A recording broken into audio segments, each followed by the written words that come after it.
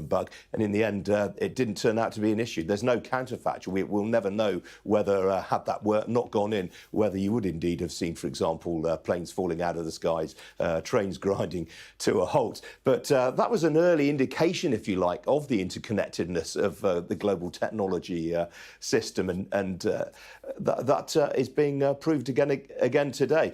Some will say, I suspect this might feed into the US presidential debate, because if you look at what J.D. Vance, who was this week picked, of course, as Donald Trump's vice presidential nominee, well, J.D. Vance has been very, very critical of big tech over the past, and in particular, the dominance of these big tech giants. Now, interestingly, J.D. Vance comes from a venture capital background in Silicon Valley. He's been very closely associated with a lot of IT startups. But at the same time, he's also been extremely critical of the dominance of a handful of tech giants around the world. And you can name them. It's Alphabet, the owner of Google; Meta, the owner of Facebook; and, of course, Microsoft. In Wall Street, they refer to the Mag 7, these seven big stocks, the Magnificent Seven, these big seven stocks that have dominated the tech sector over the last few years, and into which investors have ploughed trillions of dollars, literally. And I suspect this might raise questions about the dominance of some of these businesses. I mean, Microsoft, of course, in particular, which is closely involved in all of this issue with outages today, Anna. Well, Microsoft is a past master at fending off regulatory pressures, people complaining about the dominance of the Windows service, for example. That was an early battle. But I suspect this will come back to light now. The fact that Azure, Microsoft's cloud service, has been so heavily tied up with this latest outage, which, as I say, is down to a company called Crowdstrike. I suspect people like J.D. Vance will start to talk about the dominance of Microsoft in the global IT infrastructure.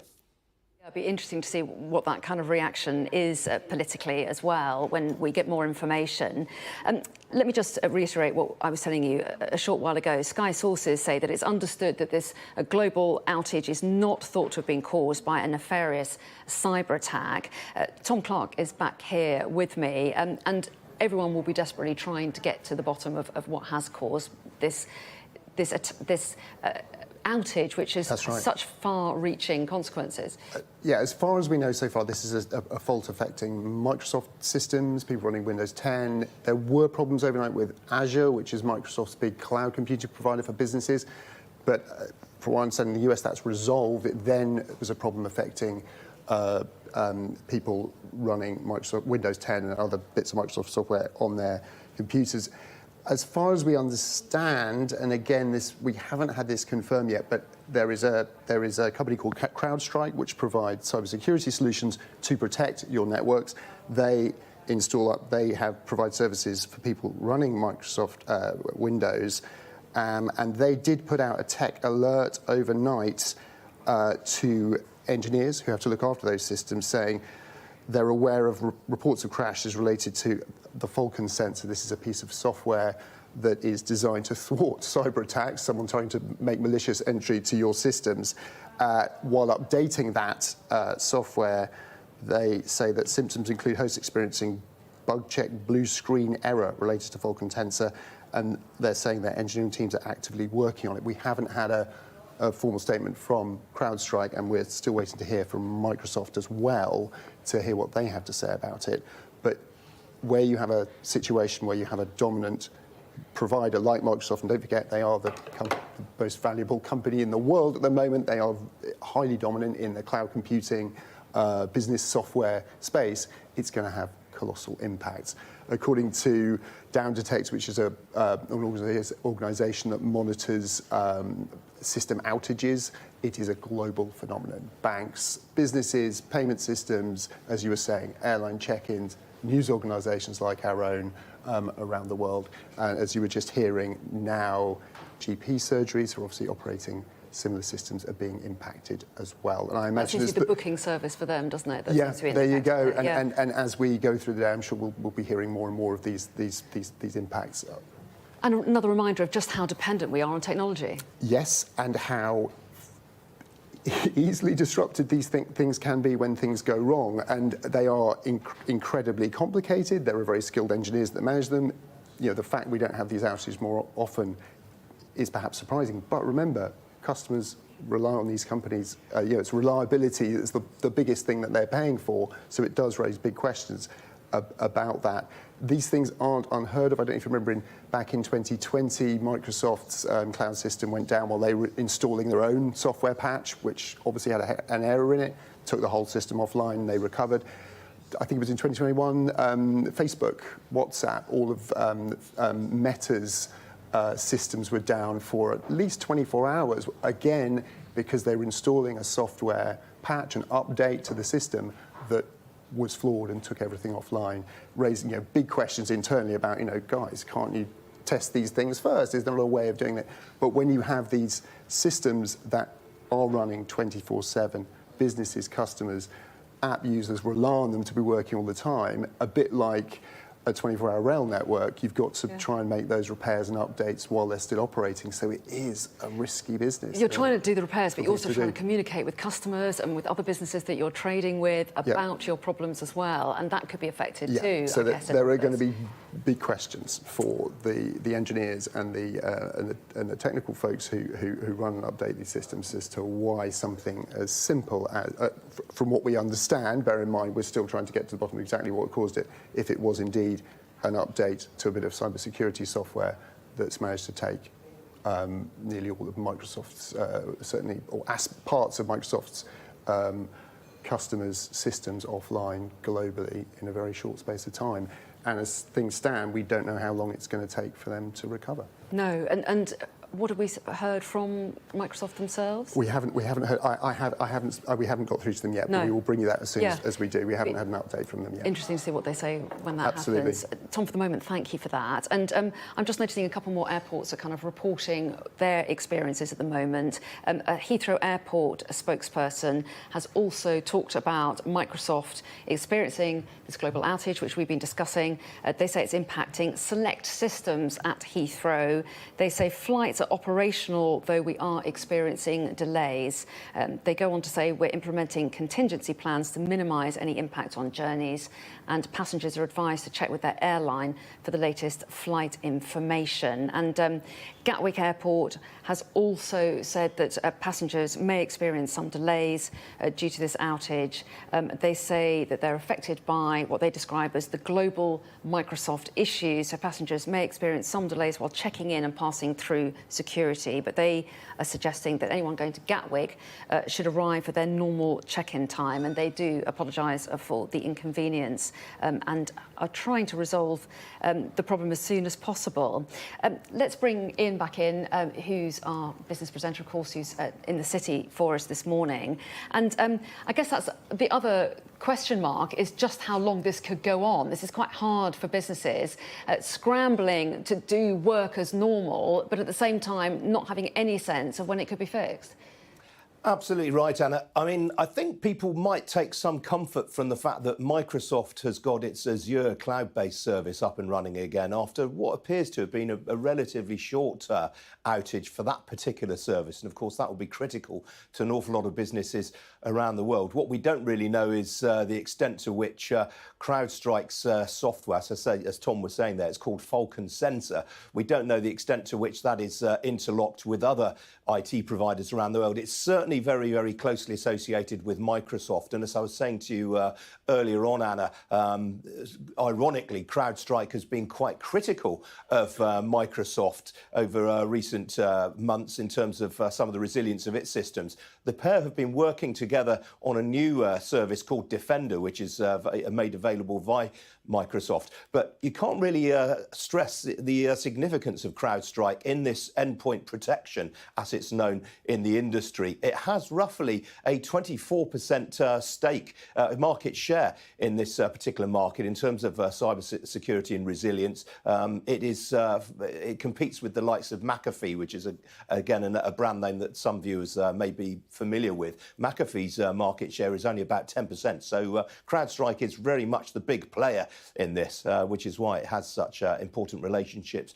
with Microsoft. Interestingly, one thing I should tell you about this business, Anna, because as we now think we can now definitively rule out that this was due to a virus. But Crowdstrike actually made its name. And again, viewers with longer memories will remember this. There was a Russian hacking operation called Fancy Bear and Cozy Bear, which caused all sorts of havoc in around sort of 2009, 2010. And actually, Crowdstrike came to prominence because it identified and nullified those particular threats. Fancy Bear was thought to be a Russian state-backed hacking entity, and it was actually Crowdstrike's software that kept that at bay. And it was one key selling point about when it came to market in 2011. The business was valued at around $11 billion at the time of its flotation. As I said earlier on to you, Anna, it's now worth some $83 billion. I suspect it'll be worth a lot less than that when Wall Street opens later on today. But that was really how the business made its name. It is a very, very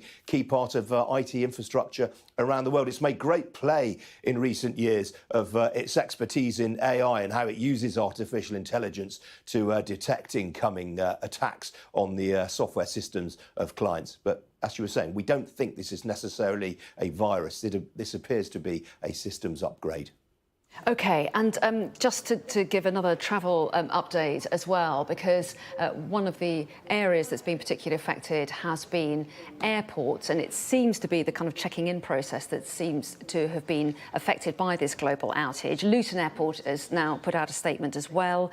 They are saying that they have been affected, or some of their airlines and operations are affected, but they say that they're continuing with manual systems.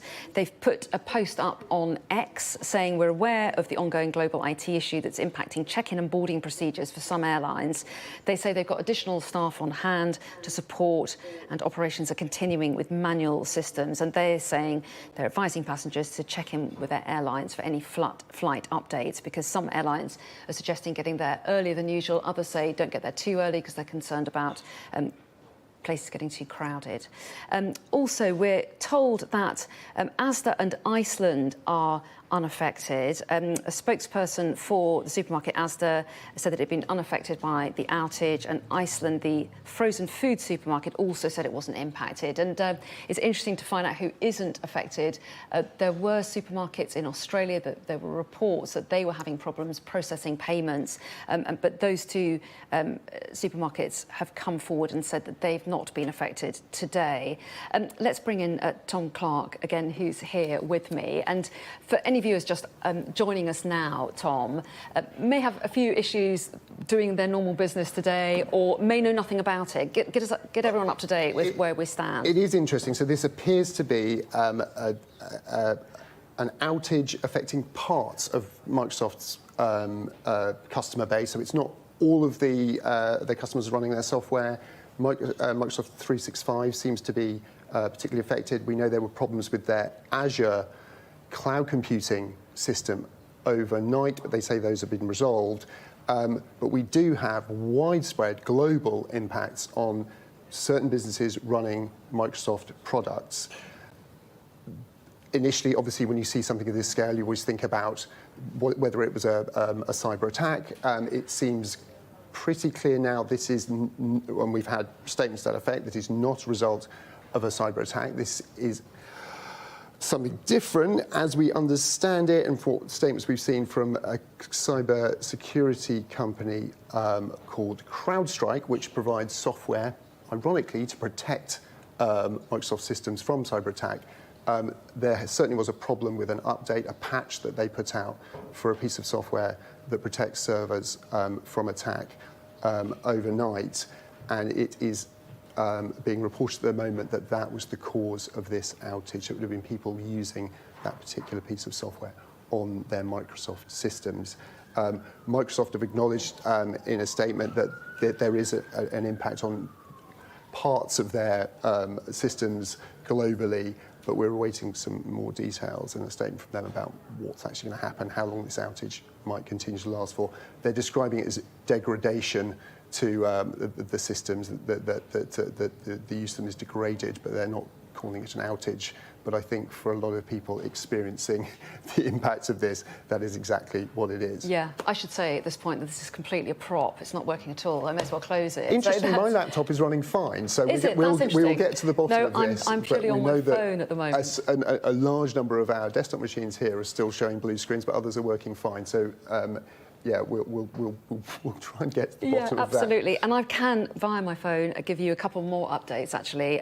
First of all, the Liberal Democrats are urging the government to call a COBRA meeting in response to what's happened. They want one of these special emergency meetings to coordinate what they want is an urgent response to the IT outage causing what they describe as major disruption, including to airlines, railways and GP surgeries. So that's the Liberal Democrats urging a COBRA meeting to take place. And also we've got a spokesperson for Liverpool Airport has put out a statement as well, giving an update for that airport. They're saying we are seeing an impact. It's affecting some airlines, but not all at check-in. What they're doing is reverting to manual systems. Similarly, we heard that from Gatwick Airport as well, manual check-ins rather than computerised. So they're saying people are still checking in at Liverpool Airport. They're just saying it's just a little bit slower and planes have still been getting away. So their advice for passengers is to still come to the airport, but check with your airline first, they say. And they're also saying we ask for a bit of patience as well as the problem is resolved. They have gone on to give a little bit more detail. They say that a single Dublin to Liverpool flight has been delayed due to an issue in Ireland. So that's the latest from Liverpool Airport. And so, Tom, we're getting lots of updates from airports because obviously a lot of people affected. We were hearing from Simon Calder, the travel editor of The Independent earlier, saying that this is the busiest day of the year to travel by air. It's the beginning of the summer holidays for many people, and so airports would be particularly busy anyway, typically. But it isn't just airlines and airports that are affected. There are some trains, but there are lots of other businesses as well. It appears to be, if you're running Microsoft Windows, and we're still trying to figure out which, I mean, Windows 10 seems to be being named as one of the systems affected. Whether it extends beyond that, we're still trying to figure out. But it's the leading sort of business software in the world. It's why Microsoft is the most valuable company in the world. If you've got that many people using it and your systems go down, it is going to have widespread but also extremely varied impacts.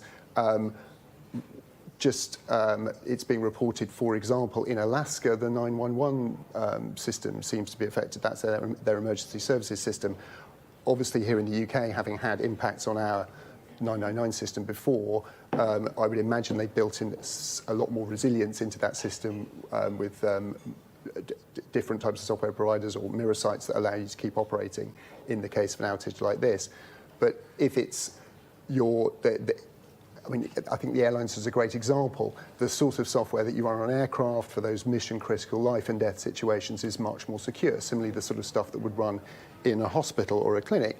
But when it comes to the front of house stuff, you know, the check-in software, the display screens at a train station, your booking or ticketing system, it's going to have colossal impacts, and disruption, even though they might not be life and death type systems. So there's something reassuring about that it's mostly disruption and massive inconvenience, and obviously awful for From all the what we can see so far, yes. But when it affects banking and online payments as well, cash payments, we understand there's a number of businesses in the UK that can't take payments at the moment. That's the life of your business, very much so. But as we can see right now, those are the sorts of systems affected. You may have already mentioned this, but I believe the Home Office is saying we don't, as far as we know so far, have any disruption to government systems or the IT that we use there or in the NHS. But again, as you get to the periphery, to the providers, to the check-in systems, and perhaps we'll see more glitches emerge as they go through the day, depending on how long it takes to resolve this outage. We might see some more significant impacts. That's not unreasonable to assume. And in a story like this, it's interesting to find out who's not experiencing problems as well as who is. Absolutely. And reassuring in some cases, certainly. Tom, for the moment, thank you. We can bring in now our correspondent in India, Neville Lazarus, to get us an update on the situation there. So, Neville, how has this global outage affected things there?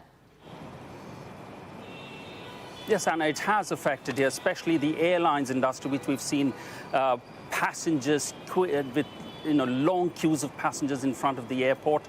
The airlines, Indigo Airlines, AXA Air, SpiceJet, they've all taken out statements telling the passengers to expect delays in checking in their online services and to be patient. Now, the airlines have been impacted in various ways.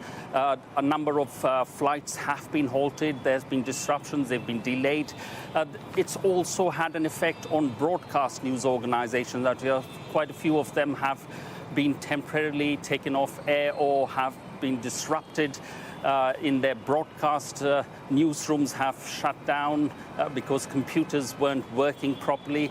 There's been also an effect on hospitals out here. I was speaking to an administrator of a hospital who didn't want to be named because of reasons, saying that their hospital has had an impact, particularly in lab tests.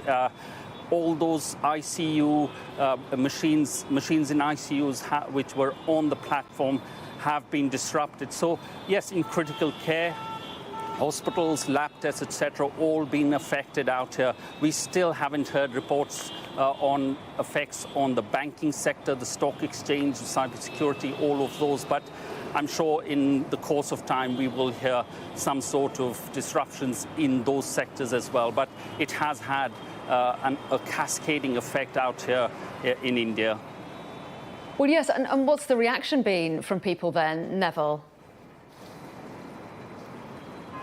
Well, the reaction has been people are skeptical. I mean, in India, we have a very large number of people using the internet services. I mean, with 1.4 billion people, over 600, 700 million people using smartphones and computers and laptops. All of them are skeptical. Now, there is talk of how there should be an alternate, a plan B, to try and come up with something which will secure their data. We still don't know how much data or sort of things that they were working on when this outage took place, how much of that has been affected. But people are skeptical. There is patience among people at the airport. We've seen them standing in queues, but I'm sure there will be a lot of skeptical people now doubting where their data and whether it is the most secure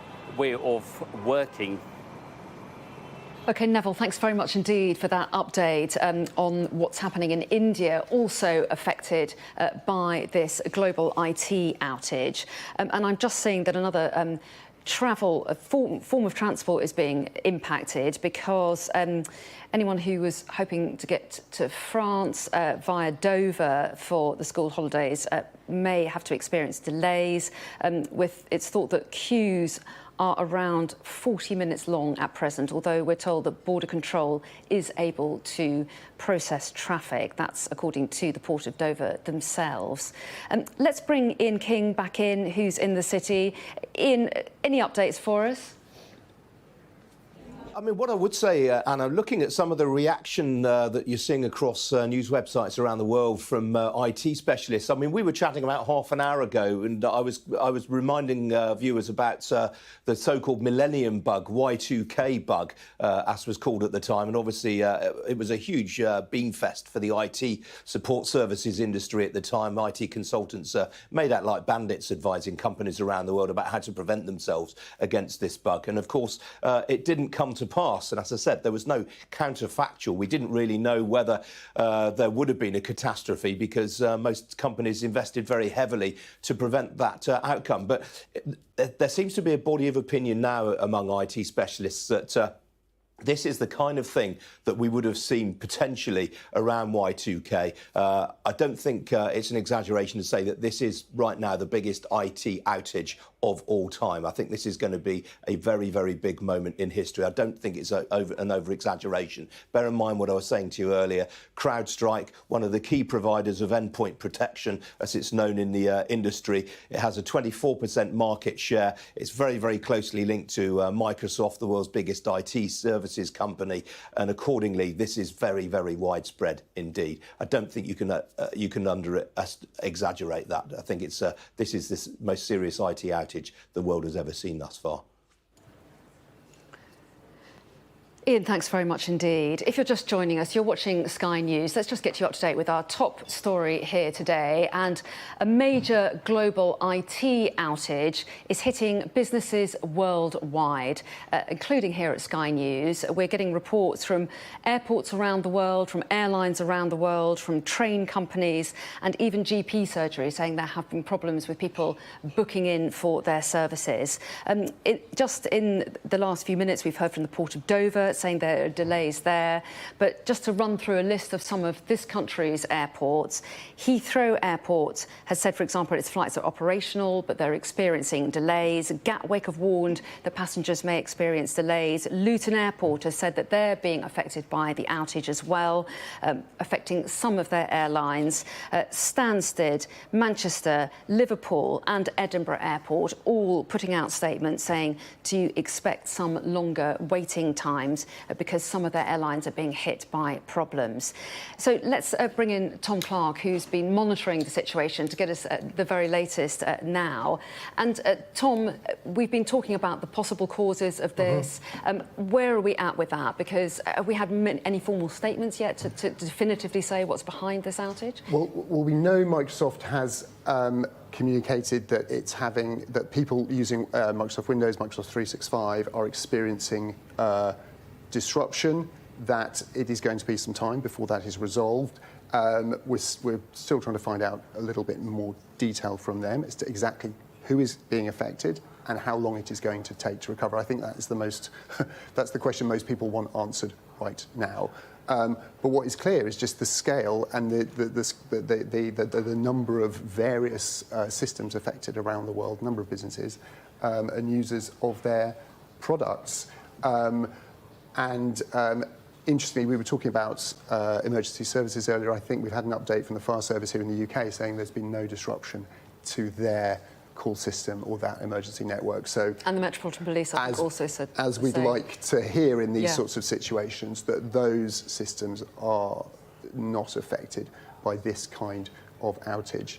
And there has been much discussion. In fact, the incoming government recognising after cyber attacks taking quite small cyber incidents taking down large amounts of the NHS in London recently, that resilience to these sorts of occurrences, which are every day in the world of cybersecurity and network engineering, that they don't have this kind of global, widely distributed impact. But important to say that Sky sources are saying that we don't think this is as a result of a cyber attack by a bad actor. That's right. That's the suggestion. The indications at the moment seem to be that this was a software update by a cybersecurity firm that offers protection to users of Microsoft systems, a company called Crowdstrike. There was a flaw in a piece of software that they've obviously put out, or maybe not even a flaw, just maybe it was put in the wrong place from the wrong time, that has been, certainly from an update from them, they're certainly saying they've got a problem with it, they recognise that and they're working to fix it. Whether it's the sole cause of this entire disruption, we're still trying to establish, but there are indications that this was a bit of routine maintenance, effectively, that has gone badly wrong and impacted the servers behind these systems that we use in our day-to-day lives in our newsroom here at Sky, airport check-ins, and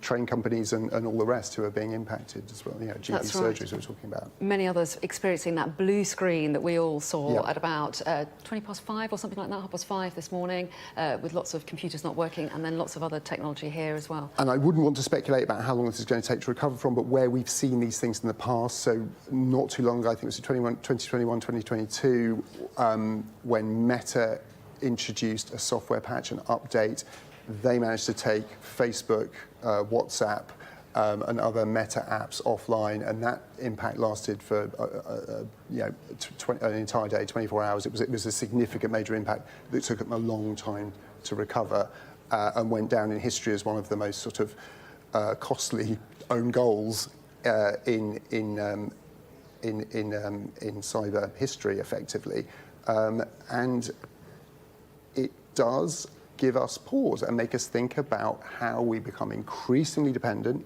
on systems, not monopolies, but when you have only maybe 5 big tech companies providing most of the services we all use on a day-to-day basis, when you see the largest of them impacted by something like this, there are significant global impacts. And that is a reason to sit and wonder how, as more and more of our data, more and more of our daily lives are run through single pieces of software architecture, where that leaves us. And it's the experience of many people up and down the country today, but obviously Sky News will look different today because we are experiencing these problems as well, as we were saying, problems with our computer systems. We had some very clever technical people coming in and managed to get us on air, but we are limited in what we can do, and we apologise for that, but we're trying to get more and more services online to bring you the full experience. But we've got Ian King, so we're in good shape. He's in the city for us this morning. So, Ian, give us your reaction. I mean, you were telling us this a little bit. You were talking a little bit about your analysis just a few minutes ago, but just to give your sense of the scale of this issue, I can't keep up with the number of reports I'm getting in from airports around the world, from airlines, from companies who are saying they're experiencing some problems. What do you make of the scale of it? Yes, Anna.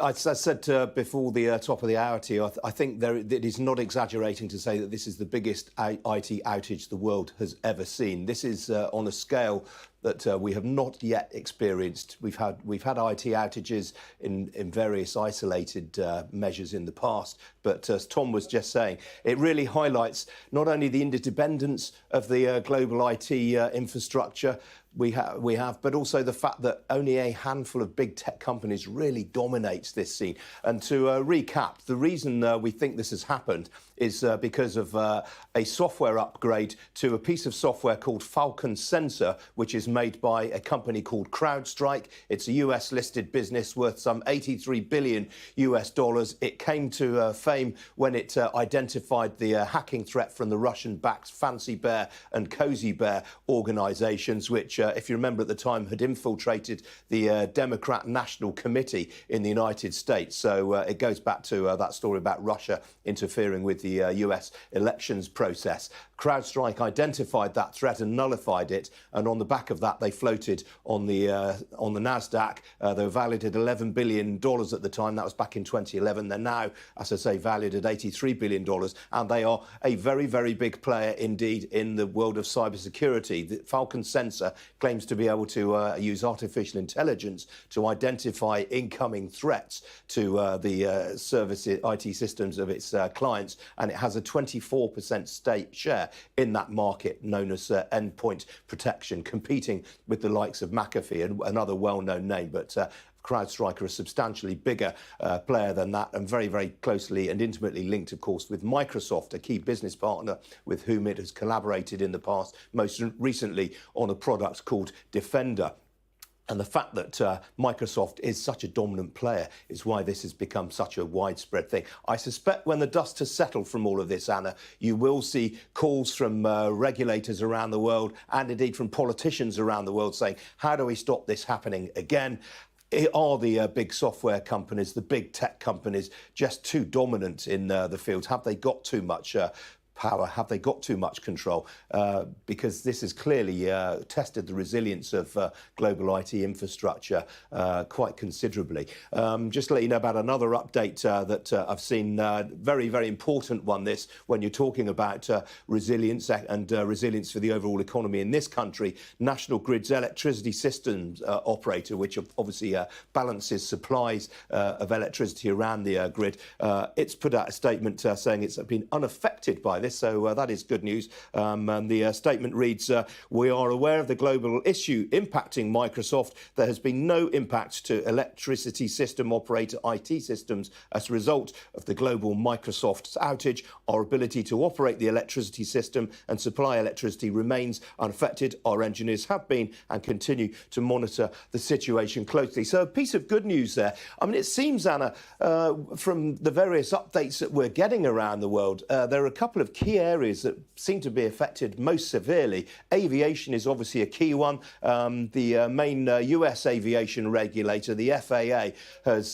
said it's had requests from 3 of the main carriers over there, United, Delta and American, to ground all flights right now. We know that, for example, Berlin Airport has prevented airports from takeoff and landing. The latest update I've had is from KLM, the Dutch flag carrier, obviously now part of Air France KLM, one of the big pan-European airlines, and they have been grounding flights as well. It appears at a very localised level, Anna, to be affecting ticketing and check-in procedures. Obviously, that is a very IT-intensive area. Turkish Airlines is another carrier that has said that it's having issues getting some of its customers to check in. And that's accordingly why anyone who is due to fly today is being urged to contact the airlines before travelling. I suspect you could see a situation where a lot of airports around the world look pretty chaotic in fairly short order.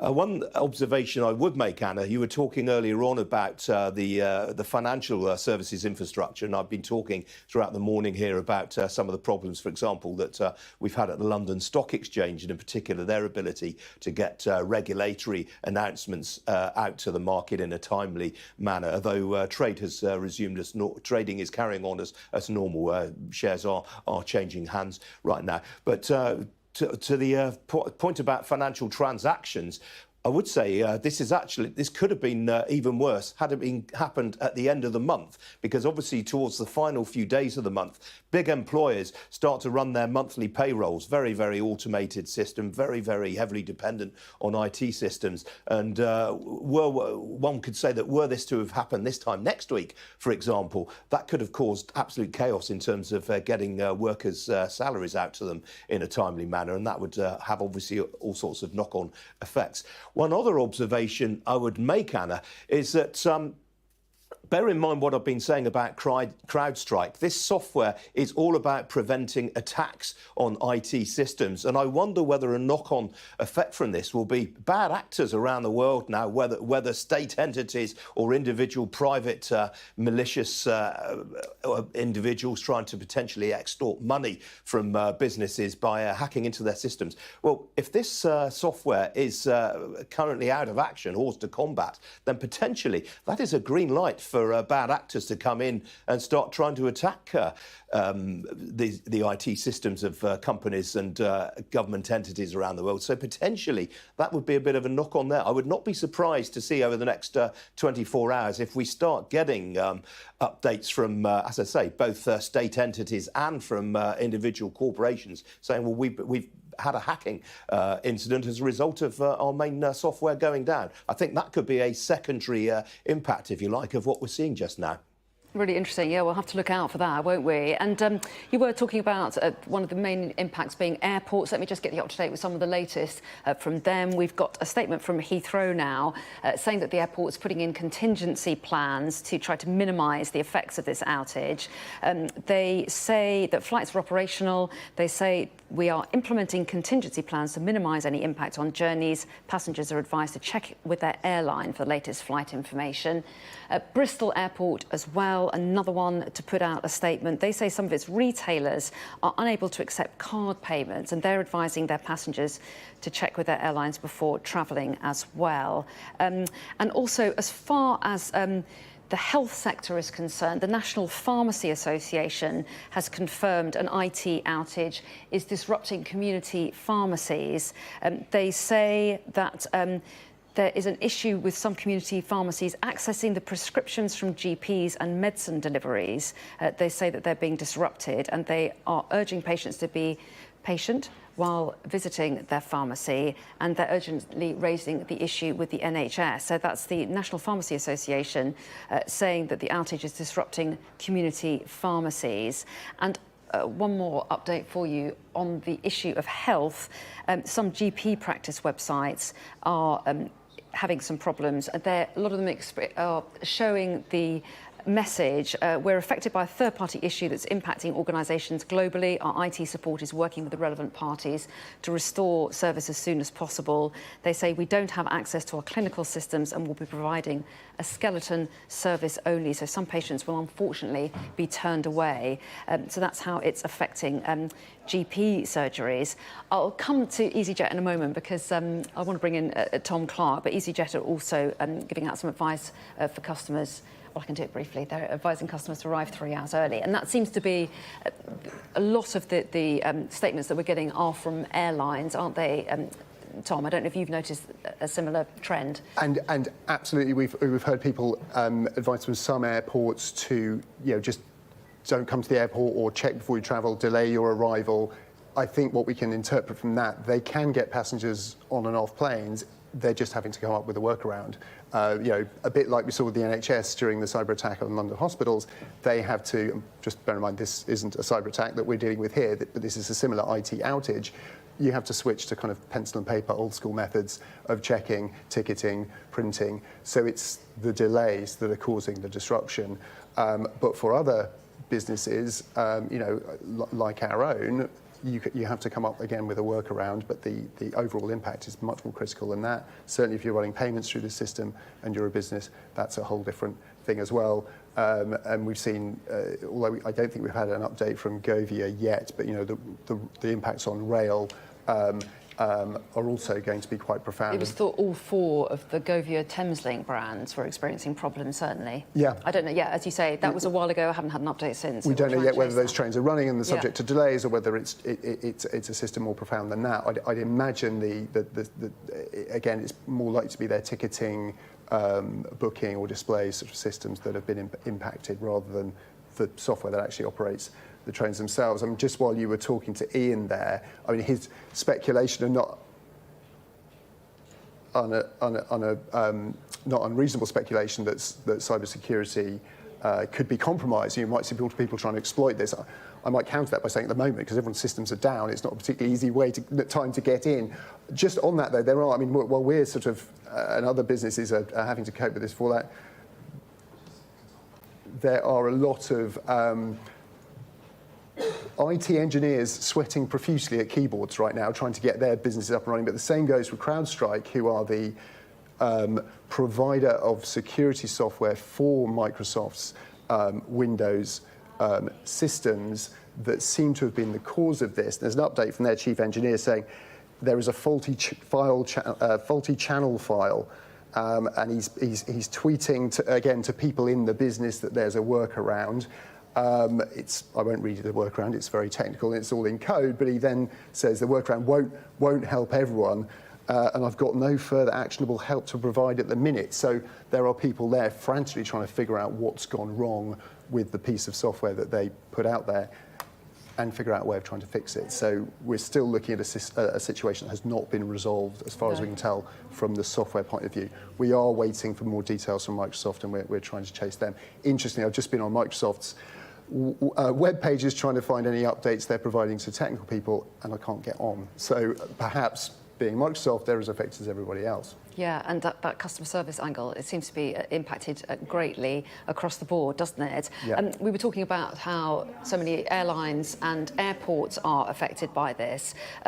Interestingly, though, the air traffic control provider, NATS, has said it's unaffected by IT outage, which will be a relief for everybody because obviously safety is, everyone is concerned about. And at the moment, it seems to be the practical issue of computer systems checking people in that seems to be the problem as far as we know. But the fact that the air traffic control seems to be working normally will be reassuring. And I think it's fair to say it's a problem that's long been recognised. When you need a system with resilience and a safety critical system like the 999 network or the air traffic control systems, they need to be resilient in case of one part of their system going down, because that's fairly well established principle in the world of IT. You'd certainly hope people like air traffic control aren't affected when Microsoft Windows goes down and it's good to hear that indeed that appears to be the case. Absolutely. Let's get a view on this now. I can talk now to Roger Whitefield, who's a former member of the Civil Aviation Authority. Roger Whitefield, thanks so much for talking to us. What's your reaction to what you're hearing this morning? Because it's worldwide, it's really, it is such an embarrassment to everybody. Not because it's gone wrong, but because it means that everybody's fallback procedures are being tested. The good news is that aeroplanes are still flying and are unaffected. Also, the last bit that we heard from NATS, that the air traffic control system is robust, is also the really good news in this story.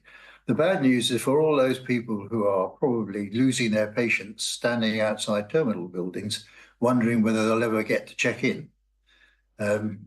We have a system in aviation which is safety and security bound. In this case, it is the security side of it, which is going to cause the delays at the airport. Checking in manually takes a very long time. Producing load sheets for the aircraft manually takes a very long time. In fact, everything that we rely on from IT systems takes a very long time to do manually. And so, although the aviation system is safety contained, it does mean that when things go wrong, things take a long time to do.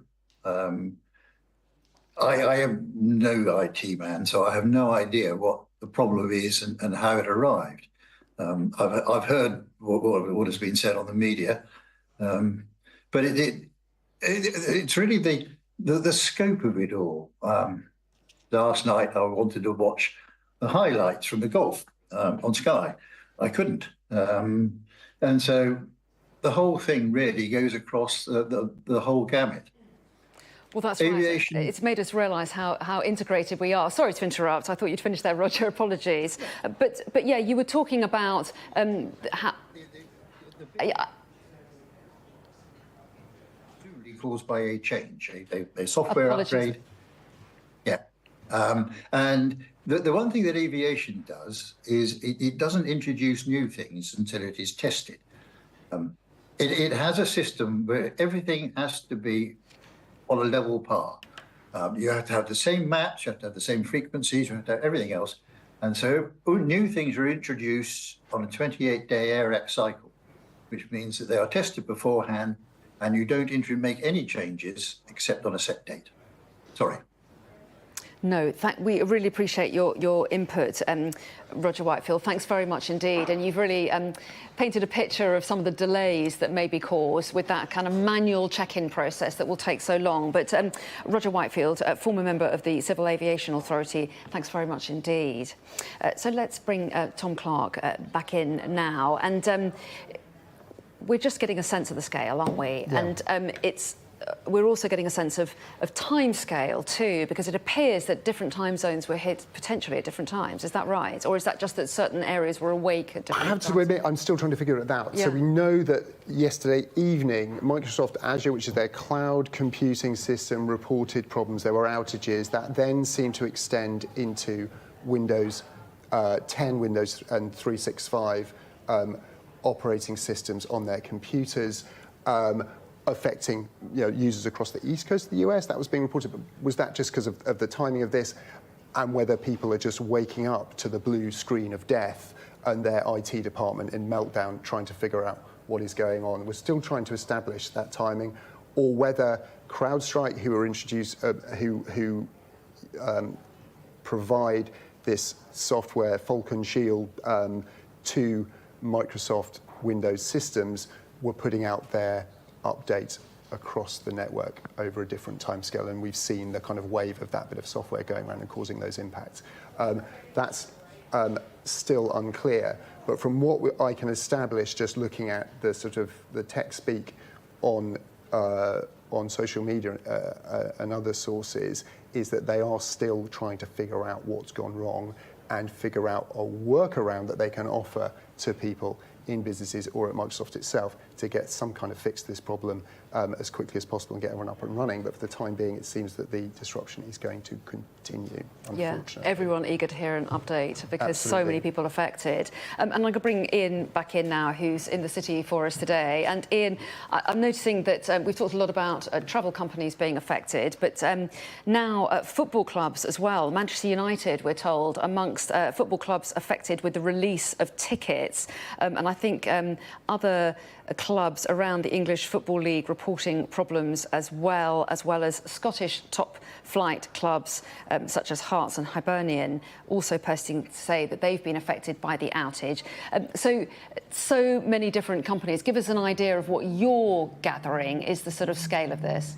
Yeah, well, as I said to you earlier, it's absolutely huge. When you consider that Crowdstrike, whose software is at the heart of this outage, has a 24% share of its market, it's going to be very, very widespread indeed. If you want to boil that down into simple terms, Anna, it means that roughly a corporate's got a 1 in 4 chance of being affected by this, or a state-owned entity as well. I mean, we've been talking, for example, about GP surgeries. Well, the main provider of software to GP surgeries in terms of appointment bookings, repeat prescriptions and so forth is a business called Emis, and that appears to have been hit by that. So on that basis, if you just look at simple market share terms, you'd say, well, getting on for 2/3 of GP surgeries are going to be affected by this morning. Constant updates rolling in from all of the big names. Our sister channel, CNBC, has just reported that Allianz, the German insurer, one of the world's biggest insurance companies, is the latest company to say they're affected.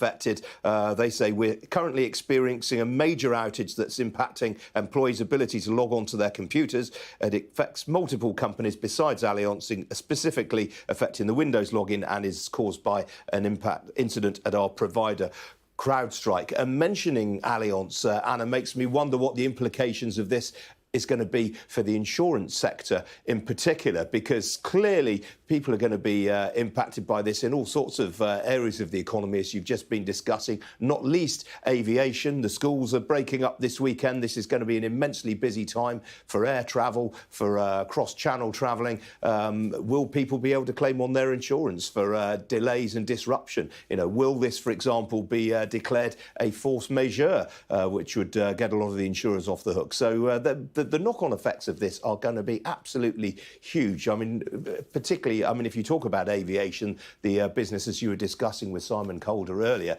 when airlines are disrupted, where flights are cancelled, well, it's a case of getting the aircraft from point to point in order to take their next group of passengers back. And if obviously an initial flight is, if you're flying from London to Malaga, for example, well, that's going to affect the return journey for people who are hoping to come back from Malaga to, say, Stansted or Gatwick Airport. So there will be enormous implications of this. And as I say, the insurance companies will be looking at this very nervously as well and wondering to what extent they're going to have to pick up the tab. It's going to be absolutely hugely widespread. Absolutely, and so many potential knock-ons, as you say. Just in the last few minutes, I've noticed that our data analysts are looking at the information, trying to kind of gauge the scale geographically of this. So they've been looking at a map provided by an internet monitoring company called Thousand Eyes, and they say that applications and networks have reported outages on all continents. The map shows a particularly high number of reported outages in Europe, the United States, and Australia. And also they've been looking at Google search data as well, which gives a further insight into the scale of the problem. And according to Google Trends, searches for the term blue screen have spiked globally, and that refers to the blue screen and text displayed on affected machines, something that we've seen a lot of around our office this morning. So that gives you a sense of the geographical spread of this IT outage. So let me just show you the picture from Berlin Airport right now. As we say, Europe particularly affected according to that data analysis just now. So there's the scene at Berlin Airport. A lot of people there, and clearly I would say more people than usual, but obviously it's difficult to know. It's a busy day for travel on a Friday ahead of a holiday period. But I am just reading an eyewitness note from our producer in Berlin, who's talking about long lines there at that airport. He's saying that there are families who are quite confused, wandering around trying to get information about their flights, and airport staff, trying to provide it where they can. They say that departures resumed from Berlin Airport from 10 o'clock this morning after technical glitches had been resolved, but flights have been cancelled well beyond that point as well. So clearly a bit of frustration there in Berlin. So what about the situation in Asia? We can cross to India now, and our correspondent Neville Lazarus is there for us. So Neville, how has India been affected by this outage then? Anna, the most visible effects of this global outage we've seen at airports. There's been long lines and queues of passengers. Airlines have told passengers to come much earlier because they have network systems. There's been flights that have been interrupted and delayed. They've said that there will be delays in check-ins and at the security, etc. So for passengers to come much in advance, we've seen long queues in front of the airport, just similar to Berlin, as you were talking about. Airlines, domestic airlines, Indigo Airlines, SpiceJet, Aksa Airlines, all taking out statements much earlier, a few hours ago, saying that there has been disruptions and asked for passengers to be patient when they are flying out. Now, we've also seen broadcasters in India. There's been interruptions of their channels. They've been off air for a while. Newsrooms have had to shut down because their computers, laptops were not working. I've also had a talk with an administrator in a hospital saying that the hospital, he didn't want to be named because of reasons. He said the hospitals have had disruptions, especially in lab tests, in machines that were attached in the ICU and critical care, and therefore there was lots of disruptions, and people were very uncomfortable with that. We've had just in the last hour from the minister on X saying that the government has been in touch with Microsoft. They are trying to resolve it, but the government infrastructure has not been affected by this outage. So a lot of skepticism out here. OK, thanks very much indeed, Neville, for getting us up to date there. As we say, updates coming in all the time, not just from around the world with Neville's update there, and we saw the situation at Berlin Airport, but also obviously in this country, a lot of airports being affected. But people keen to know as well how the NHS might be impacted. I know that Tom Clark, who's here with me, has got a bit of an update on that. We've just had an update from NHS England. According to a spokesperson, the NHS is aware of a global IT outage and an issue with EMIS, an appointment and patient record system, which is causing disruption in the majority of GP practices. But they say the NHS has long-standing measures in place to manage disruption, including using paper patient records and handwritten prescriptions. And the usual phone systems are working to contact your GP. There's currently no known impact on 999 or emergency services, which was what we understood, but it's interesting to hear that confirmed from the health service as well. And people should use those services as normal. But of course, patients should only go to the GP if it's urgent today of all days, and to use 111 services if they've got any queries that they might have or any health concerns. But obviously, if it's an emergency, dial 999 as usual. Speaking of paper records, I was just looking at some pictures online of people in India boarding flights with handwritten boarding passes. I imagine we might be seeing that fairly soon at UK airports. I haven't seen the evidence of that. But again, people reverting to pen and paper to get around the I know the feeling, systems on Tom. the front. Here we are. Yeah. So, and just to remind people who are just tuning in to Sky News, you may notice that we do look slightly different today because we too have been caught up in this major global IT outage. We have had our computers down since the early hours. Well, I say early hours this morning. It's probably soon after 5 that we started experiencing problems.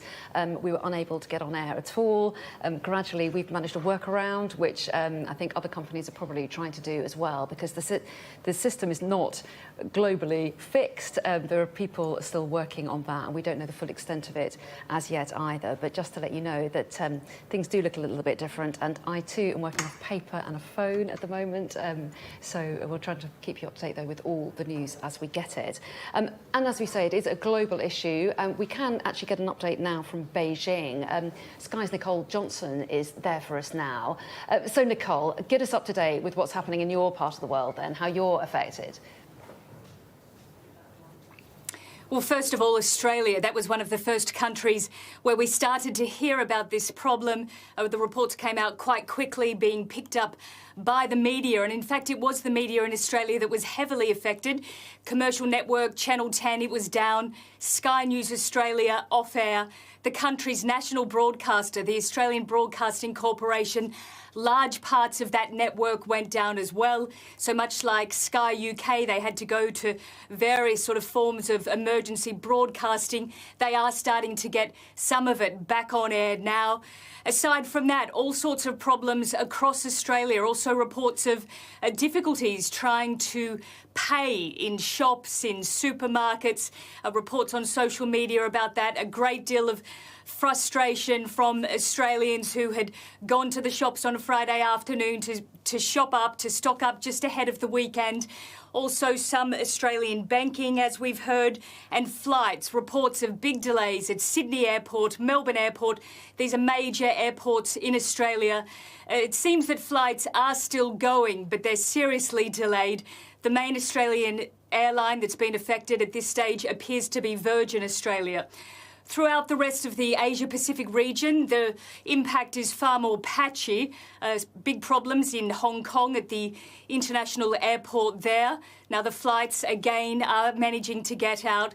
Big delays, and apparently they're having to use this hand checking in system that we have heard a number of airlines are having to resort to. So that does seem to be one of the major problems. The government in Australia has released a statement, of course, telling people that they understand their concern. A statement on X by the Prime Minister Anthony Albanese. Emergency meetings are underway to try and deal with it there. Also reports of problems in Singapore. Now, in Singapore, it has affected the post office service there, and again, big delays at Changi Airport, one of the biggest and busiest hubs in all of Asia. The main airlines that are being affected in Singapore, AirAsia and Vietjet. So again, delays there and reports of frustration are coming up. That does appear to be the main things that we're hearing about so far. Heading back to Australia though, Optus, Australia Post, Commonwealth Bank, all of these areas are having problems, but the government says that emergency services are okay at the moment, and that's a really important one in that country because there was a big problem, a similar problem in some respects a couple of years ago with Optus.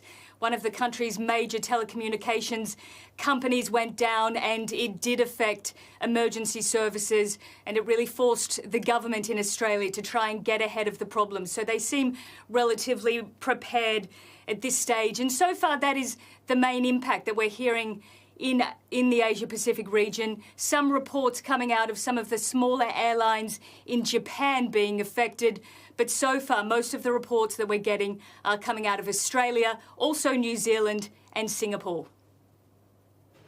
Thanks very much indeed, Nicole, for getting us up to date there. And it's interesting you talked about emergency services because we do have a statement from this country, a spokesperson for the National Fire Chiefs Council, the NFCC, saying we've had no reports that the IT outage is affecting UK fire and rescue services' ability to respond to incidents or any 999 outages.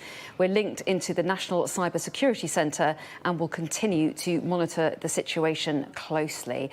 So reassuring statement there from the National Fire Chiefs Council saying they have no reports that the IT outage is affecting UK fire and rescue's ability to do their job today. So let's find out a little bit about what this might mean for pharmacies up and down the country. We can speak now to Foreign Dobbin, who joins me on the line now, as I understand it. Are you there? Can you hear me? Hi there. Good morning to you. Thanks so much for talking to us. Give us an idea of give us an update on how pharmacies are coping and what the impact of this outage is on them, if you can. Well, I can give you an understanding from my own personal experience. I've been trying to access a prescription this morning and been unable to do so because it's not available. They can't send it across to the pharmacy electronically.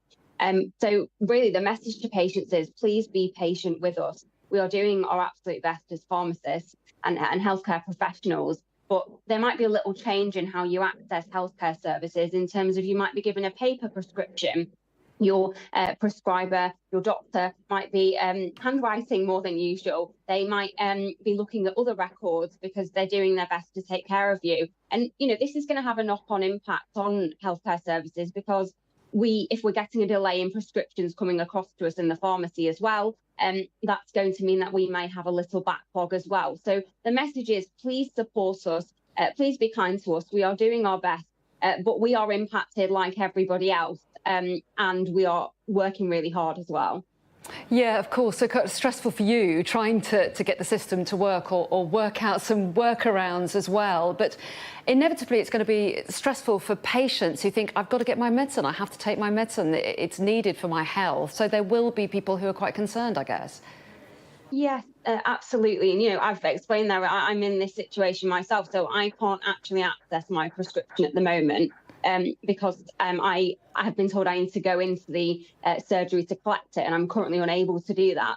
And I'm, consider myself quite lucky. I've got a good network around me, but there are people who won't necessarily have lots of people around them who can go and help them with this. So I think it's also about looking after our neighbours and checking in with other people around us and seeing if there's things that we can do to help them as well. Yeah, so your advice, anyone tuning in now who's hearing that there might be some problems with prescription services because of the technology, what would your advice be to them now? My advice would be obviously work with your healthcare team and take the advice from them. Be patient when you access healthcare services.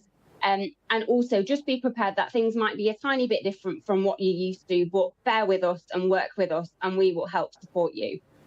OK, well, we really appreciate you coming on the show. Good luck with it. I hope you manage to see some resolutions and things getting back to normal soon. But that's really helpful advice. Thanks so much for joining us this morning. Thank you very much indeed.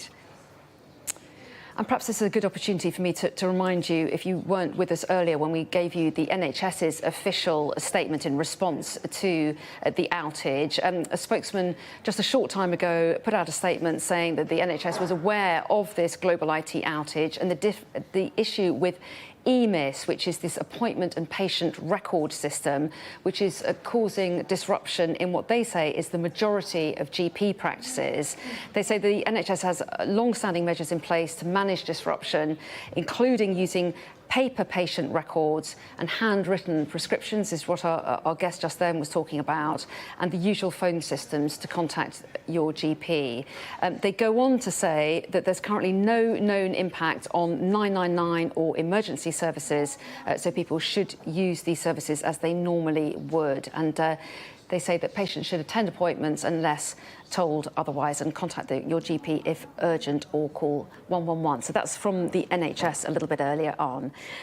Tom, you've got something. Well, we've just had, for what it's worth, we've had an update from Microsoft, who, as we understand it, they are the software provider that is most involved in this attack. I'll come to that in just a second, but yeah, it seems this is a problem affecting Microsoft, Windows users.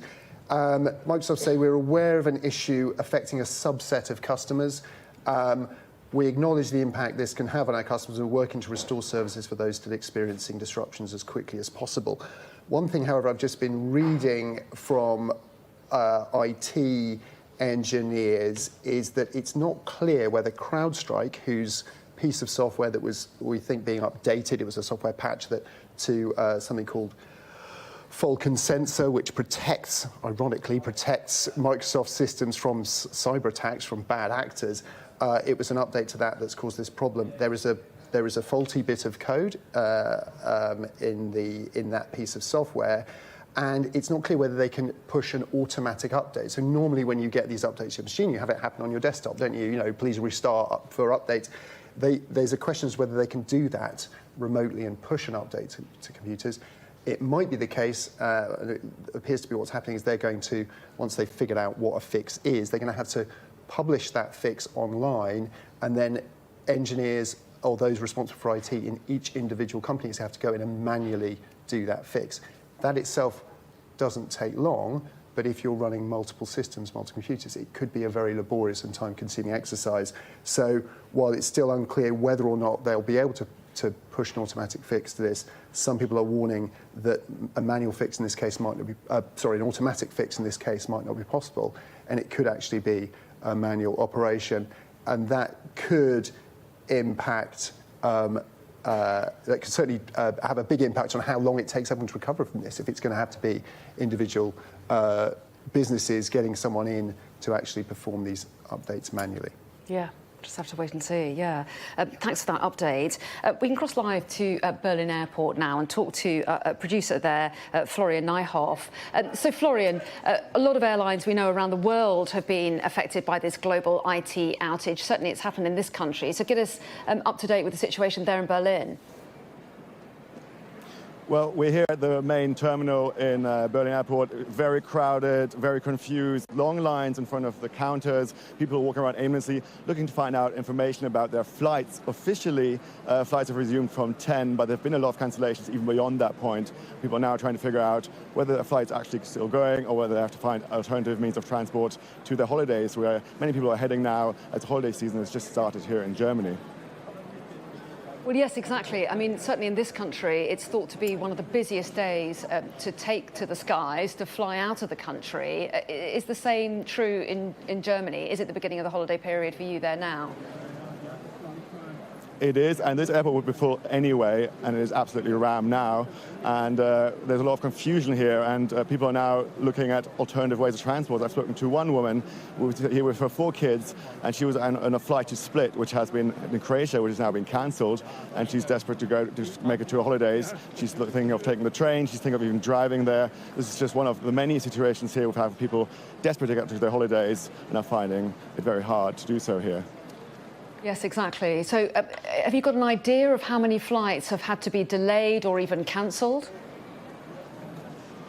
I've spoken to management. They haven't given me any numbers. All they have been saying is that flights have resumed. The first thing people heard about flights not starting here from Berlin was at 7 when there were announcements made and the first flights were starting to get cancelled. And now it's anyone's guess how many flights will resume and when this situation will be resolved. There's a lot of uncertainty here, and that certainly will continue for some time. OK, well, Florian Nijhoff, thanks very much indeed. And in fact, just while you were talking there, I've been told that KLM has said that the outage is causing flight handling almost impossible, I think the words were, that they've just used. So lots of airlines experiencing a big headache today trying to process their passengers. So let's see if we can get a little bit of insight or a view on what's going on. Kieran Martin is former CEO of the Cybersecurity Centre. Kieran Martin, thanks so much for talking to us this morning. What's your reaction to this global outage?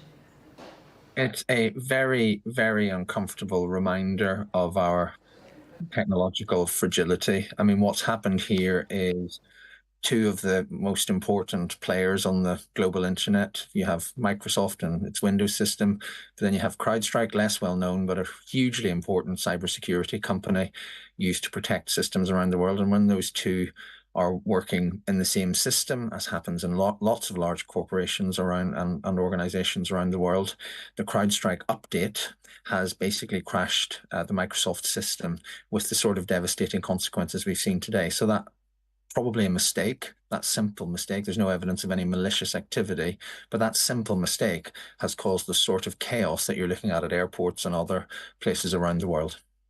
And are you surprised by just how much chaos it's caused and how far-reaching it's been? I think it is one of the worst. Every so often you have one of these accidents in the sort of internet core infrastructure, as we call it. I mean, for completely different technical reasons, a few years ago, Facebook accidentally removed itself from the internet for a few hours because it made a mistake in its what we call configuration. I think this must be one of the worst mistakes that's ever happened. There've been a few near misses, but it's when two giants collide by mistake, in this case Microsoft and CrowdStrike, I think you have that huge impact. I think what's really uncomfortable for us is just how simple this is, the cause of this is, a simple mistake. And what it shows is that we can't really cope in many areas with the loss of an IT system. So, if you think of the physical safety of planes, if something happens on a plane, it's designed, the whole system's designed to make sure something else happens to back it up, to make sure the plane can land safely. What we're not doing in the terms of the administrative systems that power our commercial our commercial world, we're not having the same backup so we can keep functioning when something goes badly wrong. Kieran, it's Tom Clark here, the Science and Technology Editor at Sky. Do we have any idea how difficult it's going to be to recover from this? I've been reading some in the world of IT saying that this might be hard for CrowdStrike to issue an automated fix for it. It might have to be performed manually once they can communicate a fix to IT engineers. Do we have any idea how long it might take to recover from this one, or how long recovery's taken in previous incidents with software patches bringing down systems? Well, there aren't too many incidents, Tom, on this sort of scale, so it's hard to know. I think, though, on whilst it is difficult to predict, I think the early indications and what you would expect are that we're not talking, a prolonged crisis here. So even if they can't sort of automatically withdraw it, and that makes, or they can't automatically reverse it, and that makes sense, it's still something that competent techies in any company can start to do within each company, and that's what they'll be doing at the minute, and they'll be doing workarounds in the meantime. So the cause of this is fairly simple. So I think there are two things that drive the recovery. One is the technological bit, reversing this update, reversing the implementation of this update in each organization that's caused all the chaos. And that can be that can be quite complicated because of all the other ways and all the other dependencies in a network. But you're not talking sort of weeks, you're probably talking today or, in the next few days. Then, of course, there's a logistical knock-on effect. I mean, aviation is the classic. If loads of flights get cancelled, this is nothing to do with IT or cybersecurity, but if loads of flights get cancelled for whatever reason, there's obviously a massive tail on that, just as the business renews its commitments to customers, and it's got planes and passengers and staff all in the wrong place and so forth. So the tail of this will last for several days, but hopefully we are not talking about this next Friday.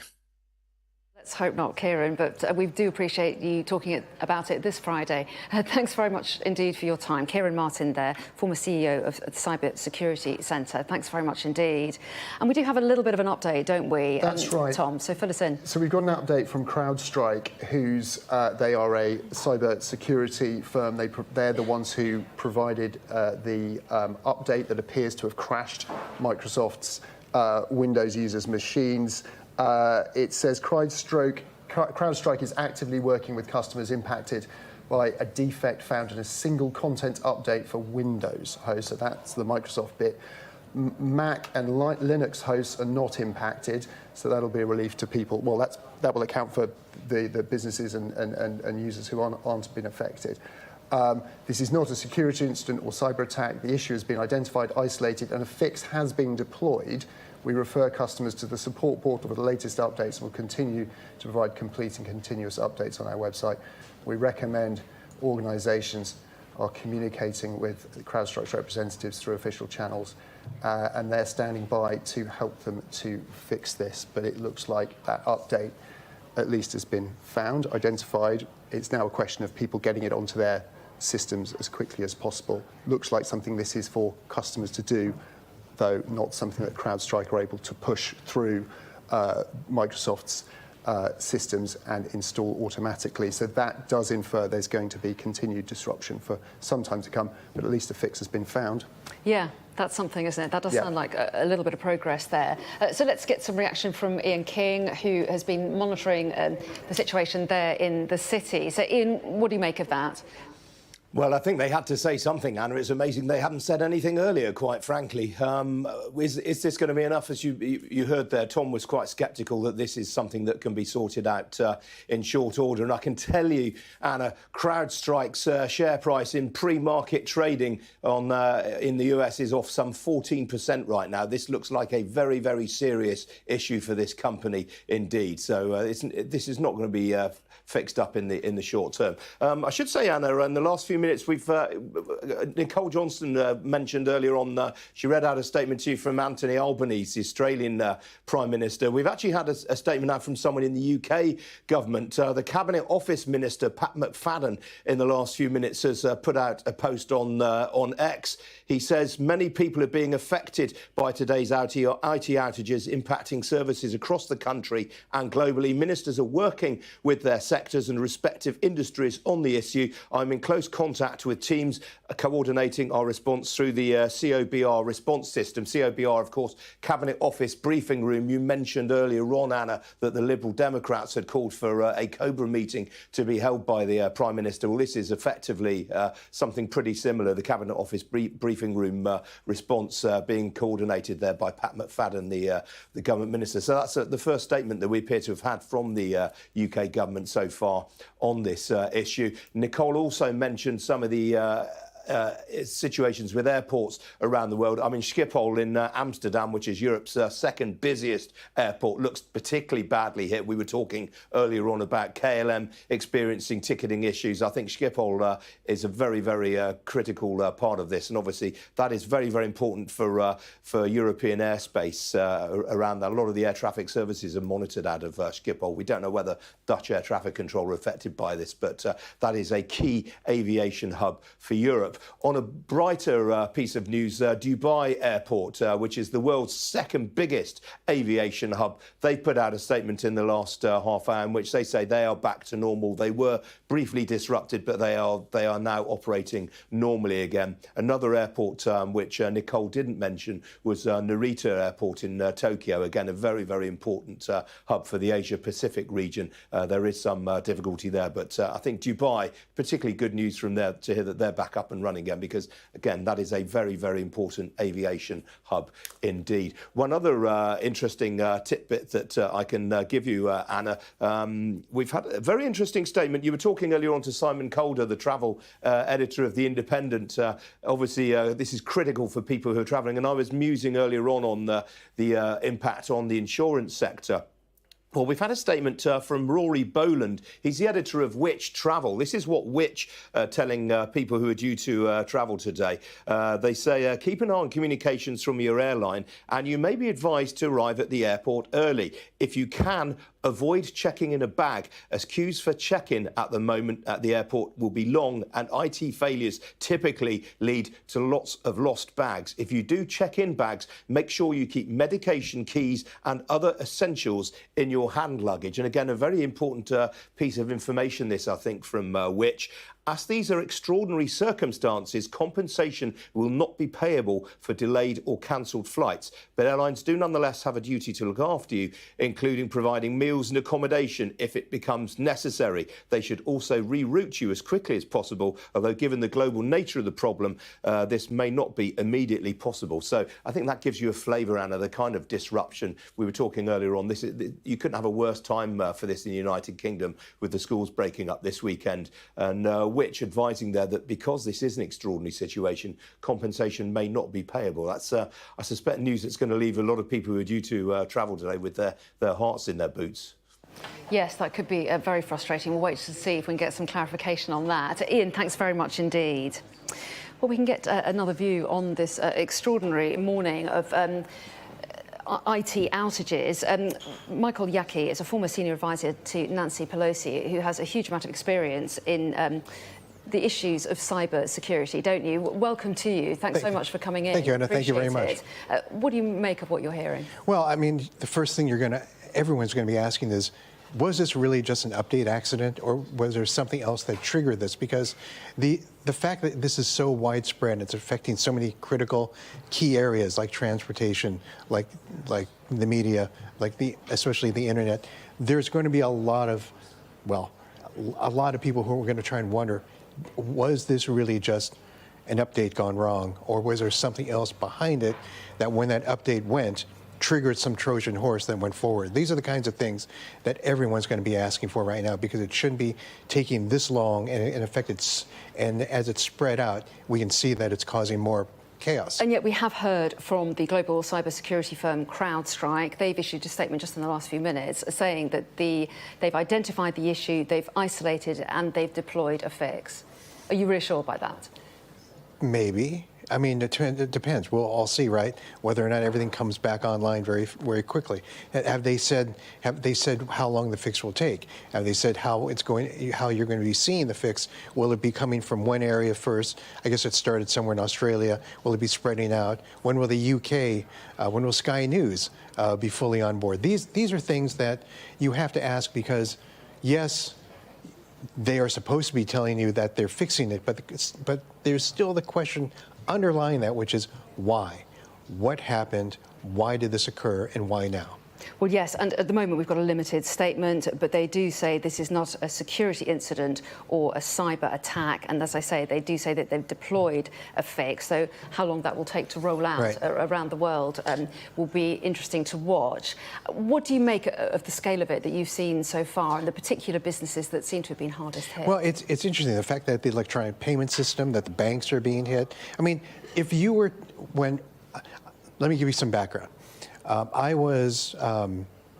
worked on these issues when I was on the chair of advisors for the U.S. Election Assistance Commission, because all of our machines in the United States, for the most part, are computerized. They're tied to the internet. We knew that there were some Trojan horses. There were some attacks from Russia and from China and North Korea going back as far as 2012. So we were working at hardening our systems and understanding what we're doing, and working with software and hardware manufacturers to make sure that we had redundancies built up so that something could not take out the entire system. So the question is, why is this one update? Why did this one update create this much chaos and havoc across the globe, especially in key sectors? Is that just a situation of complacence on all of our parts and on security, on our own internal security? Are we relying too much on one particular vendor? These things are, because it's one thing when you sort of say, well, I had a flaw in an update in my iPhone that makes my iPhone overcharge really fast. It's another thing when they say, I have an update, and by the way, I'm taking down the entire global payment system for a few hours, and I'm grounding your airplanes and taking Sky News off the air. These are the things that just don't make as much sense. OK, well, Michael Yaki, we'll find out a lot more in the minutes and hours ahead, no doubt, but we appreciate your time. Thanks very much indeed.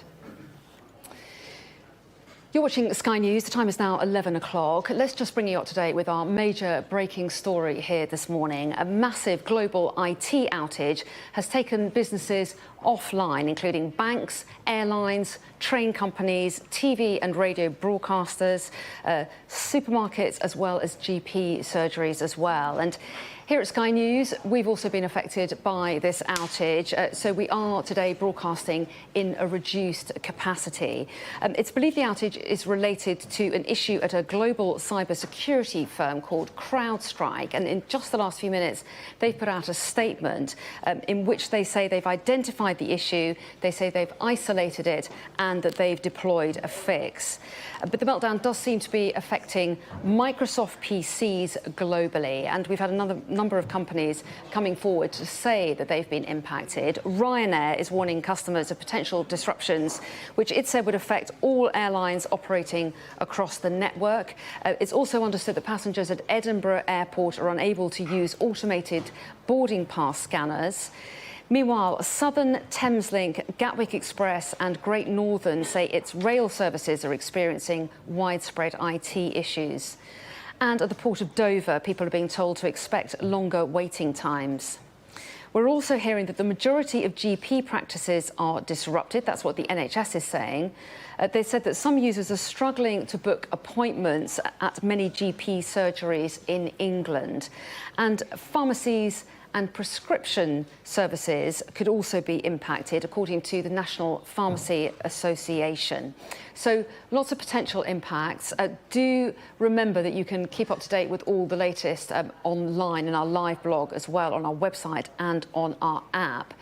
But in the meantime, let's go live somewhere that is affected, and that is Edinburgh Airport. We've got our correspondent Conor Gillis, who's there for us this morning. So Conor, get us up to date with the situation there. Yeah, good morning, Anna. Severe disruption here at Edinburgh Airport, one of the worst affected in the country today. And I think it's fair to describe this as organised chaos at the moment. The queue to get through security is taking about an hour at the moment. It starts inside the terminal building there, and let me tell you, it snakes all the way down here for hundreds of metres down as people patiently wait through the issues that are affecting millions of people across the globe at the moment when it comes to this IT shortage. A couple of updates for you. The entire security system was out for a period of time here at Edinburgh Airport this morning. I'm told that is now back up and running. However, the knock-on impact from that is becoming clear now. I am told by a source here at Edinburgh Airport that any aircraft that is coming into land, is in the air at the moment, will be allowed to touch down. However, if that aircraft has not left its original destination, then it will not be able to land here as things stand. It is essentially the flow rate, as they're describing it, the capacity rate is at its maximum at the moment. This is a major international hub. Many American destinations fly in and out of here, including domestic routes and across Europe, and the significant impact is being felt severely. I think what's also clear to see here is that Ryanair, one of the biggest airlines across Europe, is saying that its electronic ticketing system is down here, so they're having to manually give out paper tickets to people, which is bogging the entire process down. Let's have a chat with some passengers, because that's who we want to hear from today. Let's have a chat with Jill. Jill, thanks for talking to us on Sky News. What's your situation here today? We were meant to get a 7 a.m. flight this morning. And we got through security, and then the tannoys and the screens weren't updating. So it just kept saying, waiting for gate. So we kind of waited for the gate. And then they announced the gate a couple of hours after the flight, and we got to the gate. We waited there for about an hour with the screen still saying Geneva. And then I spoke to an EasyJet lady, and she'd said, oh, I actually boarded that flight an hour ago. So your flight was gone? It's gone, yes. We didn't know it was gone. Now, obviously, this is a huge global issue that's being impacted here, but how are you feeling obviously, you'll be gutted not to be going away on your holiday, but how has the communication and the information stream been here at the airport for you? I mean, I feel for the staff. They don't know what's going on. Nobody seems to know what's going on. Because none of the tannoys are working. So, yeah, it's just sort of mayhem. Has your bag gone? Because obviously if the flight's departed and you were checked in. I don't know where my bag is. I went to bag drop and they sent me back to check-in, and check-in told me to go back through security to go back to bag drop. But that's another couple of hours, so just standing here waiting for my bag. And in terms of the airline, have they been fairly cooperative and informative? I think they've been as informative as they could do. I mean, they don't know anything because nobody seems to know anything, so it's just a tricky situation. Jill, safe travels, and hopefully you can get to your destination. Thanks very much indeed for talking to us on Sky News. Let's go over here and have a look at the queue and try and see if we can have a chat with some folks. Hi there, you're on Sky News. What's your sense as to how things are going here at the airport today? It is pretty chaotic, but the staff have been amazing. They've all been really nice, and they really are doing their best. How long have you been waiting for? I don't want to hold you up in the queue here. This hasn't been long. This has been really quick. Bag drop took a while, but they've got a process in place now, so they're doing great. Okay, good luck. Thank you very much. We'll go along the queue here and have a chat, hopefully with some more passengers. Good afternoon, sir. How are you finding it here at the airport today? I mean, the queues are long, but people seem in good spirits. I think they're doing a pretty good job of organising it, handing out bottles of water, having us all kind of queue up. I think I'm quite impressed with the way they're handling the IT problem, yeah. All right, okay, thanks very much. Good luck with your travels. Now, Douglas, forgive me here, we're going to try and spin round the camera and head inside the terminal, just to give you a sense of the scale of the issue that we're facing here, because They do have a lot of staff on hand to assist with passengers here. Clearly, it's a chaotic situation. Forgive us, we're trying to meander round the passengers. But inside, we'll just have a quick peek. We don't want to cause any issues for the staff, but you will see extensive queues right the way far down with the EasyJet terminal here. Down in this part of the terminal, we've got Ryanair, and clearly I was explaining the issues there that they have in terms of issuing paper tickets. And then if we spin in this direction, we can see the queue heading up towards security, where there was that outage, I'm told, earlier on today, causing significant problems. That is now back up and running, and estimating now around an hour. But the big news here inside this terminal, inside this major international hub here in Edinburgh today, is that if your flight is in the air and is due to land here at Edinburgh Airport, then that will continue. However, if your flight has not left its original destination, then it will not be landing here at Edinburgh Airport. It is most likely to be cancelled, and things will probably get worse as the coming hours progress. And that is what the airport officials here are saying. You should avoid the airport and contact your airline. OK, Connor, thanks very much indeed. Yeah, very interesting to hear Edinburgh Airport's advice. A lot of airports are saying contact your airline, because different airlines are being affected in different ways. Well, let's bring in our science and technology editor, Tom Clark, now. And Tom, you've been sitting here with me for some hours now, trying to keep track of what's going on. So for viewers just joining us, get us up to date with what we know. Yeah, so the upsum is this is a global effective shutdown, I think, of people running Microsoft Windows systems. It doesn't seem to be affecting all systems, so there might be some machines within one business that are working, others not, but it seems to be a global software problem that is impacting Microsoft Windows across the board. It was caused by a second company, although they're not a household name. They are one of the leading providers of cybersecurity software, and one of their clients is Microsoft. Crowdstrike, their name is, they basically put out a faulty update to a piece of security software that exists on all Microsoft Windows systems running this, that install this particular update. That might be the explanation of why some systems seem to escape and others haven't. But if that update was installed, the computer would crash and not be able to restart in what the boffins call a blue screen of death, and that's exactly what greeted the journalists working here in the newsroom at about 5:30, 6:30 this morning. That's what caused it. A fix has now been identified.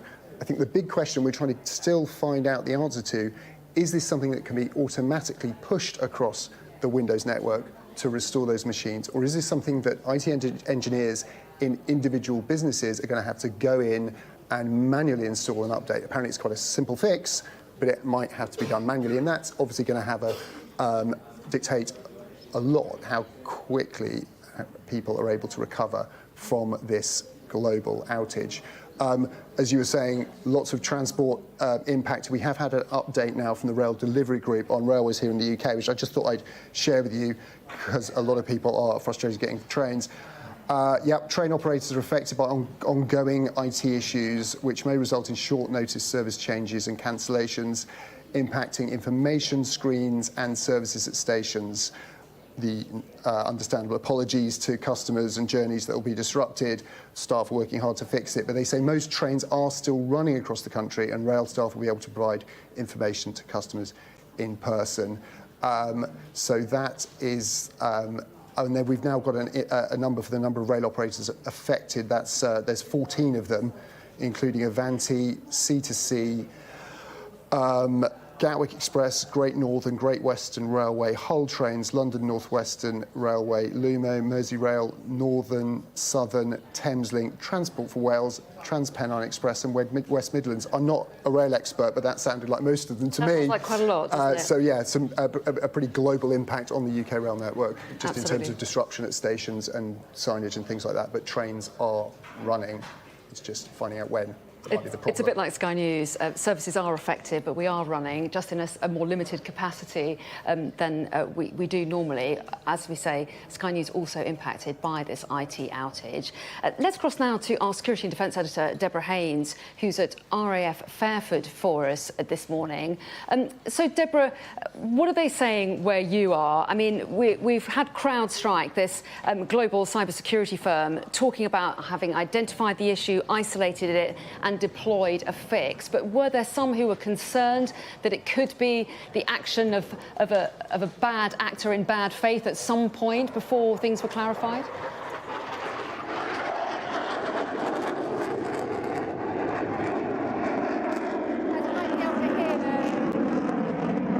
The flights here haven't been affected. It's a big international air tattoo with air forces from around the world are actually flying here. One person I spoke to said it's unlikely that these aircraft would be affected because they don't rely generally on commercial systems like the one that seems to have caused this global outage. I've spoken to sources who say it's understood from everything that's known at the moment that this doesn't look to have been any kind of nefarious cyber attack. Instead, as you've been reporting, it is to do most likely with this software upgrade. But what experts are pointing to when they look at the absolute chaos that has been caused around the world, and this aircraft is coming back, so it might make another loud noise, is just underlining the fragility of our entire way of life. When it's connected to technology, the reliance on software, on codes, functioning as they're meant to, and when they don't, even when it's a mistake or some other non-malicious action, then it can cause a catastrophic impact on everyday life. And it's why when people talk about future warfare, that the aircraft is landing, thankfully, rather than roaring past me. When people talk about warfare and what warfare looks like, it's why cyber is now such a fundamental domain, because a cyber attack, and there is absolutely no indication that this was malicious in this instance, but cyber attacks can cause catastrophic damage, and that's why they are weaponized by hostile states and by our own country. Nations around the world have cyber forces. They have the ability to use cyber as a weapon, and while today's massive disruption doesn't appear to have been the act of a malign actor, it does really underline the impact that software failures can have on all of us. Yeah, it is extraordinary how dependent we are on our technology, as we're all finding out here this morning. Deborah, thanks so much for that. So as we say, a global issue. So let's take you around the world a little bit. We can talk to Nicole Johnston now, who's in Beijing for us this morning.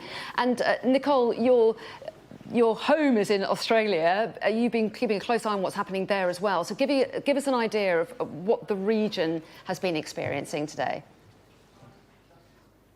Yes, well, in the Asia-Pacific region, most of the focus has been on Australia. It was one of the first countries to start reporting about these IT outages and the extent of the problem there. Some of the big broadcasters went down. Sky News Australia, off air. Channel 10 went down. ABC Australia, the country's national broadcaster, large parts of that network were also down. It does seem to be mainly functioning again, but it goes to show just how impacted broadcasters have been around the world. The other big impact in Australia has been payments, people going to grocery stores, to petrol stations, to small supermarkets, trying to check out and finding that they can't. So a great deal of frustration there. And we've been hearing about all of these issues at airlines around the world, Australia affected as well. Melbourne and Sydney Airport, big delays there. Flights are managing to get in and get out, but again, problems with the ticketing system. The main Australian airline that has been affected is Virgin Australia, but not Qantas, it seems. But many problems there in Australia, and the country's Prime Minister, Anthony Albanese, has released a statement on X. He has said that he understands the concern of the country and that Australia's Cyber Coordination Committee is meeting, that emergency services in the country are not affected, but it is affecting a number of different companies. Commonwealth Bank, one of the biggest banks, if not the biggest in Australia. Optus, one of the telecommunications companies, and Australia Post. Now, throughout the rest of the Asia-Pacific region, it's a bit more patchy. Problems also in New Zealand. In Singapore, one of the biggest airports in the world there, Changi Airlines has been affected. Big delays, problems with AirAsia and Vietjet. In Malaysia, we've heard reports of difficulties for people trying to get tickets for airlines and not for airlines, sorry, but for the rail system. So that's the problem there. In Hong Kong, chaos and delays at the main international airport there. They've had to resort to manual check-in. And in Thailand, we've heard from our Sky News colleagues there. They've said online problems with payments, some issues in some of the hospitals, and at the airports in Thailand, you know, an area that's obviously very popular for tourists. They're telling people to get there 4 hours ahead. So clearly the Asia-Pacific region is well and truly tied up in this as well. We haven't heard so much out of Japan. Some reports of issues there at the main airport, Narita. But largely it seems that the problems have been focused on Australia and New Zealand. Nicole, thanks very much indeed for getting us up to date there. Clearly, this impact is being felt far and wide. So let's check in on what's happening Europe-wide. We can talk to our Europe correspondent, Adam Parsons, who's at Brussels for us today. So, Adam, what's the impact there? It's been patchy, I would have to say, and I think there's some lessons probably to be learned about who has suffered and who hasn't. Let me go through some of them. Lots of airports warning people that they should turn up early. Both of the big airports in Paris, Charles de Gaulle and Orly have put out that message.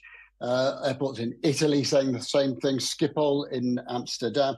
Here in Brussels, interesting comparison, Zaventem, which is the main international airport, is saying that it has been affected, but not too badly, and says that its main system runs on Microsoft, but it has a backup system that it's now switched to.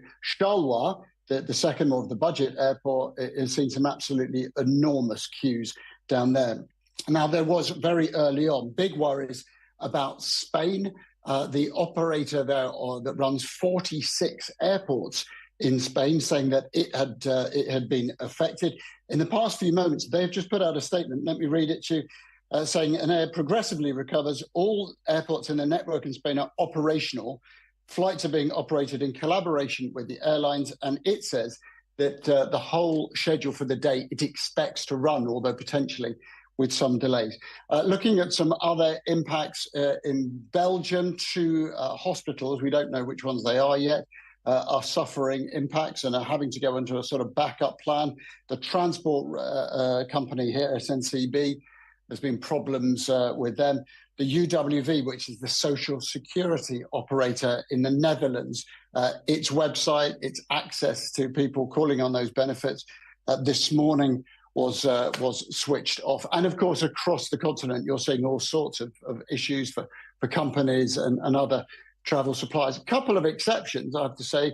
At the moment, I don't hear anything affecting Eurotunnel, Eurostar services, and Deutsche Bahn, the German rail regulator, a huge infrastructure company, seems itself not to be affected. And I imagine that those will be, in a sense, as interesting for people to analyse in the coming hours, days, weeks, months as they look back on this outage as the companies that have been affected. I think the overall message, though, is that this really did hit a lot of companies early on. They are now, as you have been talking about, trying to get these fixes in place. And it would seem that in a number, not all, but a number of them, those fixes are working.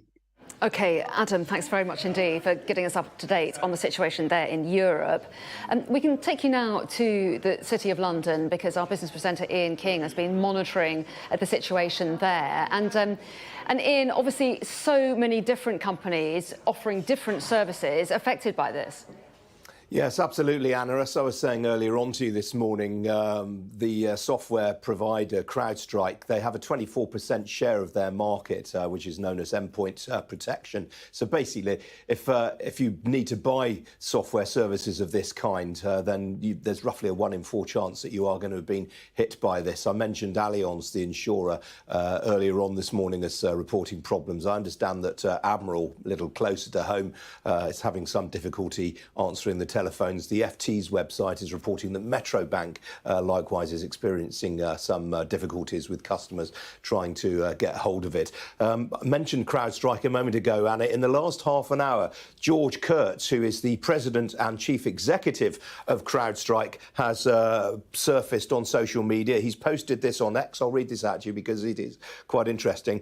He says, CrowdStrike is actively working with customers impacted by a defect found in a single content update for Windows hosts.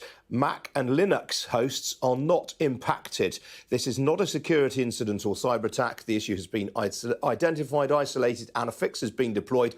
We refer customers to the support portal for the latest updates and will continue to provide complete and continuous updates on our website. We further recommend organisations ensure they're communicating with CrowdStrike representatives through official channels. Our team is fully mobilised to ensure the security and stability of CrowdStrike customers. Now, so saying to you earlier this morning, Anna, this is one of the very hottest stocks on the NASDAQ, which is the main US tech exchange. In fact, George Kurtz, if you look elsewhere on his social media feed, he was celebrating the fact only a couple of weeks ago that CrowdStrike has been one of the best performing stocks on NASDAQ this year. Its share price has risen by some 50% this year.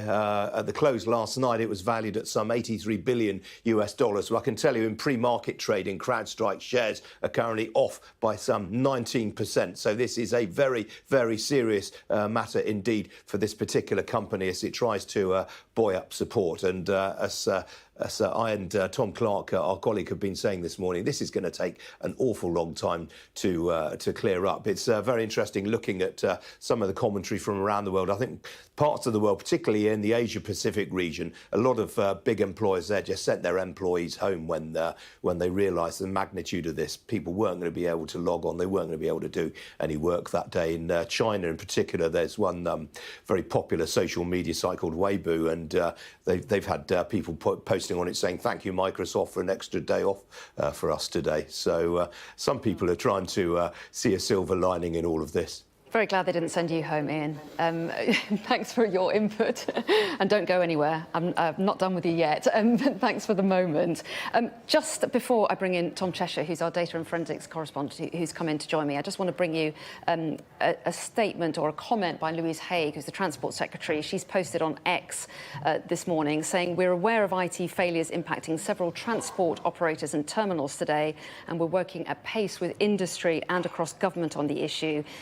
She goes on to say there are no known security issues at present. So that's the Transport Secretary posting on X in the last few minutes. And we have heard that 14 train operators have reported problems with their services. So let's bring in Tom Cheshire then. And Tom, where are we at now?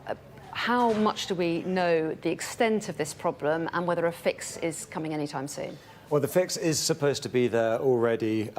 People have reported different things. I've been speaking to some engineers at Sky, who are amongst the best in the business at what they do, and they're saying they haven't actually seen it yet, and what they're having to do in the meantime is manually go through and do this. We can talk about what that actually means for companies maybe a bit later, but in terms of that global spread, we're hearing how Australia, really the first to wake up, have these issues, and then, as each country wakes up on a Friday morning, finding they can't access lots and lots of things. And it's interesting that point that Deborah Haynes, our defence and security editor, was making about fragility, and actually Ian King there talking about CrowdStrike's position there, as a very successful company. Back when the internet was created, it was supposed to be decentralised, to have no single point of failure. It's supposed to survive a nuclear strike. We get to this stage in 2024 where, because there are some companies which are so successful and they run so much of this infrastructure, if they have a problem, and this is a tiny problem which has gone global, if they have a problem, it becomes a huge problem for everyone. And this, speaking to Sky engineers, this was 41 kilobytes. It's hard to emphasize how small that is. That is nothing compared to a song or anything you stream. It is tiny, a tiny bit of code pushed out, and that's caused all these problems in terms of computers not being able to restart. So when it comes to us, for instance, and look at what you've been doing here with the... Old school. Yeah, it's like being in the 1950s, and it's been absolutely magnificent. It's not usually how we operate, and hopefully you haven't noticed much difference watching at home. But, you know, to do that, in the meantime, you're running different systems. All this, for Sky, for instance, that 41 kilobytes takes down every Windows machine. It means you can't broadcast like we usually do. And there have been workarounds. Those machines are still broken. They're going one by one, 2,000 machines across Sky News. They have to go and fix that manually while they wait for this fix to happen. And in the meantime, you think about resilience and how you get on air, and you do everything else with machines that aren't Windows-based, that don't have this Crowdstrike problem with them. And I think that's what we've seen from this nature of resilience. So there has been a huge amount of disruption. We've been detailing it all morning. But in terms of what hasn't been affected, the Australian Prime Minister saying no national critical infrastructure has been affected. Fire, police, emergency services, hospitals saying they are fine. Those really mission-critical systems, and like Sky News, they have backups, they have workarounds. It seems to be everything else that isn't there on the top. And when sort of Deborah's talking about cyber attacks and how damaging they can be, we can see what's happening. It kind of reminds me slightly of, you know, listening to the COVID inquiry yesterday, how people need to be prepared for these things. And the thing with cyber, unlike, say, a pandemic, is you do get these instances where it's almost like a dry run. You can see how prepared people are. You can see what they have to do, where that resilience is. This wasn't a big cyber attack, according to CrowdStrike. They're saying this is their issue. It was notable in the statement from the CEO how he didn't say sorry for it, because this is a huge disruption. It's going to have a huge effect on their share price. It's going to be a really, really big thing. But when it comes to, well, you know, what would a malicious cyber attack, what is something that would maybe take out banks, things like that, real critical national infrastructure, this is a dry run for that, and people finding out how resilient or not various organisations are. Yeah, absolutely. And just to say, there is that statement out, as you've referred to, the fact that they say that they've identified the issue and they've deployed a fix. But as you say, that could take some time to kind of impact people and resolve the issues for them. They do go on to say that the issue wasn't affecting Mac or Linux. I don't even know how to say that. Is that right? Linux, yeah. Or you can say however. Linux software. So that's something, if people are watching and wondering whether or not they're likely to be affected, they're saying it's not affecting that. Yeah. And actually, you see that in the global map too. If you look at places around, like Russia doesn't use a lot of Windows these days, and they don't seem to be as affected by these issues. Again, I think the really crucial thing is this is not a security incident or cyber attack, is what the chief executive said. He did manage to say that, and people are working through it. But again, it seems, you know, from the Sky side of things, that thing's not happening very easily. It's something they have to go and get and install. In the meantime, that really, really manual process of going through one by one and just, you know, basically turning these machines off, taking out that tiny, tiny bit of code, so small, which has caused so much problems globally. You have to go and do that one by one, and then you slowly get back to normal. But when you think of the scale of this, you know, the majority of GP being hit by it, they're going to have lots of computers there. Train companies, as we've heard, this is pharmacies, every sort of industry, every country more or less around the world. They're having to do this because of this, which was pushed out on, you know. There's going to be a big investigation into this. It's going to be catastrophic for CrowdStrike. It's going to have huge impact around the world. How this happens and how we are so vulnerable to something like this is pretty extraordinary as a reminder. The other development that we've just learnt in the last few minutes is that there is to be a COBRA meeting this morning, we're told. This is one of the government emergency meetings where they get lots of senior officials from the relevant bodies in to discuss the issue. And just to remind you that Pat McFadden, the Cabinet Minister, put out a statement a little bit earlier on. It was at 20 to 11, I've got it in front of me now, where he said many people are being affected by today's IT outages, impacting services across the country and globally. Ministers are working with their sectors and respective industries on the issue. He goes on to say, I'm in close contact with teams coordinating our response through the COBRA response system. So this is being taken very seriously at the highest levels of government. Yeah, as it should. As you say, GPs and pharmacies, it does sound like hospitals, air traffic control is working, but these things can cascade. So even when you have NACS, the air traffic control, you know, they have resilient systems. You remember when they had their issues and they had to go back to paper and it slowed everything down, but they kept it safe, and I think that's the main priority, right? Everything has to be safety first. You go for the minimum. You don't try and do everything you can at once. And that will be the jobs of government at the moment, of ministers at the moment, to understand those sectors, understand where those issues are and whether it goes beyond inconvenience, whether actually there is sort of safety at issue. So everyone will be taking things very slow. When we talk about delays and things like that, they'll be out of an abundance of caution, rather than necessarily things going completely offline and not working. Actually, you can't put as many planes on a runway, for instance, or passengers are having trouble going through. Train drivers maybe not getting their instructions, their maps, so you want to slow the network down rather than risk anything sort of worse happening as a result of that. Yeah, and obviously other concerns, people worrying about being able to get hold of their medicine through prescription prescriptions. It might be a slower system, having to get a paper version. GPs, some suggesting that they might be having problems accessing people's records and stuff. So there's lots that's still potentially to come out, some of the detail behind it. So let's get a view on everything that's been going on this morning. I can speak now to Adam Leon-Smith, who's the chair of the Chartered Institute for IT. A very good morning to you, Adam Leon-Smith. Thanks so much for talking to us. What's your reaction to what's been happening? Well, anecdotally, I can hear people around me struggling to pay with cards and talking about the issue. It's, really good to see the government is starting to take action and starting to look at it as well. And it is really widespread, but we have to realize this could have been a lot worse. Microsoft Windows isn't the main operating system used for mission critical systems. It's Linux, as you were mentioning before. So actually, this could be much, much worse. I think we have to really look at the system of systems we've created that we rely on every day and think about the complex supply chain infrastructure that's there, providing systems as services as well as products. We really need to worry about this from a resilience point of view. And I think the one thing I'd say to government is we need to start tracking when things like this happen, even the small things, and we need to start understanding the nation's ability to respond to events like this. And as I understand it, the software was all about being installed on computers to protect against attack. Does it mean that when that system is down, that computer systems are more vulnerable? No, not directly. But it does mean that there's a lot of people doing a lot of emergency work on a lot of computers today, which always presents a security risk because normal protocols are sometimes bypassed. And I know the CEO of Crowdstrike has highlighted that. It doesn't mean that we are vulnerable to cyber attacks per se. And one of the interesting things is when you do security updates like this, people tend to do them very quickly. People want to get security updates rolled out as quickly as possible because that helps prevent against what we call zero-day attacks, new ways that bad actors have found to compromise systems. There's a trade-off here between the speed of ensuring that systems are protected against new threats and the due diligence that's done that protects the resilience of the system and stops things like this happening. And as we were saying, Crowdstrike have said that they've identified the issue. They say they've deployed a fix already. How long will that take then for companies to sort themselves out? I mean, how quickly can they be back to normal? That depends. I mean, in some cases, it may be applied very quickly, but because it has to be applied to so many computers around the world, that may take longer than it sounds. But if computers have reacted in a way that means they're getting into blue screens and endless loops and things like that, they may be difficult to restore, and that could take days and weeks. Well, very interesting to get your take on it. Adam Leon-Smith, thanks very much indeed for your time. We do appreciate it. I don't know if you've been affected yourself, have you? Not yet, but I haven't tried to pay for my coffee yet. The important things in life. OK, well, we appreciate your time. Thanks very much indeed. Thank you. So let's get an update on the situation at some of our airports. We can take you now to Edinburgh Airport. Our correspondent Conor Gillis is there for us now. So Conor, get us up to date. How are passengers being impacted there?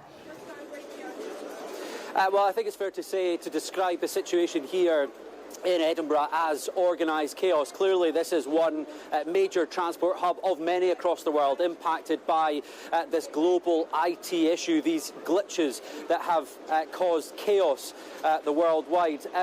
Just standing here outside the airport, we understand earlier on this morning there was some issues within the security operation. That was back up and running fairly quickly. But the main thing that the airport is telling us now is that if your aircraft is in the air and en route to this major international hub at Edinburgh, then it will get a slot to land. However, it is one in, one out. So if your aircraft has not left its original destination and it was due to come here to Edinburgh, then there is no place for it so far. However, that's an evolving situation. It's a changing picture. And let's chat now to Gordon Robertson from Edinburgh Airport. Thanks very much for your time. A busy morning for you guys. Very busy, yes. As you said, the IT outage impacted us severely, but we've worked all morning and we're now back up and running. The issue now for us is to understand how the chaos across the globe really affects us in terms of our aircraft coming in and out. And talk to me about the security operation. Your colleagues were telling me this morning there were some initial issues. That got back up and running, but has that caused a knock-on impact, clearly? Yes, when you arrived this morning, Connor, you'd see the queues were pretty significant. But once we got the security back up and running, they've diminished, they've gone, our passengers are being processed. So our security does rely on IT, but our IT teams worked very hard, very quickly to resolve that. And just talk to me, I was just explaining there, the one in, one out policy. It must be getting fairly crowded over on the airside version of the airport here. Talk to me about how this is going to work in the coming hours. Yeah, so Edinburgh Airport is open. We're ready and we can process passengers, but there's other airports in our network that aren't. So we need to be ready for them, and the planes on the ground here need to take off to go to them for us to be able to welcome other planes in. We've got the morning sorted, but in the afternoon we need to understand what the cancellations are, how airlines are going to run their networks, and we can see that evolving picture over the afternoon. So is it fair to say we're now kind of entering phase 2 of this, and although you've managed to process folk here this morning and deal with the kind of chaos, actually now we could be in for a wave of further cancellations which could have a knock-on impact? Yes, our airlines are looking at that. This is a network issue. This is a global issue that affects multiple countries, multiple airports. So we now need to understand what that picture looks like, and then we can update as the afternoon goes on. And how long into the future do you see this impact? And potentially we're talking days here, and what is your advice to those passengers who maybe have a flight this evening and they're watching these scenes unfold and thinking, well, am I going to go on holiday here? So I think this will take a couple of days to unwind. What passengers that have had cancelled flights should do is speak to the airline. The airlines are the ones that decide which flights fly and which flights are cancelled. So keep talking to the airlines and they'll update them and they'll manage to rebook them. And what has the kind of communication been with the airlines themselves? Because you guys have got the foot soldiers here on the ground communicating to passengers as they're arriving, but ultimately this is a big issue and a big headache for the airlines. I have to say, aviation is a team game and the team's done very well. This has not been an issue of aviation's making, but the communication between handling agents, airlines and airports has been spectacular. Would you say this is one of the worst issues that's affected the airline sector in very many years, or how put it into context for us? So we tend to get issues, airports do get these. I mean, I think this is probably the most significant one since COVID, I would think.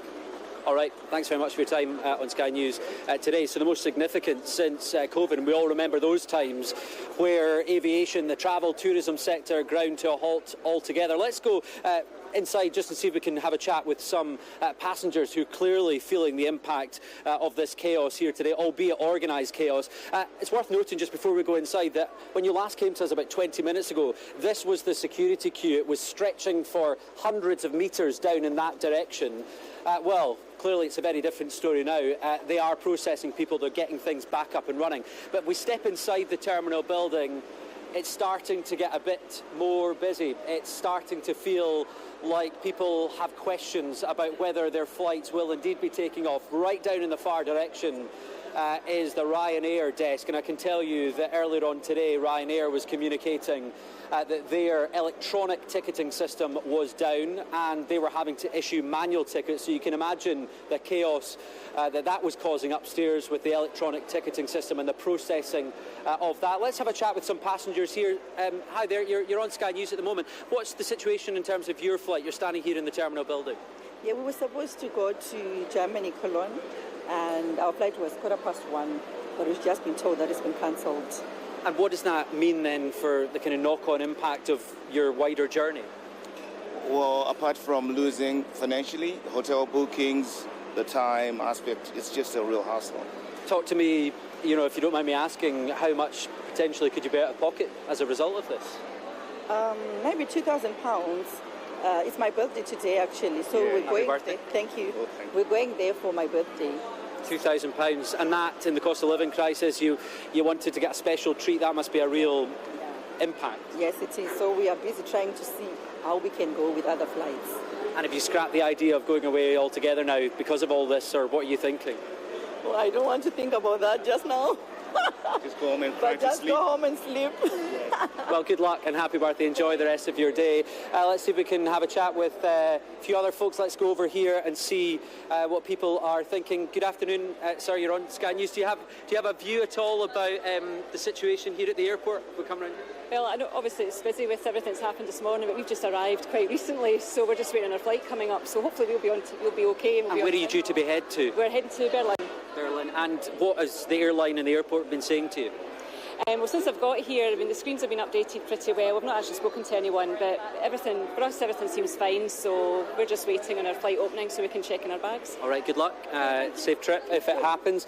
Well, that's the situation here at Edinburgh Airport. One of the worst effect, I think it's fair to say, in the UK, stretching right down the terminal building here. People are queuing, they're asking for information.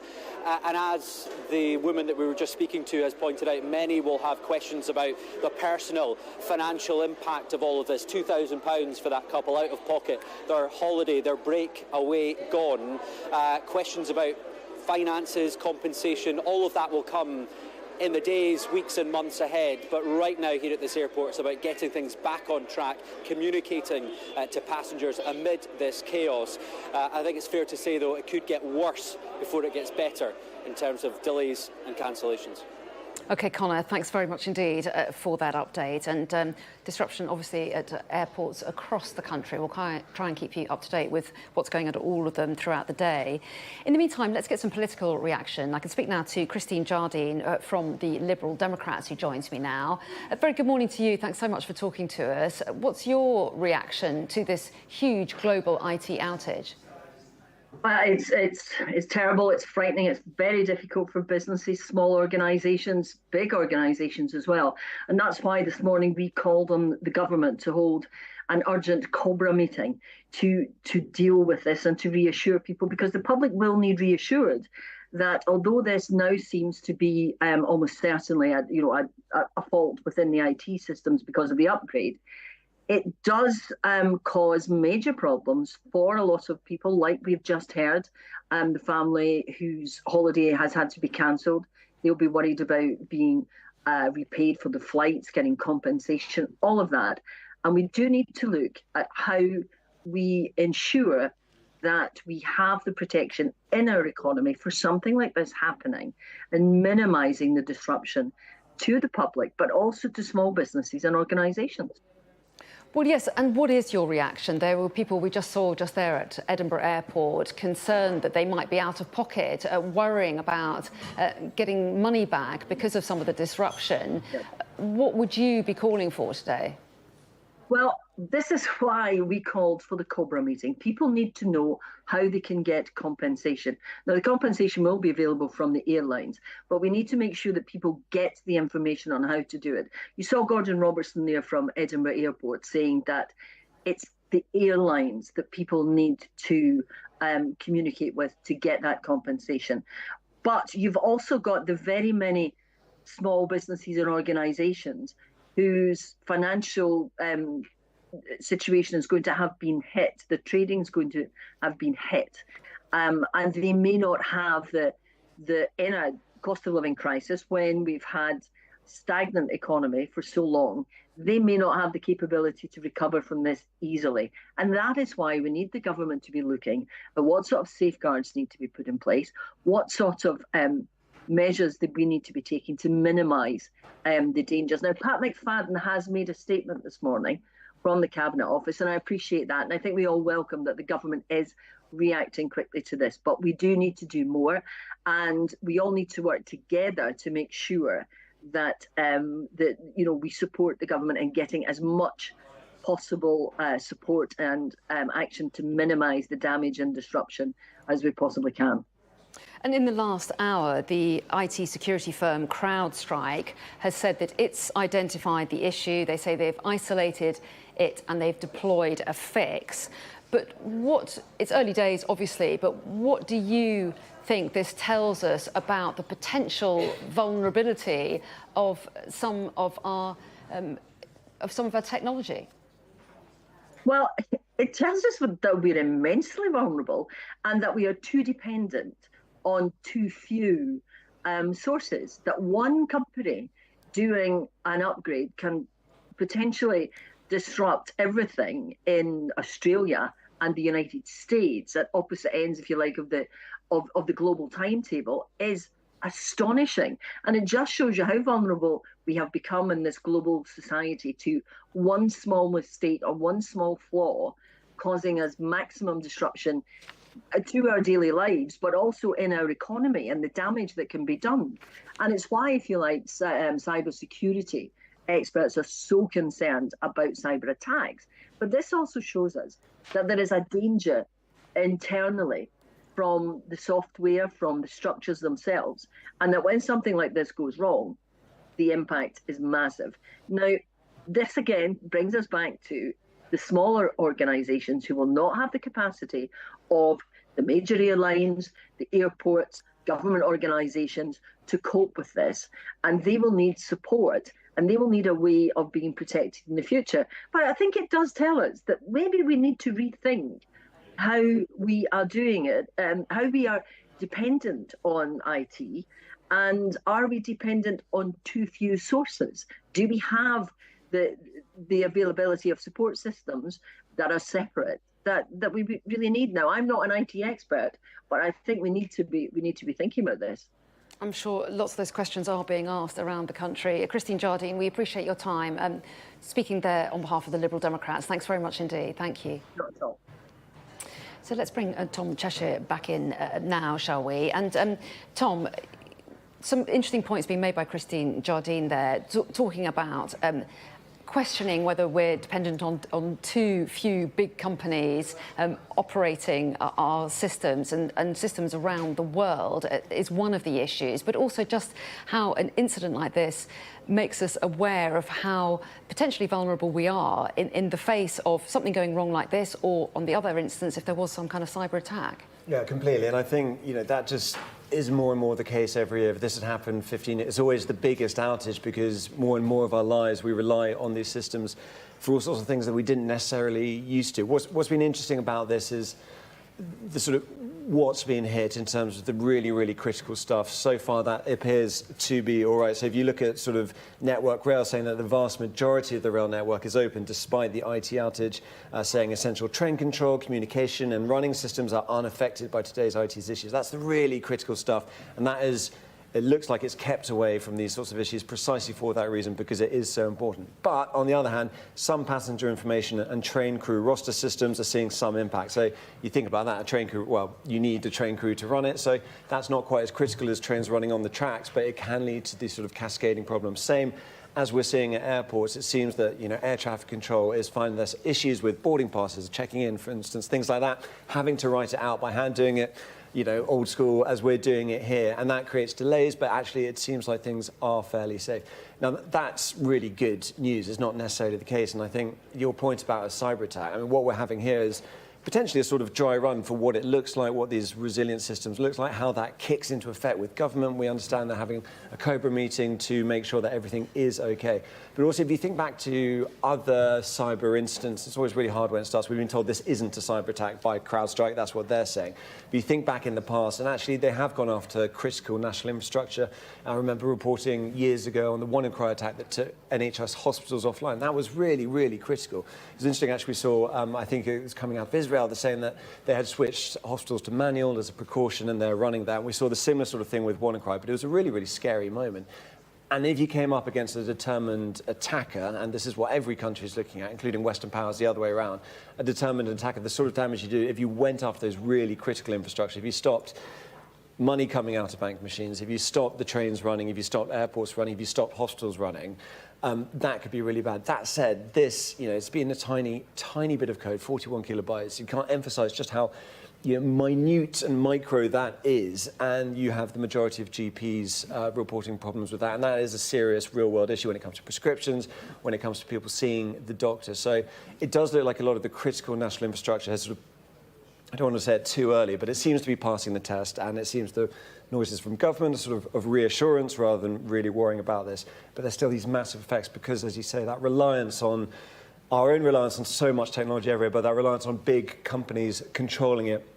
When the internet started, it wasn't supposed to be like that. It was supposed to be decentralized nodes. That's why something like Bitcoin now is sort of as put as an alternative. No one can control it. There's no single point of failure.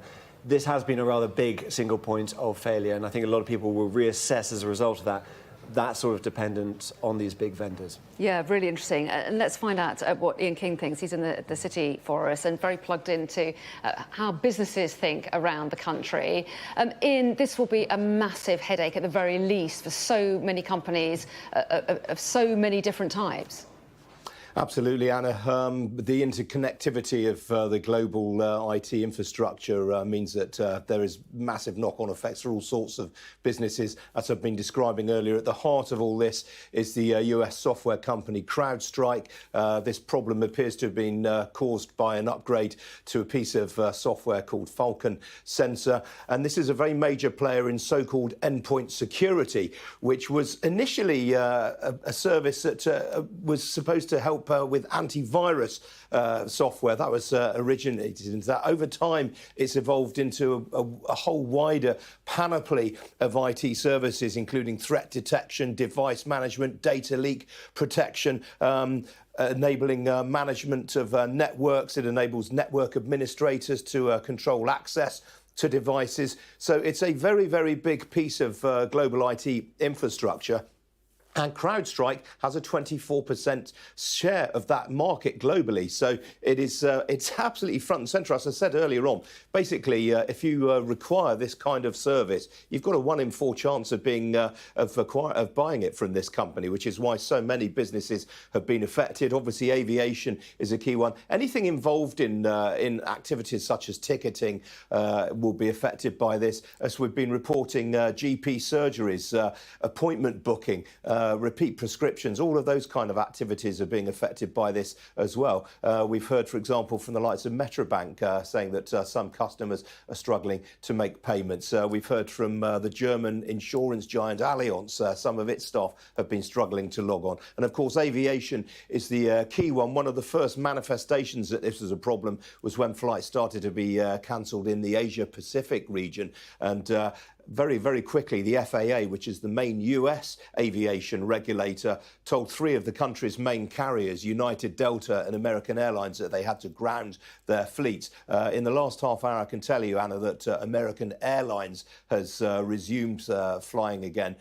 So there are signs there that some businesses around the world are getting to grips with this. But I think untangling this is going to go on for many, many days. For Crowdstrike in particular, it's a very, very serious threat to this business indeed. Valued last night at $83 billion US. The business was founded in 2011 by George Kurtz and a business associate of his. George Kurtz is now the president and CEO of Crowdstrike, and I was half an hour ago, I read out his statement that he's posted on social media. The business was backed by the likes of Google before it came to market. It floated on NASDAQ in 2019 with a valuation of $11 billion. So you can see the fact that it's valued last night at $83 billion, the meteoric rise that this business has had. It's been one of the best performers on NASDAQ this year. Its share price was up some 50% so far this year until last night. In the pre-market, it's currently off by around 20%. I think this is going to be a very, very big issue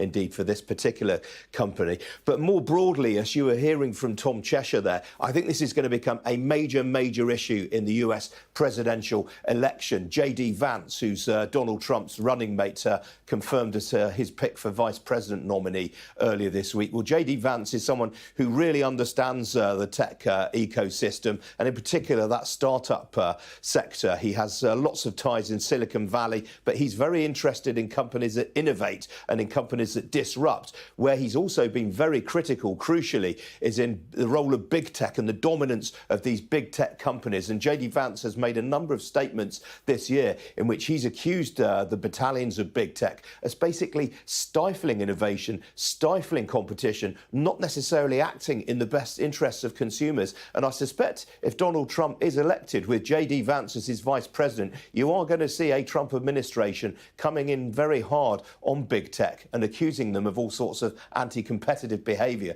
And so this is going to go far beyond what we're seeing today. This is something that I think is going to have profound implications for the regulation of tech going forward. Quite ironically, a lot of people in the United States think that the EU has been far too aggressive in its regulation of tech, and in particular its attempts to regulate AI.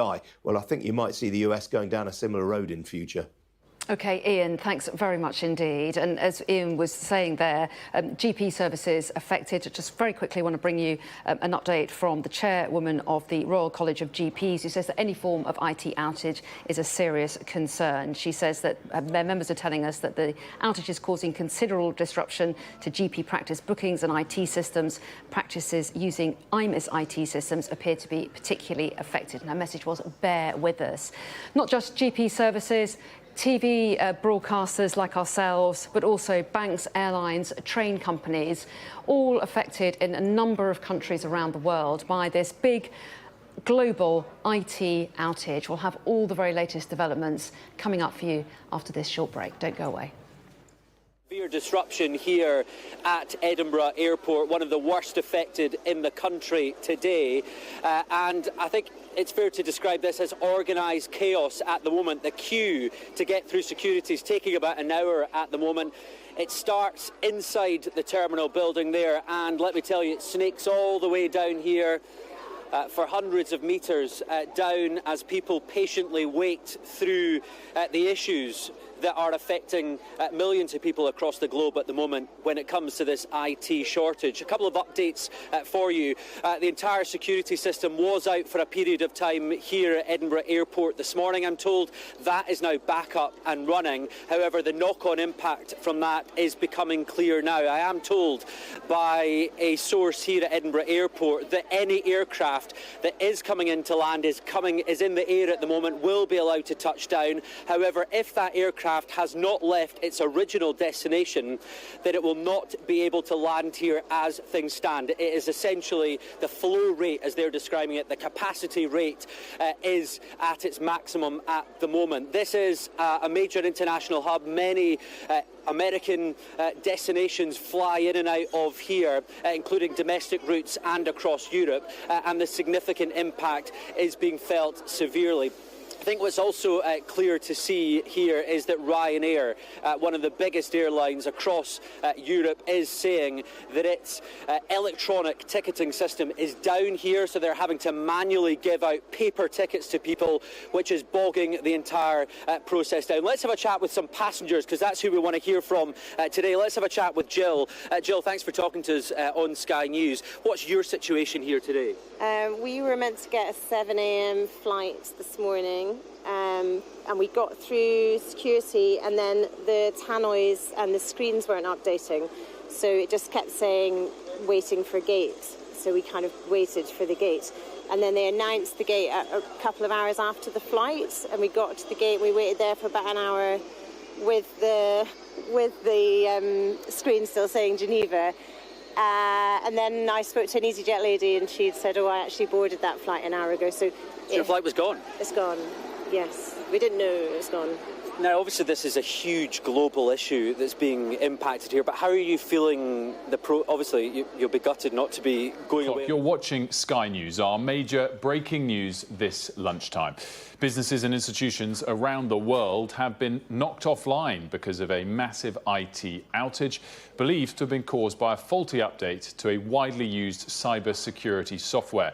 Here at Sky News, we have been affected by this outage, and so we are broadcasting, as you can see, in somewhat reduced capacity this afternoon. It's believed that the IT failure affects Microsoft Windows devices and is related to an issue stemming from the global cybersecurity firm Crowdstrike. In the last hour, that firm has issued a statement, which we can bring to you now. The CEO, George Kurtz, has said Crowdstrike is actively working with customers impacted by a defect found in a single content update for Windows hosts. Mac and Linux hosts are not impacted. Crucially, they go on to say in this statement, this is not a security incident or a cyber attack, and that the issue has been identified, isolated, and a fix has been deployed. Well, travellers around the world are experiencing severe delays and cancellations as airlines grapple with today's IT issues. More than 90% of flights from London's Gatwick and Stansted airports have been delayed or cancelled. Major air travel disruptions have also been reported in Barcelona, Madrid, Rome, Stuttgart and Naples. Two government ministers have shared their reactions to the ongoing IT disruption. The Chancellor of the Duchy of Lancaster, Pat McFadden, said on X that the COBRA response system for emergencies and major disruption was dealing with the crisis. Meanwhile, the Transport Secretary, Louise Haigh, said the government is working at pace with industry to address IT issues causing train and air disruption. Meanwhile, the NHS has said that some GP practices are disrupted, with users struggling to book appointments at surgeries in England. Pharmacies and prescriptions could also be impacted. That's according to the National Pharmacy Association. You can follow all of the updates and latest developing news on this story in our live blog. Of course, the website news.sky.com or on the Sky News app. It is worth mentioning once again that we have been affected by this outage, which is why things are looking a little bit different at this time this afternoon. Well, joining me here on set, our data and forensics correspondent, Tom Cheshire. Tom, this could quite possibly be the biggest tech outage of all time.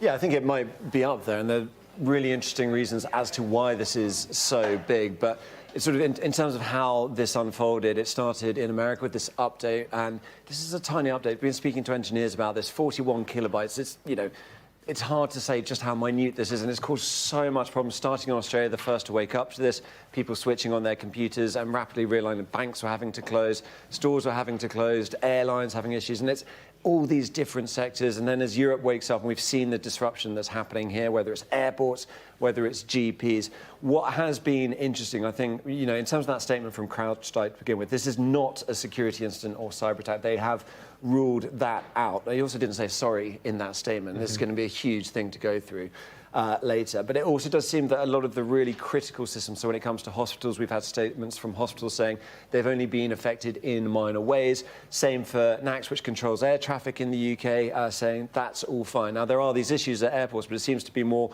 you know, on things like checking in, on getting crews to the right place. Same for railways. They say everything is safe on the tracks, but there's an issue with passenger information and crew roster systems. So it seems that sort of maybe softer layer on top, and it's so widespread, is having this issue. And it speaks to, you know, just how reliant we are on technology. It is probably the biggest because every year we get more and more dependent on the internet to just run our daily lives. But also CrowdStrike, you know, it's one of the big cybersecurity companies. It has a really, you know, dominant position. So when it does something wrong, which it sounds like has happened here, there's a really huge cascading effect, which has affected everyone, including us. You know, you've got an autocue there which is printed on paper rather than anything else, and it's a real test. It's a real test of resilience, though, isn't it? And you know how systems work. You mentioned there, of course, that there was no apology in this statement from CrowdStrike. I mean, all the more absurd not to see that in the statement when they are a cyber security company. Yeah, I mean, it's fairly extraordinary, just from the reputation management side of things. I don't know if there's maybe a legal issue there, because this is going to be a huge legal issue. I mean, they've already had issues with their share price plummeting today as a result of this. How you sort out who's to blame for everything, because there's going to be a huge amount of disruption, a huge amount of money lost to this as a result. It's really, really tricky. And then there's still that issue. They say, well, there's a fix happening. When I spoke to you know, some of the Sky engineers here, you know, best in the business, and they were saying, well, you know, they say there's a fix. They'd seen that statement. They weren't seeing anything on their portal. It's still something you have to go and get. It's not something that could be sort of pushed out in the same way this was pushed out and caused it. In the meantime, thousands of machines here at Sky are going one by one. The engineers are going around, turning it on, not turning it on, getting in, taking this tiny bit of code out, and then rebooting the system. You do that machine by machine, and that's the way you get out of this. And we're lucky to have, as you said, a big tech team. Of course, many people around the country won't. To your point about the market reaction, the CrowdStrike share price in the pre-market in the US market due to open in a couple of hours, is down 12%, obviously a very significant one-day move, albeit less than it was down. It was down as much as 20% in the pre-market. Did start to recover after that statement came out from the CEO to say they'd identified the problem and fixed it. Of course, we did also mention that it's been affecting Windows, which of course is manufactured by Microsoft, but wasn't affecting their partnerships with the likes of Apple and Apple Macs. And we did see Microsoft share price in the pre-market. Again, it's a US traded stock, which isn't open yet, down as much as 3%. It's now pared those losses down 1.3%. Ian King's in the city for us.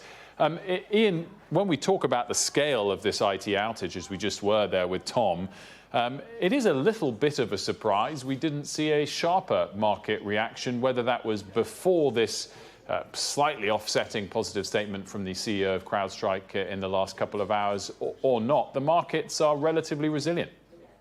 Certainly on the equity markets, yes. I mean, there was difficulty getting going first thing this morning. We'll certainly here in London, where the RNS, the regulatory news service operated by the London Stock Exchange, had some problems getting going. That was unable to post regulatory updates from companies, updating the market on things like trading, boardroom announcements and so forth. But trade got underway as normal. And you saw a sell-off at the open. The FTSE 100 came off about 2/3 of 1%.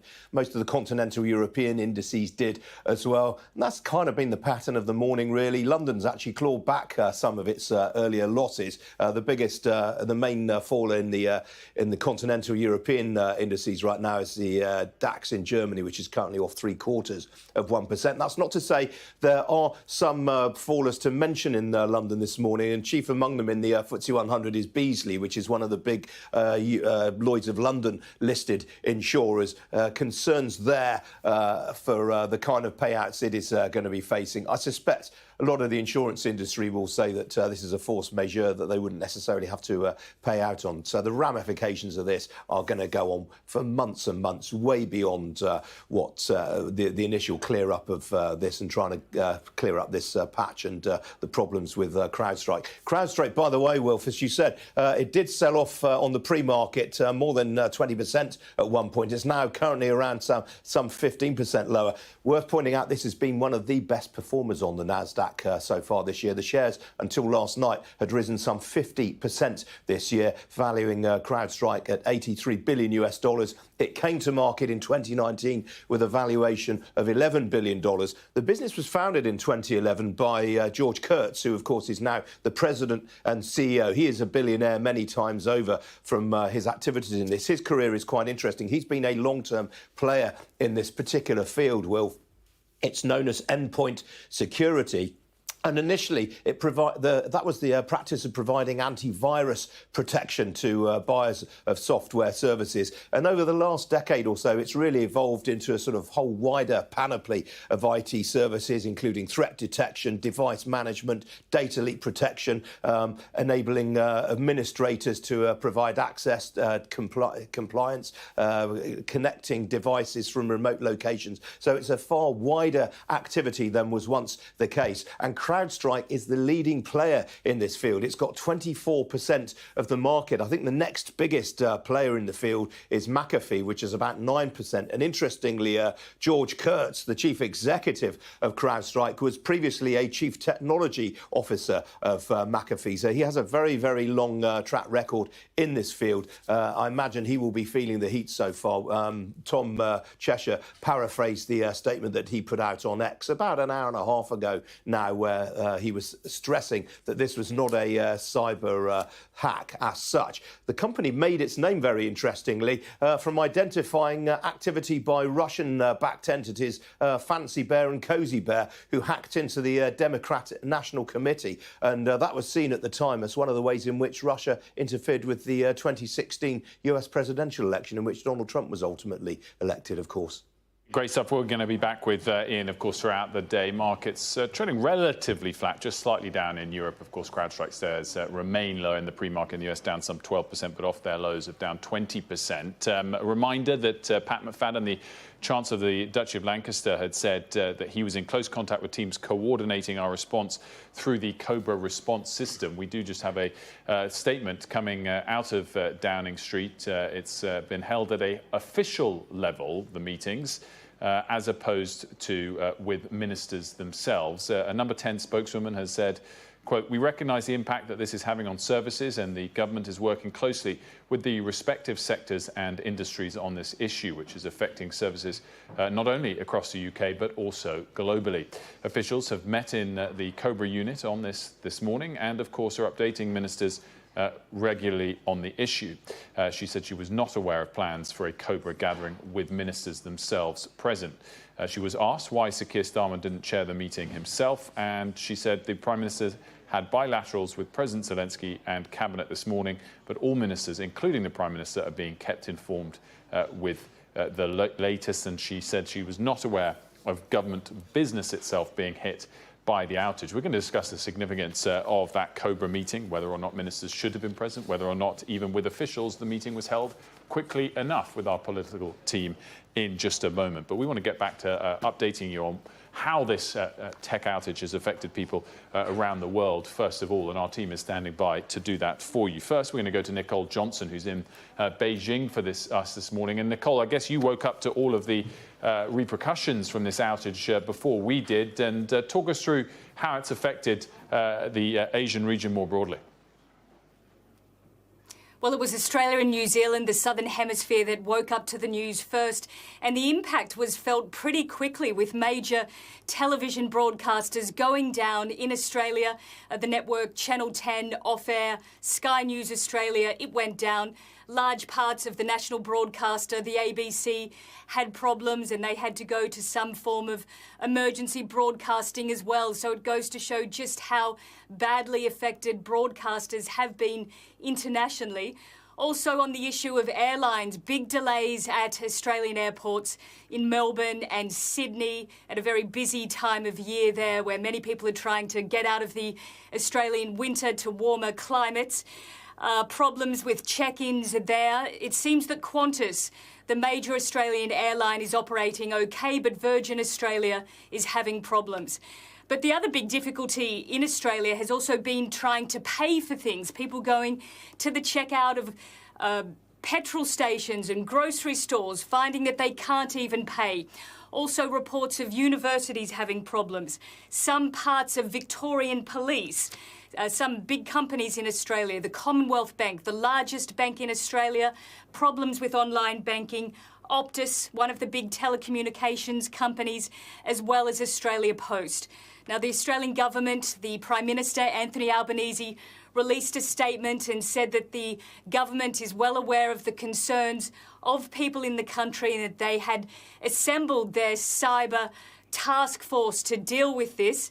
Australia has had some problems of a similar nature a couple of years ago, so they're quite prepared for these sorts of situations. But across the rest of Asia, also problems in New Zealand, in Singapore, big delays at Changi Airport there, one of the busiest airports in Asia. Airlines including AirAsia, Vietjet, some of the cheaper airlines experiencing difficulties.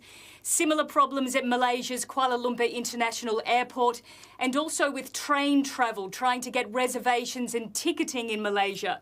Hong Kong Airport, chaos and delay reported there, having to resort to manual check-in at that airport. And our Sky News colleagues in Thailand have said that also problems with online payments there, with the hospital system as well. And again, at the airports in Thailand, people are being told to get to the airport 4 hours in advance of their flights. Some reports of problems in Japan at Narita Airport with delays and cancellations for Jetstar. So a pretty difficult picture is starting to emerge across Asia, across these busy airlines from New Zealand to Australia, and in China as well. We haven't had difficulties at the airports in China, but we are starting to get reports that some hotels in both Shanghai and Beijing are having problems with reservations. Most companies don't use Crowdstrike in China, so it hasn't been a widespread issue here. But there have been reports on Chinese social media that some people have been heading home from work early, unable to log into their computer system. And that's why we've had this trending hashtag on social media in China, "Thank you, Microsoft, for the early time off." So a bit of levity there, but really it's a pretty serious situation with so many companies, airports, and millions of travellers affected throughout the region. Certainly, travellers won't be seeing the levity in all of this, nor, I imagine, will many of our colleagues here at Sky News. Nicole, thank you so much for that. Let's get the latest now from Delhi in India, where our Neville Lazarus is standing by for us. Neville reports that there have been quite a lot of companies and individuals affected in India. That's correct, Wilfred. It has been, and the most visible has been at the airports. We've seen long lines of passengers in front of the check-ins and outside the airports of Delhi and Mumbai and various other metropolitan cities in the country. It's obviously slowed down at the bookings, at the online services, at the check-ins where manual check-ins had to be done, and therefore a sort of a cascading effect of the delay. We've also seen flights being cancelled, halted in various parts of the country. In Bangalore, the IT centre of India, at Terminal 1, we believe there are 90% of the flights were affected by this. This just gives you a sort of a sense of how disruptive it has been, and that would have cascading effects on all the other cities where these flights were taking off or landing across the country. Broadcast networkers have had a problem. There's been interruptions in their broadcast. They've had to run pre-recorded reports or reports which were run earlier on and rerun them. Their newsrooms had to shut down because computers were not working, and obviously a lot of disruption out there. Hospitals have also been affected. I was speaking to an administrator of a hospital earlier on who did not want to be named, and he said his hospital was affected, particularly in lab tests, in machines that were connected to ICU and critical care, raising the anxieties of family members of those who are in the hospital. So a lot of disruption out there. We've had a statement from the Information and Technology Minister of the Government of India, who said that they've been in touch, his ministry has been in touch with Microsoft. The problem has been identified and updates have been released to resolve the issue soon, though he did say that the National Information Centre, which sort of controls the whole platform of the Government of India programs, and has been unaffected, which is good in that sense, because at least the system and the network of the government is still working fine. But yes, a lot of disruptions out here. Well, Lazarus in Delhi for us, thank you so much. Let's complete the global roundup, in particular of how this is affecting travellers, by going to Florian Neuhoff, who's in Berlin Airport for us. Florian, talk us through the scale of disruption.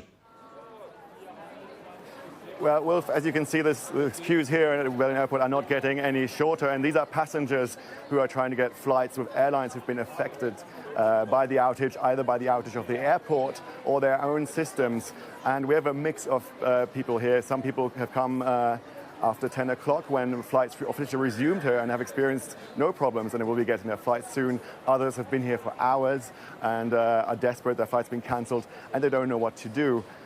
We've spoken to, for instance, a group of teachers who are here with 15 school kids from Italy whose flights have been cancelled and are now trying to get their children back home safely to Italy. There's been a family of Indians who were traveling to New Delhi and their flight's been cancelled. Their connecting flights they will miss, so they don't know what to do. Florian, thank you so much for that. Florian Neuhoff for us in Berlin Airport. Do keep us updated as and when things hopefully improve.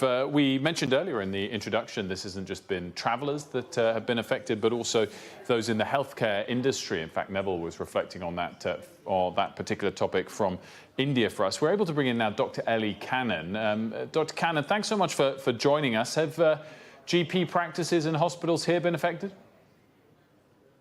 Well, I can speak for GP practices and say they certainly have been. So here at my GP surgery, the IT systems are down, which means we don't know who had appointments, and we also can't access people's records. And it also means that patients are not able to contact us in some ways because the phone systems are integrated with our computer systems. So we are relying on patients coming into the surgery, knowing who they're going to be seeing, and going back to old-fashioned handwriting paper notes. And how's that working? It's working okay. Patients are being incredibly understanding, but it's taking time. And I think because people are aware that as a national problem. People are just that bit more understanding. Obviously, we can offer acute care and medical care that we need to. The other issue is that prescriptions now tend to be mostly electronic, and most doctors like myself very rarely write a prescription. So that is also taking some time because the pharmacy IT systems are also down. We all have to remember how to do handwriting. It's not easy, speaking from my own experience. Dr. Cannon, in the last year or so, of course, with various pressures on the NHS, we've often talked about the way that today it's much rarer that GPs have a one-on-one relationship with individual patients, and patients kind of have to see whichever GP they get assigned to because it's so hard to get an appointment in the first place. Does that make this sort of scenario a lot harder if you can't access data records, you can't access medical history, and you don't have that personal memory of what patients' history includes? Yeah, absolutely. It's a very pertinent question. And also what we're discovering, particularly this morning, is that sometimes patients themselves are not aware of why they've come to the doctor or what they were here for. Perhaps they were here for a review that was asked for by the doctor, or they've been called in to discuss some results. So there's certainly some sort of questions being raised about that. But you're absolutely right. We're able to offer acute care, but not so much with the care that involves somebody's past medical history and background. In terms of the sort of mood, there's been so many pressures on the NHS. There's been obviously all sorts of strikes as well over the last year or so. Is this adding to that, or is there a sense internally amongst you and your staff colleagues that this is a wild card, hopefully a one-off that will be sorted quite quickly? I think it's a wild card. I mean, interestingly, in NHS systems, we perhaps have sort of IT problems or a big event like this, maybe once a year or once every 6 months. I think teams who are used to working together, I've seen this morning here at my GP surgery, are very good at coming together and delegating what needs to be done. We're still able to see patients face to face. Obviously, our stethoscopes and blood pressure machines are still working, so we're still able to see people before the weekend. And you're right, obviously, there's a huge amount of pressure in the NHS. But in these sort of scenarios, it's not so dissimilar to those acute early stages of COVID. We all work together and get on with it, and you really see the goodwill that props up the NHS. Have you got any advice, Dr. Cannon, for patients if they're watching and they might have had an appointment later today or tomorrow? Well, what I'm finding when I'm speaking to patients at my reception is that patients are often not aware of who they might be seeing or why. So if you can have that information, that can be incredibly helpful. If something can wait until next week, I would really encourage people to do that. Some of the online systems to access your GP, like an e-consult, are actually working. So if you can utilise that and perhaps arrange to be seen next week instead, that would be great. Dr. Ellie Cannon, thanks so much for joining us. We appreciate it.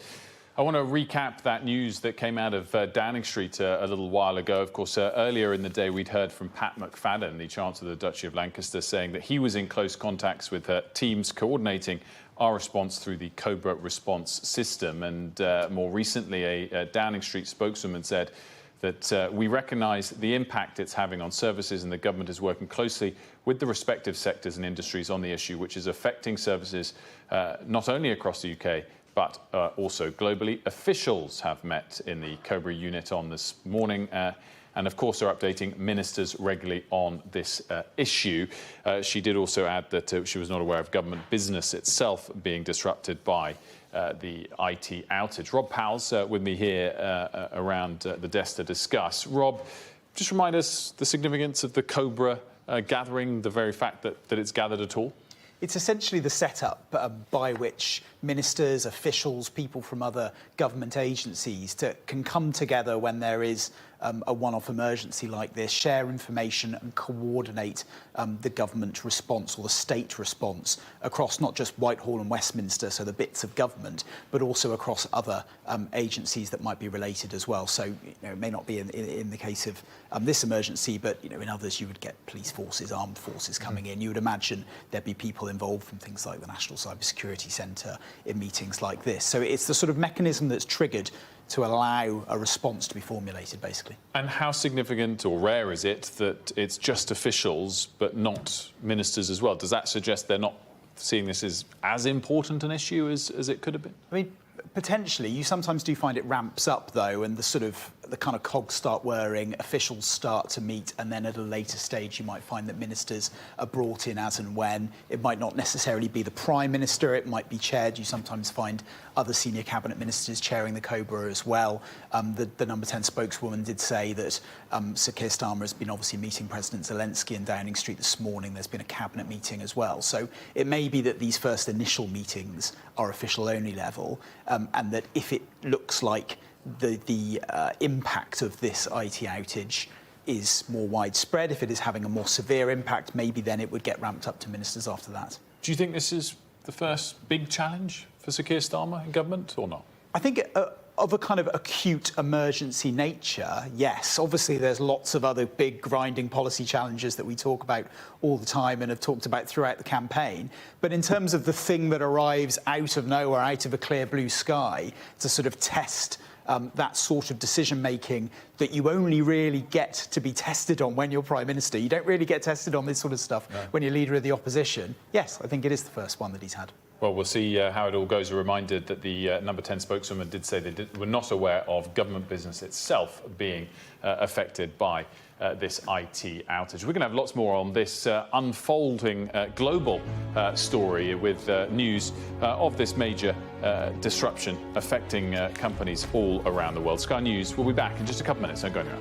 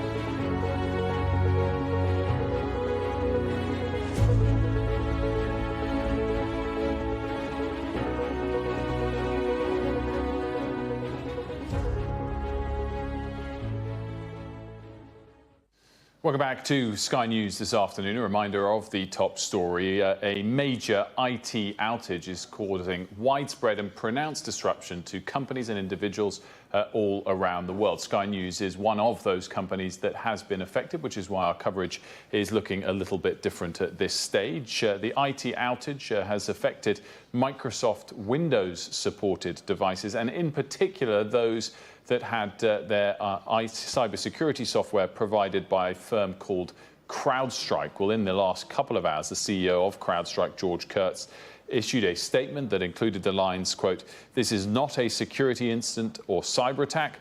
The issue has been identified, isolated, and a fix has been deployed." Well, despite that fix supposedly being deployed, the disruption remains significant and widespread, as previously mentioned. Let's bring in Ian King, who's in the city for us. And Ian, just talk us through what the reaction has been in the marketplace and in the City of London. I guess there was quite a lot of selling initially, but it's perhaps not as pronounced as you might have expected. No, certainly not on the equity markets, Wilf. Things have been pretty sanguine, to be honest. There were issues at the Open about an hour before the regular Open. The London Stock Exchange actually said that RNS, its regulatory news service, had been affected by these outages, so it was getting difficult in relaying market-sensitive news and announcements from companies to the market. But trading began as usual at 8 o'clock. FTSE opened 2/3 of 1% lower, and it's clawed back a bit of that as the course of the morning has gone on. All of the main European indices similarly lower right now. The DAX in Germany is the main corporate faller. Among those stocks falling in London, though, the biggest single fall on the FTSE 100 right now is Beazley, which is one of the big Lloyds of London insurance companies. And potentially, I think that reflects the fact that the insurance sector could be facing some pretty large payouts here. I mean, the broader context, Wilf, is that this is going to take an awful long time to clear up. No matter how long it takes, no matter how swiftly it will take CrowdStrike to get this patch out to sort out this particular problem. And it feels as though from some of the statements that Microsoft have been putting out that they're reasonably confident that they can mitigate the damage in fairly short order. This is still going to take an awful long time to untangle. If you take, for example, the number of flights that have already been cancelled today in British airports, all of the main aviation stocks are lower. The likes of International Airlines Group, the owner of British Airways, EasyJet, all of those companies have seen falls in their share prices today. Aviation really does appear to be one of the main sectors. But in the last couple of minutes, I can tell you American and United Airlines are flying again. Ian, forgive me, we're going to interrupt and go now to an interview with the CEO of CrowdStrike with our colleagues on the Today programme on NBC. And that update had a software bug in it and caused an issue with the Microsoft operating system. And we identified this very quickly and remediated the issue. And as systems come back online, as they're rebooted, they're coming up and they're working. And now we are working with each and every customer to make sure that we can bring them back online. But that was the extent of the issue in terms of a bug that was related to our update. Mr. Kurtz, it's Savannah here in Milwaukee. I mean, you're in the cybersecurity business, and I certainly don't even pretend to understand this, but according to your statement, it was a single content update that has managed to shut down air travel, credit card payment systems, banks, broadcasts, street lights, 911, emergency, around the globe. Why is there not some kind of redundancy or some sort of backup? How is it that one single software bug can have such a profound and immediate impact? Well, when you look at the complexity of cybersecurity, you're always trying to stay one step ahead of the adversaries. Excuse me. Man, just 1 second, please. Oh yeah, take a drink of water. Yeah, sorry. I'm sure it's been a long night. It's been a long night. We're always trying to stay one step ahead of the adversaries. And in this particular case, our systems are always looking for the latest attacks from these adversaries that are out there. So this content update went out, and as it does, and it's been doing for many, many years, obviously we've got a robust team that's looking at the safety and security and the quality of these updates, and we have to go back and see what happened here. But if there's a negative interaction with the way some of these operating systems work, and in this particular case, it was only the Microsoft operating system that was impacted, you'll see a reaction like this, and this is, what we've seen here. Yeah, I think a lot of people woke up and wondered if something nefarious was afoot, if this was some kind of a cyber attack. But you're saying that it was just something within your own system. So now, as we sit here, I was watching the news out of Australia. They were trying to get their television stations back on the air, their hospital software back up and running, the banks going. How long does it take to get everything back up and running? Well, yeah, first and foremost, again, just to reinforce what you said, it wasn't a cyber attack. It was related to this this content update. And as you might imagine, we've been on, with our customers all night and working with them. Many of the customers are rebooting the system, and it's coming up, and it'll be operational because of, we fixed it on our end. And some of the systems that aren't recovering, we're working with them. So it could be some time for some systems that just automatically won't recover. But it is, it is our mission, is why we're here, to make sure that every customer is fully recovered, and we're not going to relent until we get every customer back to where they were, and we continue to protect them and keep the bad guys out of their systems. Did you ever think, Mr. Kurtz, that you could experience something like this? I mean, does the breadth of this surprise you? Well, when you look at software, it is a very complex world, and there's a lot of interactions, and always staying ahead of the adversary is certainly a tall task. So these sort of things, obviously, you try to understand and mitigate them. And in some cases, you have a weird interaction, and it didn't seem like it happened on every Windows system. There's different versions and flavors and patch levels, if you will, and we're just trying to sort out where that negative interaction was. And again, that's what we're focused on, getting customers back up and running. Crowdstrike CEO George Kurtz, we appreciate you coming on the air so quickly after this happened and explaining your company's point of view. We really appreciate it. Thank you so much. Thank you very much. Thank you.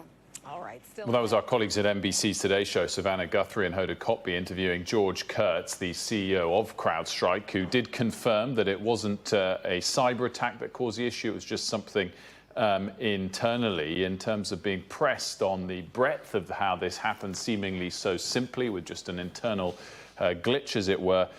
His response was to say that they're always looking for the potential attacks from adversaries and therefore sending out regular updates to try and prevent those. And they'll have to go back and look to see exactly what happened with certain Microsoft Windows operating systems when there was a clash between this update they sent out. He said that they fixed the issue on their end, and it's now a case for their customers to reboot systems. And he said it was their mission to get every customer back up and running to where they were before. In terms of explaining why this has happened and been so widespread, he said software has lots of interactions. These are sorts of things that you can try to mitigate, but his answer did seem to imply that these things can happen. Tom Cheshire's back here with me. Ian King is also with us still. Ian, I don't know what your reaction is to that, but if I was in the PR business advising him, I don't think either he put the viewer to rest to think that this couldn't possibly ever happen again, nor that he was particularly apologetic and taking full responsibility for it. No, absolutely right, Wilf. That was the word that was missing from that. There was no sign of any apology whatsoever. I suspect he's probably had lawyers hovering in the background telling him not to apologise. He did say we're sorry, I guess, and we did miss the top of the interview. But certainly it was extended, what we watched, and if if many people in that position would have wanted to reiterate that message repeatedly.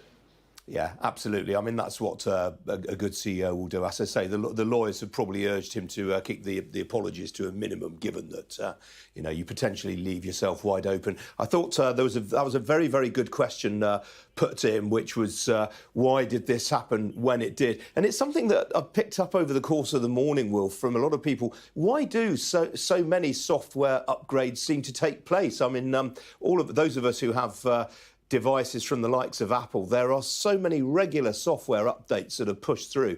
And one wonders at times whether these software companies just do it for the sake of it and whether, in fact, it's absolutely essential. Now, no doubt he would argue a business like Crowdstrike, as he did in that interview where he said, well, we constantly have to be on our toes and alert to the changing nature of the sort of threats that our clients face. That was his answer to that. But I wonder whether that's something that will come up again and again, and why in particular you would do a software upgrade like this on a working day. Why not leave it until the weekend when systems are going to be used less? So again, I think there are questions there. It was interesting also that he specifically talked about Microsoft, and as we've been reporting, there was no mention of. He was clear in his tweet earlier that this doesn't affect Mac or Linux users. It's only a Microsoft issue, and Crowdstrike have been very, very critical of Microsoft in recent months, and there's obviously a bit of needle between those two companies, even though they are close business partners.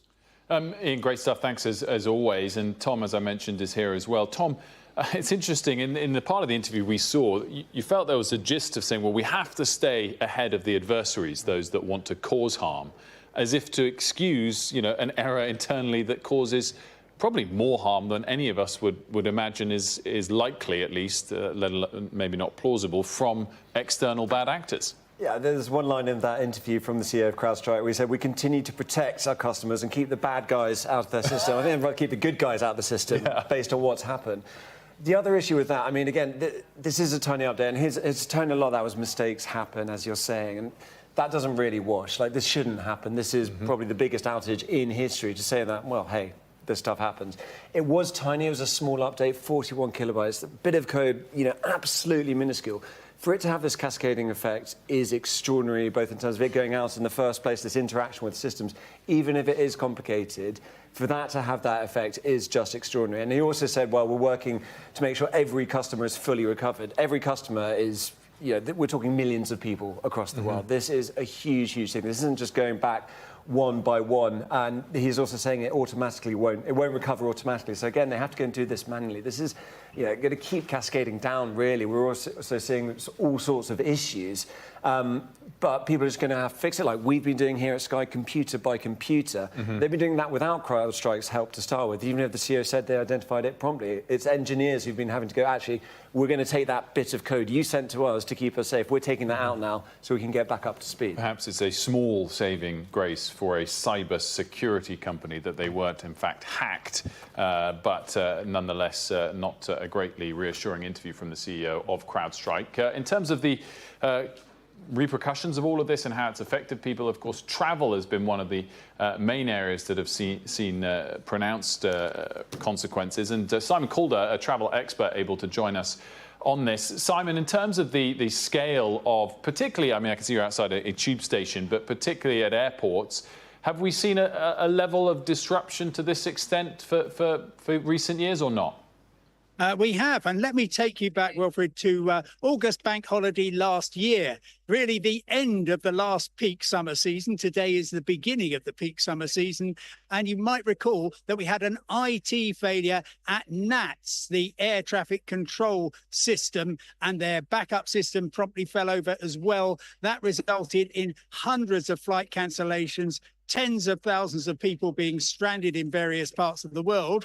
And would you believe, on the busiest day we have seen since 2019, everybody in the aviation industry, as well, of course, as about 1 million passengers planning to fly in and out of UK airports today, we're just hoping for the best. And very first thing we saw these messages, Ryanair, biggest budget airline in Europe, coming out and saying, yep, you can't check in online. You're going to have to do it manually at the airport. We won't charge you money for that. But of course, that slows everything down. They then said, get to the airport 3 hours ahead or more. The airports, meanwhile, having their own problems. And of course, this, as we've been hearing, affects everything from online check-in to bag drops to internal airport systems to aircraft departure procedures. Everybody is kind of having to go back to analog basics. Everything's taking a long time. And I've just got the latest cancellation numbers in for flights. We're seeing 1,400 flights so far worldwide cancelled. That's obviously extremely annoying. That's going to affect roughly, I reckon, about 1 million people. But on top of that, we've got in the UK specifically, we're now over 100 cancellations of departures and arrivals. Now, that needs to be seen in the context of the 3,000 or so departures we were expecting. So most people are getting where they need to be. The trouble is they're getting there late. 2 hour, if you get to your destination, you're only 2 hours late. Well, count that as a success. And besides the cancellations we've seen at, for instance, Heathrow on British Airways, Gatwick on EasyJet, Wizz Air from Luton, we undoubtedly will see as the day goes on, as those delays build up, we will find planes, pilots, cabin crew out of position, unable to complete their rosters for the day because they've simply run out of time. And if that happens, unfortunately, passengers are going to find they get to the airport, they've checked in, they've waited around, and the flight is cancelled. Now, I can tell you what your rights are when that happens. The airline has to get you an alternative flight, any airline at all, but they also have to find you a hotel. Both of those are going to be easier said than done. Simon, thanks so much for joining us. Very much appreciated. Simon Calder there with the latest on the scale of the transport disruption that we're seeing. We're going to have much more on this unfolding global news story after this short break here on Sky News.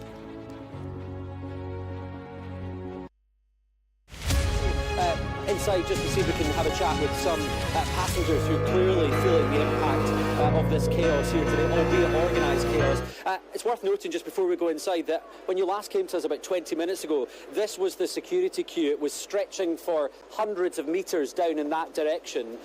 Well, clearly it's a very different story now. They are processing people, they're getting things back up and running. But we step inside the terminal building, it's starting to get a bit more busy. It's starting to feel like people have questions about whether their flights will indeed be taking off. Right down in the far direction is the Ryanair desk, and I can tell you that earlier on today Ryanair was communicating that their electronic ticketing system was down and they were having to issue manual tickets, so you can imagine the chaos that was causing upstairs with the electronic ticketing system and the processing of that. Let's have a chat with some passengers here. Hi there, you're on Sky News at the moment. What's the situation in terms of your flight? You're standing here in the terminal building. Yeah, we were supposed to go to Germany, Cologne, and our flight was 1:15, but we've just been told that it's been cancelled. And what does that mean then for the kind of knock-on impact of your wider journey? Well, apart from losing financially, hotel bookings, the time aspect, it's just a real hassle. Talk to me, you know, if you don't mind me asking, how much potentially could you be out of pocket as a result of this? Maybe £2,000. It's my birthday today, actually, so yeah, we're going birthday. there. Thank you. Oh, thank you. We're going there for my birthday. £2,000, and that in the cost of living crisis, you wanted to get a special treat. That must be a real impact. Yes, it is. So we are busy trying to see how we can go with other flights. And have you scrapped the idea of going away altogether now because of all this, or what are you thinking? Well, I don't want to think about that just now. Just go home and try to sleep. Go home and sleep. Well, good luck and happy birthday. Enjoy the rest of your day. Let's see if we can have a chat with a few other folks. Let's go over here and see what people are thinking. Good afternoon. Sorry, you're on Sky News. Do you have a view at all about the situation here at the airport? We'll come round. Well, I know obviously it's busy with everything that's happened this morning, but we've just arrived quite recently, so we're just waiting on our flight coming up. So hopefully we'll be okay. And where are you due to be head to? We're heading to Berlin. Berlin. And what has the airline and the airport been saying to you? Well, since I've got here, I mean, the screens have been updated pretty well. We've not actually spoken to anyone, but for us, everything seems fine, so we're just waiting. At lunchtime, our top story, individuals and companies around the world have faced major disruption from what is, if not the biggest, close to the biggest IT outage of all time. It comes from Windows devices that have a partnership with the cybersecurity firm Crowdstrike. And we've heard recently from the CEO of Crowdstrike, who did confirm it was not from a cyber attack, that they had identified the issue and rolled out a fix, albeit the disruption is certainly still being felt wide and far. Let's bring in now Connor Gillis, who's at Edinburgh Airport for us today. And Connor, just before the break, we were talking with Simon Calder about the scale of the disruption that air travellers have been experiencing. What's it like there in Edinburgh? Well, Wilfred, this is the human face of this IT glitch that's caused chaos around the world. We're here at Edinburgh Airport, where officials are saying it's their most chaotic day since the pandemic, the most severe impact felt by passengers. We arrived a couple of hours ago. At that stage, the queue for security seemed to be moving at pace. People seem to be moving through in an orderly fashion. But officials here have confirmed that in terms of the flight arrivals and flight departures, they are operating now on a one-in, one-out basis. So if an aircraft is destined for Edinburgh, it will land as planned. However, if the aircraft has not left its original destination, then that will not happen because there is simply no space. And this is the impact. Hundreds of people standing, not going anywhere, not moving. And I can tell you that frustration seems to be building for some passengers. Let's chat to Anne-Marie. She was due to head to Tenerife this lunchtime. How are you feeling about this? So upset. We stood when we arrived early because we knew there was going to be problems. Arrived here about 10:15. Our flight's to take off at 1:45. The guy came up and says, "Where are you flying to?" We went Tenerife. We went, "Right, stay where you are." So like Dublin and other flights were getting called.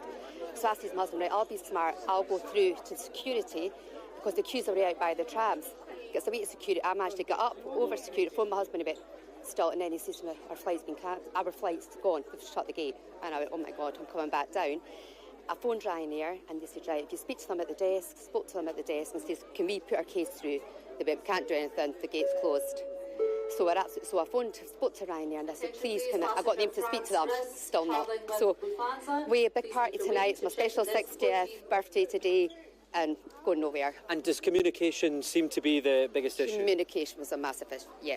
All right, all the best. Thanks very much, Anne-Marie. Just one final thing to note here. There doesn't seem to be any boards to communicate issues to these passengers. We have had personnel from the airport and from the airlines shouting, not very loud it has to be said, to passengers to ask them to come forward as Ryanair continue to manually check people in with no electronic ticketing system at all. Connor, thanks so much for that update from Edinburgh Airport. Well, as we wrap up the hour, we wanted to get to another major story of the day. And one person has died and 4 people have been injured in Israel after a drone strike near the US Embassy. Yemen's Iran-backed Houthi rebels have claimed responsibility for the attack. And we're able to discuss this now with an Israeli government spokesperson, David Mentzer. David, thanks so much for joining us. What can you tell us about this attack? Well, firstly, thank you for having me on, Wilf. Look, this was a little bit too close for comfort because this was just literally behind where I live with my family at 3:12 this morning. My wife and I were woken up. Not only was the room shaking, but a massive explosion, the sorts of things that you see in Marvel movies is the only thing I can compare it to. We were attacked last night from the Houthis, a terrorist organization not only here in Israel, but also in the UK. They're after us. Unfortunately, if only they were just trying to support the Palestinians. They're not. They're after Jewish blood. They claimed a life in Tel Aviv yesterday, but this is not going to work for them because the Prime Minister's made extremely clear, whoever sets out to harm us, we will harm them and they will feel the pain and it will be a deterrence. David, how rare is it, how scary is it for an attack like this to be successful where it was in Tel Aviv? Look, Wilf, Israel has an extremely impressive array of defensive technology to take care of these sorts of things. And we're getting sometimes 90, sometimes 95% of success when it comes to these sorts of attacks. This one slipped through, which made it all the more shocking. But let's not forget, this attack came just meters away from the branch office of the US Embassy here in Tel Aviv, not in the embassy itself, which is in our capital in Jerusalem, but their branch office here in Tel Aviv. So it's unclear at the moment whether that was their target. But either way, it claimed the life of a Tel Avivi who was doing nothing more than sleeping in his bed. This was not a military target. This was a civilian target. They went after our people. They killed one. But our policy is extremely clear. Whoever sets out to harm us, they will be harmed. Can I just ask, you mentioned the Prime Minister there. He was due to go to New York, to Washington, excuse me, to meet with President Biden. Many reports that meeting is now off. Can you give us an update on that? The latest information I have, Wilf, is that that meeting is very much on. The Prime Minister of Israel will become the international leader that has spoken to both houses of Congress more than any other international leader ever before in history. And it's a very important relationship that we're shoring up here, this US-Israeli relationship. It's a bipartisan relationship. President Biden has stood side by side with this country. They've had a bigger impact on the Houthis themselves, taking down their suicide drones in the Red Sea even before they come close. And of course, that bipartisan relationship means that Israel will do everything in its power to ensure that nothing harms that relationship. That trip is going on as to my latest knowledge. David, very quickly, forgive me for the short amount of time on this. What's your view on the government here restoring funding to UNRWA? Well, I'll be quite frank with you, Wilf. UNRWA, we know, is just been funneling money. That's the long and the short of it. They've been funneling money and supporting Hamas. We've provided all this evidence internationally to the government of the UK as well. It's a big mistake, I've got to tell you, because we've got evidence as long as your arm to show the complicity, the nexus between UNRWA and Hamas. I'm sorry I gave you so little time on that final question. We thank you so much for joining us, particularly about the incident in Tel Aviv. That does it for this hour of Sky News. We'll have all the very latest on the global IT outage up next.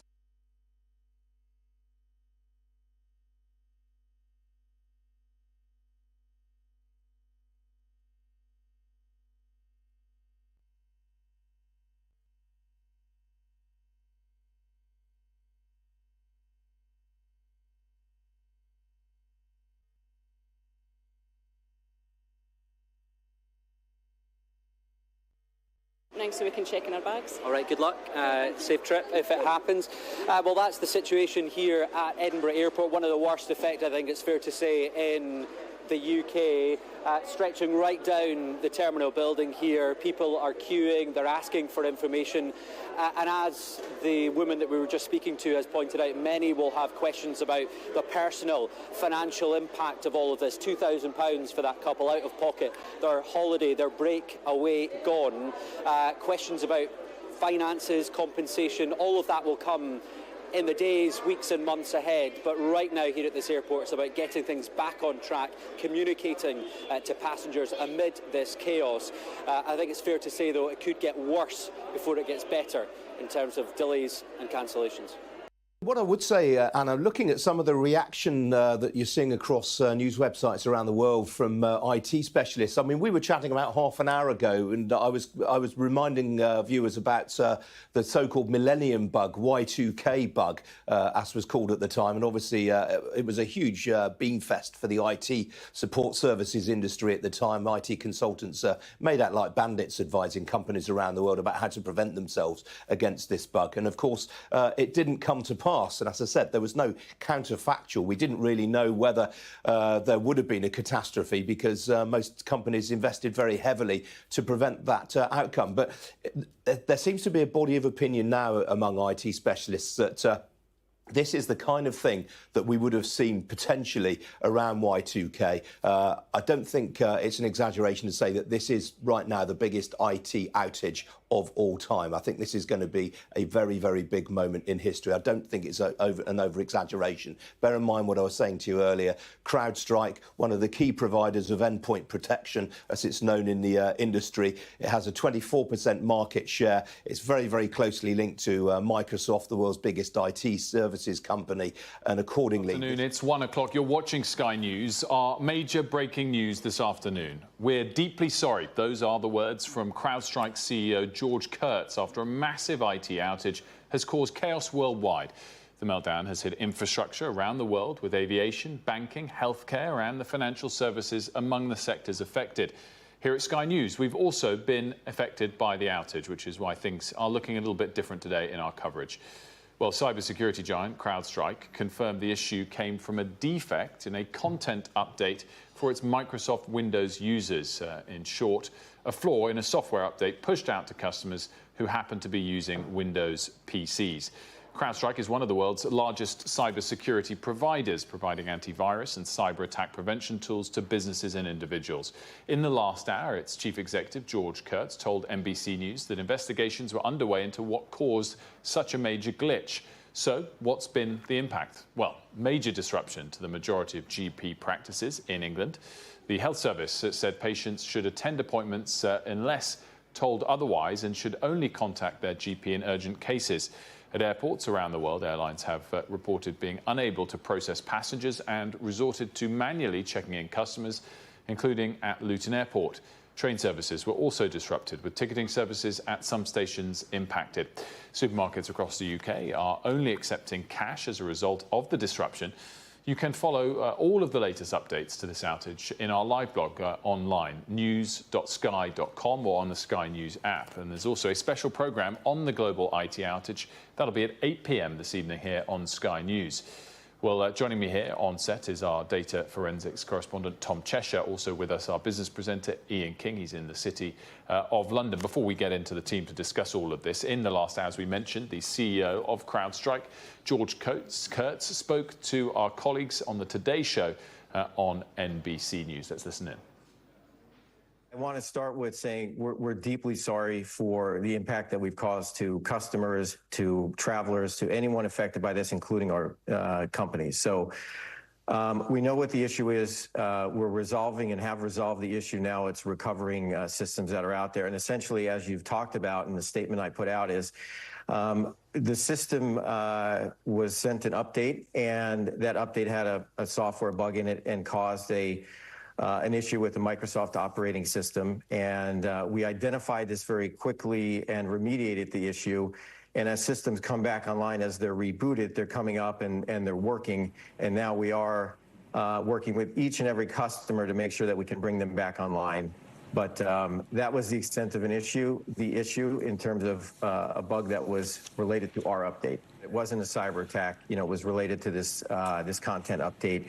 And as you might imagine, we've been on, with our customers all night and working with them. Many of the customers are rebooting the system, and it's coming up and it'll be operational because of, we fixed it on our end. And some of the systems that aren't recovering, we're working with them. So it could be some time for some systems that just automatically won't recover.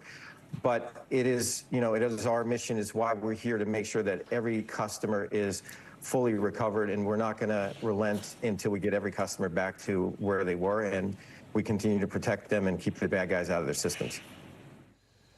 George Kurtz, the CEO of the company involved, Crowdstrike, speaking to NBC moments ago. As I mentioned, Tom Cheshire's here with me. Tom, I mean, maybe there's a tiny saving grace for this cybersecurity company that they weren't actually hacked, but for all of their customers, businesses including Sky News and many other individuals around the world, it's not much of a saving grace. No, it's not much of a difference at all. He was saying that we continue to protect our customers, keep the bad guys out of their systems. Perhaps they'd rather have the bad guys there rather than the good guys. In terms of the scale of this, it is extraordinary. All around the world, all these different sectors. He talked about it starting with a defect, and speaking to Sky engineers here, they say it was only 41 kilobytes. That is a minuscule amount to go. Do you think there's a million bytes in a gigabyte, for instance, kilobytes in a gigabyte? This is tiny, tiny. It's had this huge, huge effect. I think what's been quite interesting, though, is like where it's had those effects in terms of the resilience. We're so dependent upon technology, upon the internet, and there has been these really sort of cascading effects. But when it comes to the critical infrastructure, so far at least, it seems like that has been well protected, and perhaps speaks to how people arrange it. The Australian Prime Minister said none of their national critical infrastructure had been hit. Speaking when we've been hearing from cabinet ministers today, there was a COBRA meeting. It was only at the official level, not the minister levels, but they weren't aware of any government business being impacted by it. And I think it's the same when you look at the issues on the rail networks. it's not the tracks, there's not safety there, it's things like crew rosters and passenger information being affected. Same for airports, it's not air traffic control, it's the ticketing systems. Now, those are hugely, hugely inconvenient, and it'll take a long while to fix it. That's what he was also saying in that. And then there are those systems which are slightly halfway through, so GPs and pharmacies. I think that's where we've seen the most serious impact so far. Hospitals appear to be doing okay so far. We've heard from them saying they've had some outages, but nothing major. GPs, the majority of GPs being hit, appointments, patient information. If you need to go and get a prescription, what does that mean? I think that's where we've seen the most harm from this incident. Tom, thanks so much for setting that up for us. Let's explore now with our team all around the world the scale of the impact this IT outage has had. Connor Gillis is at Edinburgh Airport for us. And Connor, travellers must be devastated by the delays, perhaps even cancellations that they're seeing. Yeah, this is starting to enter a new phase here at Edinburgh Airport here, where we've had the chaos of the morning, the communication from the airport and the airlines. But let's have a look at this. This is the scene inside the check-in hall here at Edinburgh Airport this afternoon. And I can tell you that it feels chaotic. The screens are nowhere to be seen informing passengers about what is happening, and the way that this particular airline is calling passengers forward to manually check them in via paper, not electronically, is by a number of officials coming forward and simply shouting down the queue, not very loudly at times. But this is the kind of conversation that is happening across this hall. Frustrations building, anger is bubbling up as well, and I think part of the issue here is the communications. Now, clearly, this is a global IT issue. Everyone is grappling with the same issues. But we have spoken to a number of people who have turned up here at the airport today. They have checked in their bags earlier on this morning. And due to the screens not being working, due to the communication issues from the airlines within airports like this one here in Edinburgh, they are discovering half an hour later that actually their flight has gone. It has taken off and their bags have been removed. That is causing frustration here, and clearly, particularly for Ryanair customers, where they're still on a manual check-in, the electronic system's not working. If we actually come down here, let's try and show you a bit of what's happening. So here is where the flights that are going ahead so far, this is where the passengers are being filtered into. And if we just come down and have a look down here, this shows you the manual operation that is underway, that is unfolding with this particular airline, with Ryanair. If we come over and just have a look here, you can see the officials manually checking bits of paper, official documents, checking people's phones and their boarding passes that are not working when it comes to the electronic ticketing system here today. And the question is, how long will this continue? It is a question that there is no answer to at the moment. Let's try and see if we can have a chat with some passengers over here. Sir, do you have a view on the situation here today? What's your situation? Carnage, absolute carnage. We joined the queue way over there at about maybe 12 o'clock and moved about 10 feet. And there was nobody there, but on the way through there was a message from you, well, not you, but the guy at the airport saying, oh yeah, everyone's back to, we're going to be back on track, blah blah blah. It's getting worse. There's more and more and more and more people. It's crazy. I think your flight is being shouted now. Right. I'm checked in. I need to get my mum in. No, so. All right, okay, well, good luck. And this is part of the issue. The staff are having to shout across this large, vast check-in area to try and communicate their message. I've just had a conversation actually with one of the bosses from Edinburgh Airport to get an update. Earlier on, it was a one-in, one-out policy when it came to airlines touching onto the tarmac here and boarding those passengers. I can now tell you that usually 30 flights an hour arrive in here to Edinburgh. At the moment, around 8 are arriving. That's the latest update that we have. So it's no longer one-in, one-out. 8 flights arriving per hour. But you can see the scale of the challenge here, and clearly the cancellations, the delays are mounting as the scale of this crisis, the biggest ever potentially in the aviation and airline industry, as that fully comes to pass. But certainly a chaotic situation here in Edinburgh. Connor, thanks so much for that. Connor Gillis at Edinburgh Airport. Let's now go to Florian Neuhoff, who's at Berlin Airport for us. Florian, have things eased at all there or not? Well, as you can see, long queues still here at Berlin Airport, where people are desperate to fly to their holiday destinations. And what you're seeing are passengers who are trying to get flights by airlines that have been affected by the outage, either because of the backlog when the airport itself was down, or when by their own systems being out of service. The airport has resumed transport and flights and landings since 10 a.m. after a 3-hour outage. So flights are taking off, and some people are coming to the airport now who haven't even heard of anything being wrong and who are taking their flights as normal. Others have been here for hours. They're desperate. Their flight's been cancelled, and they don't know how to get home. So a mix of desperation and relief here in Berlin. Very interesting kind of spread of emotions there, Florian. Thank you so much. Let's bring in Ian King now. He's live in the City of London for us, as he has been all morning on this. Ian, before we get into the specific sort of market reaction, just remind us what Crowdstrike is, this company. Well, Crowdstrike has been one of the darling stocks on Wall Street this year. It's been one of the very best performers in the S&P 500, valued at the close last night at $83 billion US.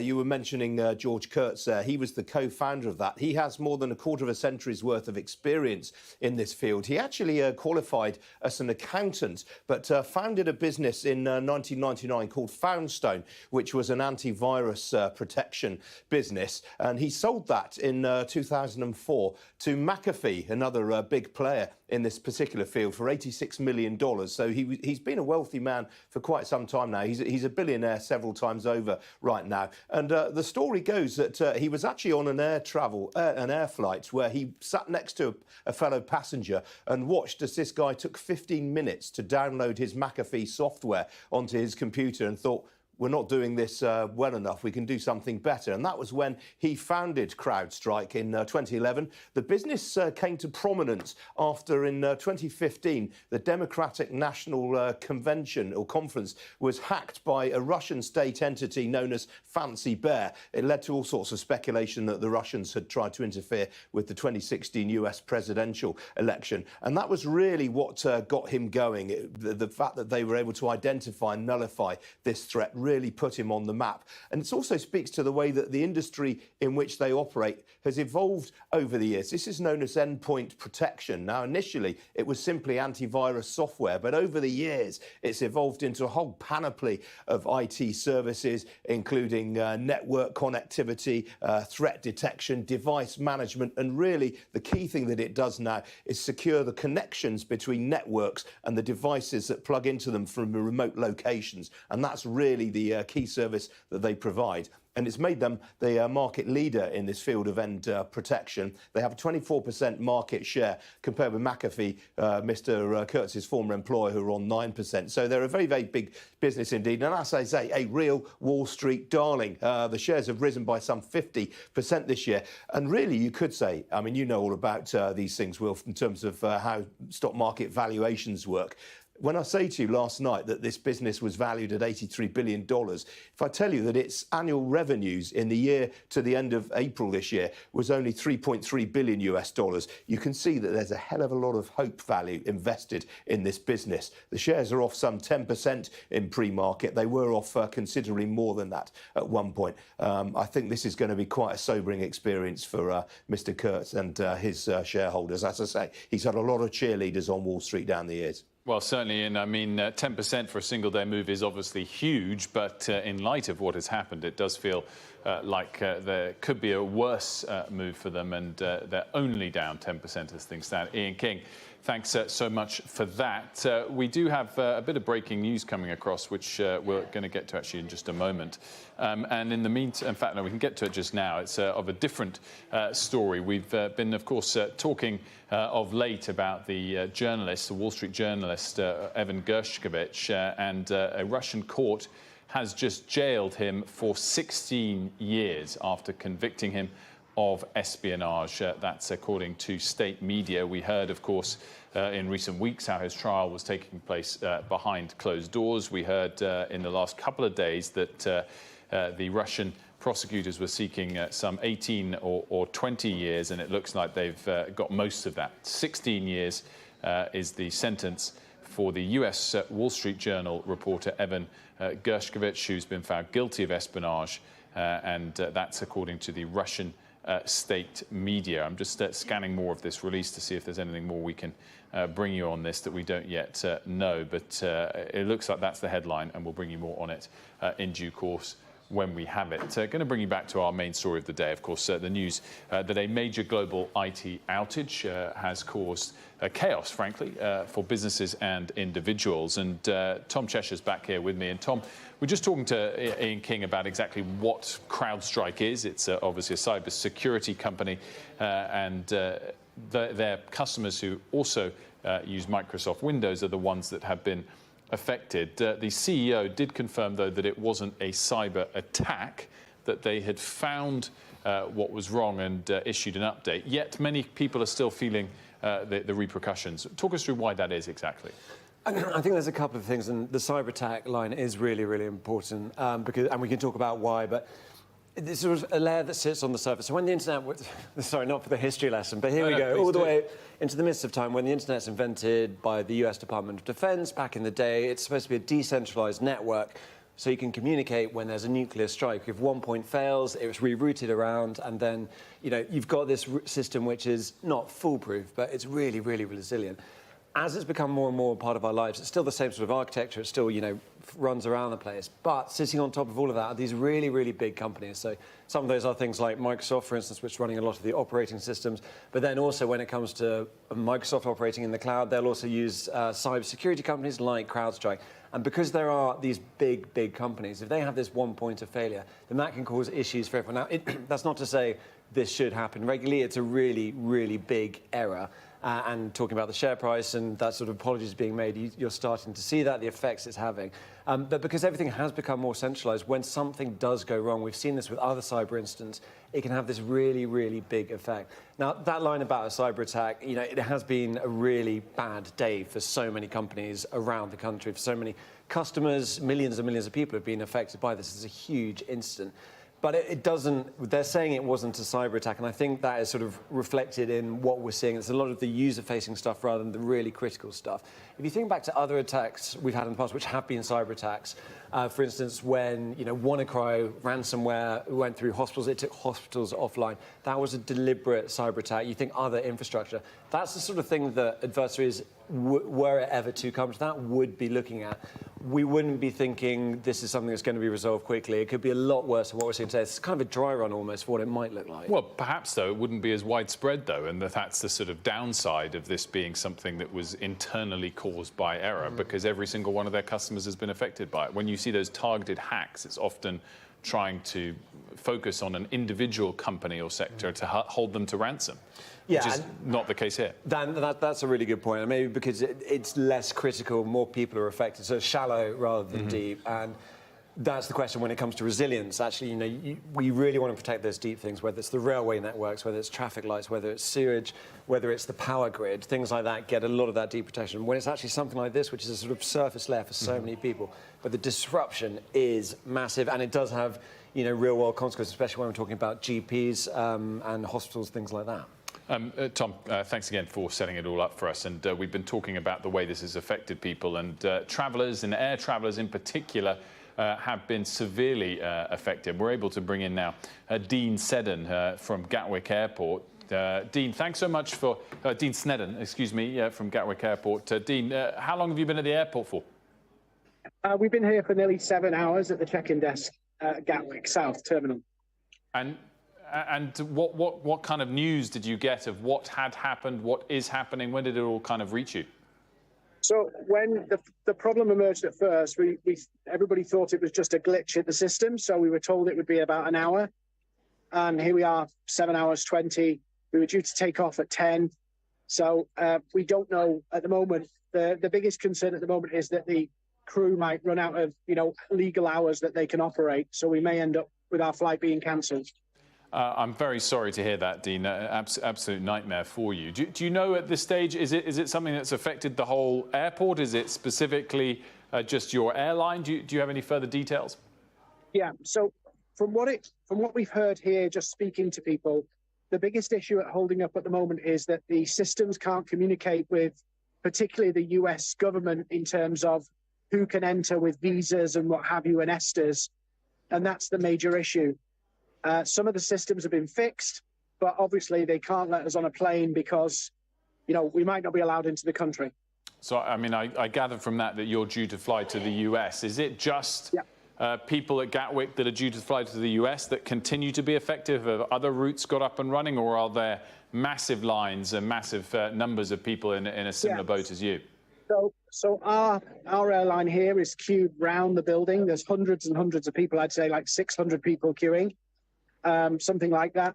But it seems to be every airline that's trying to go international. Chewy's got the same problem, and Vueling's have the same problem. They've cancelled all their flights.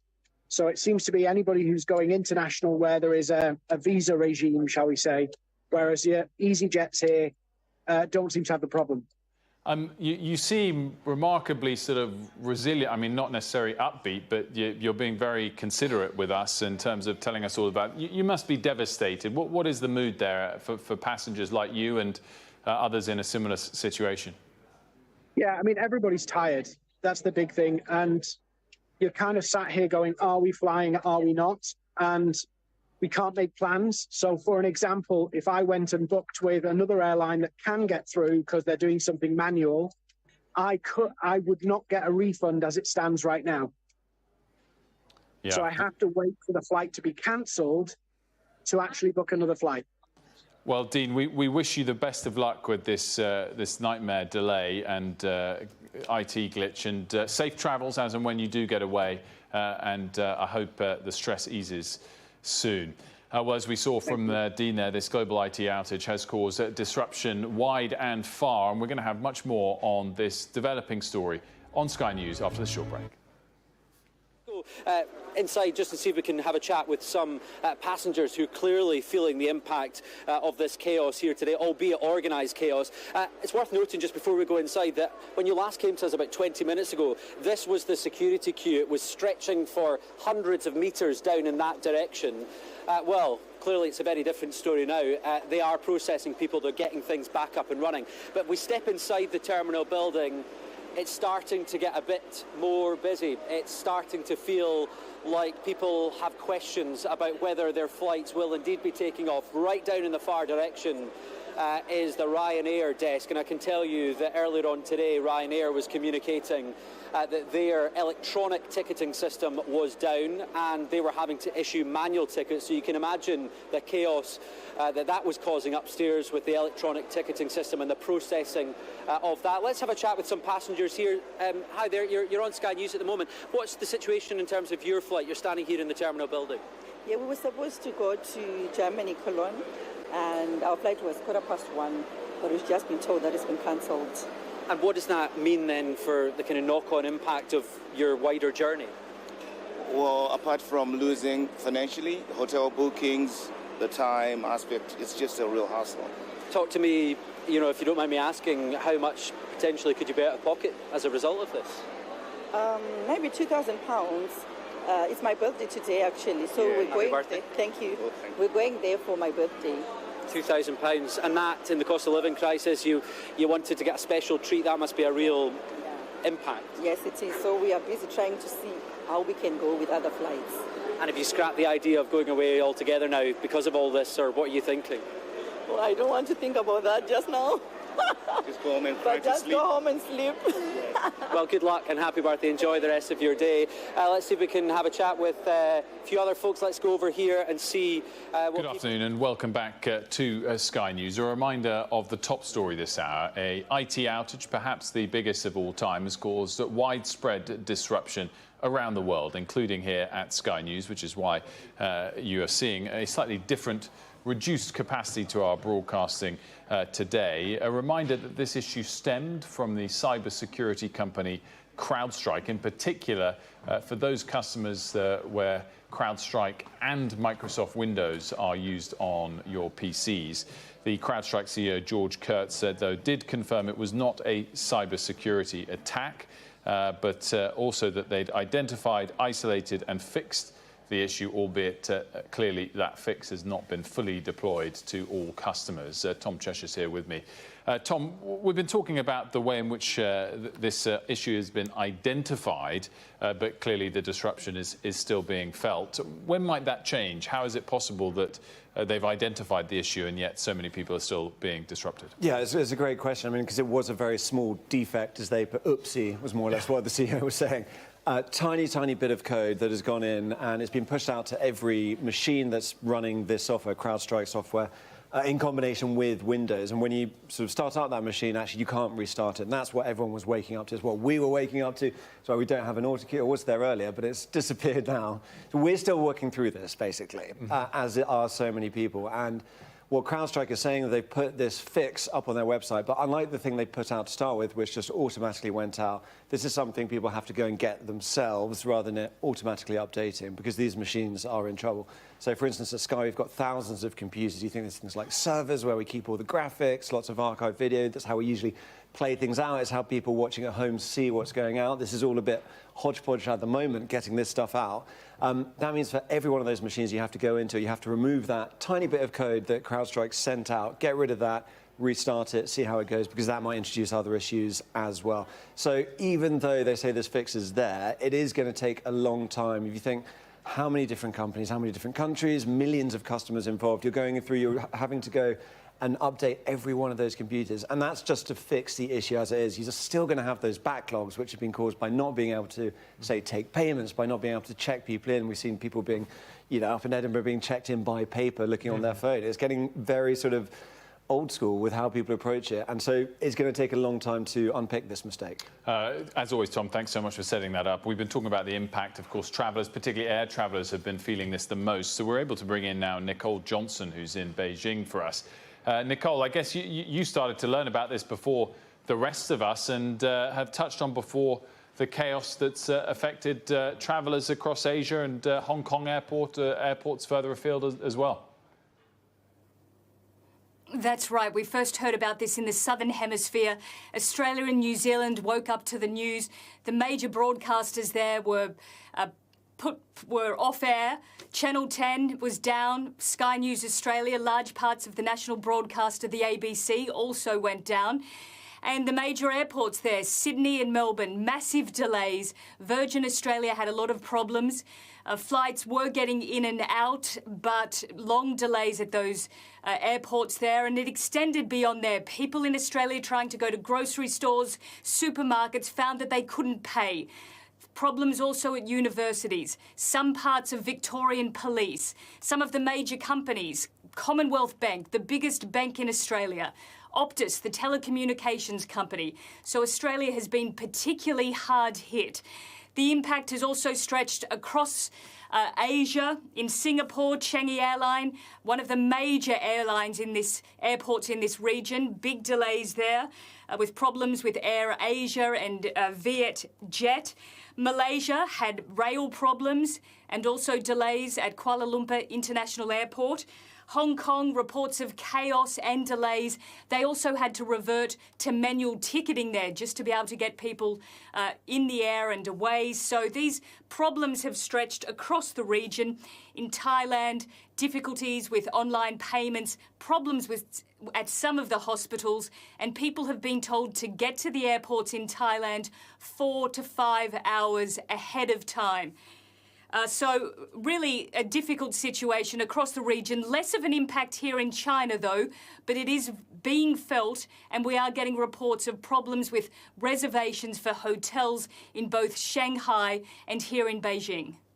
Nicole Johnson, thanks so much for that. A full day for Nicole Johnson dealing with this outage as it gets dark there in Asia.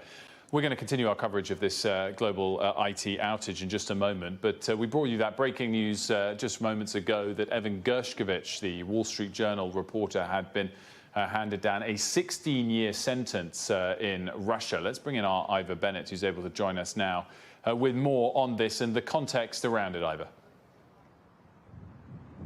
Yeah, well, we were inside the courtroom for the verdict, and it was quite a moment. I think the verdict itself, the guilty verdict, was expected, given the conviction rates of the Russian legal system here, 99% conviction rate. So the verdict itself was expected, but that doesn't make this any less significant. This is a major moment, don't make no mistake about it. An American journalist convicted of espionage here in Russia and sentenced to 16 years in prison. And it's a mark, I think, of just how low relations have sunk between Russia and the US. The last American journalist to be accused of spying here in Russia was Nicholas Danilov back in 1986 at the height of the Cold War. He was released without charge in a prisoner exchange after 13 days.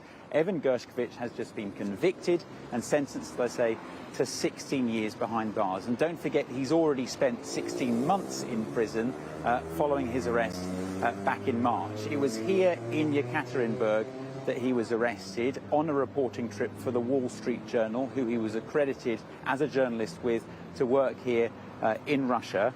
But Russia says he was spying for the CIA, gathering secrets, they claim, on a tank factory nearby. And Moscow has previously claimed that he was caught red-handed. They've never produced any evidence, publicly at least.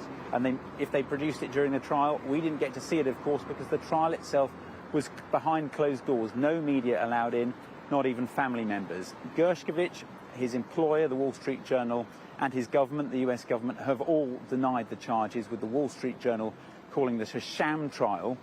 What we do know about it is that it moved very quickly indeed. This was all concluded after just 3 hearings. The closing arguments began this morning and finished around lunchtime, when the judge then retired to consider their verdict before delivering it a couple of hours later. That speed of the trial has fueled speculation that a prisoner exchange might be afoot, because Russia, in the past, has liked to conclude legal proceedings before making any kind of prisoner swap, prisoner exchange. But when asked on that today, Dmitry Peskov, Vladimir Putin's spokesman, said the following: "I'm leaving that question without an answer, so make of that what you will. Nothing confirmed on that front yet. The focus for now clearly is the guilty verdict of Evan Gershkovich on espionage charges and his sentence to 16 years in a Russian jail." As you said, I think it was widely expected that he would be convicted. As you said, the scale of the punishment seems pretty big, 16 years. You were there in the courtroom as that was confirmed, no doubt, alongside other Western journalists. I just wonder what the mood was amongst those fellow Western journalists, including yourself, as you see a Wall Street Journal reporter handed a 16-year prison sentence.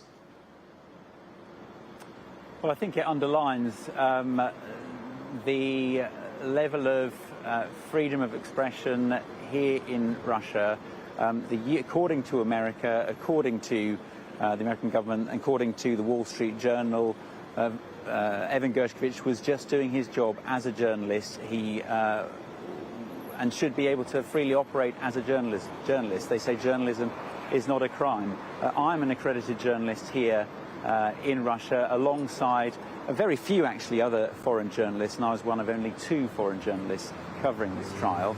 And I think it really highlights the dangers posed to journalists. But we are here to cover what is a huge story, I think, between the underlying the tensions between Russia and the West at the moment, particularly Moscow and Washington.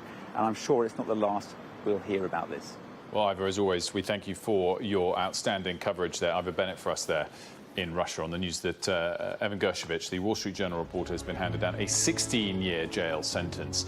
Much more to come here from Sky News this afternoon, including on our top story, the global IT outage that's caused widespread disruption. We'll be right back.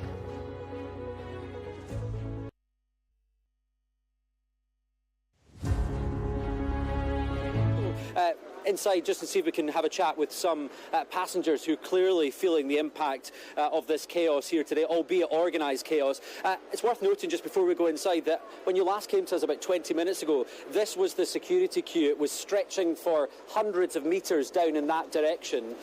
Well, clearly it's a very different story now. They are processing people, they're getting things back up and running. But we step inside the terminal building, it's starting to get a bit more busy. It's starting to feel like people have questions about whether their flights will indeed be taking off. Right down in the far direction, is the Ryanair desk, and I can tell you that earlier on today Ryanair was communicating that their electronic ticketing system was down and they were having to issue manual tickets, so you can imagine the chaos that was causing upstairs with the electronic ticketing system and the processing of that. Let's have a chat with some passengers here.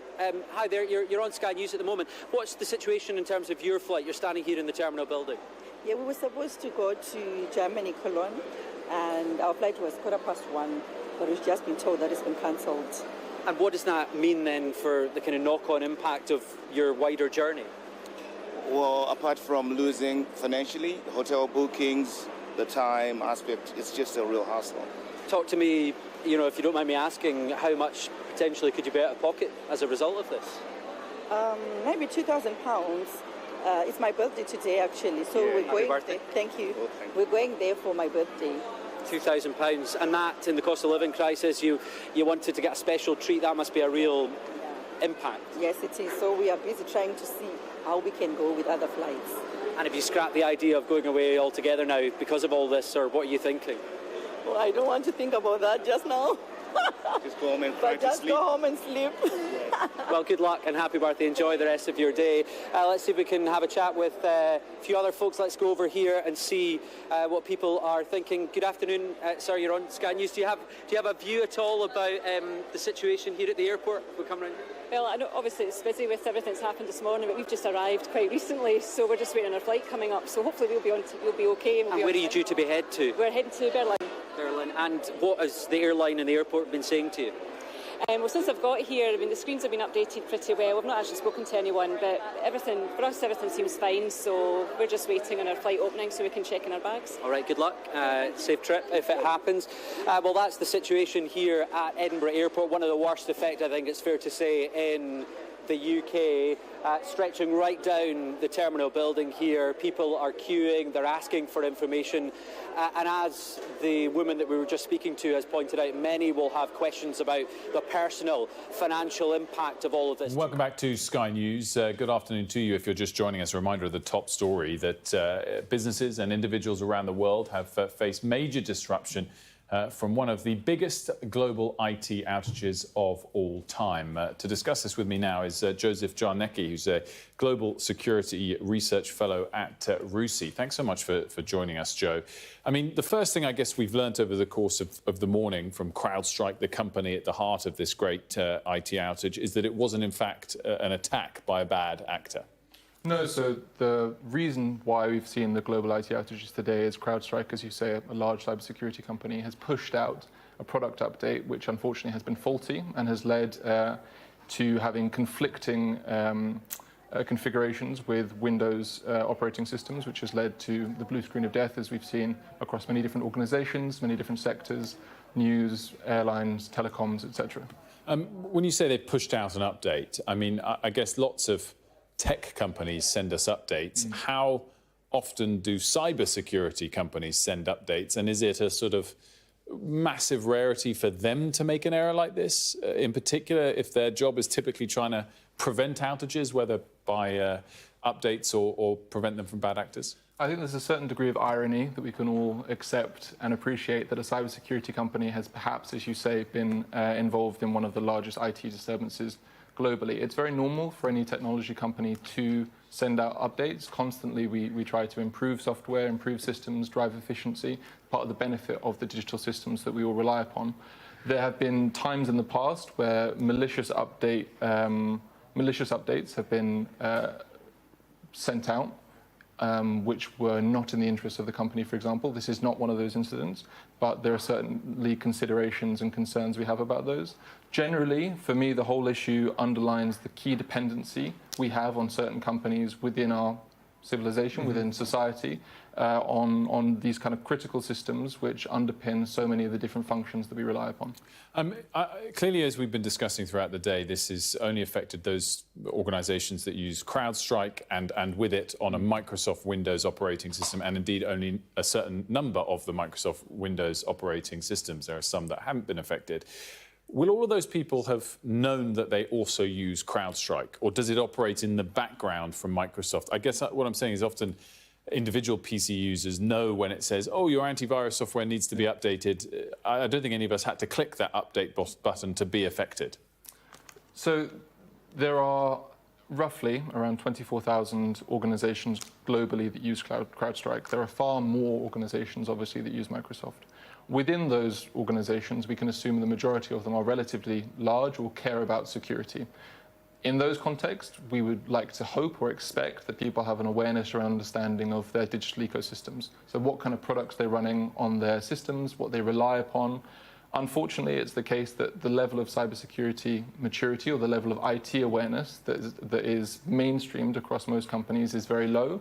And I would expect it's quite unlikely that most companies have a very strong understanding of all the different systems they run across their companies. It's also the case that it's incredibly complex and large technology, and we place a lot of trust in large technology companies to run these things for us.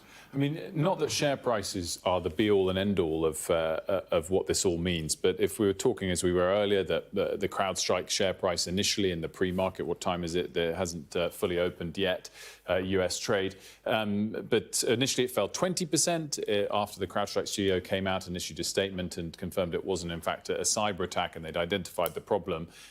It recovered some of those losses, down 10% now. Does that feel to you, for a cybersecurity company, like it is the be-all and end-all? It's just going to be a roughly 10% hit to their reputation, their share price? Or is this much bigger than that?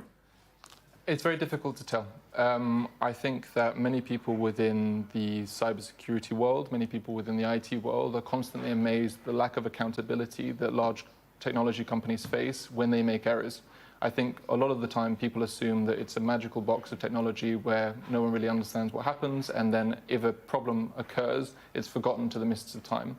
What we're seeing here is an incredibly high-profile incident which could potentially have persistent long-term impacts, particularly, as you say, because it's a cybersecurity company. And we would assume that their focus is on the resilience of systems and on ensuring systems can continue to be operating regardless of kind of broader situational concerns. Why do you think there is often not major accountability for these sorts of things? Is it because too many of us don't fully understand? You've been very, very patient with my ignorant questions here. So in that sense, I mean, is it because a lot of us don't have enough deep understanding of what does go on when we have these issues, that people not get away with it, but they perhaps don't see the repercussions as fierce as in other industries? I think there's a lack of understanding with regards to what's gone wrong. Sometimes, and so people don't understand, let's say, whether or not it was a genuine, understandable mistake or whether or not it was a severe issue that should have been prevented. Additionally, I think if we look at the regulatory frameworks that are currently in place and the legal considerations we have around where liability falls in these contexts, there has not really been that mature a discussion as of yet, or the discussions are ongoing, I would say, around how we want to shape this industry. If we compare and contrast, for example, with aviation, with cars, construction, finance, these are sectors where there are kind of clear health and safety, clear regulations, and industry-led, often, codes of practice and ways of operating. We are beginning to see that emerge with technology companies. We are beginning to see greater accountability, greater responsibility. But it's also the case that, particularly over the past few years, we've seen successive large-scale incidents or problems. Most of those have not been the mistaken fault of the company, which it has been in this instance. Most have been malicious and therefore can be brushed under the rug to some extent. But in this case, it's a clear illustration of how we need to be a little bit better, probably, at holding technology companies to account. And then just finally, Joe, I mean, throughout the day, we've been saying this is quite possibly one of the biggest global IT outages of all time. Is it the biggest? How do we measure that? It's very difficult to tell. I think this gets to the classic problem of how do you assign and estimate cost. If we think about previous large-scale cyber attacks, Kaseya, SolarWinds, WannaCry, particularly WannaCry, which affected the UK NHS, very considerably, there have been attempts subsequently to make financial estimates as to the scale of the cost. This has partly been linked to the insurance industry, for example, trying to determine the level of compensation and also in wider considerations about whether there's fault and there should be repayment. One of the things we always forget when we do this, Firstly, it's very difficult to try to understand the cost of technology not working. How do you estimate the lost value of I couldn't access my computer this morning, and therefore I couldn't send an email, so I couldn't make a big deal, for example? Is that substantial? But then also, what we don't think about is the social costs.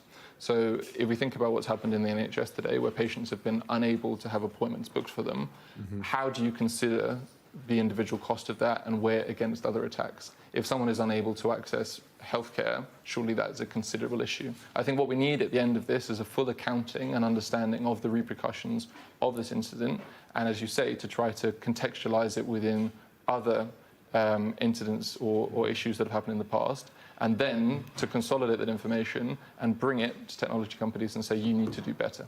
Joseph Jarnecki, a research fellow at RUSI, thanks so much. Absolutely fascinating. Well, we've been talking, obviously, there and throughout the day about the way this has affected people around the world. Let's bring in our Neville Lazarus, who's in New Delhi for us. And Neville, what has been the impact there in India? Wilfred, it has been quite a big impact out there, and the most visible has been the aviation sector, especially travellers. We've seen really long queues of passengers in front of buildings of airports across the country, particularly in the major cities of Delhi, Bombay, Bangalore. In Bangalore Terminal 1, there have been disruptions of almost 90% of the flights. The flights have been halted or cancelled, and this has had a cascading effect on various sectors in the industry, even in smaller airports and towns where this would have been very disruptive. We've seen effects on the hospitals. One administrator who told me, didn't want to be named, saying that it has had an effect on not only critical care and the machines in the ICU units which use that platform, but also the anxieties of family members, and therefore it has had a big effect on the country so far. Neville Lazarus, as always, thanks so much for that update of the fallout of this cyber issue from New Delhi. We're going to have much more on that after the short break we're about to take. We're also going to have an update from the police following the riots and fire overnight in Leeds. We'll be right back. Have GP practices and hospitals here been affected? Well, I can speak for GP practices and say they certainly have been. So here at my GP surgery, the IT systems are down, which means we don't know who had appointments, and we also can't access people's records. And it also means that patients are not able to contact us in some ways because the phone systems are integrated with our computer systems. So we are relying on patients coming into the surgery, knowing who they're going to be seeing, and going back to old-fashioned handwriting paper notes. And how's that working? It's working okay. Patients are being incredibly understanding, but it's taking time. And I think because people are aware that there's a national problem, people are just that bit more understanding. Obviously, we can offer acute care and medical care that we need to. The other issue is that prescriptions now tend to be mostly electronic, and most doctors like myself very rarely write a prescription. So that is also taking some time because the pharmacy IT systems are also down.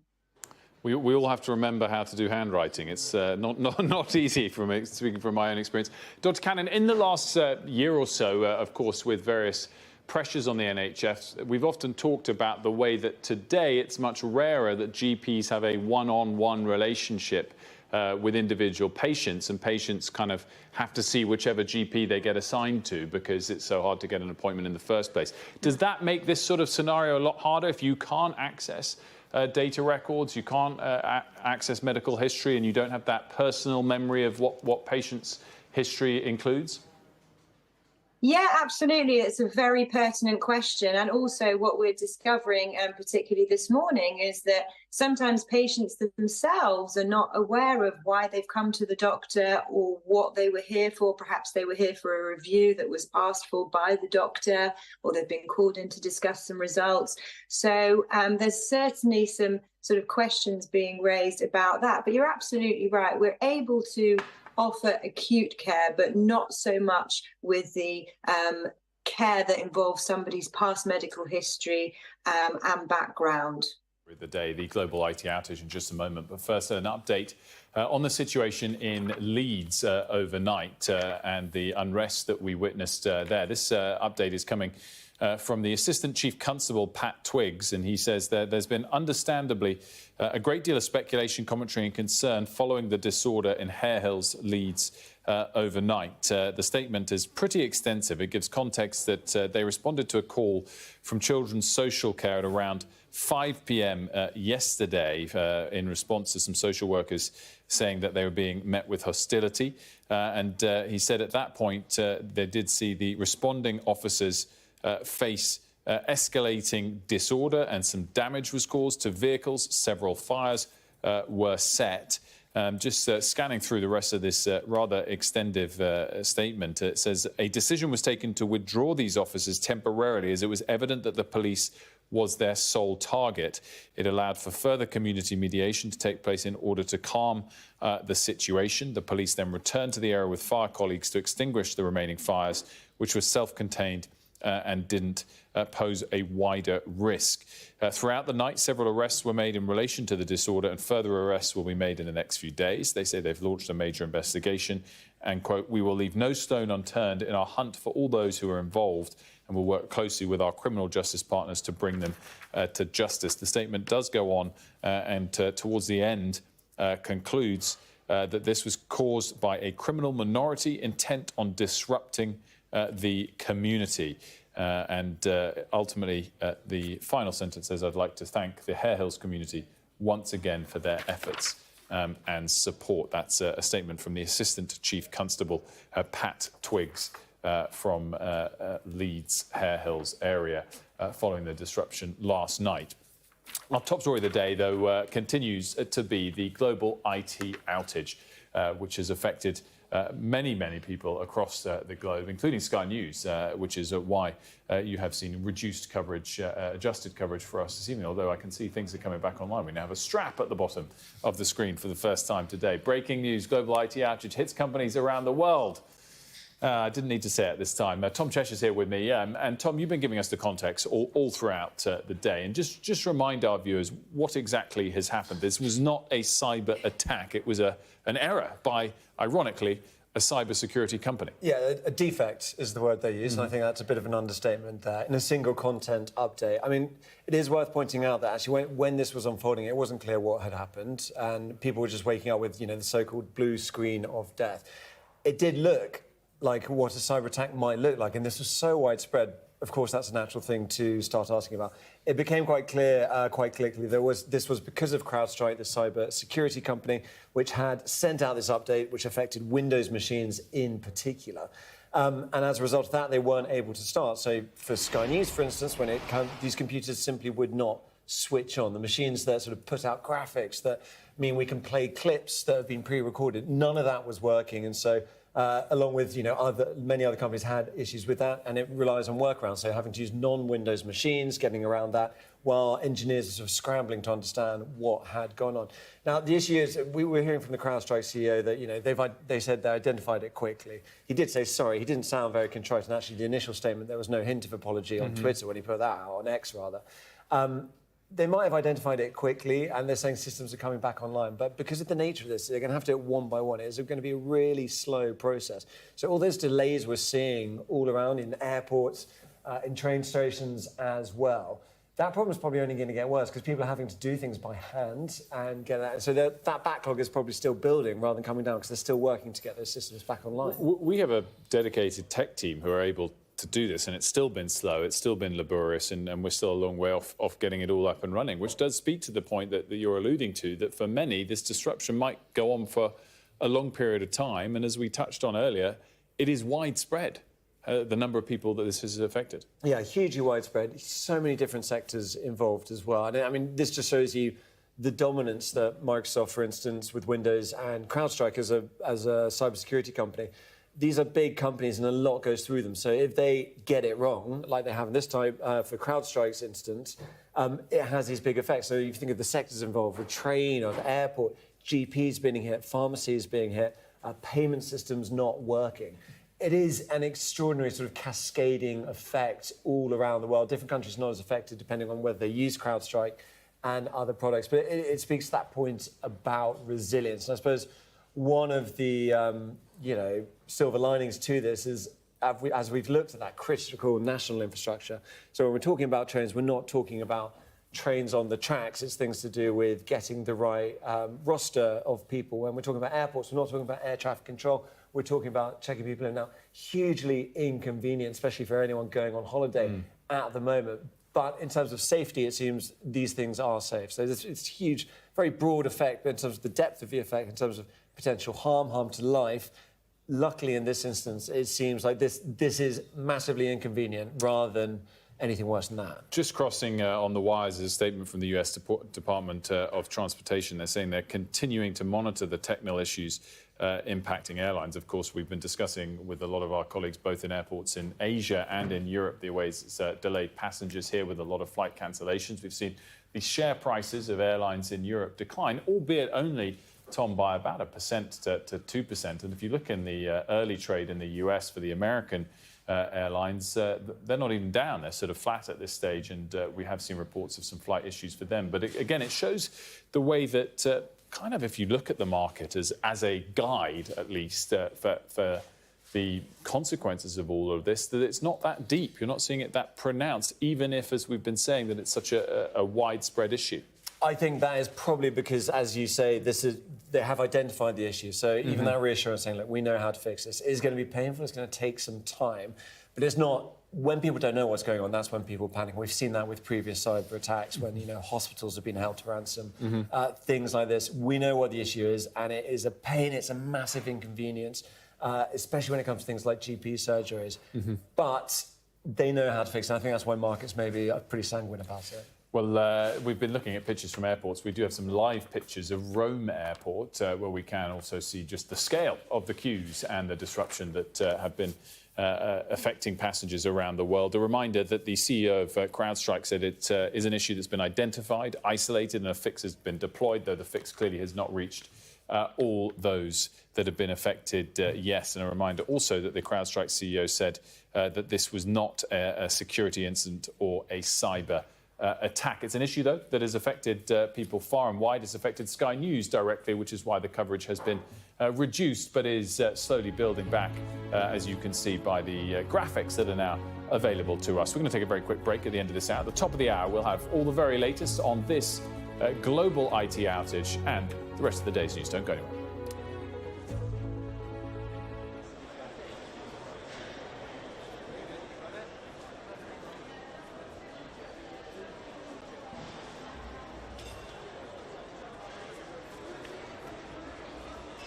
I think in this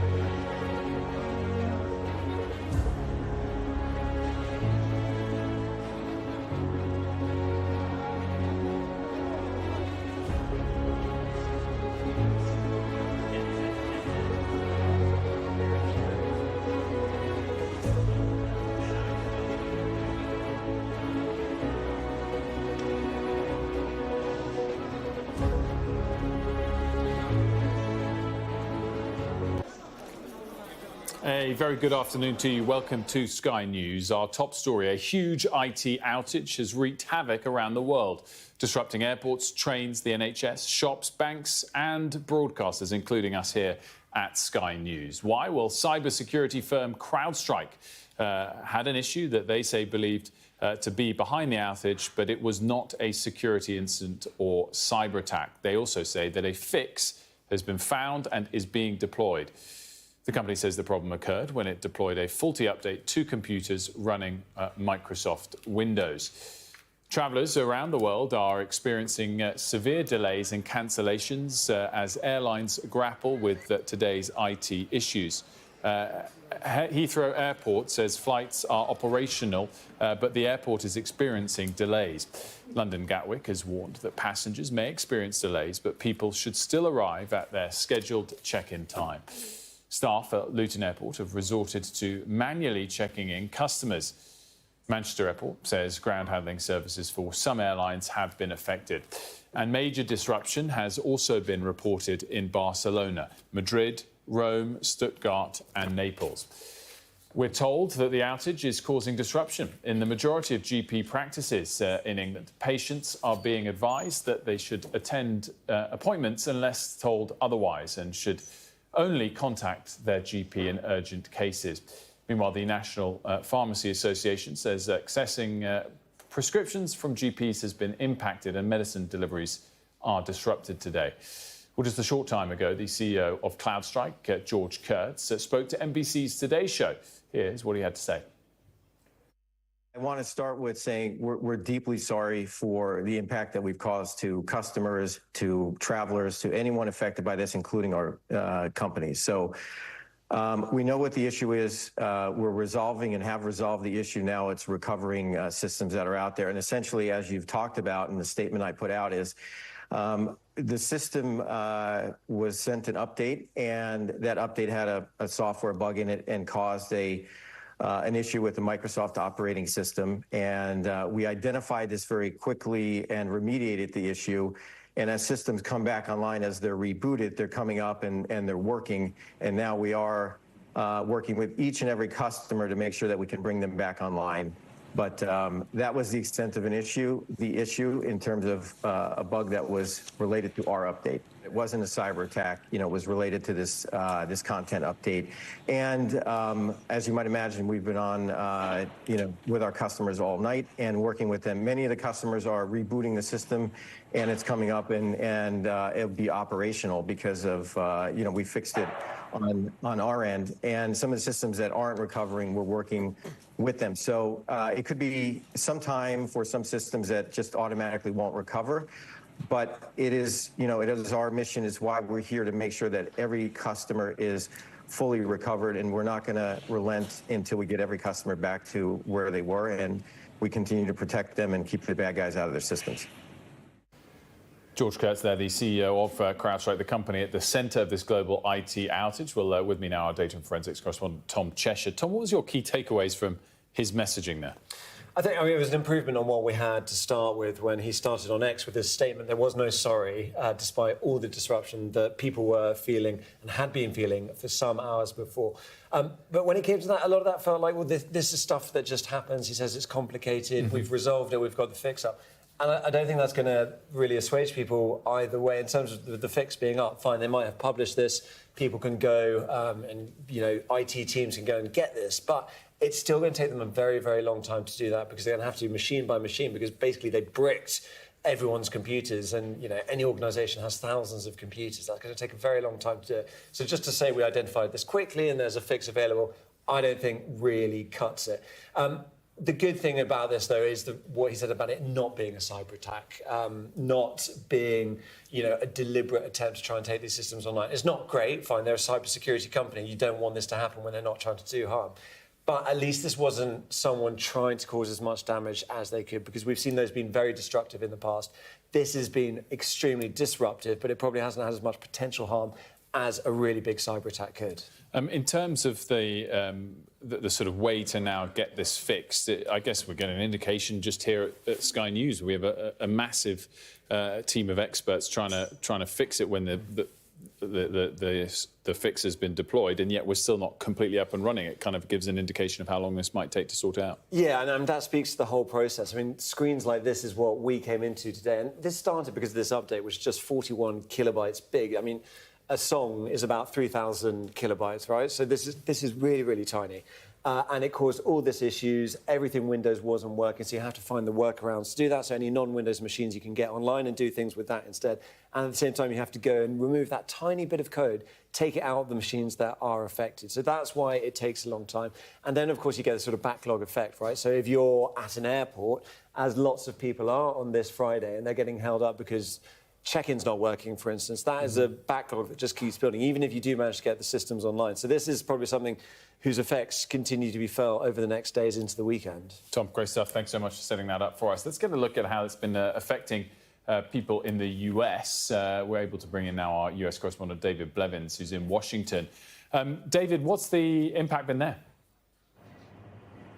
Well, the scale of the impact is still developing, of course. Here on the East Coast, people wakened to news of the global outage. But what we can tell you is that at least 500 flights so far have been cancelled. American, Delta and United Airlines all reporting problems. The Federal Aviation Administration says a number of different airlines sought assistance with ground stops. Now, airlines already airborne did not instruct their pilots to land, but they did inform them that they were experiencing communication problems, and we're hearing of long queues, particularly at airports in New York.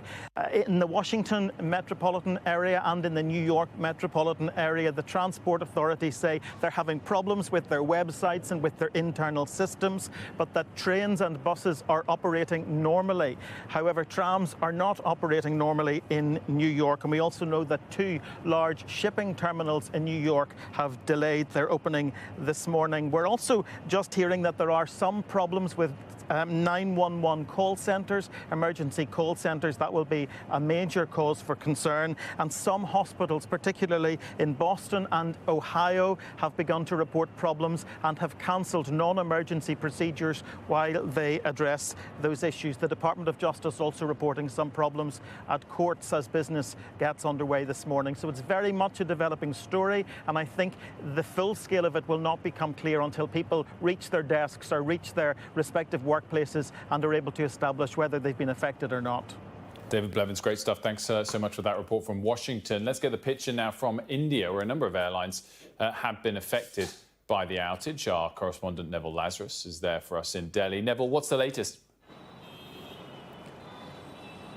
Well, we are hearing that there is a slow process of normality coming to the Delhi airport, but this is just very, very slow. The disruptions have been across the country, especially in major cities of Bangalore, Mumbai, Hyderabad, Chennai. In Bangalore, the IT center of India, almost 90% of the flights at Terminal 1 were disrupted. This would have been hundreds of flights. In Hyderabad, 160 flights affected.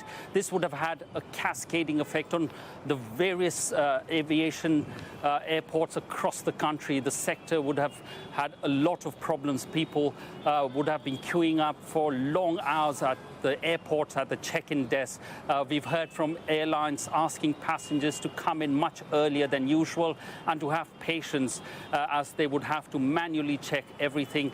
And there would have been a lot of disruptions on their systems. We've heard from hospitals that have been affected as well. One administrator telling me that his hospital was affected in the critical care department. The ICU machines which were connected with the Microsoft platform, lab tests, all of these being disrupted by this outage. Broadcasters in India have had an effect of live broadcasting, many resorting to pre-recorded messages. The Indian IT minister earlier had said that he's been in touch with the Microsoft Office people, and the updates have been released to resolve the issue, though he said that the government's network on which it runs, the National Information Company, which runs all the government platforms of of programs and policy has been unaffected. But this,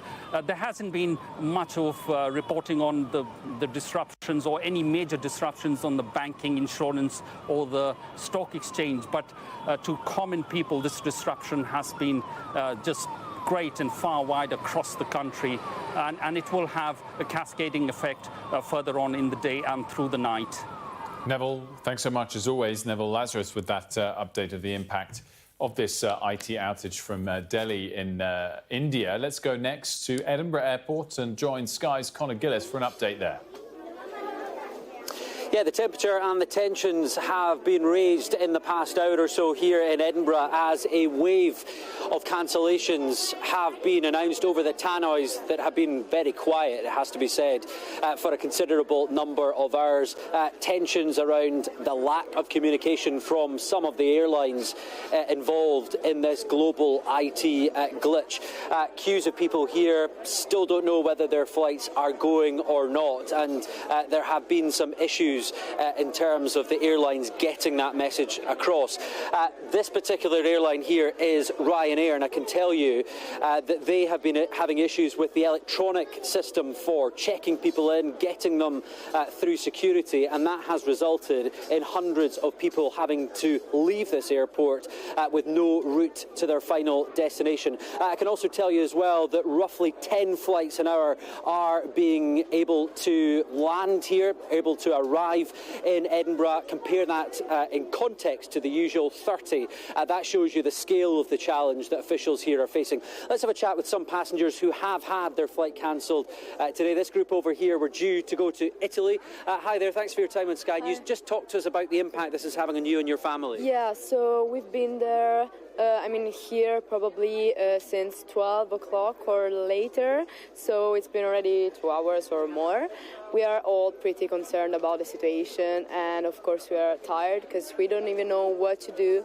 We tried to call for booking another flight and everything, but they told us just to go away and just try to find a hotel or something. So I'm assuming then you were trying to go home, yeah, and you're now stranded.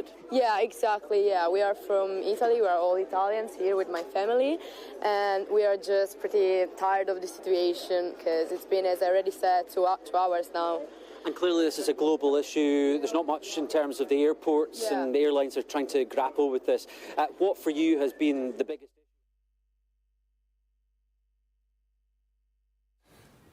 Looks like we've lost the audio, at least, there from Conor Gillis there in Edinburgh. We certainly got the gist of the scale of the disruption there in Edinburgh Airport. Why don't we now go to airports in Europe, in Germany next? There's been disruption in Germany, in the Netherlands, in Spain and in Italy. But let's bring in Florian Neuhoff, who's in Berlin Airport. Florian, earlier you're reporting a mixture of sentiments there, as some people were able to continue their journeys almost unaffected, whilst the opposite for many others. That's right. School holidays started yesterday here in Berlin, and people are rushing to the airport from early this morning, only to find that their flights had been cancelled as the airport was struggling with IT outages. These were able to be resolved by 10 a.m. and people coming to the airport at a later stage. Some of them were able to get their flights unimpeded. Others have had their flights cancelled, and they're desperately looking for other ways to reach their holiday destinations or to get home. In total, 113 flights have been cancelled to date, out of a 550 scheduled for the day.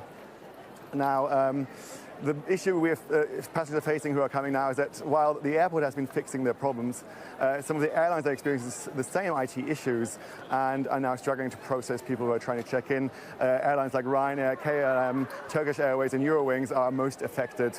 So some people are having a normal flight off to their holidays, other people are left stranded here in Berlin. I mean, Florian, in terms of what's behind you, it doesn't look as bad as, for example, what was behind Conor in Edinburgh Airport. Has it been easing a little bit throughout the morning into the afternoon? That's right, the crowds have been lifting and the queues have been getting shorter, and people we speak to have just arrived. Some of them didn't even know that there were issues, and the people who are desperate to get out have been clearing off to some extent because they're looking for alternative ways of getting home. Some are thinking of taking the trains, others are thinking of driving to the holiday destinations. So it's almost as if business is back to normal here in Berlin. Good to see. Good to see Florian Neuhoff for us there in Berlin Airport. Well, to discuss all of this, I'm joined by Lee Young. He's head of technical at the technology and cybersecurity firm Cyber. Lee, thanks so much for joining us. Good to see you. Thank you. What caused all of this? So this is inevitably caused by Crowdstrike releasing what they class as a security update. Okay, security updates are necessary because it gives the latest version of protection for endpoint security or their users. This was effectively a bug in the system. What that means is effectively bad code, which has then had a knock-on effect to the Microsoft operating system, which has caused the majority of the issues that we're seeing now.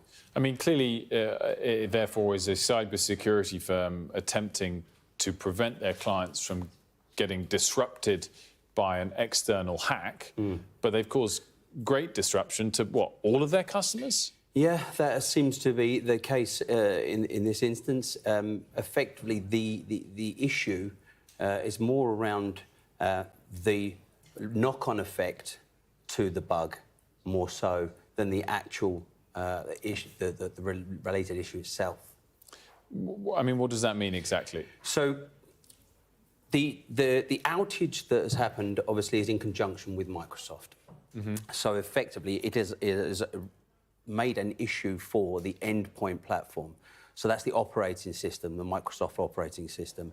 Now that, of course, has caused a huge disruption across multiple industries now.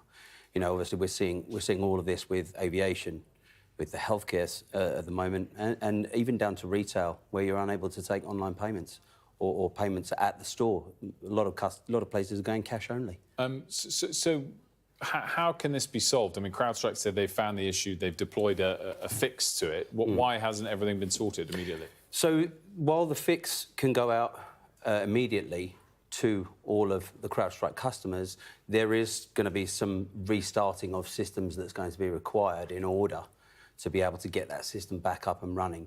And that is the part that's going to take some time, and it will obviously depend on the amount of customers. At the moment, Crowdstrike are saying it's affected somewhere in the region of 24,000 customers. So that's going to have a knock-on effect to how long it's going to take to bring every customer back up and running. In terms of sort of errors, whether it's for long-term customer retention or whether it's global PR, have you ever seen anything as bad as this before for a cybersecurity firm? Not for an individual cybersecurity firm. These things are very rare. Most of these bugs are ironed out in a testing phase before they go live and sent to clients and customers.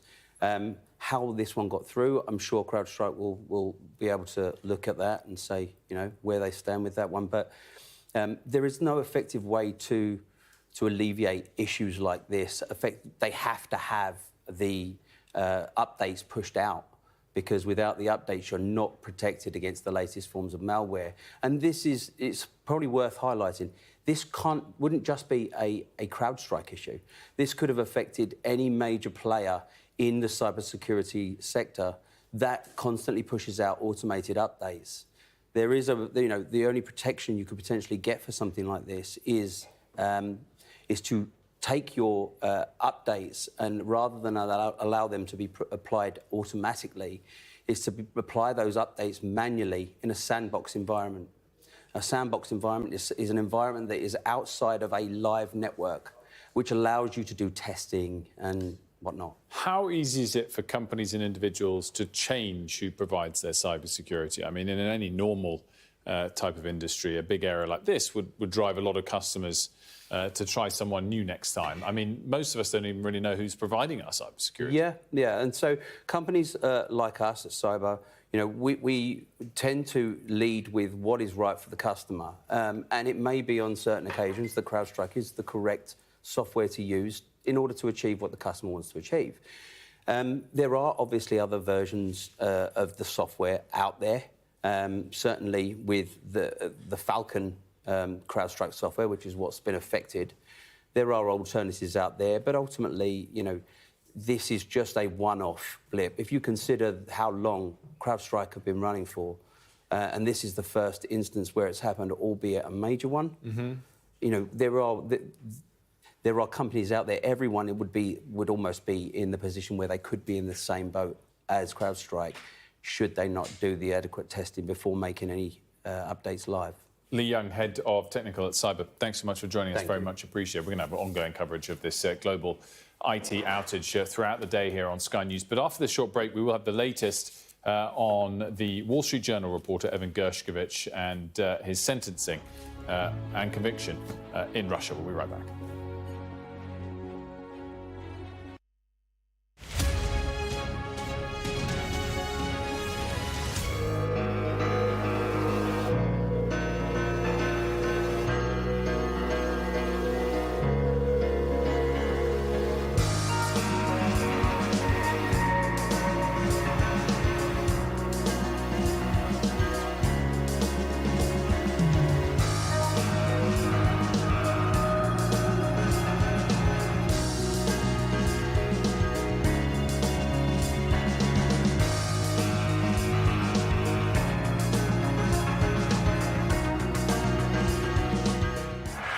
I'm Greg Milam, and I'm Sky's chief North of England correspondent. I've reported from around the world and around the UK. I'm Mark Stone, I'm Sky's US correspondent based here in Washington, D.C. And beyond the United States, from across the world, I report on the biggest stories. I'm Stuart Ramsey, and I'm Sky's chief correspondent. I'm David Blevins, and I'm Sky's senior Ireland correspondent. I remember some of the worst of the violence here. I'm Alex Crawford, and I'm Sky's special correspondent based in Istanbul. There's always more to the news than a headline. We want to discover, to delve a little deeper, to find out what's really going on. Explanation, analysis, the people at the heart of every story. I'm Neil Patterson, and this is the Sky News Daily Podcast. Alex Crawford joining us now from Ukraine. Their personal possessions are all scattered around the place. Our economics and data editor, Ed Conway, try and make sense of the big numbers for us. Things can change incredibly quickly, and that's what they have done. So, by the end, we'll hopefully all understand what's going on in the world just that little better. Available wherever you get your podcasts. Welcome back to Sky News. A Russian court has sentenced the American journalist Evan Gershkovich to 16 years in prison after being convicted of espionage. Mr. Gershkovich and his employer, the Wall Street Journal, continue to deny all charges against him. Let's bring in our Moscow correspondent, Ivor Bennett, who was in the courtroom, no less, as this decision was announced. Ivor, what are the key takeaways? Well, as you say, Evan Gershkovich, the Wall Street journal reporter, has just been convicted of espionage here in Yekaterinburg in a Russian court and sentenced to 16 years behind bars. Just let that sink in. He's an American reporter who his employer, the Wall Street Journal, say was just doing his job. He's just been found guilty of spying for the CIA, according to Russia. These are charges the White House has dismissed as ridiculous. After a trial, the Wall Street Journal has dismissed as a sham, and it's a mark, I think, of just how low relations have sunk between Moscow and Washington. Yes, we were allowed into the court to witness the verdict. We saw Evan Gershkovich standing in the glass box that is customary for defendants to stand in. It's known as the aquarium. He didn't look surprised as the verdict was handed down. He offered a wry smile at one point, appeared almost to shrug his shoulders. It was the look of resignation, someone at the mercy of the Russian legal system. But we don't know what went on during the trial because it was behind closed doors. No media were allowed in, no diplomats, no family members either. It was all held in secret. We were allowed in right at the start, before it began, and then right at the end for the verdict. All we do know about it was that it happened very quickly, all wrapped up within just 3 hearings over the course of just 3 days. Evan Gershkovich has already spent 16 months, of course, behind bars after being arrested here in Yekaterinburg in central Russia in March last year. He was on a reporting trip for the Wall Street Journal when he was arrested. Russia claims he was spying for the CIA, accusing him of gathering secrets at a tank factory. They say he was caught red-handed, but we've never seen any evidence to that effect. He denies the charges. The Wall Street Journal does as well. So does the White House and the US government. and they accuse Russia of using him as a bargaining chip in a potential prisoner exchange. And on that front, there's a lot of speculation about what the speed of the trial could mean about a potential prisoner exchange, because people are speculating that Russia's been trying to rush through the legal proceedings to wrap that up because potentially a swap deal is afoot. Vladimir Putin's spokesman was asked about this today by journalists, and Dmitry Peskov replied saying, "I'm leaving that question without an answer, so make of that what you will." And nothing confirmed on that front, but for now what is confirmed is that Evan Gershkovich in the building behind me has been found guilty of spying, and he's been sentenced to 16 years behind bars here in Russia. Ivor Bennett in Moscow for us. Thanks so much. If you're watching Sky News, lots more still to come, and we'll have the very latest on the huge IT outage that has affected people globally up next.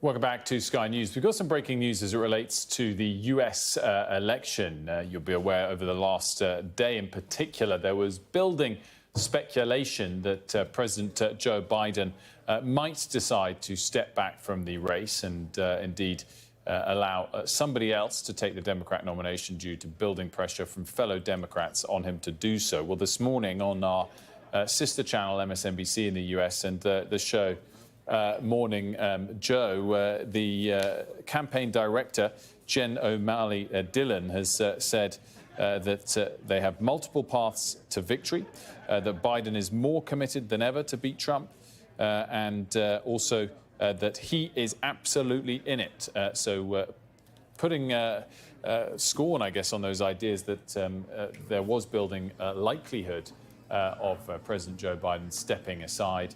The campaign director, Jen O'Malley, did a number of lines there in an interview with Morning Joe on MSNBC, suggesting he is still committed to the race. We shall see over the course of the next few days. Of course, the Democrat convention is due in the middle, towards the end of August, about 3 or 4 weeks away. By then, there'll be no turning back, but in the next week or two, there still is potential time for changing the nominee.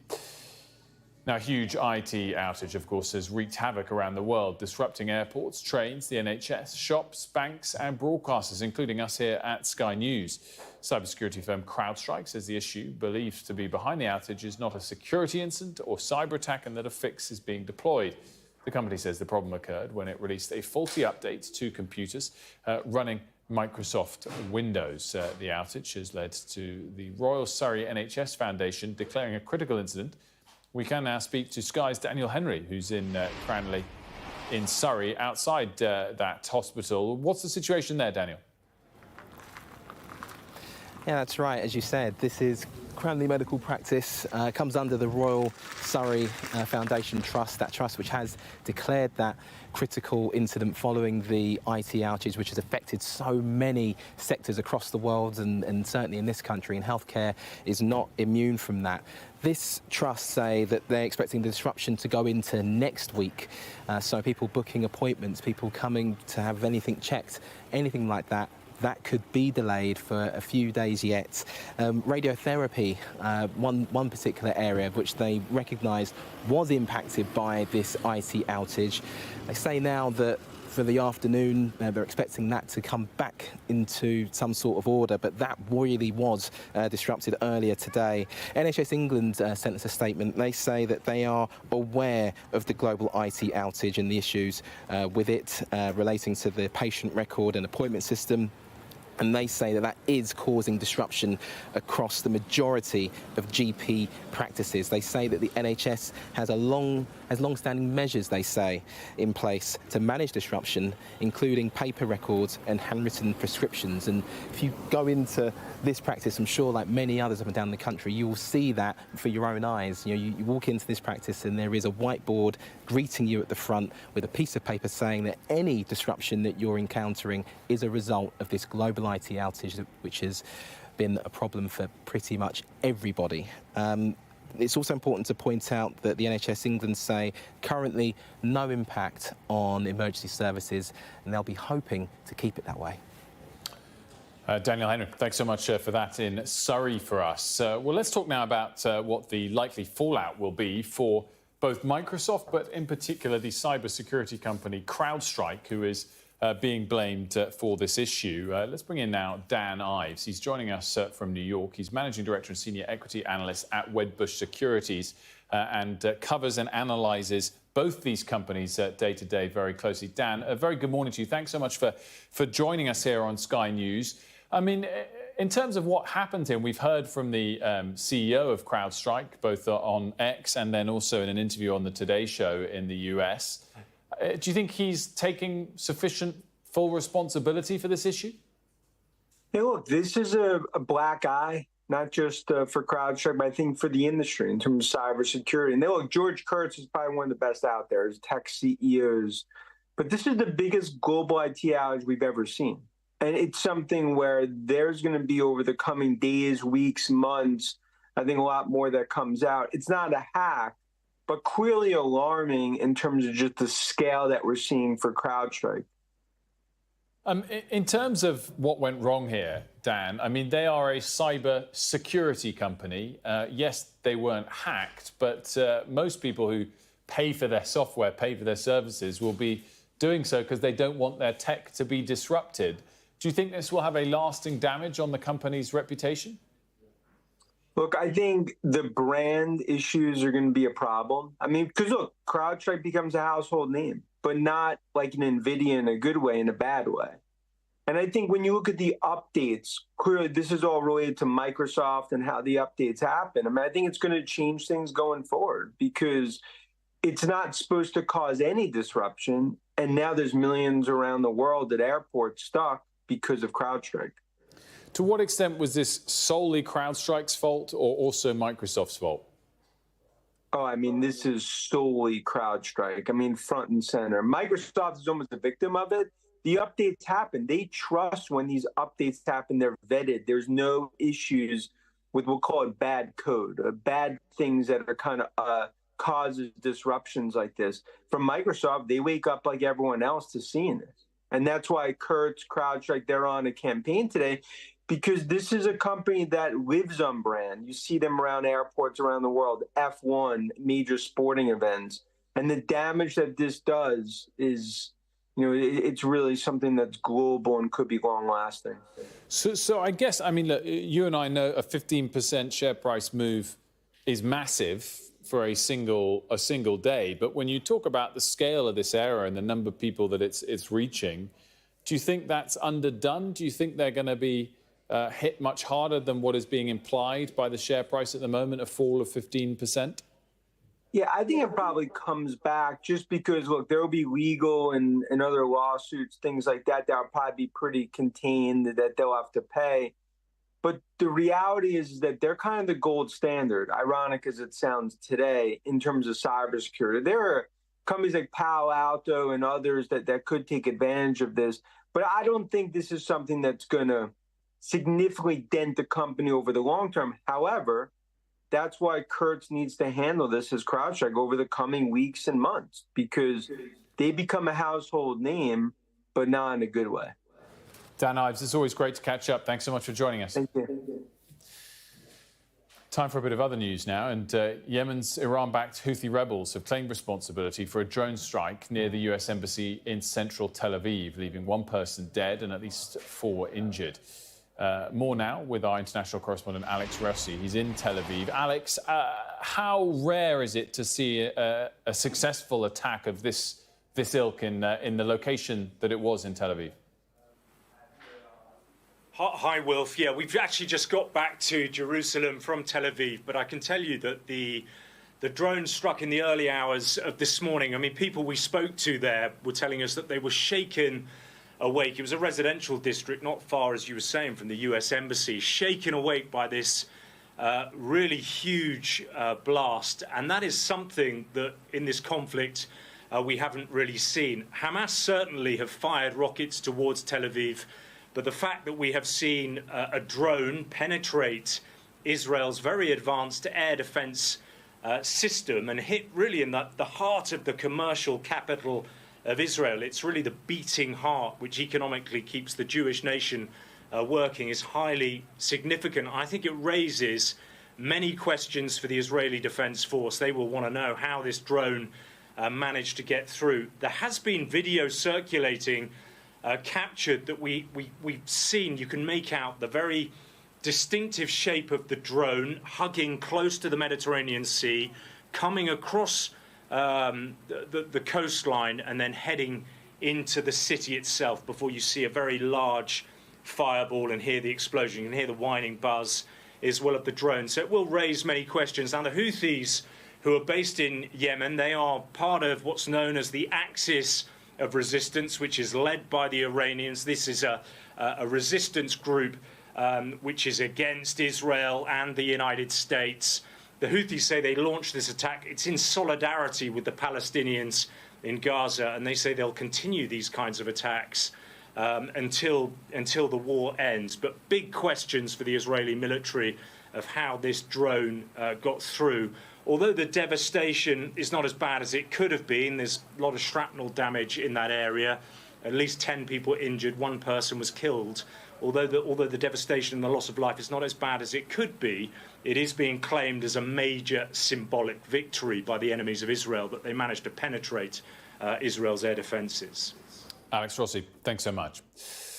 Joe Biden's campaign manager says the US president will be back on the campaign trail next week. Mr. Biden has been recovering from COVID and is under intense pressure from within the Democratic Party to drop out of the race against Donald Trump for the White House. Well, Sky's US correspondent David Blevins joins me now from Washington. David, what are we referring to here when we say he's seemingly committed once again? And give us the context of the pressure that was building and why we were feeling that it was changing the narrative of the likelihood of whether he'd step aside in the last couple of days? I think we're witnessing an extraordinary tug-of-war going on here. Our colleagues at NBC have seen a memo released by the campaign director in which he is insisting he is very much still in the race and will return to the campaign trail once he has recovered from COVID. But also within the last few minutes, sources close to the Biden family have indicated to NBC that a conversation is underway regarding what his exit from the race might look like. And it's focused on the fact that they want to ensure the timing takes place is of his choice and that it is done in a way that ensures the Democrats are in the strongest possible position to beat Donald Trump come November. And of course, that is the big challenge for such a divided party right now. The fact that the Republicans are riding high in the polls, celebrating the fact at their national convention in Milwaukee this week that their leader, Donald Trump, has survived an assassination attempt. So we're witnessing something really unprecedented in the history of US politics. Yesterday, there was lots of speculation that Joe Biden was about to withdraw. That was fueled, I think, primarily by the intervention by Barack Obama, telling Democrats he believed that Joe Biden should consider his viability in this contest. So soon after a similar intervention by the former Speaker of the House and longtime ally of Joe Biden, Nancy Pelosi. But by the end of the day, we were also hearing from sources close to the Biden camp that he had no intention of going anywhere, and they were blaming people like Obama and Nancy Pelosi for the fact that Donald Trump ever ended up in the White House in the first place, suggesting that Joe Biden should not have been overlooked for Hillary Clinton back in 2016. So the gloves are off, and I think we're witnessing open warfare within the Democratic Party at the worst possible moment, just 4 months from an election. Extraordinary stuff, David. What about on the other side? I guess last night the the Republican convention came to a close. Obviously, Donald Trump giving the keynote speech at the end. It was long, the longest nomination acceptance speech of all time. Ironically, the top three longest he holds, 2016, 2020 and 2024. But did the length of it and with it, I guess, the slight lack of energy and captivation from all of the audience members because of the length, did it offset an otherwise hugely successful RNC for former President Trump?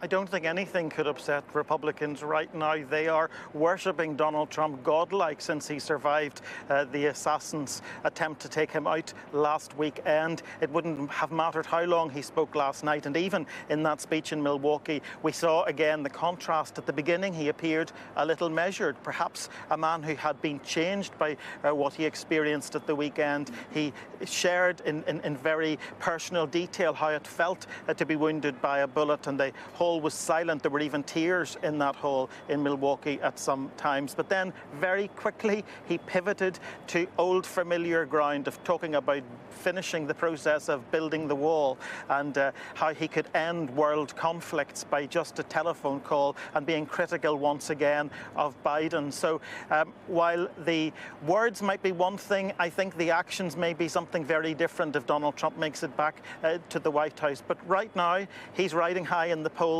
The Democrats appear to be divided over whether or not Joe Biden should still be on the ticket, and all of that makes for a very, very interesting few months in the run-up to November's election.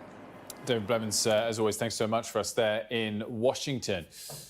Well, police here say several people have been arrested following a night of violent disorder in a suburb of Leeds. A bus was set on fire and a police car overturned during the disturbances in the Hare Hills area in the east of the city. Sky's Shingi Marariki joins me now from Hare Hills. Shingi, what has been the latest this morning? I know the police have been giving further details, and just remind us of the key moments last night.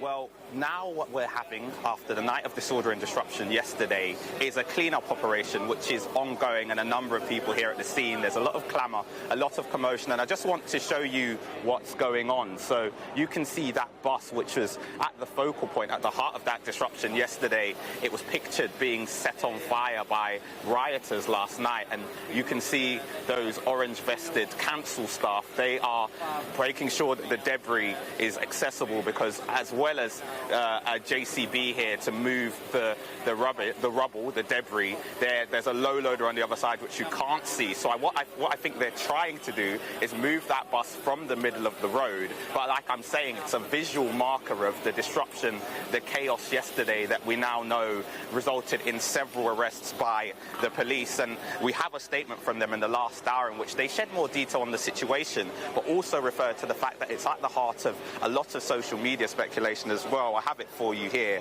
They say that there has understandably been a great deal of speculation, commentary and concern following the disorder in Hare Hills overnight. They say that their officers responded to a call yesterday around 5 p.m. after social workers reported being met with hostility when dealing with a child protection matter. They say that responding officers were attacked, that they had projectiles thrown at them, and that fires were set as well over the course of the night. They then talked about how police had to leave the scene, which is what tallies up with what we saw yesterday. When we arrived, there wasn't a visible police presence apart from sirens overhead.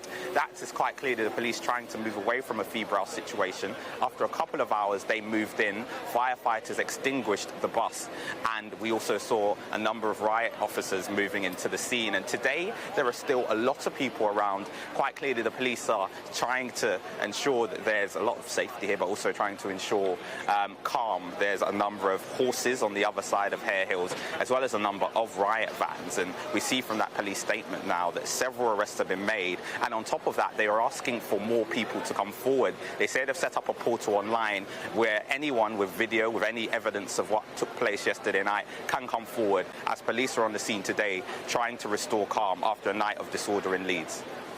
Shingi Mariki, thanks so much.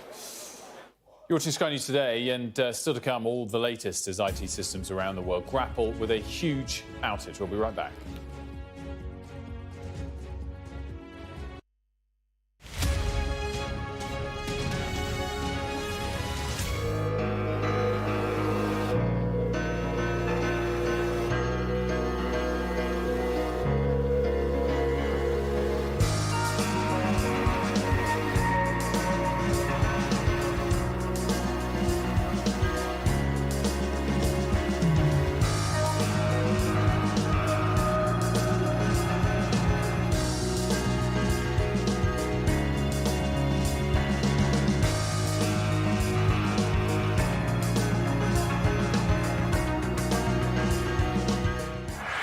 I'm Greg Milam, and I'm Sky's chief North of England correspondent.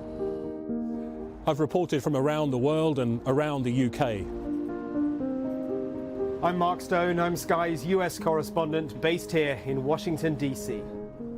And beyond the United States, from across the world, I report on the biggest stories. I'm Stuart Ramsey, and I'm Sky's chief correspondent. I'm David Blevins, and I'm Sky's senior Ireland correspondent. I remember some of the worst of the violence here. I'm Alex Crawford, and I'm Sky's special correspondent based in Istanbul. There's always more to the news than a headline. We want to discover, to delve a little deeper, to find out what's really going on. Explanation, analysis, the people at the heart of every story. I'm Neil Patterson, and this is the Sky News Daily Podcast. Alex Crawford joining us now from Ukraine. Their personal possessions are all scattered around the place. Our economics and data editor, Ed Conway, try and make sense of the big numbers for us. Things can change incredibly quickly, and that's what they have done. So, by the end, we'll hopefully all understand what's going on in the world just that little better. Available wherever you get your podcasts.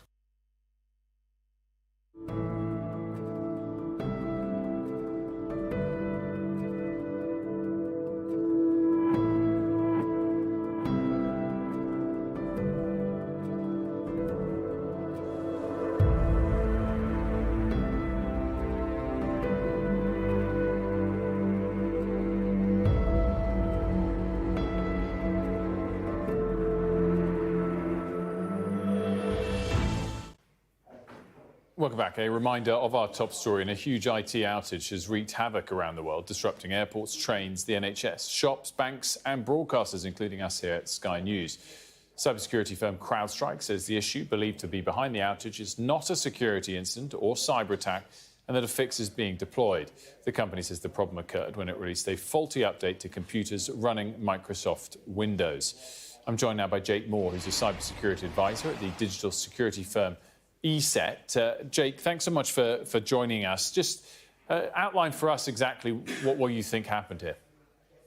So companies all the time deliver these updates, which are very critical. So many of us are using computers which may be affected by security issues. And so those third-party providers update all of those computers to make sure that they are secure. But usually they test them as much as they possibly can. And sometimes they throw them out onto these computers with a few issues. Now, this one here, it's obviously got a huge problem with it. Maybe it wasn't tested enough, and therefore it's knocked offline so many of these computers and put them in this thing called blue screen of death, which if you're a Windows user, you may have seen once or twice over the past, say, 20 years or so on your home computer. So in terms of Crowdstrike coming out and saying they've identified the problem and they've issued a fix, I mean, why isn't that working immediately for everyone? So unfortunately, many of these fixes take a long time. And once they hit this phase called the blue screen of death, you then have to go into what's called safe mode, which means a manual attempt at sitting at the computer, making sure that you put it in this particular mode, which is safe, and then running that new fix. We usually see updates on updates, funnily enough, on our phones, for example. But we may not notice it because it's just another update that comes up. But the fact it's put it into this specific state on the computer, it means it needs someone to actually sit there and update it, which is the big problem. And so at scale, we're talking thousands of computers. And of course, there are companies with thousands of devices that they own. So going around them is going to take days before we get back to where we should be. How damaging is this to Crowdstrike? I mean, they are a cybersecurity company. While they weren't hacked, most people pay for this sort of software to avoid tech disruptions, which clearly they've been the trigger of today. Yeah, it's going to be a very difficult time. And of course, we don't want to cause any speculation as to why it occurred. But of course, it has happened. And we are vulnerable because we are using computers that need this speed of updates. And this is all about the balance. Now, they would have done their work on making sure that the update is secure, and they would have tested it on many machines. But of course, this is the balance about security versus the update speed. And if there was, say, a bigger problem at risk, that would be the reason why they'd push this out. But of course, we are vulnerable because we all, say, rely on so many computers in our daily lives. And therefore, it might put us back a couple of steps at the moment and lose a little bit of faith. But of course, in the future, we can learn from this and hopefully move forward and be better protected. Well, I mean, I'm interested for you to unpack that for us a little bit, because this does feel like a more widespread and disruptive tech issue than we've seen for a long, long time. I mean, do you think people will just move on from this fairly quickly? I don't think people will move on fairly quickly, and we will remember this, just like back in 2017, we remember the WannaCry attack, which took out the NHS and other big organizations. But we did learn from that, and that was due to a few issues. That was a cyber attack. This one isn't. But what we can do is maybe do a better testing process. And this isn't just Crowdstrike. This is everyone in the business, third-party providers. There are many, many of them, and they're all trying to keep their customers, of course, secure. But it's that testing process that is so vital that we want to make sure that people are protected, because we don't want to see our data spilled out like we see so many times before.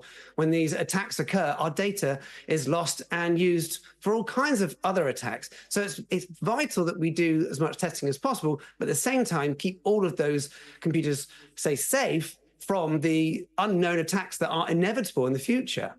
And Jake, just for our viewers who don't know, I mean, Crowdstrike is what? In the world of cybersecurity, it's a big player, small player, giant player, and do you think they'll have lasting damage to their legacy from this? They're a huge player in this, and there are lots of companies that are equally helping out in cybersecurity. I don't think it will damage them too much, but of course it will be remembered, but they can come back from this because they're a big company. But it also teaches them and everyone else how so important it really is to do as much testing as possible to make sure in that safe environment it works. And then when it goes out, hopefully we shouldn't ever see anything like this ever again.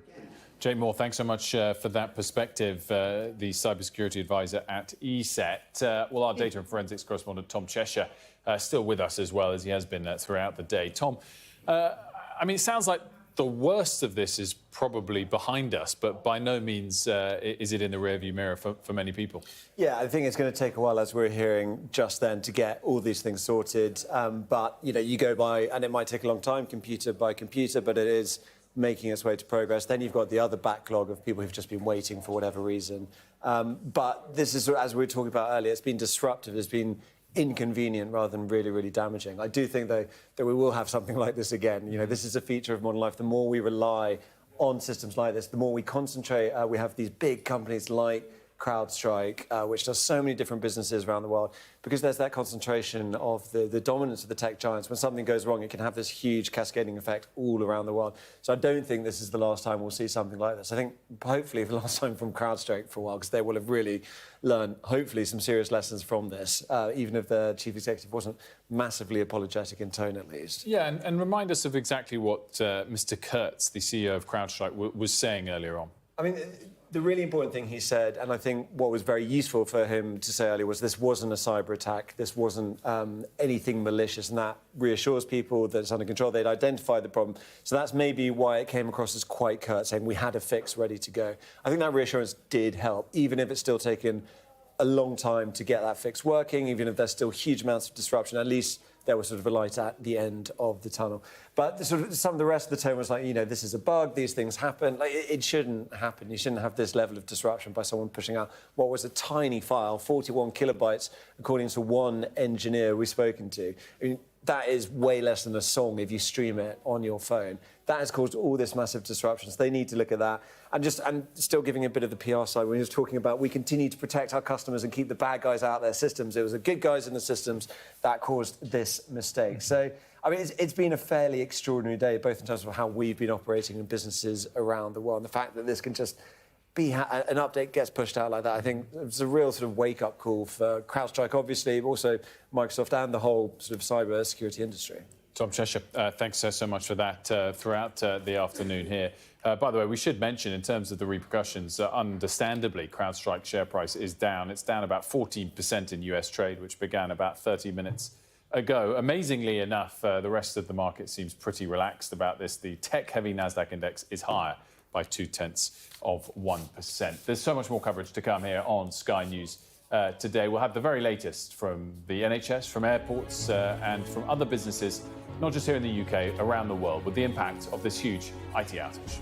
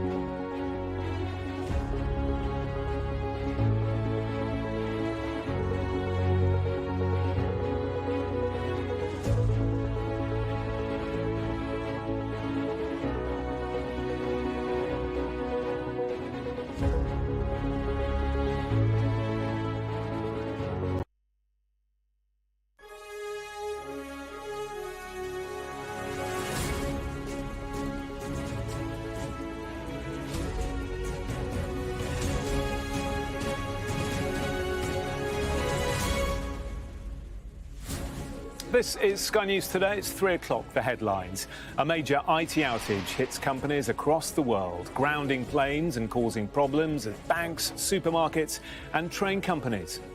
A software update from one of Microsoft's clients, the cybersecurity company Crowdstrike, is blamed for what could be the biggest IT outage in history.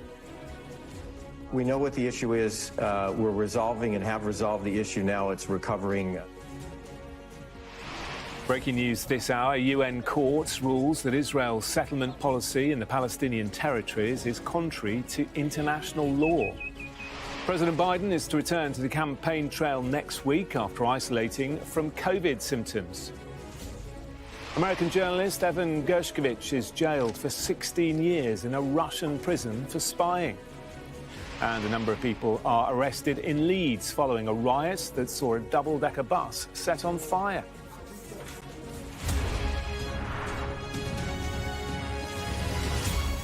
Hello there, a very good afternoon. I'm Jonathan Samuels. A huge IT outage has wreaked havoc around the world, disrupting airports, trains, the NHS, shops, banks and broadcasters, including us here at Sky News. Cybersecurity firm Crowdstrike says the issue believed to be behind the outage is not a security incident or cyber attack, and that a fix is being deployed. Well, the company says the problem occurred when it released a faulty update to computers running Microsoft Windows. Just a short time ago, the CEO of Crowdstrike, George Kurtz, spoke to NBC's Today Show. This is what he had to say. I want to start with saying we're deeply sorry for the impact that we've caused to customers, to travelers, to anyone affected by this, including our companies. So we know what the issue is. We're resolving and have resolved the issue now. It's recovering systems that are out there. And essentially, as you've talked about in the statement I put out, is the system was sent an update, and that update had a software bug in it and caused an issue with the Microsoft operating system. And we identified this very quickly and remediated the issue. And as systems come back online, as they're rebooted, they're coming up and they're working. And now we are working with each and every customer to make sure that we can bring them back online. But that was the extent of an issue. The issue in terms of a bug that was related to our update. It wasn't a cyber attack. You know, it was related to this this content update.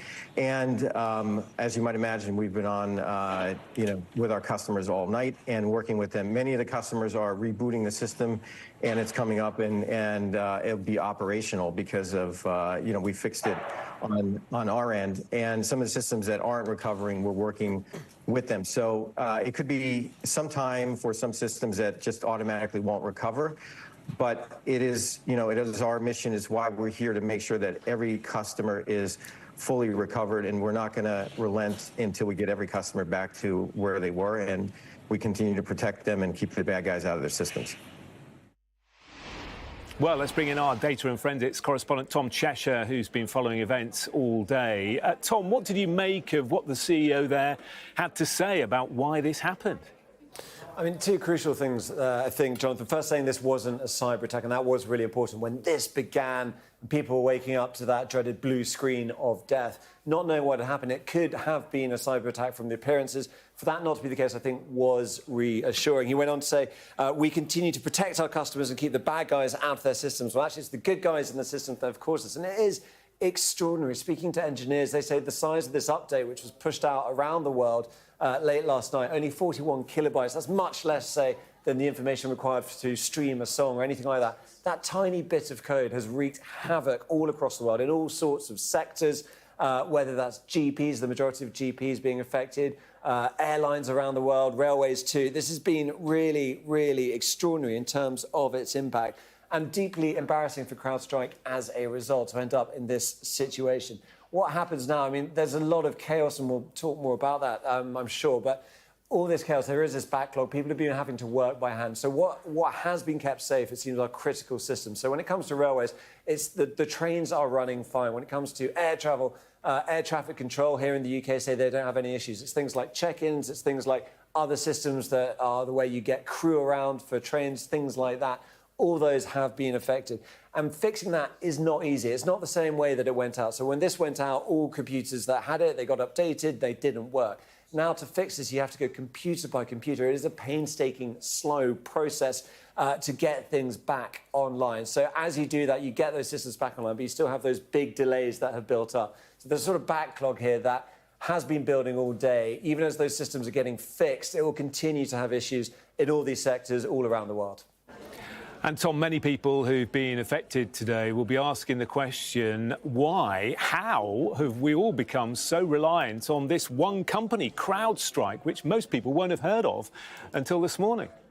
Yeah, I mean, it shows you something about how we are wired as a society now. If you think about the original idea of the internet, is to have a decentralized, robust network so that you can communicate after disasters, you know, lots of computers connected together. If one of those is taken out, well, it doesn't matter because you can route the traffic around the other way. And that is still the case in terms of how the internet is built. What has changed, though, I think there's two things. First is just, you know, how much we rely on the internet for everything. It is built into absolutely everything. So if you do have an issue, it's going to affect way more things than it would have 5 years ago, 10 years ago. The second bit is the dominance of just a few companies. When it comes to cybersecurity, but also your Windows, you know, it is such a dominant player. If it has an issue, and this company, which is, you know, second biggest by market capitalization, at least before today, in terms of cybersecurity, well, they've got customers all over the world. And because it's getting funneled through just a few dominant companies, those effects are felt a lot more keenly. But I think there is that sense here. What we've had is something very, very broadly disruptive. It hasn't had a sort of deep impact, especially in terms of real-world harms, if we compare it to other cyber incidents, a cyber attack. Actually, if you think of the WannaCry virus, which took hospitals offline, and that had real-world consequences, it took a lot longer to fix. This feels very, very disruptive. It's going to cause a lot of pain, especially for travelers around the world. But it can be fixed. The fix is out there, and it hasn't caused real-life harm in a way that perhaps a cyber attack might do were that to happen. In many ways, this has been a sort of dry run for the resilience of various digital systems in different countries around the world. OK, Tom, for the moment, thank you very much. Well, travellers, of course, around the world have been experiencing severe delays and cancellations as airlines grapple with today's IT issues. Heathrow Airport says flights are operational, but the airport is experiencing delays. Meanwhile, London Gatwick has warned that passengers may experience delays there, but people should still arrive at their scheduled check-in time. Meanwhile, at Luton Airport, they've resorted to manually checking in customers. At Manchester Airport, while ground handling services for some airlines there have been affected. Let's go to Edinburgh Airport, speak to Sky's Connor Gillis. And Connor, you've been hearing some stories of people who've really had quite a day of it. Jonathan, I think it's fair to say that it's not an understatement to conclude that this has been a chaotic day for Edinburgh Airport and many airports across the UK, across the world. Here we have been enduring problems for most of the day. Started this morning with the information boards. They were wiped out, not giving customers, passengers, that information that they need of where to go in terms of their gates, where to drop their bags off. Repeated stories of passengers checking in manually on that process, heading through security after glitches there, only to find out that actually their plane had left. Their bags had been removed, and in some cases the bags had disappeared with them. Things are slowly starting to get back to normal. Waves of cancellations here in the past hour. Where we were standing 60 minutes ago, it was a sea of hundreds of people. But as those cancellations have filtered through, people have been getting the message to not turn up at airports like this one unless they are absolutely sure that their planes are departing. And actually, to give you an illustration, down in this part of the airport is the Ryanair check-in desk. Now, for all of today, the Ryanair check-in process has been a manual one. The staff have been standing with a bit of paper. People have been arriving with their boarding passes on their phone that they have been unable to use, and it has taken officials to go through screeds of paper and manually check off, almost like a register in a classroom. That has been the style of processing for people going through this airport today. It has raised the temperature, it has raised tensions at times as well. But in the past few minutes, things seem to be getting back to normal. Let's have a chat with some of the passengers, though, who are feeling the real impact of this, those who have suffered cancellations. This chap over here was due to be heading to Germany, is that right, sir? Yes, that's correct. Just tell us what your situation is then. Well, basically, we are stranded here. We don't have a clue how it will continue, how it will go on. We just booked the hotel ourselves because Eurowings does not give you any information to us. And Eurowings, you know, you were saying earlier on, it's been challenging to get anyone to communicate there. Now, clearly, this is a global issue. They're dealing with major issues here as well. But has communication been a big issue for you here? Absolutely, absolutely. We just got a mail 1 hour after our flight would have left, and basically we do not have any information how we should come to Europe again, to Germany again.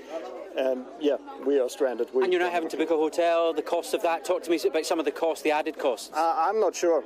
We are basically, we should get the costs back, the money back, but we are not sure about that. So we booked it ourselves now on our risk, and we have to see how this will work out. Well, good luck getting home to Germany. Thanks very much for your time on Sky News. Similar stories everywhere. Let's go over and chat to this man over here who was due to be heading to Malaga. Hi there, sir. What's your situation? So I'm gonna go and visit my family in Spain as I live here in England, and just as I came, they informed us that the flight was cancelled. I tried calling to see if they would book for another flight, but they asked me that the systems are down, so they expected to be back on in an hour, but they can't really tell. So you're stranded as it is, and there's a big group of you, isn't there? There's a big gang of you travelling here. Talk about the knock-on costs and the knock-on impacts potentially this could have on you and your party. So I came here by train, so I woke up at about 7:45, so I've travelled quite far from down south in England, about where Newcastle is. And now, where am I going to go? Am I going to book another train, or am I going to get a hotel? Will I get compensation for that? That's what I asked, but they told me that they could not tell me. OK, thanks very much indeed. And that is a similar story for thousands, potentially hundreds of thousands of people in the same boat right across the world. That is the story from here in Edinburgh. Usually 30 flights an hour are coming into this place, a major international hub. At the moment, 10 maximum can touch down here, and that is a glimpse into the big problem, the big logistical challenge that airlines and airports like this one are facing right across the world.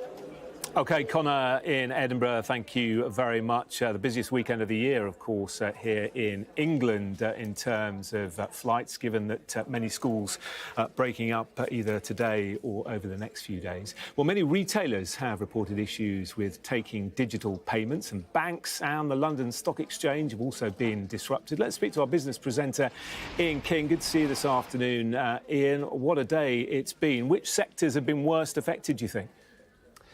Well, I think this is a global issue, as you've been saying, Jonathan. I think aviation probably specifically badly affected. You've only got to look at Connor's report there from Edinburgh Airport. It's been a similar picture right across continental Europe. Schiphol in Amsterdam, particularly badly hit. KLM, the main Dutch flag carrier, was forced to ground all of its flights at one point. In the United States, the FAA, the main aviation regulator there, grounded flights from three of America's biggest airlines, United, Delta and American Airlines, until they could establish what had been going on. Dubai, the world's second biggest aviation hub, was closed for a couple of hours. That's now reopened. And similarly over in the Asia-Pacific region as well, Narita in Tokyo was badly affected. So that's just one segment. I think the banking sector appears to have got off relatively lightly, notwithstanding, as you say, there have been some issues with payments. And of course, obviously, we've seen areas such as GP surgeries brought to a halt as well.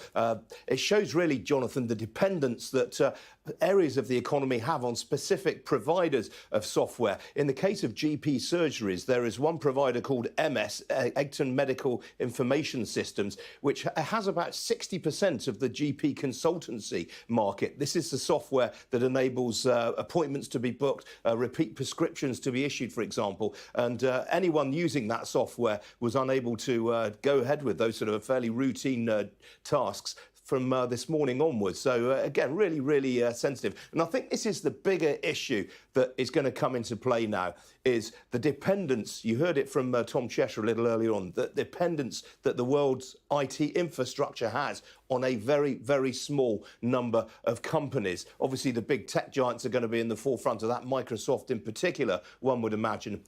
But if you look at Crowdstrike itself, now this is dominant in a very specific part of the market called endpoint protection. Now, this started out as basically providing antivirus protection, but it's evolved over time to a wider suite of services. Endpoints, by the way, that is the jargon for any physical device, a mobile phone, a computer, a laptop that is connected somewhere to a network. And Crowdstrike's genius was to position itself at the centre of that market, defending those devices from attacks on cybersecurity, cyber hacks, and that's become increasingly important as a lot of data and the delivery of a lot of IT services has migrated to the cloud.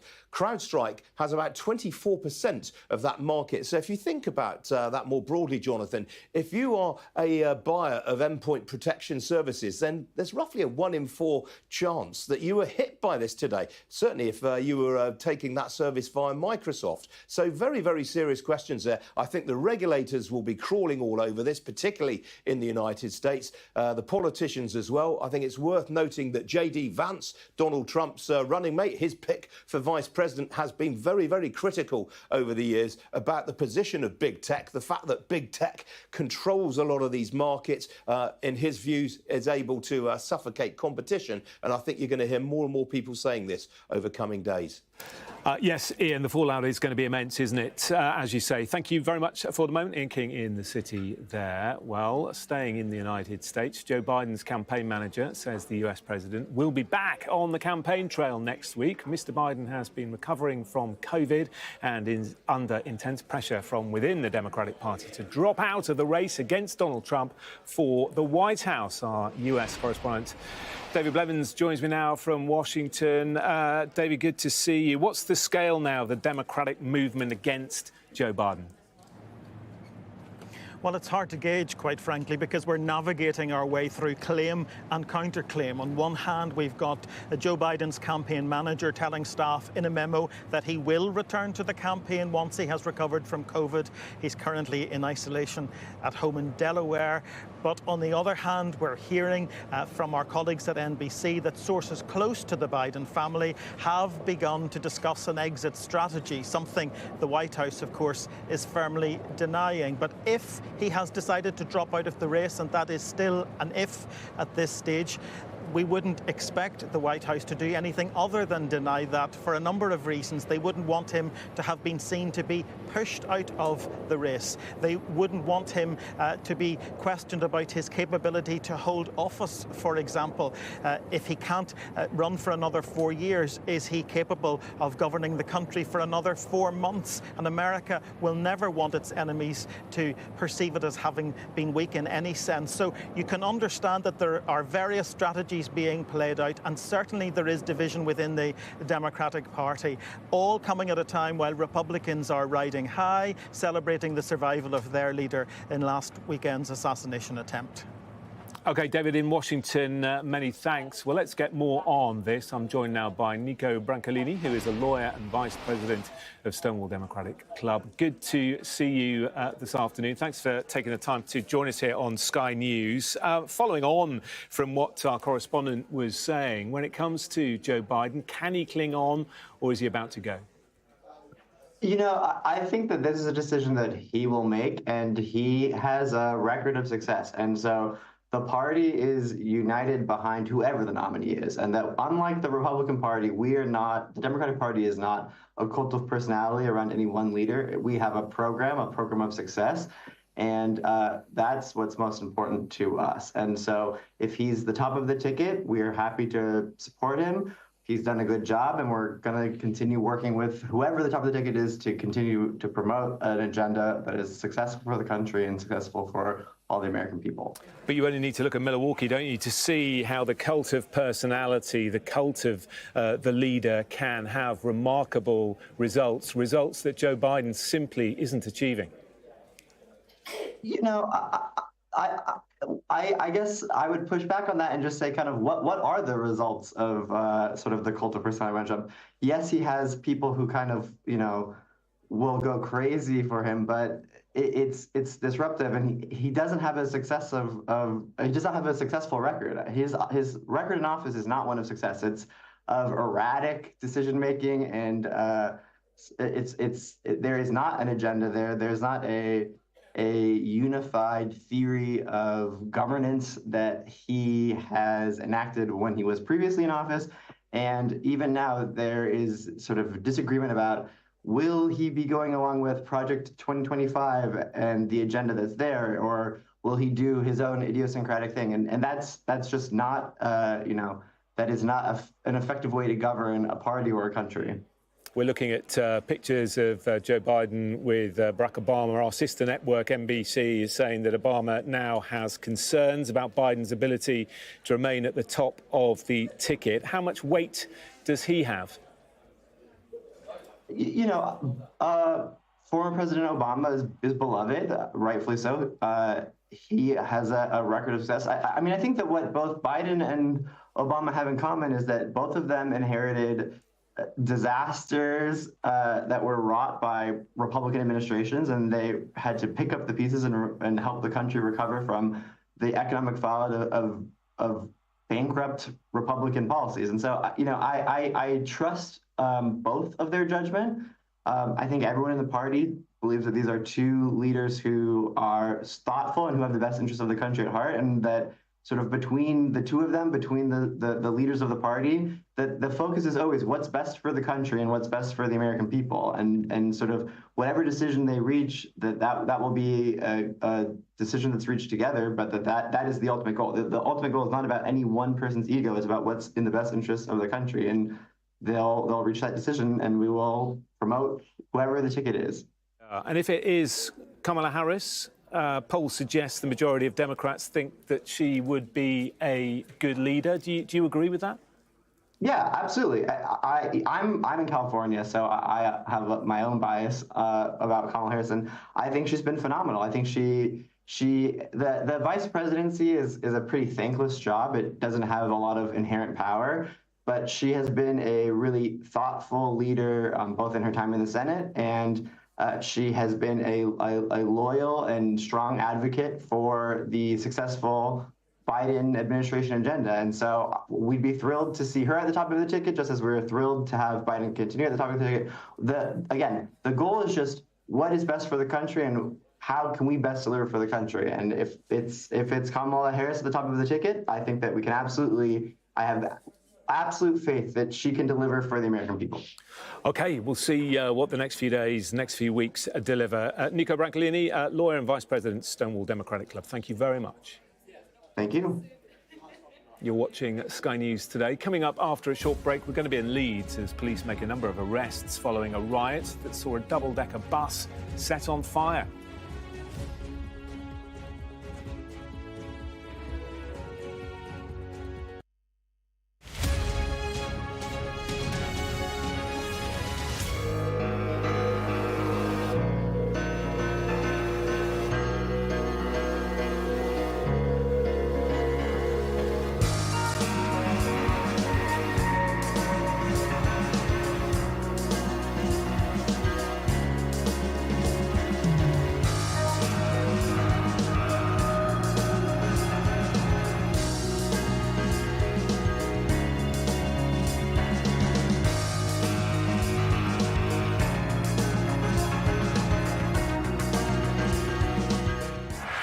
I'm Greg Milam, and I'm Sky's chief North of England correspondent. I've reported from around the world and around the UK. I'm Mark Stone, I'm Sky's US correspondent based here in Washington, D.C. And beyond the United States, from across the world, I report on the biggest stories. I'm Stuart Ramsey, and I'm Sky's chief correspondent. I'm David Blevins, and I'm Sky's senior Ireland correspondent. I remember some of the worst of the violence here. I'm Alex Crawford, and I'm Sky's special correspondent based in Istanbul. There's always more to the news than a headline. We want to discover, to delve a little deeper, to find out what's really going on. Explanation, analysis, the people at the heart of every story. I'm Neil Patterson, and this is the Sky News Daily Podcast. Alex Crawford joining us now from Ukraine. Their personal possessions are all scattered around the place. Our economics and data editor, Ed Conway, try and make sense of the big numbers for us. Things can change incredibly quickly, and that's what they have done. So, by the end, we'll hopefully all understand what's going on in the world just that little better. Available wherever you get your podcasts. Welcome back. Police say several people have been arrested following a night of violent disorder in a suburb of Leeds. A bus was set on fire and a police car overturned during the disturbances in the Hare Hills area, which is in the east of Leeds. Sky's Shingi Marike joins me now from there. Shingi, what happened? Well, after the disruption and the disorder last night, what's going on here in Hare Hills is an extensive clean-up operation, which we can take a look at for you. So what we have here are a number of staff who work for the council who are sweeping away the debris. And I think it's very loud because the vehicle you can hear moving into the scene is a street sweeper also used as part of this clean-up. So I'm just trying to talk over the sound of that. And the spot that they are working on is where a double-decker bus stood yesterday. That was burned, that was set on fire as part of the disruption which took place yesterday evening.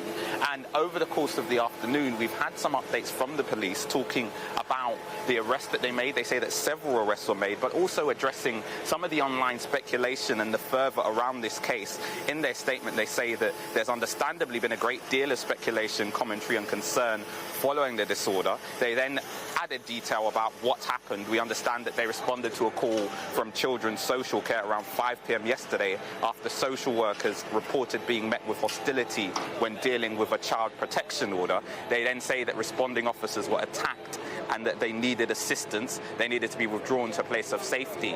In that situation, we understand that the police were called, projectiles were thrown at the police, and they were met with a great deal of hostility in the area. When we got here yesterday, what we saw taking place was fire still burning. We saw a number of people coming to the scene to spectate, to see what was happening.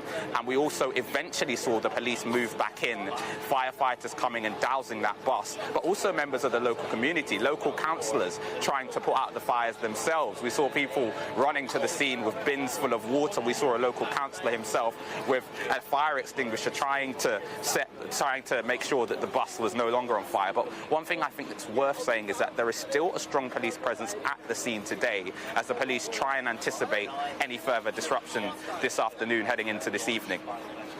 Shingi, thank you.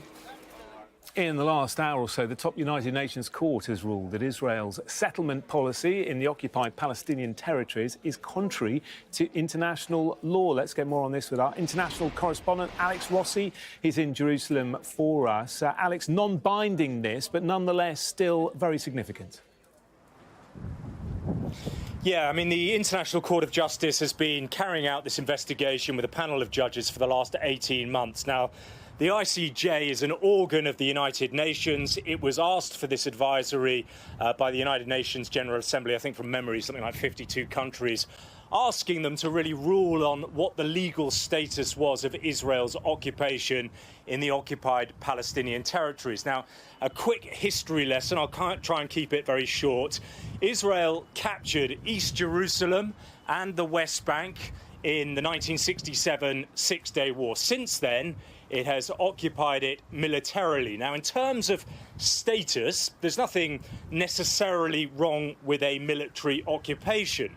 Where they come into difficulties, according to this court ruling, is the fact that you have seen a level of permanence and a transference of the Israeli population to these occupied territories. So what you have is not necessarily under law de jure, but you have de facto annexation. And under international law, taking land through force is illegal. Now, some of what the International Court of Justice has said really is quite breathtaking and will have very far-reaching ramifications. It says the occupation of the West Bank, and listen to this, consists of systematic discrimination, segregation and apartheid. Now, Israel has always argued that it's not an apartheid regime, but the International Court of Justice begs to differ. And the reason behind that, Jonathan, is that effectively you have Israelis living in the occupied territories with one set of laws for them and another set of laws for the Palestinians living there, which, of course, they argue is the characteristic of apartheid. They also go on to say that the infrastructure in the West Bank is meant to remain in place indefinitely. As a result of that, it amounts to annexation. Now, this part, again, is highly significant. They say, and remember, there are hundreds of thousands of Israeli settlers living in the West Bank in East Jerusalem.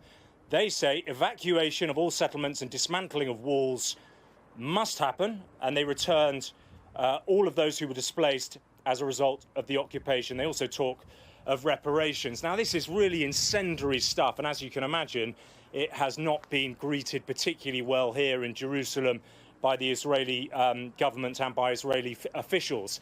The head of the Knesset, that's the Israeli parliament, the head of the Knesset's Foreign Affairs and Defense Committee, that's the Knesset's the Israeli parliament, he accuses the ICJ of being hijacked by Islamists and says it encourages terrorism. Now, to understand the true fallout of all of this will take some time, but certainly when it comes to governments around the world about how they shape and frame their policy towards Israel, it will have, a huge impact on that. And we're certainly likely to also see countries around the world introducing more sanctions against the settlement movement and its leaders.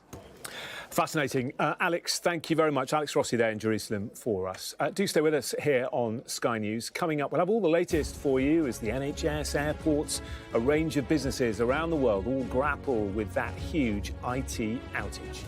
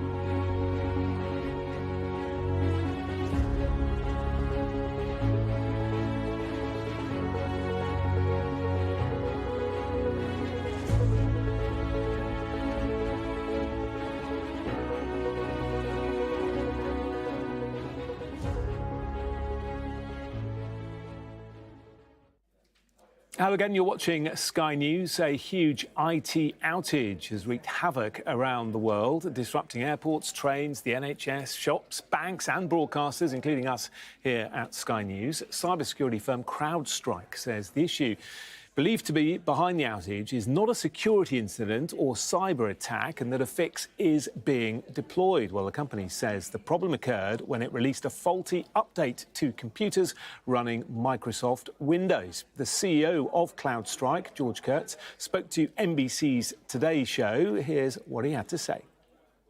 I want to start with saying we're deeply sorry for the impact that we've caused to customers, to travelers, to anyone affected by this, including our companies. So we know what the issue is. We're resolving and have resolved the issue now. It's recovering systems that are out there. And essentially, as you've talked about in the statement I put out, is the system was sent an update, and that update had a software bug in it and caused an issue with the Microsoft operating system. And we identified this very quickly and remediated the issue.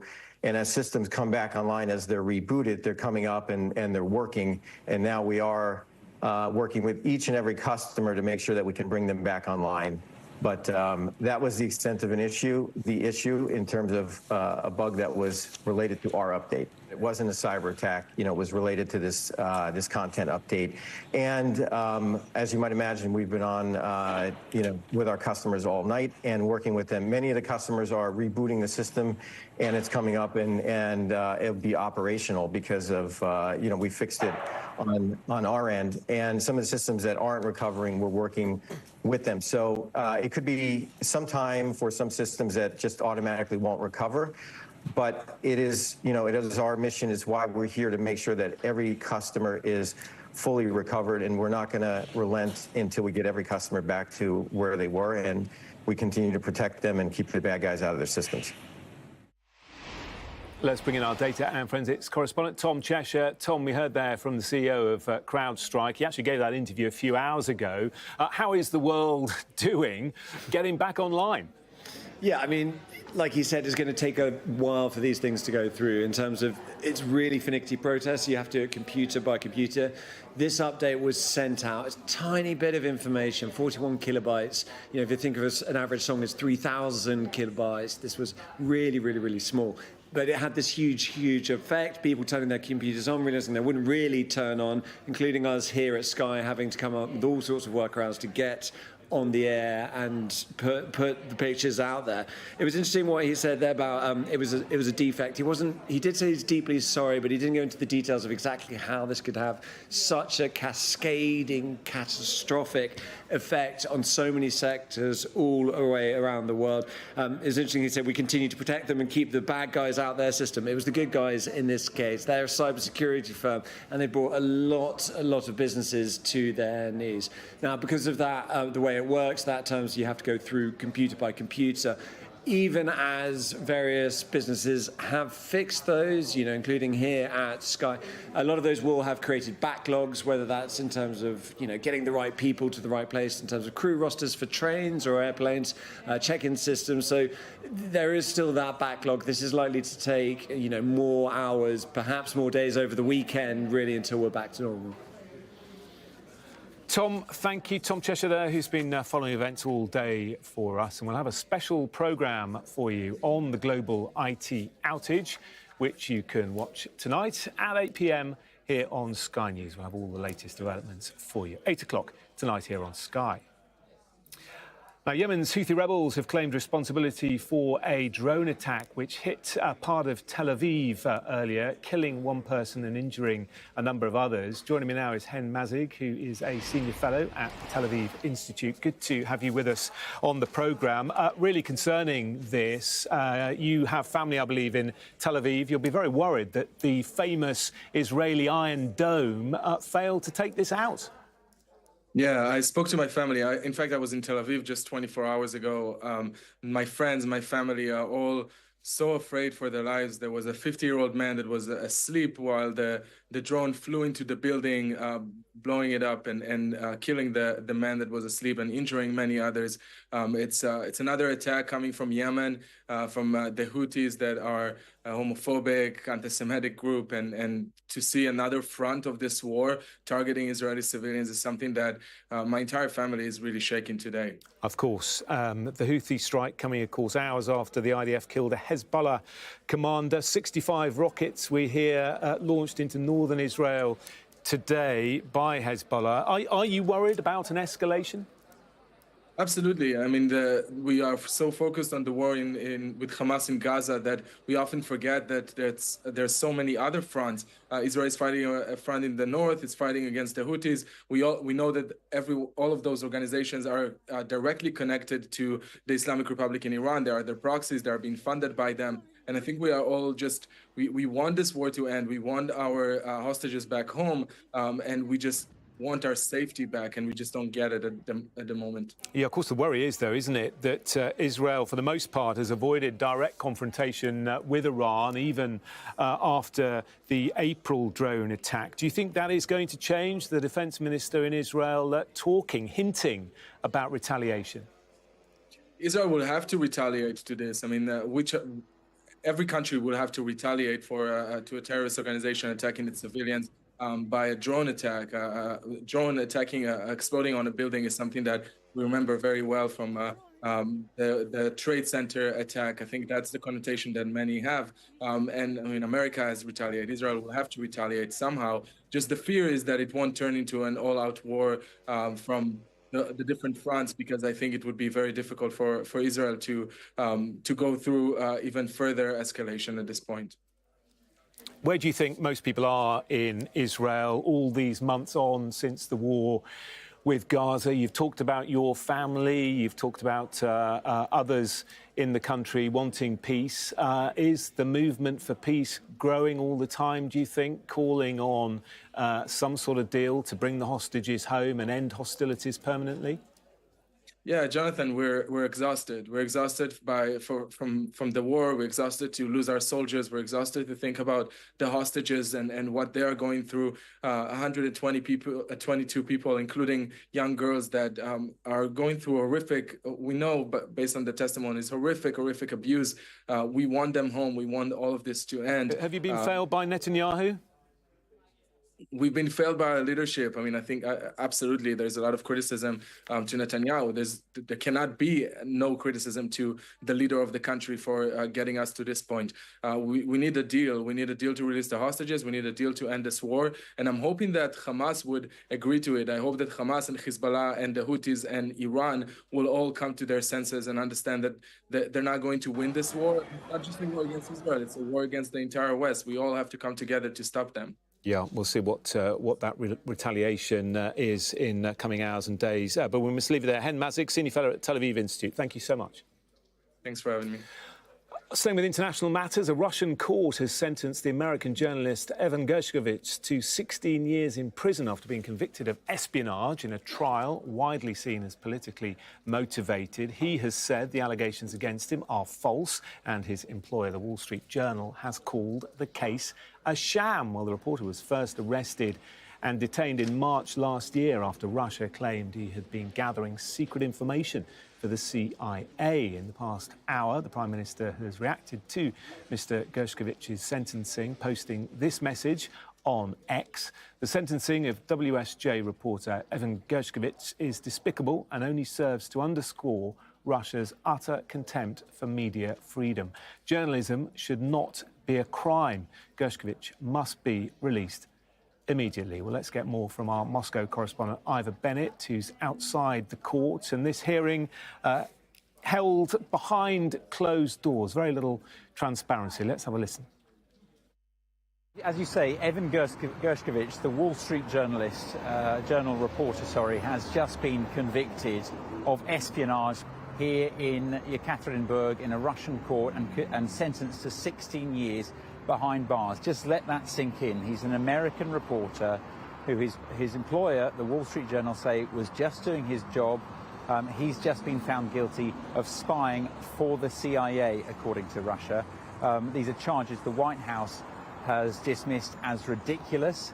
After a trial, the Wall Street Journal has dismissed as a sham, and it's a mark, I think, of just how low relations have sunk between Moscow and Washington.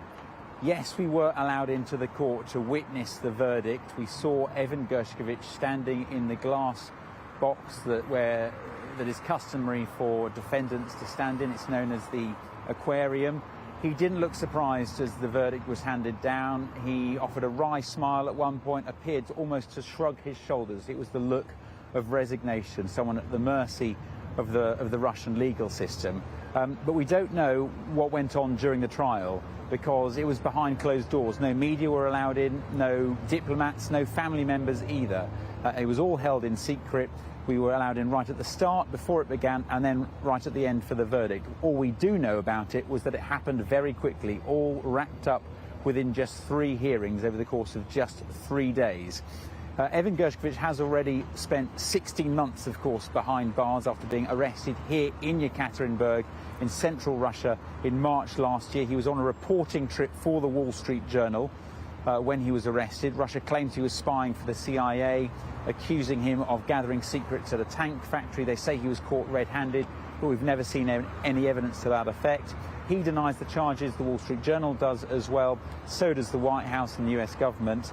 And they accuse Russia of using him as a bargaining chip in a potential prisoner exchange. And on that front, there's a lot of speculation about what the speed of the trial could mean about a potential prisoner exchange, because people are speculating that Russia's been trying to rush through the legal proceedings to wrap that up because potentially a swap deal is afoot. Vladimir Putin's spokesman was asked about this today by journalists, and Dmitry Peskov replied saying, "I'm leaving that question without an answer, so make of that what you will." Nothing confirmed on that front, but for now what is confirmed is that Evan Gershkovich in the building behind me has been found guilty of spying, and he's been sentenced to 16 years behind bars here in Russia. Ivor Bennett reporting. Well, President Joe Biden has just released a statement in reaction to that news. He says Evan Gershkovich received a sentence of 16 years in a Russian prison despite having committed no crime. Rather, he was targeted by the Russian government because he is a journalist and an American. We're pushing hard for Evan's release and will continue to do so. As I've long said, and as the UN also concluded, there is no question that Russia is wrongfully detaining Evan. Journalism is not a crime. We will continue to stand strong for press freedom in Russia and worldwide, and stand against all those who seek to attack the press or target journalists. That was the President speaking in the last few minutes. Lots more still to come on Sky News today, including I'm going to be speaking to a former chief superintendent with the Met Police about last night's rioting in Leeds.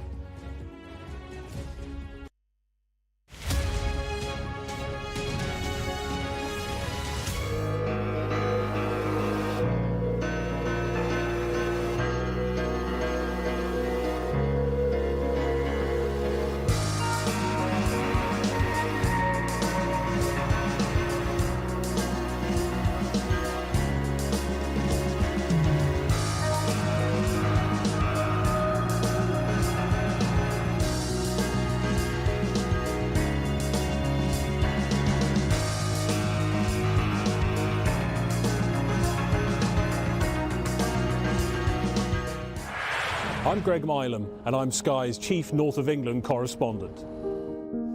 I've reported from around the world and around the UK. I'm Mark Stone, I'm Sky's US correspondent based here in Washington, DC. And beyond the United States, from across the world, I report on the biggest stories. I'm Stuart Ramsey, and I'm Sky's chief correspondent. I'm David Blevins, and I'm Sky's senior Ireland correspondent. I remember some of the worst of the violence here. I'm Alex Crawford, and I'm Sky's special correspondent based in Istanbul. There's always more to the news than a headline. We want to discover, to delve a little deeper, to find out what's really going on. Explanation, analysis, the people at the heart of every story. I'm Neil Patterson, and this is the Sky News Daily Podcast. Alex Crawford joining us now from Ukraine. Their personal possessions are all scattered around the place. Our economics and data editor, Ed Conway. Try and make sense of the big numbers for us. Things can change incredibly quickly, and that's what they have done. So, by the end, we'll hopefully all understand what's going on in the world just that little better. Available wherever you get your podcasts.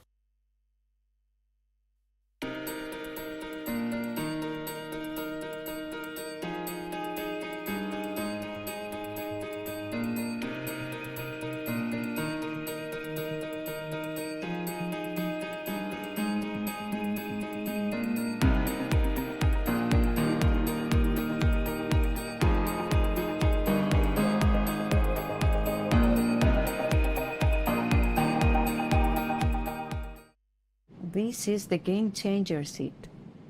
Look, it even comes with binoculars.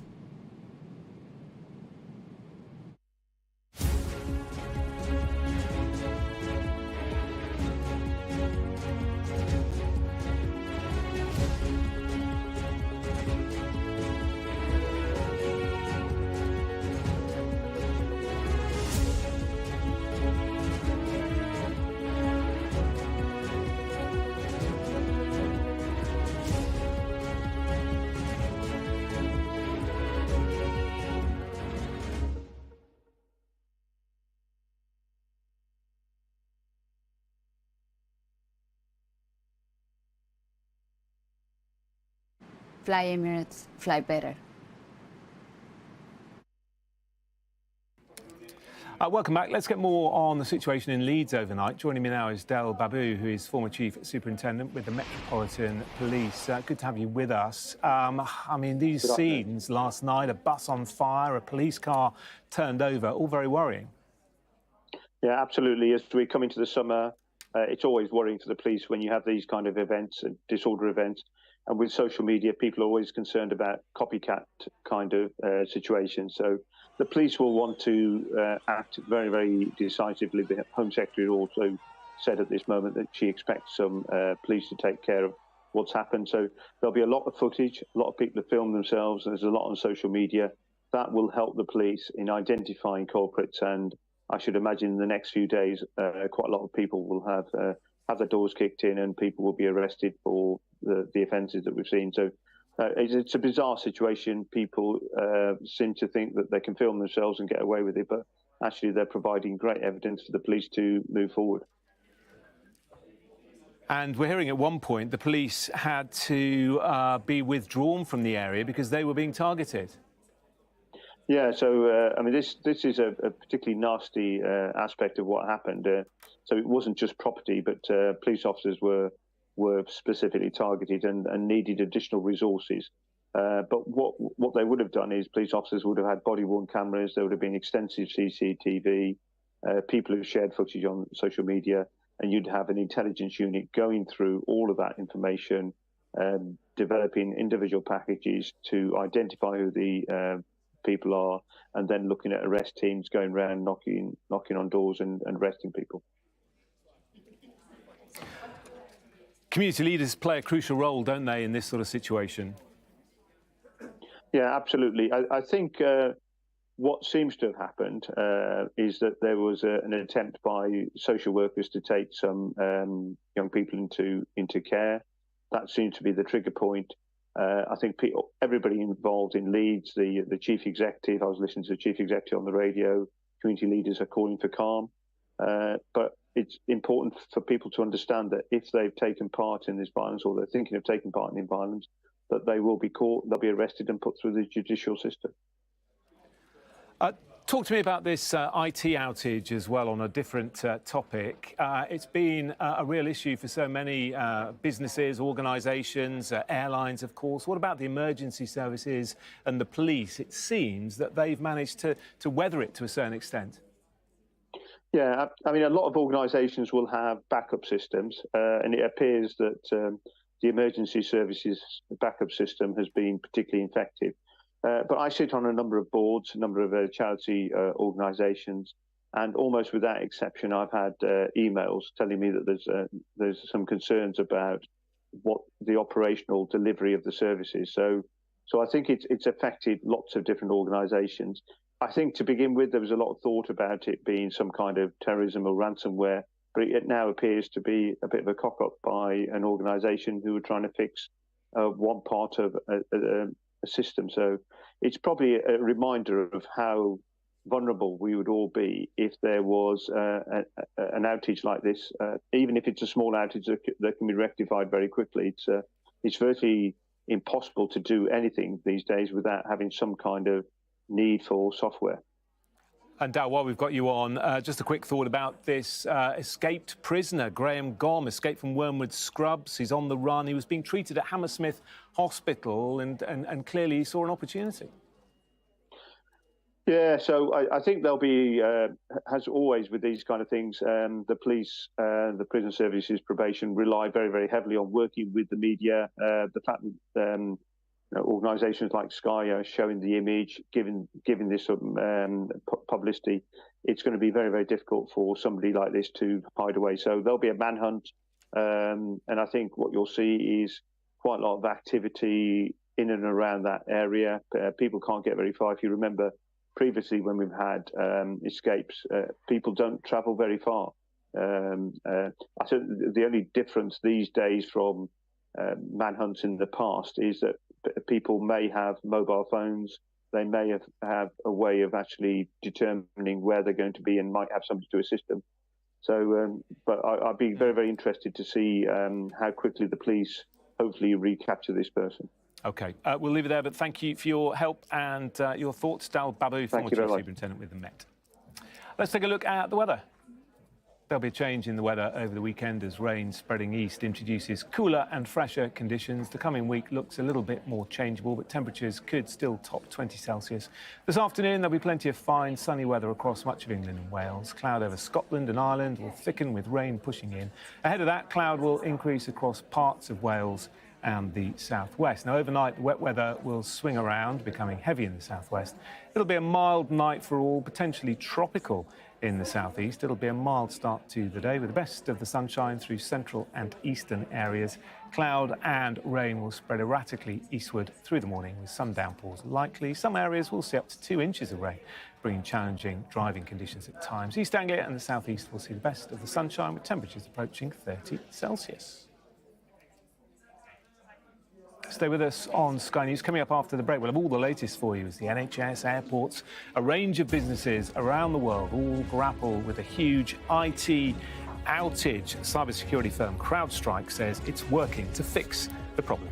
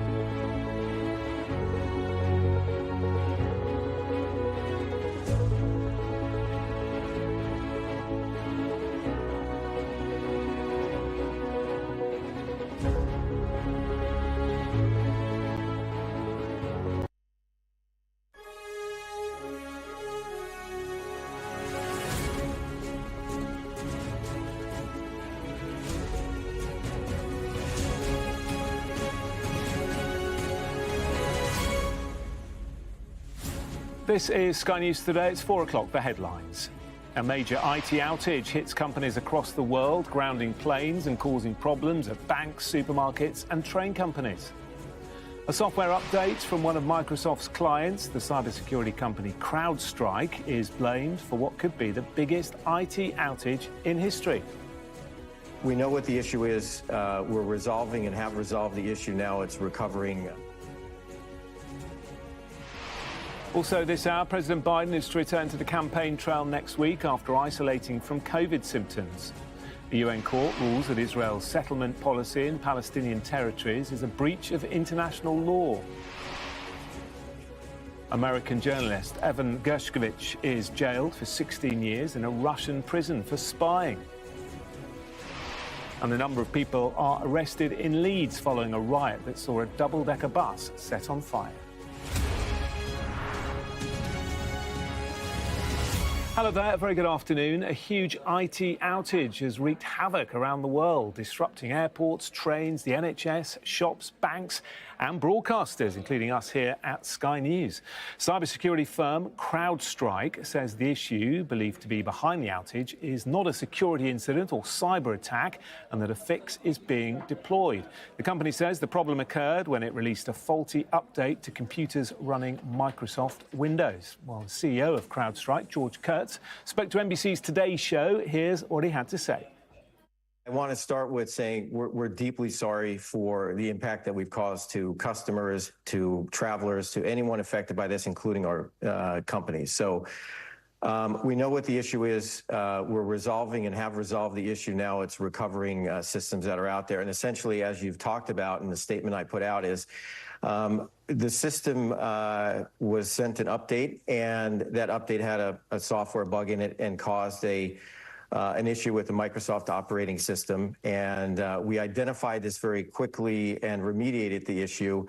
And as systems come back online, as they're rebooted, they're coming up and they're working. And now we are working with each and every customer to make sure that we can bring them back online. But that was the extent of an issue. The issue in terms of a bug that was related to our update. It wasn't a cyber attack. You know, it was related to this this content update. And as you might imagine, we've been on with our customers all night and working with them. Many of the customers are rebooting the system, and it's coming up and it'll be operational because of we fixed it on our end. And some of the systems that aren't recovering, we're working with them. So it could be some time for some systems that just automatically won't recover. But it is our mission, is why we're here, to make sure that every customer is fully recovered, and we're not going to relent until we get every customer back to where they were, and we continue to protect them and keep the bad guys out of their systems. Bring in our data and forensics correspondent Tom Cheshire. Tom, many people will be wondering how on earth this was able to happen, not just isolated to one region or country, but globally.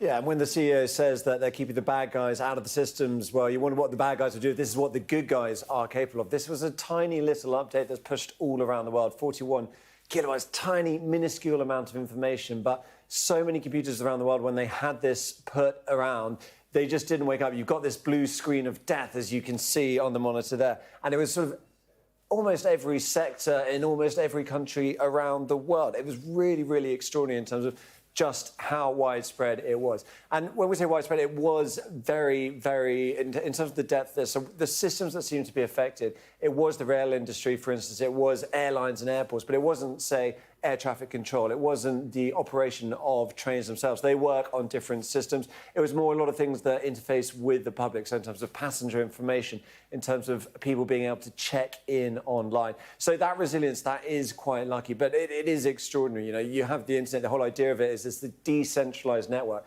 But because of the dominance of big firms like CrowdStrike, you know, the second most valuable cybersecurity company in the world up to this point, and then you have Windows, of course, which operates so many of the world's computers. Because you have those big central nodes to go through, if there is an effect like this, it can have consequences that cascade all around the world. And those consequences are continuing to be felt. You heard the CEO of CrowdStrike there saying that there was a fix. That is true, and people do know how to fix this. The problem is you have to go computer by computer. That's what we've been doing here at Sky News, getting systems back online. Thousands of computers, and that will be the case for businesses all around the world. So there's a lot to do. And then even once they've got that online, they've still got this backlog. So things like travel, especially in terms of airports, I think we're going to continue to see disruption into this evening, perhaps into this weekend. It is deeply embarrassing for CrowdStrike. This sort of single point of failure has rippled across the world. I haven't seen anything really like it for a very long time. It might be one of the biggest internet outages we have seen to date. That's because we rely on the internet so much and because this company is so dominant. Yeah, the fallout from this is going to be huge, isn't it? Tom, for the moment, thank you very much. Well, Tom mentioned disruption to travellers around the world, and they, of course, have been experiencing severe delays and cancellations as airlines grapple with today's IT issues. Heathrow Airport says flights are operational, but the airport is experiencing delays. London Gatwick has warned that passengers may experience delays as well, but people should still arrive at their scheduled check-in time. Meanwhile, staff at Luton Airport have resorted to manually checking in customers. Manchester Airport says ground handling services for some airlines have been affected. Let's head to Edinburgh Airport, where Sky's Conor Gillis is. It's been chaos there, hasn't it, Conor? Yeah, it certainly has been, Jonathan, a day of chaos here at Edinburgh, starting off this morning when this began to unravel across the world.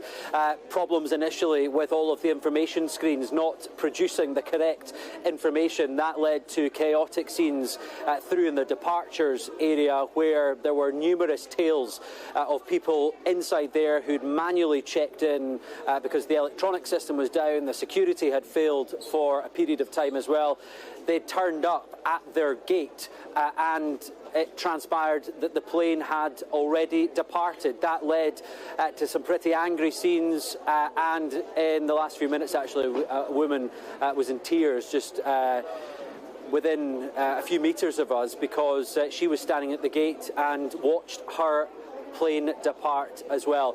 So things are gradually getting back up and running here. Ryanair was probably the worst affected in terms of a wave of cancellations. Edinburgh Airport confirming 50 flights in all have been cancelled so far. Around 50,000 passengers in this particular airport have been impacted. And Ryanair were having to manually check people in with old school pen and paper. They were crossing people's names off their list as passengers were producing boarding cards from their phones that were not working because of the severe IT glitches. Let's get an update now from one of the bosses here at Edinburgh Airport, who's been giving us this update in the past few seconds. It's been a difficult day, and we get those in aviation. However, we've been really impressed with the team today coming together and helping our passengers manage the chaos of the IT outage this morning. We were back up and running by around lunchtime, and this afternoon's really been a story of working with our airlines to determine what planes can leave and what planes can arrive. We've had a number of cancellations, around about 50 today, and that may rise. But it's a case of managing that, managing the passengers. And we really want to thank our passengers for their patience. It's been a really frustrating day for them, but I think they've understood and they've worked with us. Do you think this could have knock-on impacts for the coming days? How do you foresee that? Yes, it's getting back to normal, but clearly there's a number of passengers, there's 50 planes of passengers that need to get to where they're going to over the next coming days. We'll be running a full schedule tomorrow and over the weekend, but it'll be a case of trying to assist those passengers to get onto flights to get them home. Clearly the financial impact on all of this for passengers. We've been hearing countless tales of people being £2,000–3,000 out of pocket, frantically looking for other options to try and get to their final destinations. All the while, hotels around this area have been hiking their prices as well, which has been part of a miserable fallout of today's chaos. Let's have a chat now with Tom, who's one of the passengers affected. Tom, tell us about your story today. Yeah, I arrived by bus maybe 2 hours ago. And then I got the message, WhatsApp, no, it was an email. It said, okay, your flight is cancelled. There's nothing we can do. I can't go to my app. The app was broken. It said, okay, there's a technical issue with a third-party company. I don't know the name. But nothing worked. You can't change your flight. You can't get a refund. And then maybe 30 minutes ago, the app started working again. I changed my flight. I think I had to chat with other passengers. And I think I'm the only one worked. It worked with me, but not with the other ones. So you've managed to get a new flight. When is that? Is that going to be today, tomorrow? It's tomorrow, 9 a.m. So what happens in terms of your hotel, or what you're going to do now? There is no hotel.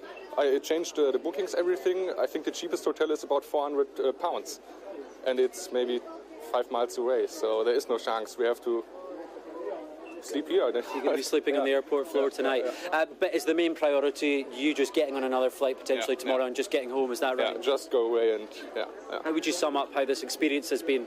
I mean, I think it's the worst case for every traveler. I mean, I have a 5-day camping trip behind me. There's my stuff. Everything is wet and you see. I just want to go home, and this is maybe the worst case that can happen. So. Okay, good luck, Tom. Thanks very much indeed for your time on Sky News. Similar story everywhere you look here in this airport. Same story in many airports across the UK, across the world, as the full impact is felt of this major global IT chaos. Yeah, so tough, isn't it, for passengers trying to get away. Connor, thank you very much, Connor, there in Edinburgh for us. Well, many retailers have reported issues with taking digital payments, and banks and the London Stock Exchange have also been disrupted. Let's speak to our business presenter, Ian King. Ian, so many different sectors have had trouble today. Which have been the hardest hit? I think probably aviation, Jonathan. If you look at the overall sweep of the outages around the world, obviously this began in the middle of the night our time, but Asia Pacific was certainly open. The financial markets were open. There's talk of some losses being incurred by customers of brokerages, particularly in countries like India. But I think the main quantum of disruption has really been in aviation. You saw airports like Changi in Singapore and Narita in Tokyo, across to Dubai in the Middle East, all being affected. And then obviously in Europe, you've had widespread havoc being created, particularly airports such as Schiphol in Amsterdam and Berlin in Germany. And of course, in the United States, the main aviation regulator there, the FAA, was very, very quick to tell the three biggest carriers in the country, United, Delta and American Airlines, that they all had to grind their flights. So those services have now been resumed. I think more broadly, this is going to raise all sorts of questions about the future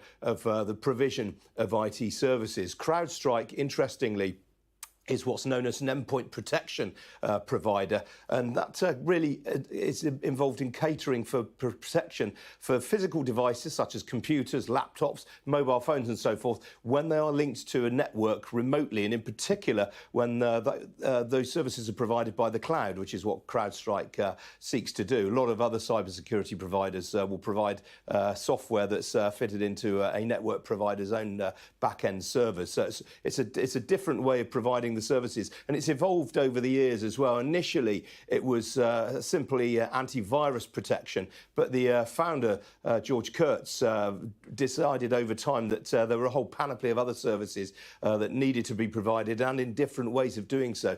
Data protection in the age of the cloud being a key one, threat detection being another. So the way that the industry has evolved has been absolutely fascinating. And CrowdStrike itself, a real darling of the stock market of Wall Street. The share price has risen by 96% since the beginning of the year. It was seen as a company with explosive growth prospects, and particularly, as I say, in endpoint protection, where it has 24% of the market. Now, this, of course, only affected those customers who were having the services provided via Microsoft, as CrowdStrike itself said. This doesn't affect you if you were using other platforms such as Mac or Linux, but nonetheless, widespread ramifications. In particular, I think there will be questions asked in days and weeks about the importance and the strength of the big IT companies, and the fact that the UK's infrastructure, the world's infrastructure, IT infrastructure, is really dominated by a handful of big tech companies. Now, in the last few moments, Jonathan, I can tell you, Mr. Kurtz, the founder and chief executive of CrowdStrike, has put up another tweet on social media here. Let me read this out to you because this is literally just dropped. He says, "Today was not a security or cyber incident. Our customers remain fully protected. We understand the gravity of the situation and are deeply sorry for the inconvenience and disruption. We are working with all impacted customers to ensure that systems are back and that they can operate. So that's in the last few moments that George Kurtz has said that.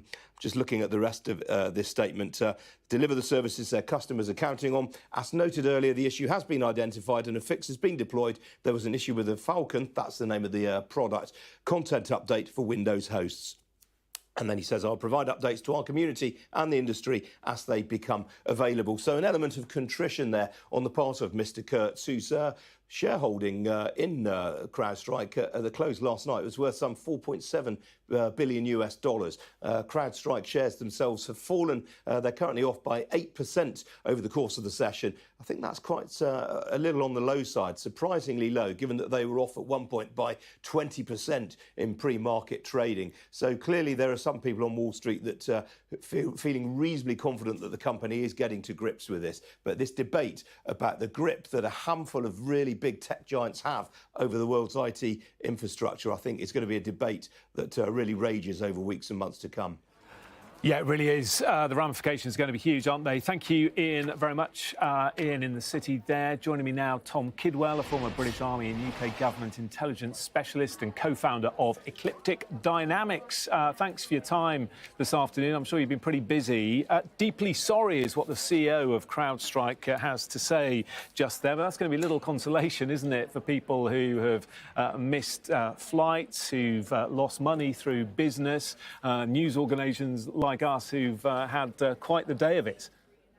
Yeah, absolutely. I mean, it's going to start with an apology somewhere, but I think it's key to focus at this point on the fact that, like they say, this wasn't a cyber attack. This was, as the details come out, a mistake, essentially. So somewhere in that organization, the process has broken down to allow this piece of software to be released at a point where it wasn't ready or wasn't tested sufficiently to make sure it was fit for purpose.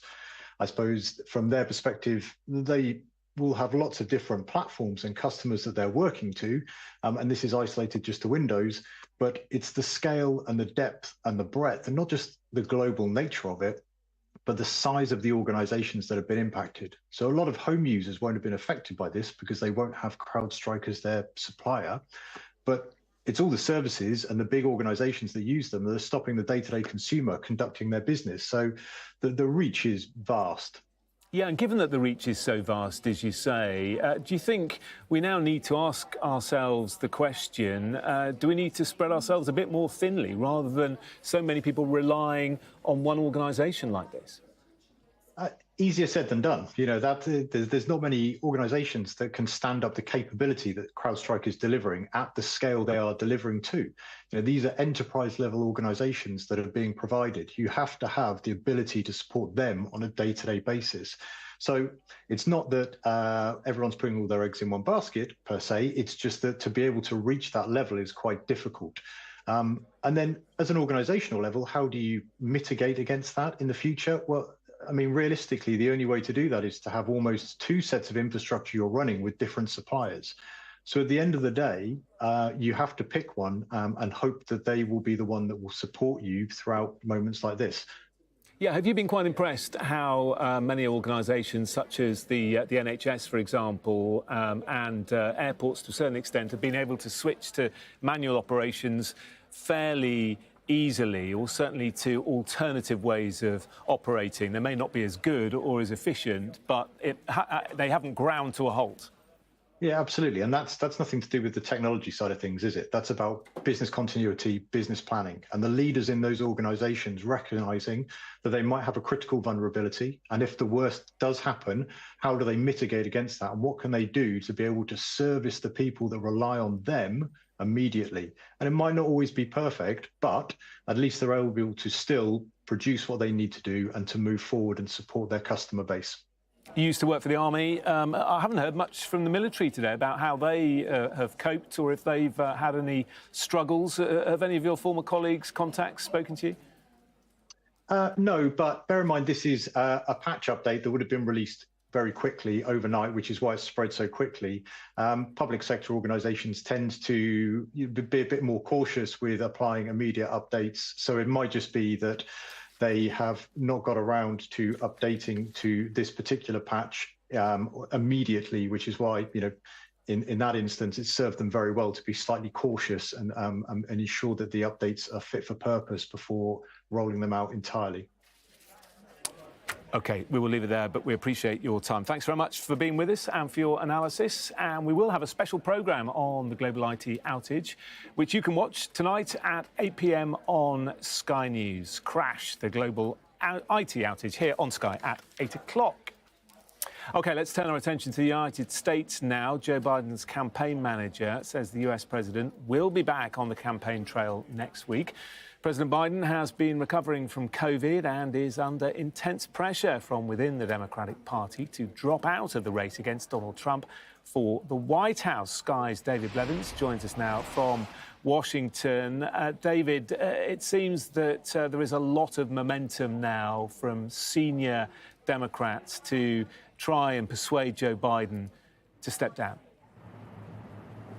Yes, another 4 Democratic members of Congress now joining the long list of people suggesting that it is time for a new candidate ahead of November's election. So to describe the Democratic Party as divided would be an understatement. We're witnessing open warfare, really, and it's illustrated by the fact that today, in a memo, Joe Biden's campaign manager told staff that while he is currently convalescing at home in Delaware, having tested positive for COVID, he will be returning to the campaign next week, and he's doing so because he still believes he is the only candidate who can defeat Donald Trump, that he's in it to win it, quote unquote. At the same time, our colleagues at NBC are hearing from sources close to the Biden family that they have begun to discuss an exit strategy, a strategy that would allow him to choose the moment when he would exit the race. Now, the White House is firmly denying the claim that the family is discussing his exit, but you would expect them to do that,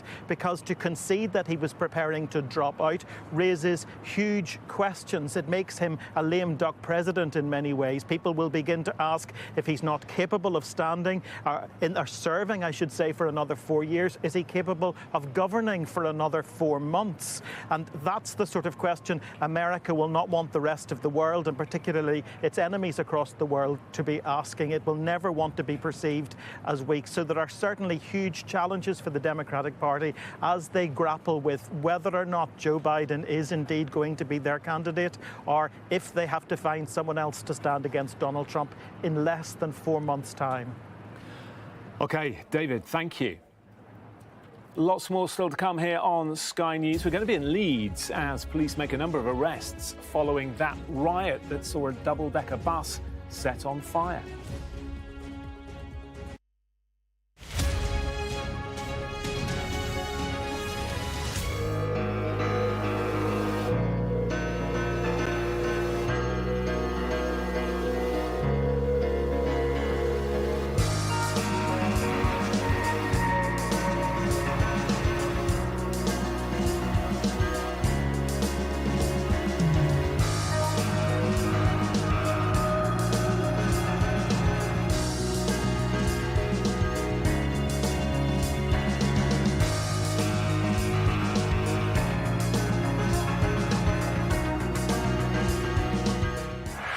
I'm Greg Milam, and I'm Sky's chief North of England correspondent.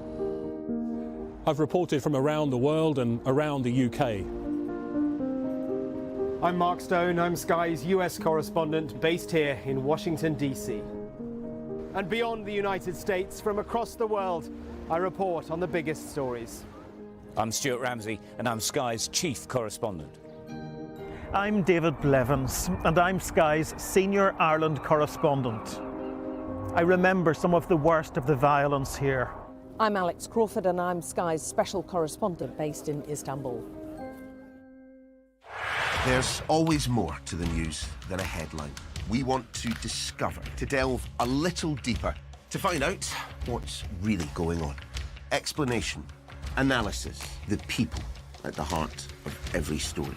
I'm Neil Patterson, and this is the Sky News Daily Podcast. Alex Crawford joining us now from Ukraine. Their personal possessions are all scattered around the place. Our economics and data editor, Ed Conway, try and make sense of the big numbers for us. Things can change incredibly quickly, and that's what they have done. So, by the end, we'll hopefully all understand what's going on in the world just that little better.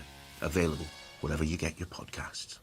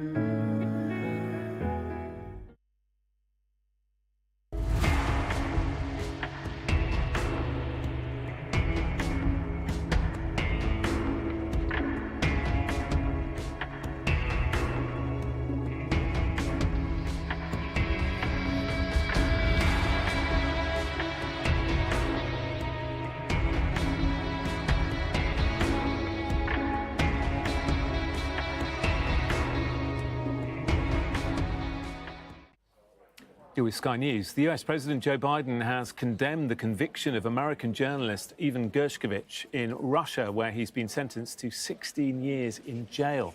The reporter was first arrested and detained in March last year after Moscow claimed he'd been gathering secret information for the CIA. Mr. Gershkovich has said those allegations are false, and his employer, the Wall Street Journal, has called the case a sham. Well, in a statement, President Biden said Evan Gershkovich received a sentence of 16 years in a Russian prison despite having committed no crime. Rather, he was targeted by the Russian government because he is a journalist and an American. We are pushing hard for Evan's release and will continue to do so. As I've long said, and as the UN also concluded, there is no question that Russia is wrongfully detaining Evan. Journalism is not a crime. We'll continue to stand strong for press freedom in Russia and worldwide, and stand against all those who seek to attack the press or target journalists. Our Moscow correspondent, Ivor Bennett, has more on the story from outside the court. As you say, Evan Gershkovich, the Wall Street journal reporter, has just been convicted of espionage here in Yekaterinburg in a Russian court and sentenced to 16 years behind bars. Just let that sink in. He's an American reporter who his employer, the Wall Street Journal, say was just doing his job. He's just been found guilty of spying for the CIA, according to Russia. These are charges the White House has dismissed as ridiculous. After a trial, the Wall Street Journal has dismissed as a sham, and it's a mark, I think, of just how low relations have sunk between Moscow and Washington. Yes, we were allowed into the court to witness the verdict. We saw Evan Gershkovich standing in the glass box that is customary for defendants to stand in. It's known as the aquarium. He didn't look surprised as the verdict was handed down. He offered a wry smile at one point, appeared almost to shrug his shoulders. It was the look of resignation, someone at the mercy of the Russian legal system. But we don't know what went on during the trial because it was behind closed doors. No media were allowed in, no diplomats, no family members either. It was all held in secret. We were allowed in right at the start, before it began, and then right at the end for the verdict. All we do know about it was that it happened very quickly, all wrapped up within just 3 hearings over the course of just 3 days. Evan Gershkovich has already spent 16 months, of course, behind bars after being arrested here in Yekaterinburg in central Russia in March last year. He was on a reporting trip for the Wall Street Journal when he was arrested. Russia claims he was spying for the CIA, accusing him of gathering secrets at a tank factory. They say he was caught red-handed, but we've never seen any evidence to that effect. He denies the charges. The Wall Street Journal does as well. So does the White House and the US government. And they accuse Russia of using him as a bargaining chip in a potential prisoner exchange. And on that front, there's a lot of speculation about what the speed of the trial could mean about a potential prisoner exchange, because people are speculating that Russia's been trying to rush through the legal proceedings to wrap that up because potentially a swap deal is afoot. Vladimir Putin's spokesman was asked about this today by journalists, and Dmitry Peskov replied saying, "I'm leaving that question without an answer, so make of that what you will." Nothing confirmed on that front, but for now what is confirmed is that Evan Gershkovich, in the building behind me, has been found guilty of spying, and he's been sentenced to 16 years behind bars here in Russia. Ivor Bennett for us in Moscow. Back here, police say several people have been arrested following a night of violent disorder in a suburb of Leeds. A bus was set on fire and a police car overturned during the disturbances in the Hare Hills area in the east of the city. Sky's Shingi Marike joins me now from the area. Shingi, what are we being told about why this violence began? Well, the police have put out a statement adding a bit more detail, a bit more context to those chaotic scenes we saw yesterday. And here on the ground, what you have behind me is a clean-up operation in which there are road sweepers out. We've seen people moving the debris behind me, because behind me yesterday night, there was a bus that was on fire, and that bus was at the focal point of that disorder, which also saw a police car overturned and several flames set alight in the Hare Hills area. And just coming back to your question about the more detail we have, the police have released a statement in the afternoon, just telling us a bit more about what happened. They say that they got a call yesterday about 5 p.m. after social workers reported being met with hostility when dealing with a child protection matter. They say responding officers were attacked and helped by children's social care, when children's social care staff were then withdrawn to a place of safety. The situation escalated, and we had those ugly scenes we saw yesterday, which garnered quite a political reaction from the Mayor of West Yorkshire and the Home Secretary, just to name two people. There is still a police presence at the scene, not just this cordon behind me, but in the area we also know that there are police forces as well as a number of officers in riot vans. The police say that their presence will remain in the area over the course of the weekend as they seek to quell any type of disruption that could occur again tonight. In Leeds, thank you.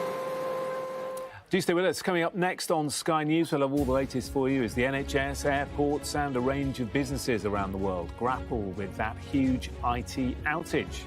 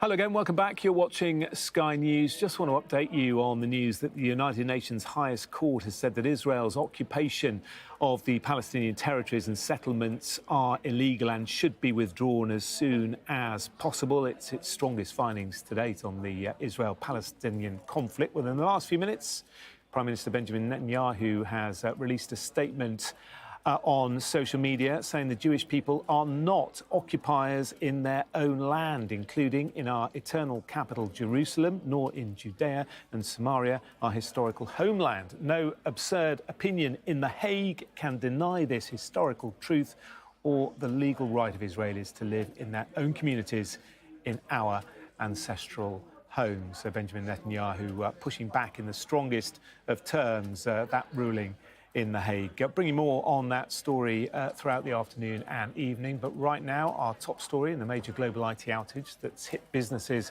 right around the world. Cybersecurity firm Crowdstrike says the issue believed to be behind the outage is not a security incident or cyber attack. That's the good news. And that a fix is now being deployed. Well, the company says the problem occurred when it released a faulty update to computers running Microsoft Windows. Let's speak to Emily Taylor from Chatham House and an editor of the Journal of Cyber Policy. Good to see you this afternoon.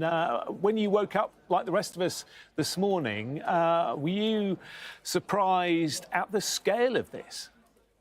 Well, it's the familiar sinking feeling, isn't it? I mean, I'm sure for you, with Sky being taken off the air, that must have been a really awful thing to wake up to. But it really underlines, doesn't it, our reliance on technology, and that a fault in a single update from a security provider, very, very well respected and well established security provider, Crowdstrike, mixed in with Microsoft.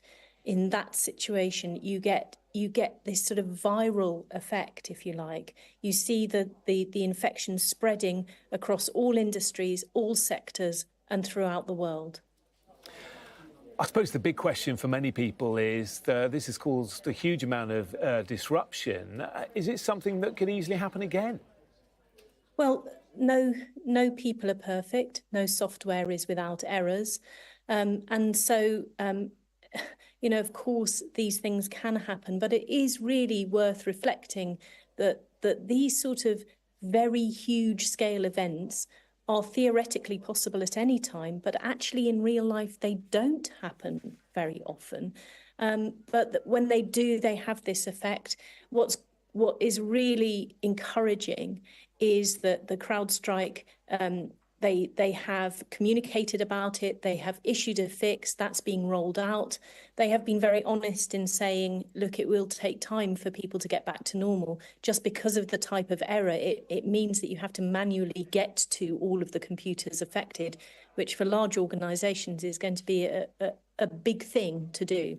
Yeah, we've had technical people here running around all day trying to get our various systems back online, which one by one they've managed, and it'll be a scene replicated right around the world. For those of us who aren't technical, who don't understand computers, just explain in as simple terms as possible what went wrong and what the fix is, because the fix isn't necessarily as simple as some may think. So what went wrong is this is known as a security update. So all software has faults, and those become known to the manufacturer over time. So what they do is they issue what we call patches, software updates, and it's actually very good practice to be on top of your software updates and to keep them updated, because that actually in most cases protects you against outages. In this case, unfortunately, that software update that's supposed to protect people had an error in it. And when you mix that with Windows environments, so Microsoft environments, that had a catastrophic failure, the so-called blue screen of death, which you will have been seeing today, Jonathan. Yeah, we've got plenty of those around the newsroom, although they are thankfully disappearing as I speak, which is good news. But it does suggest, doesn't it, that we shouldn't be putting so much faith in one organisation, an organisation which many of us had never heard of before this morning. So it is true that we are reliant on a small number of providers. So there's the global big tech giants on whom we all rely. And then there's also suppliers of specialist services such as Crowdstrike. And it tends to be that they are providing their services to a very wide range of people because they're good at what they do, and there are an awful lot of threats out there that need to be protected against. But it does lead to that moment of reflection on 2 points. One, our reliance on a relatively small number of providers, which means that when these events happen, it really does have a global impact across every sector. And two, the need for resilience. Accidents happen. It's important that we can all, as societies, recover, be able to function at a minimal level and sort of take these things in our stride where possible. And my hope is now that a fix has been released and people start to apply that this will hopefully fade in the memory, if not for Crowdstrike, then at least for the rest of us. Yeah, let's hope so. And just on that point, very briefly, if you could, Emily, what about the future of Crowdstrike? Are they going to bounce back? I mean, their share price has taken a dip. The CEO has been on TV today apologising. Because they're such a vast company and because of the work they do, will they survive this? Difficult to speculate. Yes, they're stage, I suppose, if you like. I don't know if you recall, Jonathan, a few years ago, TalkTalk, the UK mobile company, had a terrible cybersecurity incident and its shares plummeted. It was a disaster. It went on for ages and it seemed like it was going to be the end. In a year or so, its share price had completely recovered. And so sometimes these events happen. A couple of years ago, Facebook took all of its services offline accidentally. These things do happen. It's really about how Crowdstrike reacts and how it responds. The fact that it's issued a fix within a short number of hours, that its CEO has got out on the airwaves apologising, making all the right noises about how seriously they take it. I hope that those are good signs, but I imagine there will be some very, very difficult internal and external conversations that they'll be having over the coming months. Yes, I think we can all agree with that. Emily Taylor from Chatham House, great to get your thoughts. Thank you very much. Thank you. Busy afternoon here on Sky News. Let's get more now on the breaking news that the International Court of Justice has ruled that Israel's settlement policy in the occupied Palestinian territories is contrary to international law. In the last few minutes, the Israeli Prime Minister, Benjamin Netanyahu, described the ruling as absurd. I'm joined now by Michael Svard, an Israeli human rights lawyer. It's going to be good to get your analysis on this. What's your immediate reaction to the ruling? Well, hello, and thank you for having me. Well, the ruling is quite amazing. It's an 83-page indictment, basically, that lists dozens of law in its 57-year-old occupation, disinheritance of Palestinian property, and colonization of East Jerusalem and the West Bank. It's a cliche to talk about a legal earthquake, but it is really an earthquake. Netanyahu says the Jewish people are not occupiers in their own land. Well, the question of whether a certain collective has links, historical links, religious ties, and cultural ties to a certain area doesn't conclude the question of what is the legal status they have over that area. The prohibition on annexation was set in the post-Second World War international legal order as a very fundamental principle to solidify the desire to extinct wars after what humanity has went through in two world wars and in basically thousands of years of wars. We as a species decided that we want to have as little wars as possible. And so the prohibition on annexation, on unilateral annexation and colonization of lands that were conquered by force is a very important international principle, one of the most important principles. So whether the Jewish people have ties to that area, which they do, we do, doesn't have any bearing on the legal question on how the international community, how the parties to the conflict should make a decision on the permanent status of those lands where millions of Palestinians live. Yeah, is the issue here, from a legal perspective, not so much that the invasion happened in the Six-Day War, but rather that it's been a permanent move, that the population hasn't left the territories, and that is why The Hague has said it is essentially annexation? Yeah, I mean, the Hague made several conclusions. Each one of them is devastating in legal terms for Israel. One is that the Israeli presence in the West Bank has become illegal because Israel has abused the powers it was given by international laws of belligerent occupation as an occupying power, and it abused them to frustrate the very objects of this field of law, to make sure that a resolution to a conflict will be done in consent, in negotiations, and not by force. The second conclusion or assertion was that Israel has annexed the West Bank and East Jerusalem, and that is also a devastating, a very, very serious conclusion, which would have bearings on the obligations of other countries and international organizations such as the UN in its dealings with Israel, economic, diplomatic, even weapons trade, etc. And the third one, and that is something that is very, very embarrassing for me as an Israeli and as a Jew. Yeah, sorry to interrupt, but it is actually meaningless, isn't it? Because it's not binding. Well, it's not binding in the sense that it's not a court order, but the highest court in the world has made a declaration about what is the legal situation today.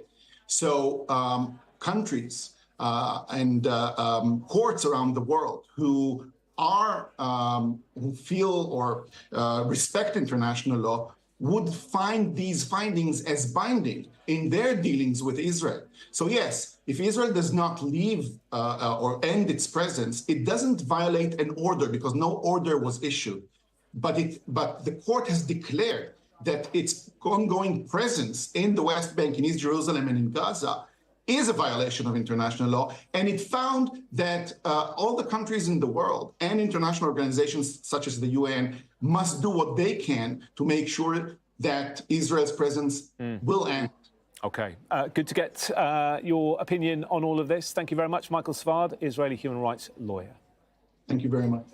OK, lots more to come, including we're going to look at how travel has been affected by today's huge IT outage. Don't go away.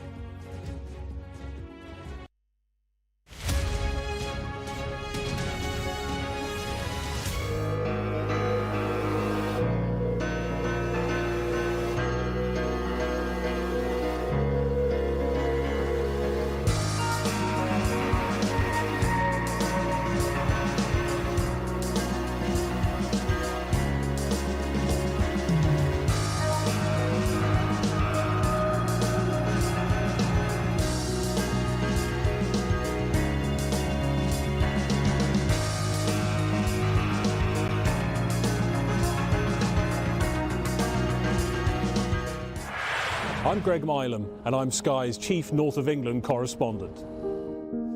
I've reported from around the world and around the UK.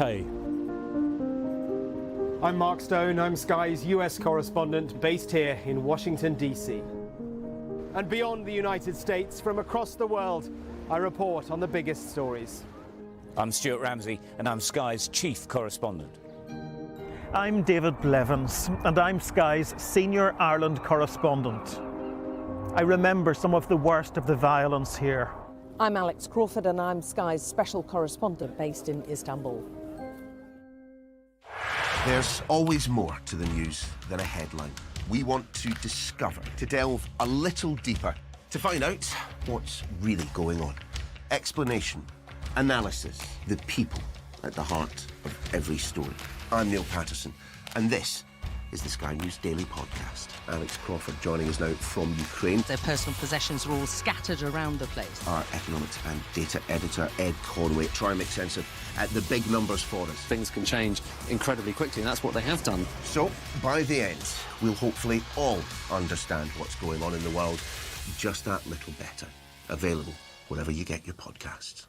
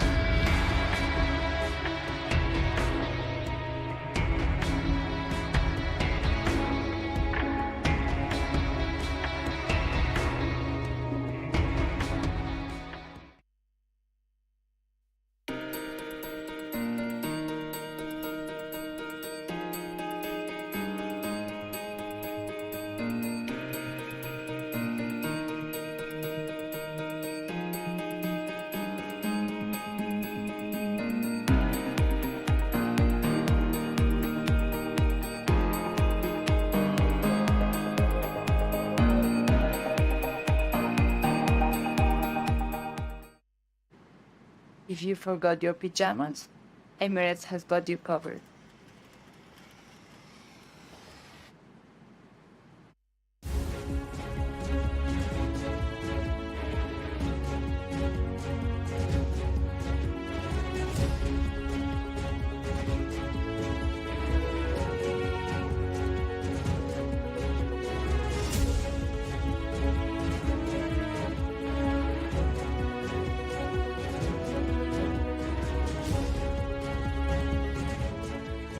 Fly Emirates.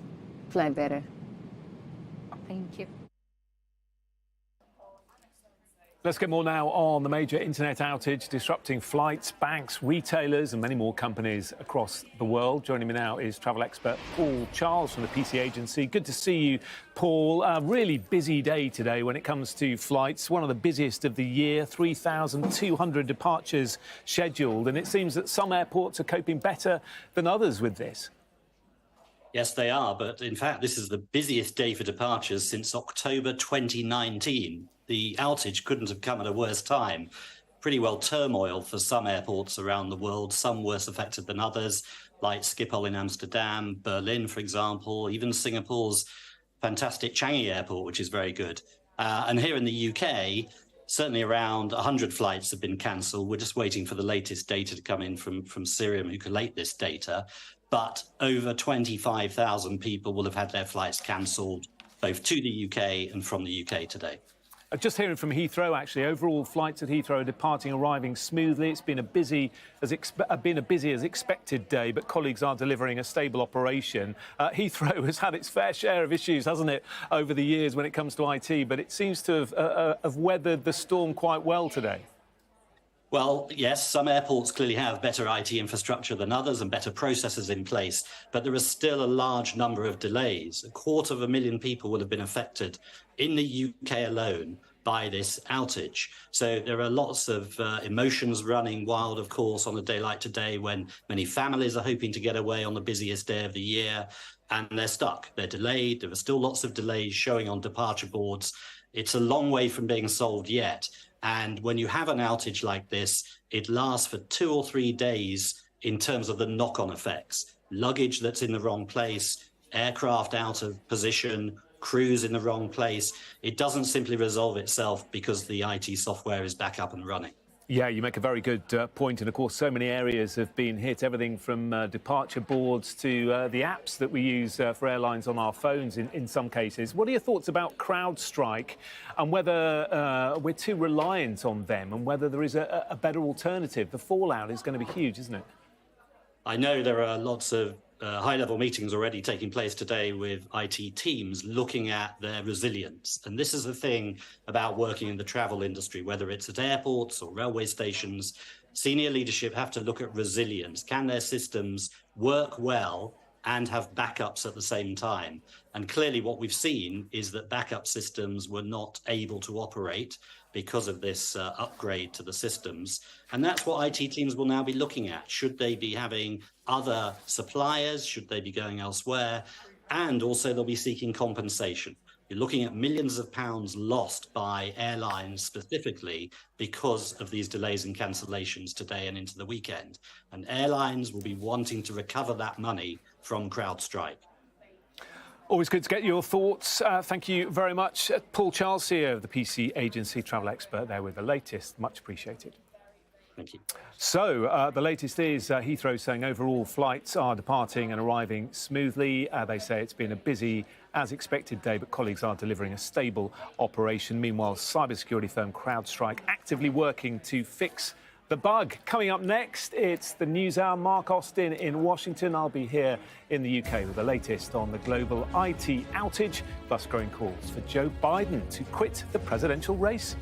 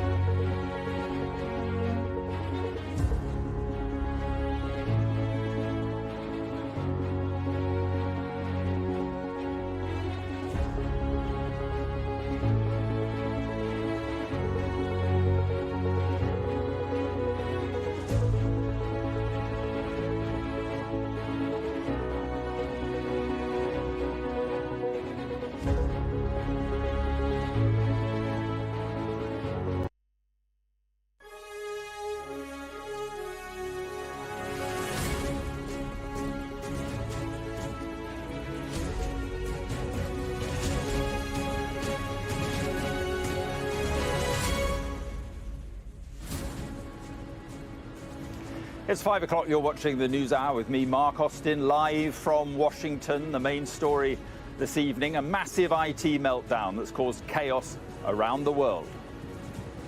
Airlines, trains, GPs, banks, businesses, supermarkets and broadcasters have all been hit. Microsoft blames third-party software as the American security firm behind the catastrophic failure rules out a cyber attack. I want to start with saying we're deeply sorry for the impact that we've caused to customers, to travelers, to anyone affected by this, including our company. Also this evening, Joe Biden's campaign insists he will remain in the race for the White House. And jailed Wall Street Journal reporter sentenced to 16 years in the spying case. His employer says it's a sham. Also tonight, deadly drone strike in Tel Aviv. Iran-backed Houthi rebels claim it. And Leeds unrest. Several people arrested following rioting in the city.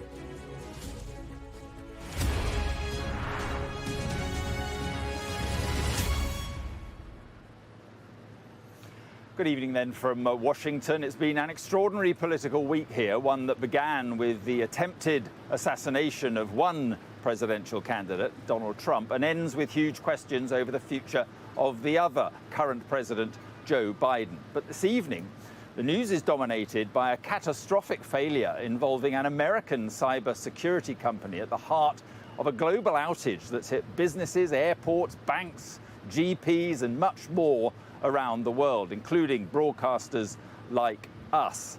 Cybersecurity firm Crowdstrike says the issue believed to be behind the outage is not a security incident or cyber attack, and that a fix is now being worked on.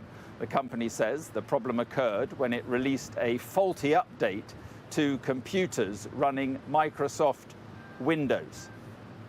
I want to start with saying we're deeply sorry for the impact that we've caused to customers, to travelers, to anyone affected by this, including our company. So we know what the issue is. We're resolving and have resolved the issue. Now it's recovering systems that are out there. And essentially, as you've talked about in the statement I put out, is the system was sent an update, and that update had a software bug in it and caused an issue with the Microsoft operating system, and we identified this very quickly and remediated the issue. And as systems come back online, as they're rebooted, they're coming up and they're working. And now we are working with each and every customer to make sure that we can bring them back online. But that was the extent of the issue in terms of a bug that was related to our update. It wasn't a cyber attack, it was related to this content update. And as you might imagine, we've been on, with our customers all night and working with them. Many of the customers are rebooting the system, and it's coming up and it'll be operational because of, we fixed it on our end. And some of the systems that aren't recovering, we're working with them. So it could be some systems that just automatically won't recover. But it is our mission, is why we're here, to make sure that every customer is fully recovered, and we're not going to relent until we get every customer back to where they were, and we continue to protect them and keep the bad guys out of their systems.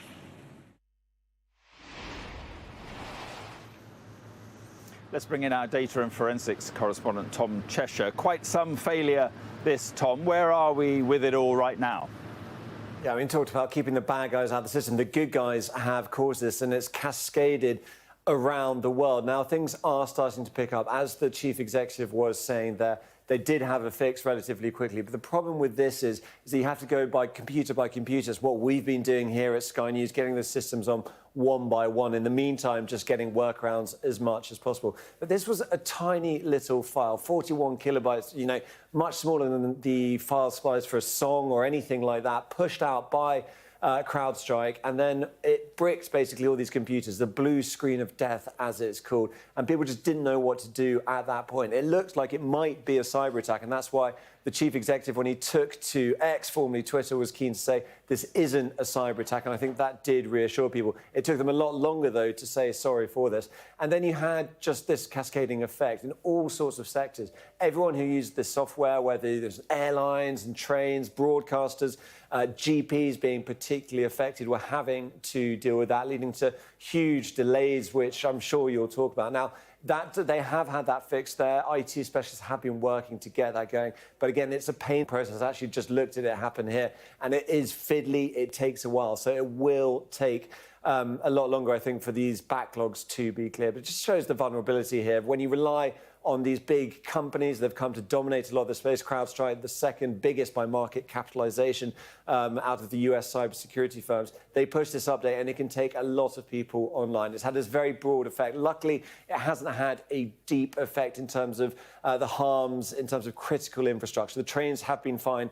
Airports have been running all right. It's been the passenger systems that have been affected. So that sort of resilience seems to be in place. But it's been a huge, huge day of disruption, likes of which rarely seen, really, in terms of the digital world.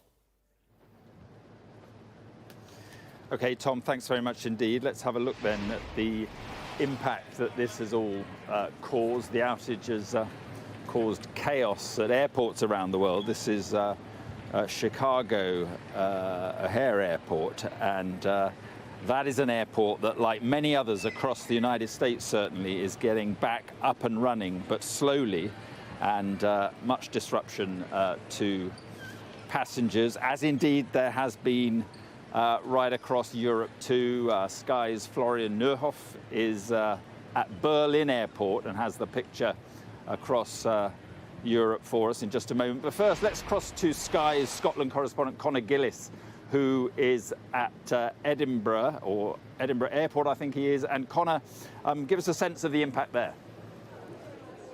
Yeah, good evening, Mark. It has been a day of chaos, a day of confusion here at one of the worst impacted airports in the UK, here in Edinburgh. 50,000 passengers impacted by this global outage, around 50 cancellations. And the confusion has been around some of the communications issues from those airlines, particularly Ryanair, which has been operating until fairly recently a manual ticketing system, a manual check-in process.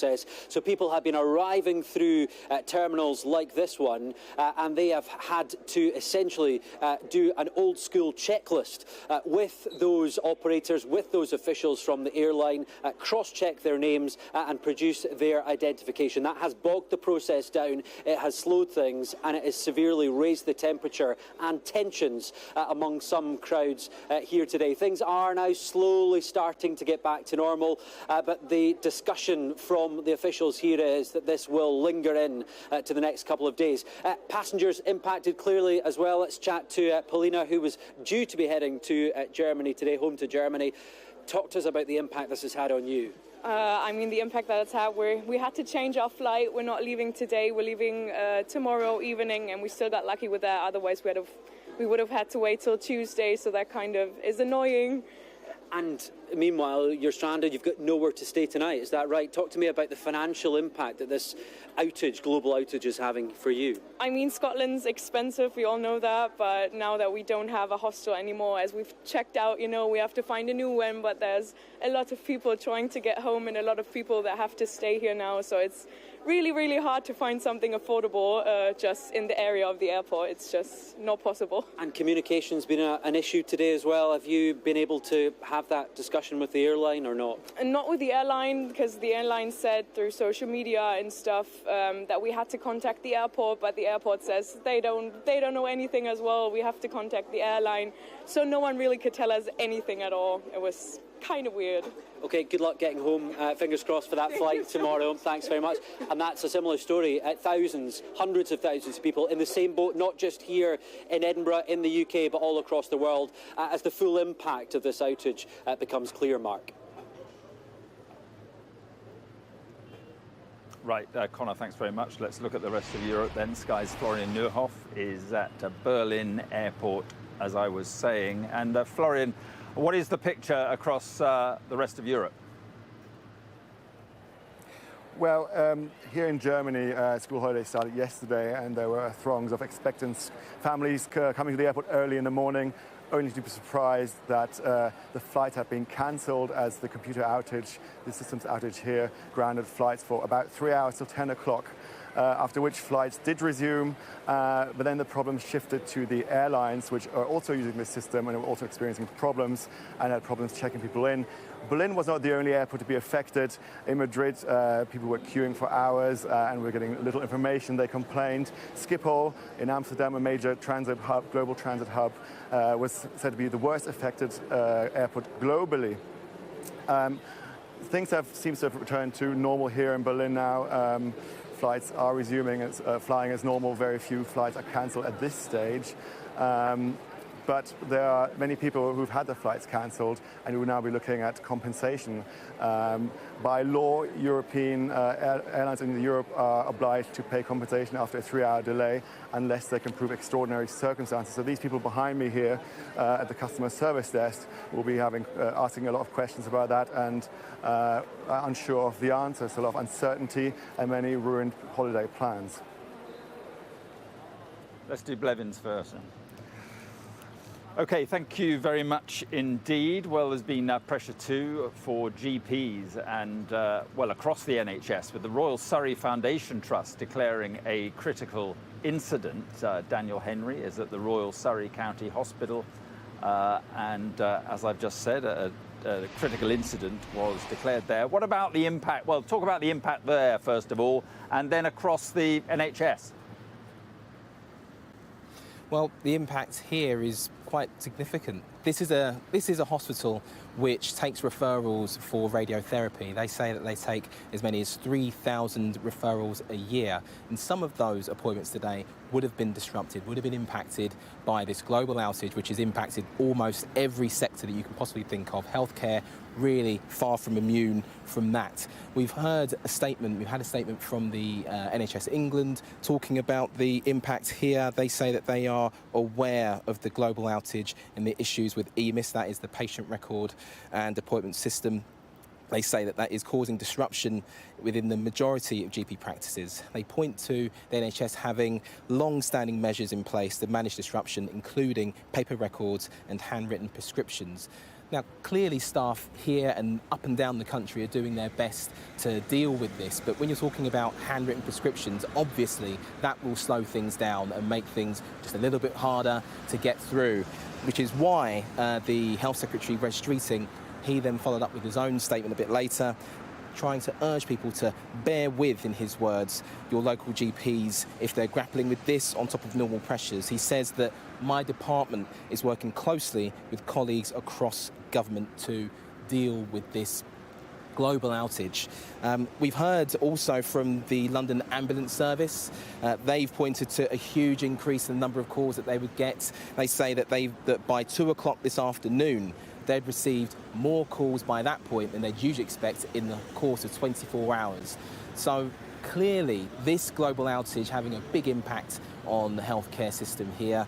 And we've heard an apology today, haven't we, from Crowdstrike, from the CEO of Crowdstrike, talking about that they're deeply sorry, talking about how they are trying to sort this out. But until they get on top of this, we are going to see this impact carrying on for millions up and down the country.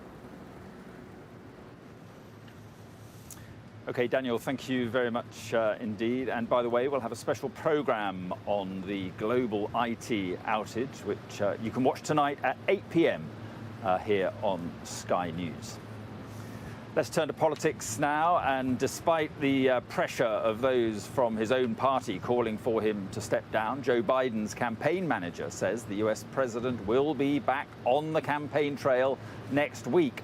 But 28 Democratic congressmen and women have now publicly expressed their serious concerns about the president's candidacy. They say the country is at a crossroads and that Joe Biden will not be able to beat Donald Trump in November. We'll be tracking that number live, the number of Democrats, that is, over the coming days. You can see it in the top left-hand corner of your screen now. And I remember last night on the programme it was 20. There it is now, 28. Joining me is our US correspondent, David Blevins. guest correspondent, I should say, guest US correspondent, so busy here. But David, this is a very big weekend ahead for Joe Biden when it comes to deciding what on earth he's going to do.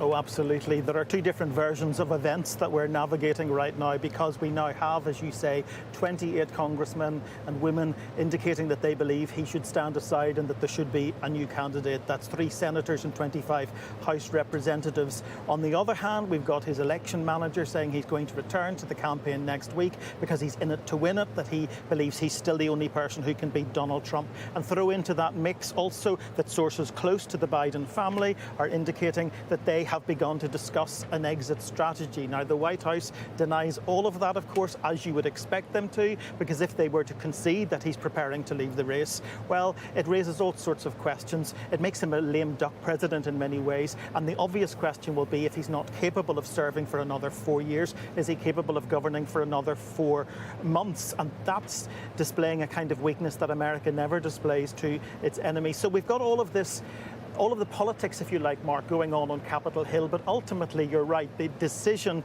will be made far from here at Delaware, where Joe Biden is convalescing, recovering from COVID. Yeah, it is his decision, but that number that we're showing on the screen, I mean, just really emphasizes how extraordinary this is. His own party, slowly but surely, starting to turn on a serving president. Yes, it's reached the point where it's more than 1 in 10 Democrats on Capitol Hill calling for him to be replaced by a new candidate. It's very difficult to see how he's going to continue to swim against that tide, but that's the decision that Joe Biden, perhaps alongside his family and friends, will have to make this weekend. And meanwhile, I suppose the Democratic Party remains divided and in limbo about whether or not they're rowing in behind Joe Biden or someone else. Yeah, okay, David, thank you very much indeed. Well, what about Donald Trump? He has told supporters he had God on his side in his first speech since surviving an assassination attempt. The former US president appeared on stage at the Republican National Convention in Milwaukee last night, where he also gave a scathing review of his rival, Joe Biden. Now, US correspondent Mark Stone reports from Milwaukee. Enough was enough, and I said, let Trumpomania run wild, brother. This was the culmination of an extraordinary week for this country, and it was an all-American night, at least for this bit of America. After the wrestler, thank you for saving the life of President Donald J. Trump. There was the prayer. Then the re-emergence of the wife not seen for so long. Say bye! There was the rock star. Say bye! Bye! The build-up was truly through the looking glass stuff. Through into a world where Donald Trump is the king, with an entrance to match.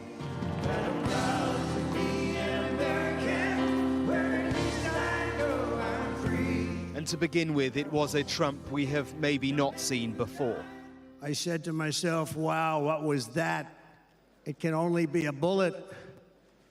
And moved my right hand to my ear, brought it down. My hand was covered with blood. There was a scripted vulnerability after Saturday, an emotion from some in the crowd as he recalled the day. I'm not supposed to be here tonight. Thank you, but I'm not. I stand before you in this arena only by the grace of Almighty God. The uniform was a salute to the man killed by the bullet destined for him. From that, there did then come a message which felt different. The discord and division in our society must be healed. To every citizen, whether you're a young or old man or woman, Democrat, Republican or independent, black or white, Asian or Hispanic, I extend to you a hand of loyalty and of friendship. It was undeniably low energy, and then a familiar rhythm resumed. The auto cue lost as he went off script. From the Democrats, crazy Nancy Pelosi, the whole thing, just boom, boom, boom. There was just one mention of his opponent. The damage that Biden has done. Only going to use the term once. He hit all the buttons: the fake news, the China virus, the witch hunt, the immigration invasion. I could stop wars with a telephone call.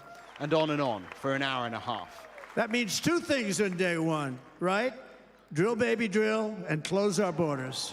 Well, for all the talk of a toned-down, humbled Trump, yes, maybe there was just a little less rhetoric, a little less divisiveness, but in the end it was the same rhythm, the same speech, the same man. And this is why, of course, it resonates here, it works, and supercharged by the weekend shooting. This is a different President Trump. A little bit more wiser and probably a little bit more cautious. And he's going to make America great again. Still, after the party, when everything settles and if the other side sort out their Biden problem, well, then the focus will shift. It's way too early to assume anything is set. Mark Stone, Sky News in Milwaukee. Now, a Russian court has sentenced the Wall Street Journal journalist Evan Gershkovich to 16 years in prison in a spy case his employer has called a sham. Let's get more now on this from our Moscow correspondent, Ivor Bennett. Good evening, Ivor. And this is the first Western reporter to be convicted of an espionage charge in modern Russia. Desperate news, this, for his family. Yeah, exactly. Desperate news for his family, his colleagues, and many of his friends, of course. I have to say, I don't think this was a surprise, though, to anyone that he was found guilty in this trial today. Given the conviction rate of Russian courts, 99% of defendants are convicted. We were expecting a guilty verdict. We were also expecting a hefty punishment, 16 years in a strict regime penal colony, as you say. But that doesn't make this any less significant. It is a major moment. An American journalist has just been convicted of espionage in Russia, and it's a mark, I think, of just how low relations have sunk between Moscow and Washington. We were allowed into the court to witness the verdict. I have to say, Evan Gershkovich didn't look surprised. But this was the first time we've seen him since the trial began, because it was all held in secret behind closed doors. No media were allowed in, no members of family, so we don't know what kind of evidence was brought against him, if indeed there was any. It's 16 months he's been in prison already since being arrested here in Yekaterinburg in central Russia in March last year. He was arrested on suspicion of espionage. Russia claims he was gathering secrets for the CIA on a tank factory nearby, but these charges are denied by Evan Gershkovich, his employer, the Wall Street Journal, and the US government, who all say he was on a reporting trip here for the Wall Street Journal. We've had reaction to the verdict tonight from Joe Biden, President Biden, who has said that he is pushing hard for Evan's release and that he had no higher priority. We will not cease in our efforts to bring him home. No news, though, on a potential prisoner exchange. The focus now, of course, is just on that conviction. Yeah, OK, Ivor, thank you very much indeed. You're watching the News Hour. Coming up, we'll have all the rest of the day's news and much more on the global outage. We'll talk to the former director of cyber incident response at the White House, Jordan Ray Kelly.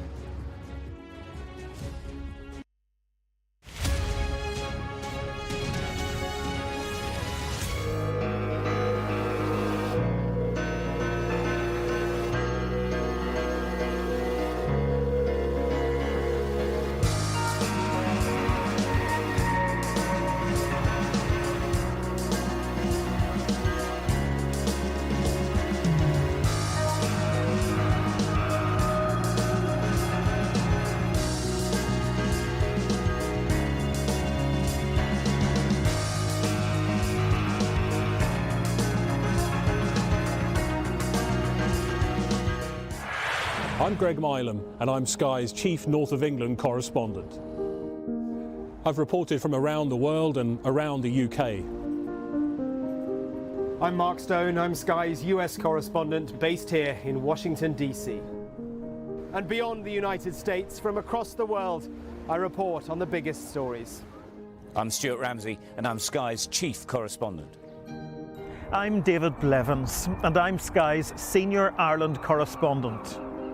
I remember some of the worst of the violence here. I'm Alex Crawford and I'm Sky's special correspondent based in Istanbul. There's always more to the news than a headline. We want to discover, to delve a little deeper, to find out what's going on. Explanation, analysis, the people at the heart of every story. I'm Neil Patterson, and this is the Sky News Daily Podcast. Alex Crawford joining us now from Ukraine. Their personal possessions are all scattered around the place. Our economics and data editor, Ed Conway, try and make sense of the big numbers for us. Things can change incredibly quickly, and that's what they have done. So, by the end, we'll hopefully all understand what's going on in the world just that little better. Available wherever you get your podcasts.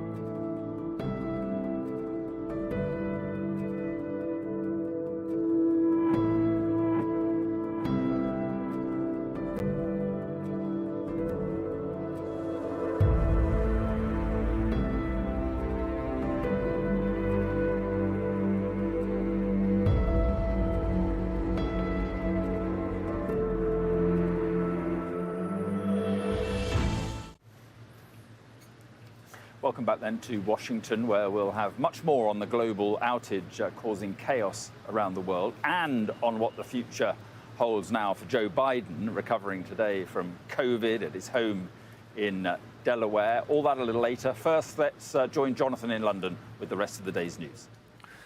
Mark, thank you very much. Well, let's turn our attention to the Middle East, where Yemen's Iran-backed Houthi rebels have claimed responsibility for a drone strike near a branch of the US Embassy in central Tel Aviv, leaving one person dead and at least 10 injured. Sky's international correspondent Alex Rossi reports.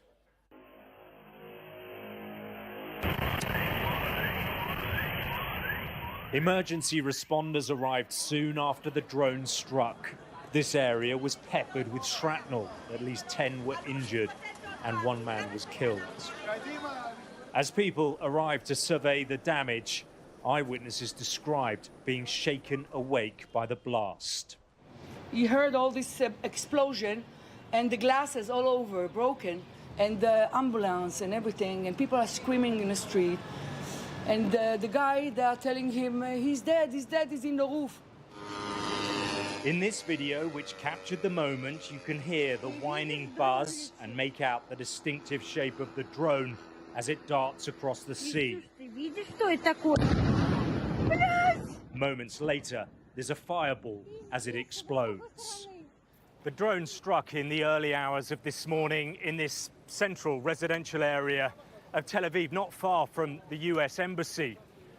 And although the damage could have been much more significant and the loss of life, this will be celebrated as a major symbolic victory by Israel's enemies. The attack was quickly claimed by the Houthi militants in Yemen. They describe it as part of their campaign of solidarity with the Palestinians in Gaza. We will continue, with God's help, to strike these targets in response to the enemy's massacres and daily crimes against our brothers in the Gaza Strip. And this strike is raising many questions. The military is investigating how the drone was able to penetrate the nation's advanced air defense systems. We're in a multi-front war. We work on all fronts and defend the country every day. Some of these fronts are close and others are far away. We work against all threats. We are holding an investigation today and in the coming days to understand exactly from where the threat was fired and what are the needed responses to defend the country and what are the attacking responses against who is threatening the state of Israel. The drone strike comes as the bloodshed in Gaza shows no sign of stopping. The past week has been one of the most deadly since the war began. The health ministry in the enclave says more than 300 people have been killed. And until there is a ceasefire and this carnage stops, the danger remains that this conflict ignites into something far worse. Alex Rossi, Sky News, Tel Aviv. Meanwhile, the International Court of Justice has ruled that Israel's settlement policy in the occupied Palestinian territories is contrary to international law. The court pointed to the building and expansion of Israeli settlements in the West Bank and East Jerusalem. In the last few minutes, the Israeli Prime Minister, Benjamin Netanyahu, has described the ruling as absurd. Police say several people have been arrested following a night of violent disorder in a suburb of Leeds. A bus was set on fire and a police car overturned during the disturbances in the Hare Hills area in the east of the city. The Prime Minister has condemned the disorder, calling it shocking and disgraceful. Sky Shingi Marike joins me now from Leeds. Shingi, do we know why this violence began? Well, we understand that the situation, which began a night of disruption and disorder in Leeds, started with a child protection manner in which we understand children were removed, and then police officers were called to the scene when those social workers got into some trouble and that there was hostility towards them. And I just want to give you a sense of the situation now. So behind me yesterday, there was a bus, and this is very much the focal point of the scenes, with a bus being burnt on the street and a number of people here. As you can see now, the road is open and traffic is streaming down as usual. There is a small police presence at the scene, which we understand West Yorkshire Police will maintain over the course of the weekend. I can also tell you that there are a group of people gathered in this area who are discussing tonight and just trying to call for peace. That group of people also involves local councillors as well as community leaders and prominent figures in the community. But coming back to the incident, the police have said that they made a number of arrests, and they also shed a lot more light on the situation itself, saying that projectiles were thrown. We also understand that a police car was overturned and that bus was set on fire as part of several flames that were set in this part of the city. Tonight, the police as well as the community seem to be calling for peace. There is still an emergency service presence at the scene, though. OK, Shingi in Leeds, thank you. Some of today's other news now, and a manhunt is underway after a prisoner escaped from a West London prison while being treated in hospital. 63-year-old Graham Gom was taken to Hammersmith Hospital by prison staff yesterday after becoming unwell. He'd been on remand for burglary offences at HMP Wormwood Scrubs. A fierce heat wave is continuing to roll across Europe, bringing temperatures of up to 44 degrees to parts of Spain and sparking closures of tourist attractions in Greece and Croatia. Here in the UK, today has been the hottest day of the year so far, according to the Met Office, with temperatures reaching 31.2 degrees Celsius. The UK Health Security Agency has issued yellow heat health alerts covering all of southern England and the Midlands. You're watching the News Hour. Coming up, I'll be speaking to a former director of cybersecurity at the White House here in Washington.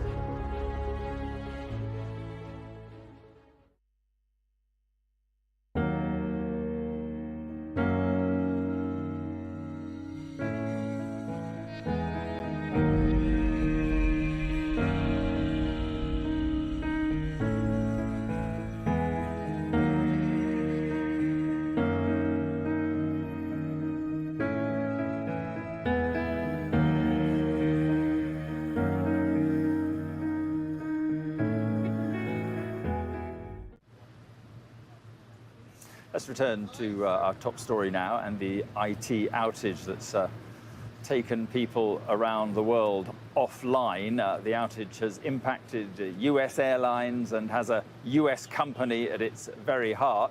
Ian King is in the city for us. And Ian, well, a nightmare for businesses across the globe. Absolutely, Mark. I mean, it's been an absolutely extraordinary day, touching so many different businesses, so many walks of life. As you say, I think the aviation sector probably the most badly affected. Obviously, the outage began when the Asia-Pacific part of the world was still fully active for the day. You had airports being affected everywhere from Changi in Singapore to Narita in Tokyo, all the way across to Dubai in the Middle East, and then here in Europe, Schiphol in Amsterdam, one of Europe's busiest aviation hubs, all affected very badly. And then in the United States, the FAA, the main US regulator, telling some of America's biggest airlines, the likes of United, Delta and American Airlines, to ground all flights while they investigated the matter. They were up fairly quickly, but nonetheless, incredible amounts of disruption to the aviation sector in particular. And as you say, at the heart of it all, Crowdstrike, which has been really one of Wall Street's darlings over the last year. The share price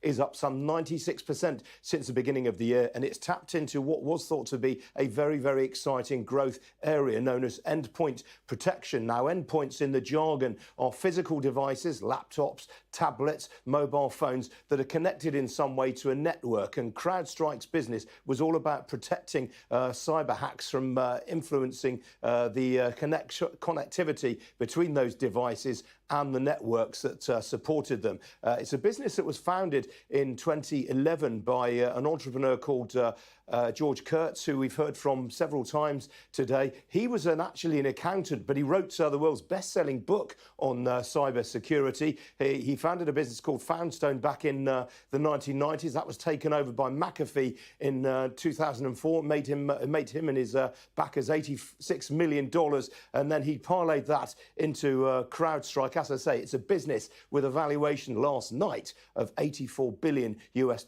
His net worth was some $4.2 billion US. The shares have fallen 8% this afternoon on Wall Street. Interestingly, you're getting some bargain hunters coming in and buying it as the day has gone on. But an extraordinary affair, which I think the ramifications of which are going to be endless, not least the fact that a lot of people are now going to question the dependence of the global IT infrastructure on just a handful of tech giants.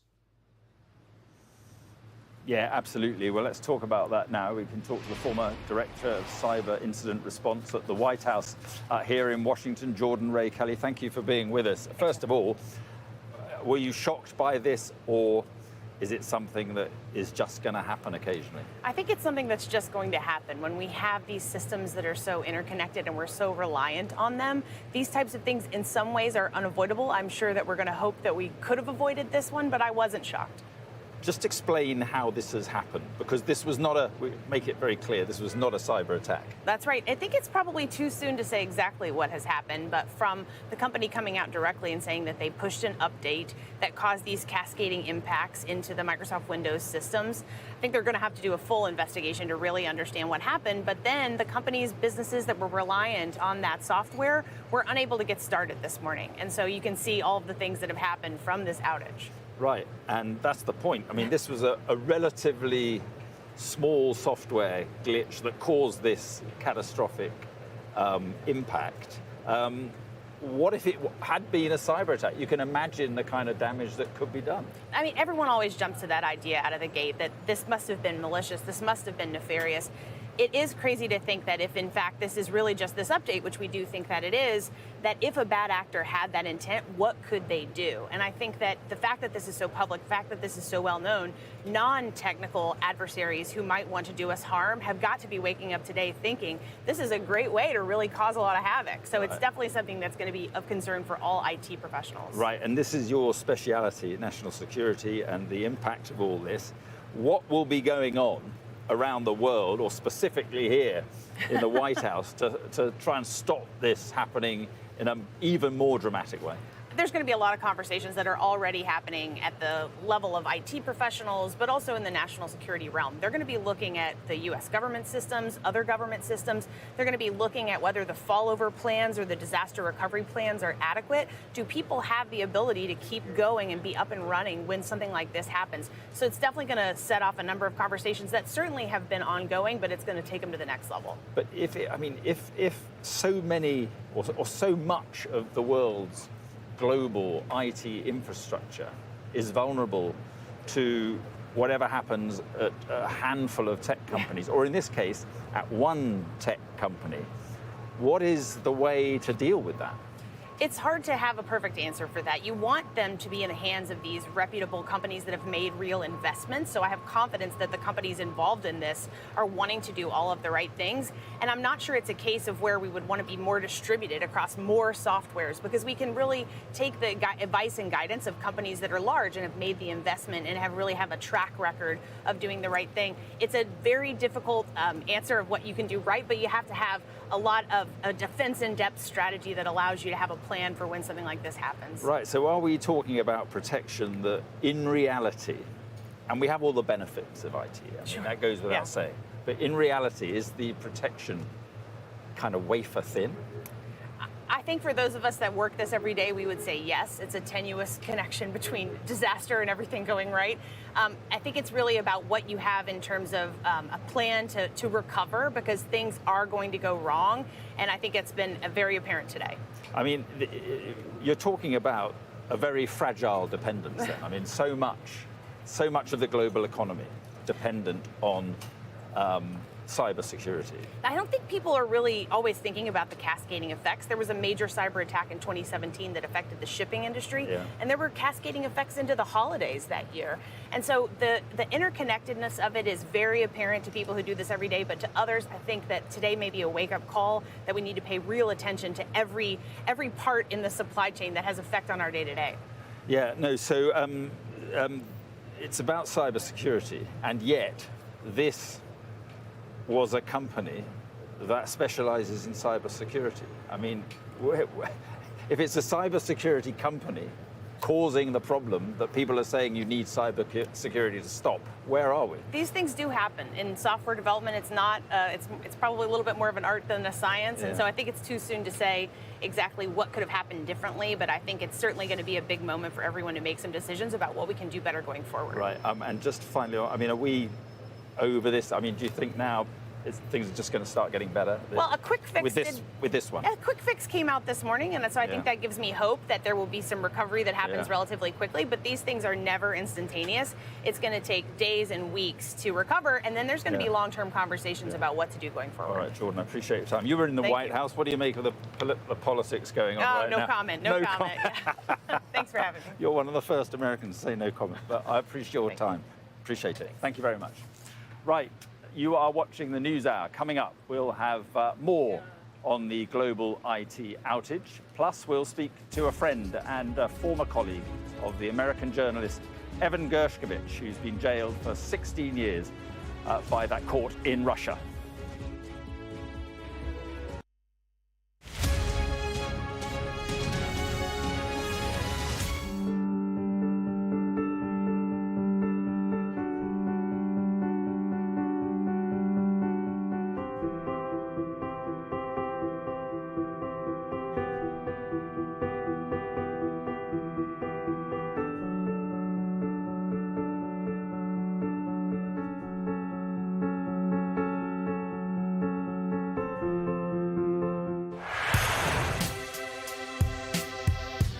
I'm Martin Brunt, and I'm Sky's crime correspondent.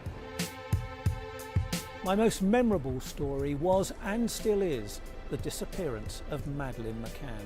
Please, please do not hurt her. Please give our little girl back. We aim to be the best and most trusted place for news. For detectives, the first 48 hours after a murder are crucial in the search for clues. The public expects them to find Jill Dando's killer soon. The British detectives are planning to meet forensic experts, academics, and even witch doctors. I remember the grimmest case, the Soham murders of schoolgirls Holly and Jessica. I felt I can't undo what's happened, but I can help explain it. Ian Huntley was arrested and charged within a fortnight of the murders. I've never murdered anyone. I've never raped anyone. What am I in jail for? The parole board has to decide if Bronson needs to be kept locked up for the safety of the public. My biggest challenge was to persuade a jailed diamond thief to answer my letters.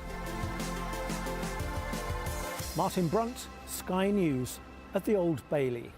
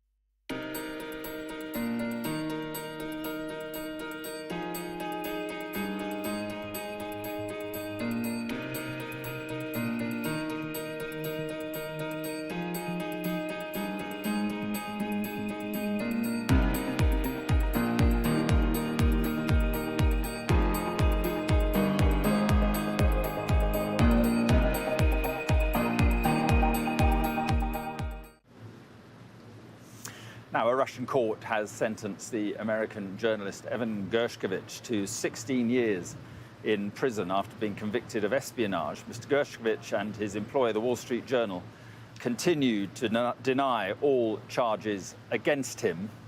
We're joined now by a friend of Evan Gershkovich and Moscow bureau chief of the New York Times, Anton Troyanovsky. Thank you very much for being with us. And first of all, I just wonder, Anton, what you make of the sentence.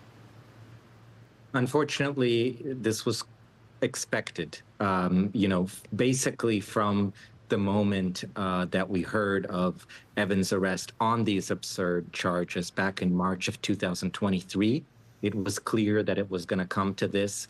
The Russian court system is not independent. These kinds of trials in Russia pretty much always end in a conviction and a hefty prison term. But at the same time, obviously, it's a moment to pause and just think about how outrageous and unbelievable it is that someone would receive a 16-year prison term just for doing their job as a journalist. Yeah, it's the first espionage conviction of a Western reporter in modern Russia, though. Why him and why now, do you think?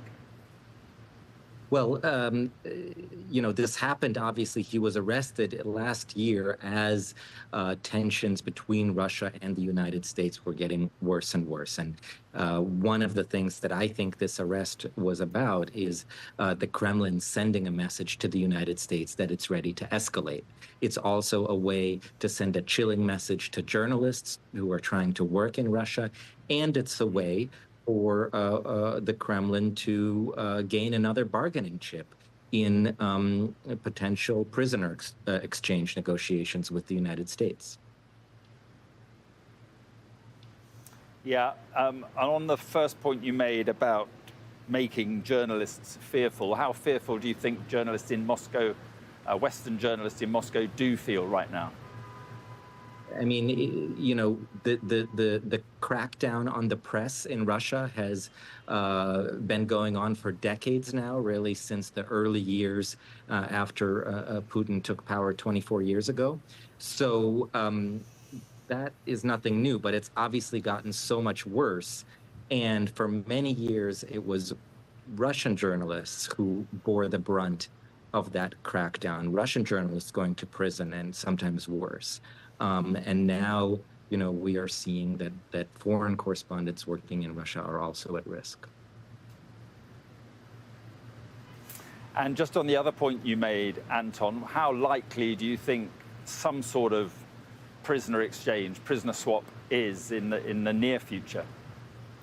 I don't know. Obviously, these negotiations, as far as they're happening, are happening very much behind closed doors. But we have heard, both from American and Russian officials in recent months that there are some contacts on this in the background happening. And just earlier this week, Sergei Lavrov, the Russian foreign minister, said that U.S. and Russian intelligence agencies were in communication about a possible swap. So unfortunately, the fact is that it's the most likely way that he will come out.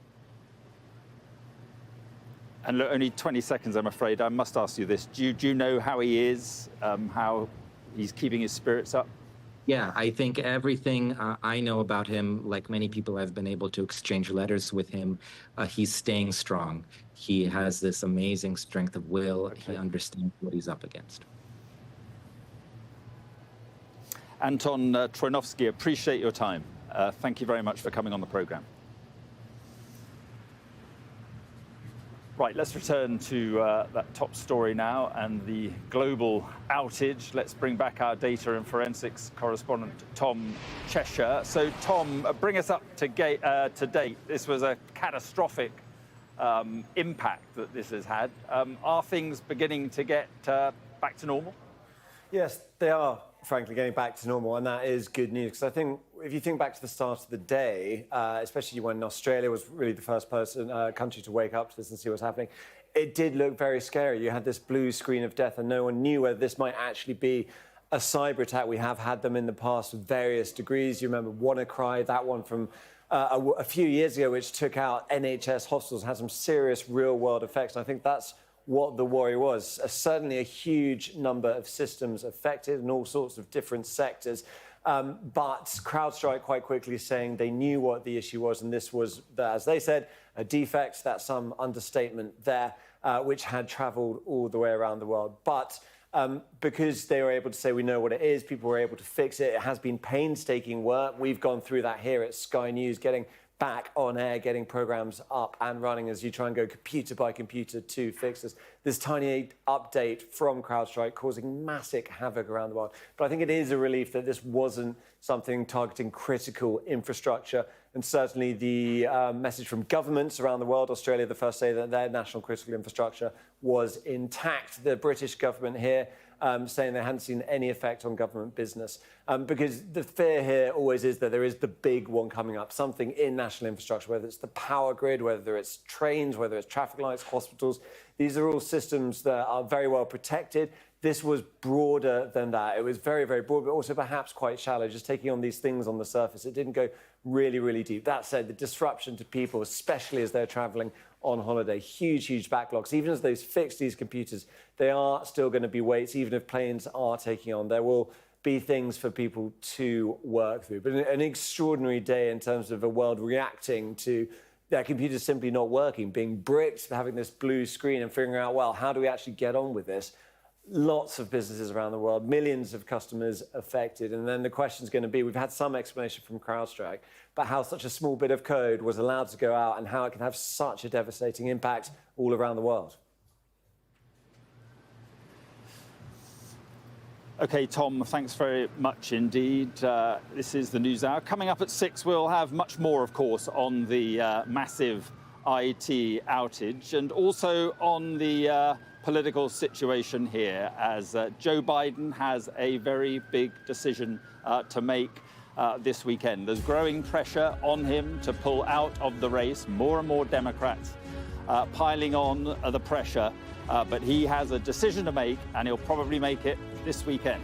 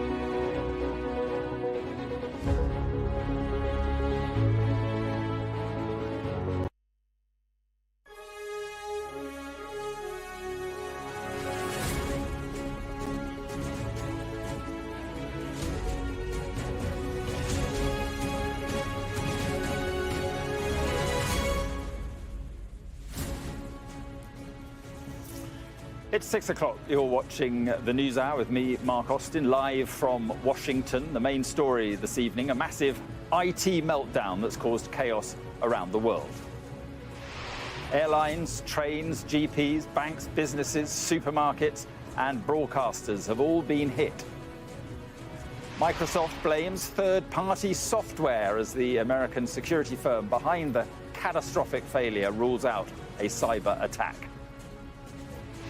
I want to start with saying we're deeply sorry for the impact that we've caused to customers, to travelers, to anyone affected by this, including our company.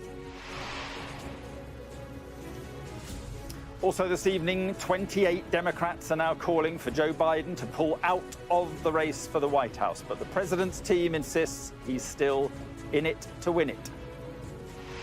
And jailed Wall Street Journal reporter sentenced to 16 years in a spying case. His employer says it's a sham. Also tonight, deadly drone strike in Tel Aviv. Iran-backed Houthi rebels claim it.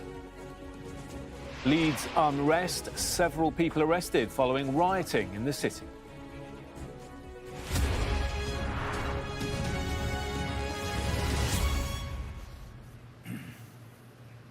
Good evening from Washington. It's been an extraordinary political week here, one that began with the attempted assassination of one presidential candidate, Donald Trump, and ends with huge questions over the future of the other current president, Joe Biden. But this evening, the news is dominated by a catastrophic failure involving an American cybersecurity company at the heart of a global outage that's hit businesses, airports, banks, GPs, and much more around the world, including broadcasters like us.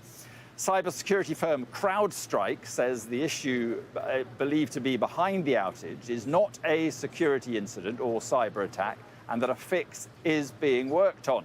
The company says the problem occurred when it released a faulty update to computers running Microsoft Windows.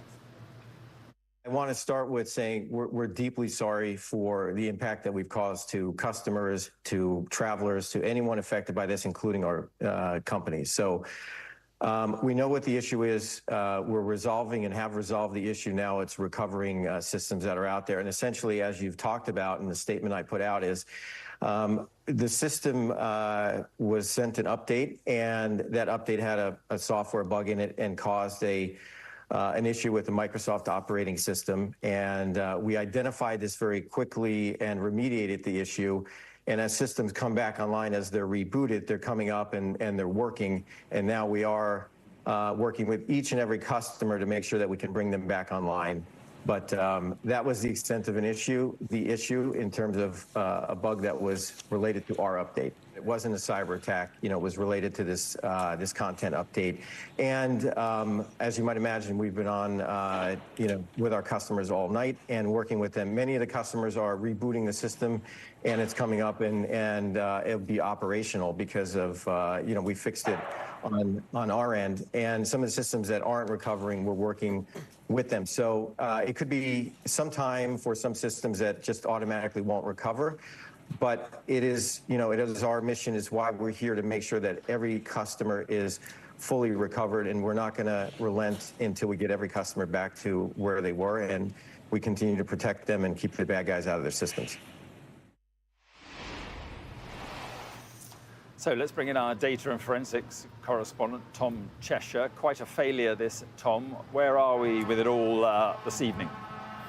Yes, catastrophic failure, really. I mean, talking about keeping the bad guys out, but it's good guys here at Crowdstrike, cybersecurity, who did the damage. It has been all across the world. Australia, as they woke up, were the sort of first ones to start dealing with it. And that's what people have been doing, is dealing with it, including us here at Sky News, forced off air because of it, and just finding workarounds to do it. The problem was that this was pushed out. It's a tiny bit of code, 41 kilobytes. It's just a string of letters, really, far less data than, say, you get in a song or a video if you're streaming that or downloading that. That was pushed out, and it meant that lots of computers around the world, Crowdstrike computers running Windows, couldn't restart. Basically, they were offline, and people had to find a way to get them back on. Now, that has been a painstaking process. There was reassurance. It was useful for Crowdstrike to say this isn't a cyber attack. this is an error on our part. I think that reassured people who didn't know what was going on, because it could look like a cyber attack when you don't know exactly what's happening. But it's a really painstaking fix. You have to go around computer by computer. And while that's happening, you have these delays building up in all sorts of departures at airports, but also trains. GP surgery is affected in a big way too. So this cascading effect, really. Systems offline, that adds to the queue, and you've got to work through. And even as you're getting through that backlog, it's still there to be dealt with. So things are looking better now than they were. Lots of organisations around the world have been getting through this. But it just shows how sort of critical this infrastructure is, that it's one company, one operating system, and you have millions of people affected in lots of countries all around the world. Tom, thank you very much. Well, the outage has caused chaos at airports around the world. Let's get a flavour of that now. Conor Gillis has the latest from Edinburgh Airport. It has been a day of chaos, a day of confusion here at one of the worst impacted airports in the UK, here in Edinburgh. 50,000 passengers impacted by this global outage, around 50 cancellations. And the confusion has been around some of the communications issues from those airlines, particularly Ryanair, which has been operating until fairly recently a manual ticketing system, a manual check-in process. So people have been arriving through terminals like this one, and they have had to essentially do an old school checklist with those operators, with those officials from the airline, cross-check their names and produce their identification. That has bogged the process down, it has slowed things, and it has severely raised the temperature and tensions among some crowds here today. Things are now slowly starting to get back to normal, but the discussion from the officials here is that this will linger in to the next couple of days.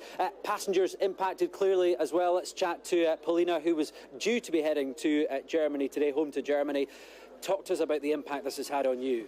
I mean, the impact that it's had, we had to change our flight. We're not leaving today. We're leaving tomorrow evening, and we still got lucky with that. Otherwise, we would have had to wait till Tuesday, so that kind of is annoying. And meanwhile, you're stranded, you've got nowhere to stay tonight, is that right? Talk to me about the financial impact that this outage, global outage, is having for you. I mean, Scotland's expensive, we all know that, but now that we don't have a hostel anymore, as we've checked out, you know, we have to find a new one, but there's a lot of people trying to get home and a lot of people that have to stay here now, so it's really, really hard to find something affordable just in the area of the airport. It's just not possible. And communication's been an issue today as well. Have you been able to have that discussion with the airline or not? And not with the airline, because the airline said through social media and stuff that we had to contact the airport, but the airport says they don't know anything as well. We have to contact the airline. So no one really could tell us anything at all. It was kind of weird. OK, good luck getting home. Fingers crossed for that flight tomorrow. Thanks very much. And that's a similar story. Thousands, hundreds of thousands of people in the same boat, not just here in Edinburgh, in the UK, but all across the world, as the full impact of this outage becomes clear. Conor Gillis there. Well, Sky's Florian Neuhoff is at Berlin Airport and has the picture across Europe.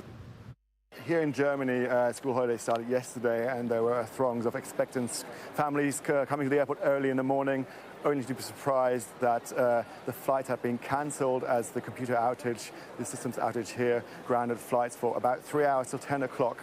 After which flights did resume, but then the problem shifted to the airlines, which are also using this system and are also experiencing problems and had problems checking people in. Berlin was not the only airport to be affected. In Madrid, people were queuing for hours and were getting little information. They complained. Schiphol in Amsterdam, a major transit hub, global transit hub, was said to be the worst affected airport globally. Things seem to have returned to normal here in Berlin now. Flights are resuming flying as normal. Very few flights are cancelled at this stage. But there are many people who've had their flights cancelled and who will now be looking at compensation. By law, European airlines in Europe are obliged to pay compensation after a 3-hour delay unless they can prove extraordinary circumstances. So these people behind me here at the customer service desk will be asking a lot of questions about that and unsure of the answers, a lot of uncertainty and many ruined holiday plans. There's been pressure too for GPs and the NHS, with the Royal Surrey Foundation Trust declaring a critical incident. Daniel Henry is at the Royal Surrey County Hospital. And what has been the impact there, Daniel? Well, here, this particular hospital, the Royal Surrey Hospital here, they account for 3,000 people who have referrals for radiotherapy. They expect that number to come through their doors every single year, and people who have been having radiotherapy would have had an impact on their appointments today. And this is something which has happened here across this trust, which has led to this trust declaring a critical incident as a result of that global outage, that global IT outage, which has impacted so many sectors, healthcare, just one of them. We've also hear from the NHS England. They've sent us a statement saying that they are aware of this outage and they're aware of the issues relating to it. The patient record and the appointment system, that is impacted by this outage, and they're aware of the impact that that's having, and they say that it is causing disruption in the majority of GP practices. They say the NHS has long-standing measures in place to manage disruption, including paper records and handwritten prescriptions. But even though staff are going to be doing the very best they can to deal with this issue, obviously when you're talking about handwriting, that is slowing things down and making things difficult. So this issue clearly is a major problem for healthcare settings like this, and it won't just be in this hospital here, that will be up and down the country too. OK, Daniel, thanks very much indeed. And by the way, look out for a special programme on the global IT outage, which you can watch tonight at 8 p.m. on Sky News. Let's get to the politics here now. And despite the pressure of those from within his own party calling for him to step down, Joe Biden's campaign manager says the US president will be back on the campaign trail next week. But now 30 Democratic congressmen and women have publicly expressed their serious concerns about the president's candidacy, and we'll be tracking that number live over the coming days. You can see it in the top left-hand corner of your screen. And joining me now is our US correspondent. I keep saying US correspondent, but I mean our correspondent, David. Call me whatever you want. Yeah. David Blevins. And well, look, we were here, an hour ago, and it was 28. Now it's 30. I mean, it's ticking up. How much pressure would that put on him, do you think? Well, it's more than 1 in 10 Democrats on Capitol Hill. That's immense pressure. And as you say, it's growing by the hour, a constantly evolving situation. 3 senators, 27 House representatives. How does he continue to swim against that tide? And yet we have a very different version of events coming from the Biden camp, with his election manager saying he's looking forward to returning to the campaign trail next week, and the White House dismissing rumours that the family have already begun to discuss his exit strategy. Right, but Joe Biden has come out today and talked about Donald Trump's extraordinary speech last night. Yeah, and I think all of that tells us that we really are witnessing a tug of war within the Democratic Party. Within the last hour, the president has said last night the American people saw the same Donald Trump they rejected 4 years ago. For over 90 minutes, he focused on his own grievances with no plan to unite and no plan to make life better for working people. He says Donald Trump's dark vision for the future is not who we are as Americans. And he goes on to say that together we can beat Donald Trump, and there again he is emphasising that he believes he is the only candidate who can do that for the Democrats. Yeah, it's fascinating. David, thank you very much indeed. Right, well, Mark Stone was at that Milwaukee rally last night and heard Donald Trump speak, so this is his report. Enough was enough, and I said, let Trumpomania run wild, brother. This was the culmination of an extraordinary week for this country, and it was an all-American night, at least for this bit of America. After the wrestler... Thank you for saving the life of President Donald J. Trump. There was the prayer. Then the re-emergence of the wife not seen for so long. Say bye! There was the rock star. Say bye! Bye! The build-up was truly through the looking-glass stuff. Through into a world where Donald Trump is the king, with an entrance to match.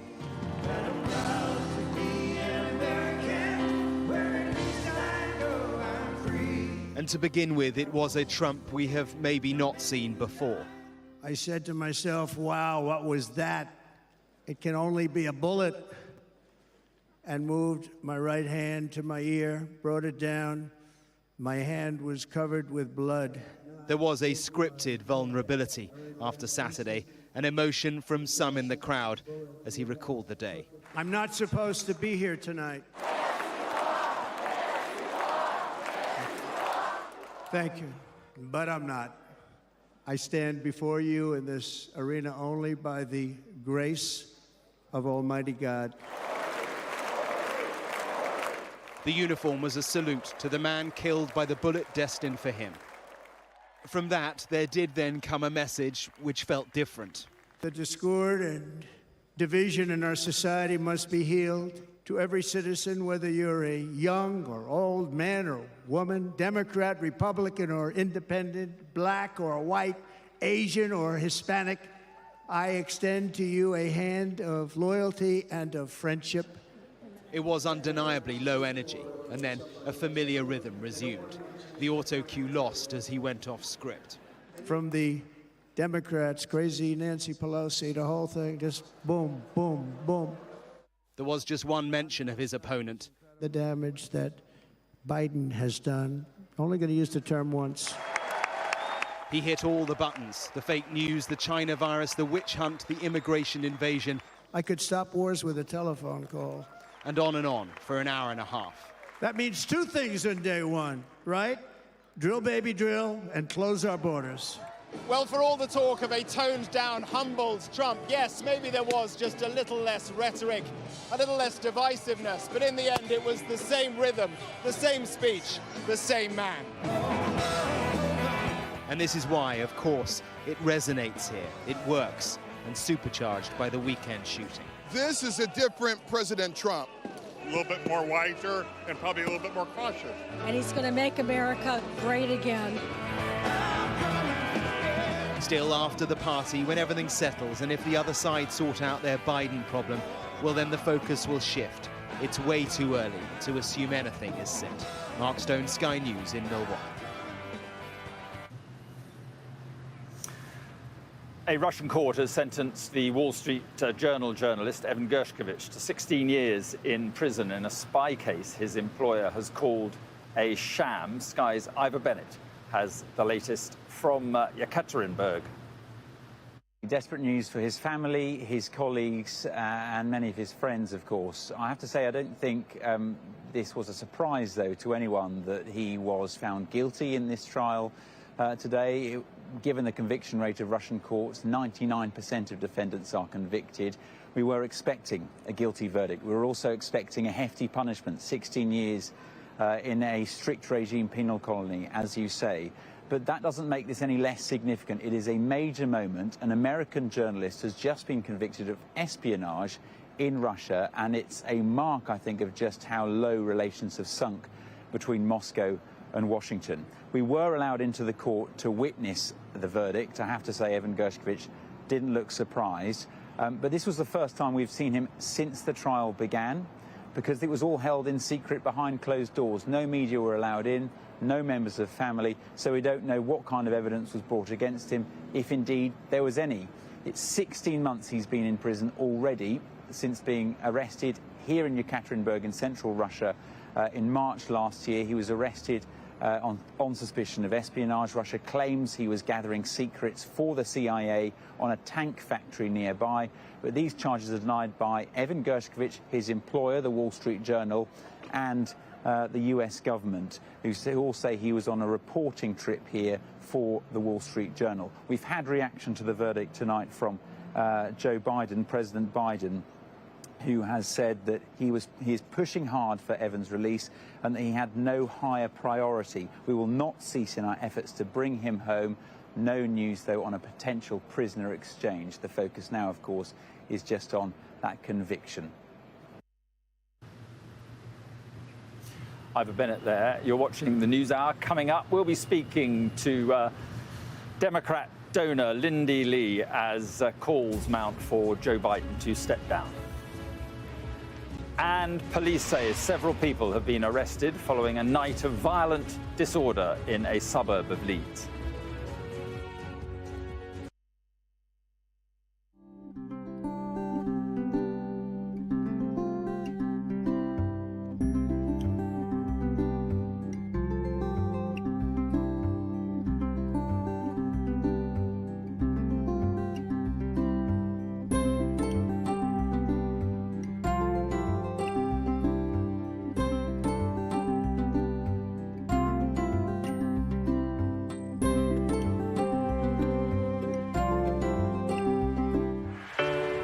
Big stories don't always come from big cities.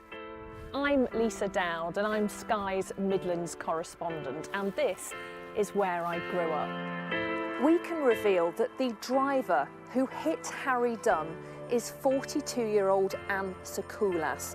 Just met the president and we never thought we'd get this far. This is what they're up against, that the wind is the really big problem. It is back-breaking work and the smoke is thick. It's been working well. Water levels are dropping, but no one knows what impact further rain will have. What would you do if this place wasn't open? We take you to the heart of the stories that shape our world. It's really scary. We're terrified. In this community, I'm told that everybody knows someone affected by COVID. Hopefully this will be the last wave. I never knew they would make it. It's amazing. Change seems tantalisingly close in this corner of the UK. Wales was the first to introduce the plastic bag charge. This is my patch, my specialism. It's also my home.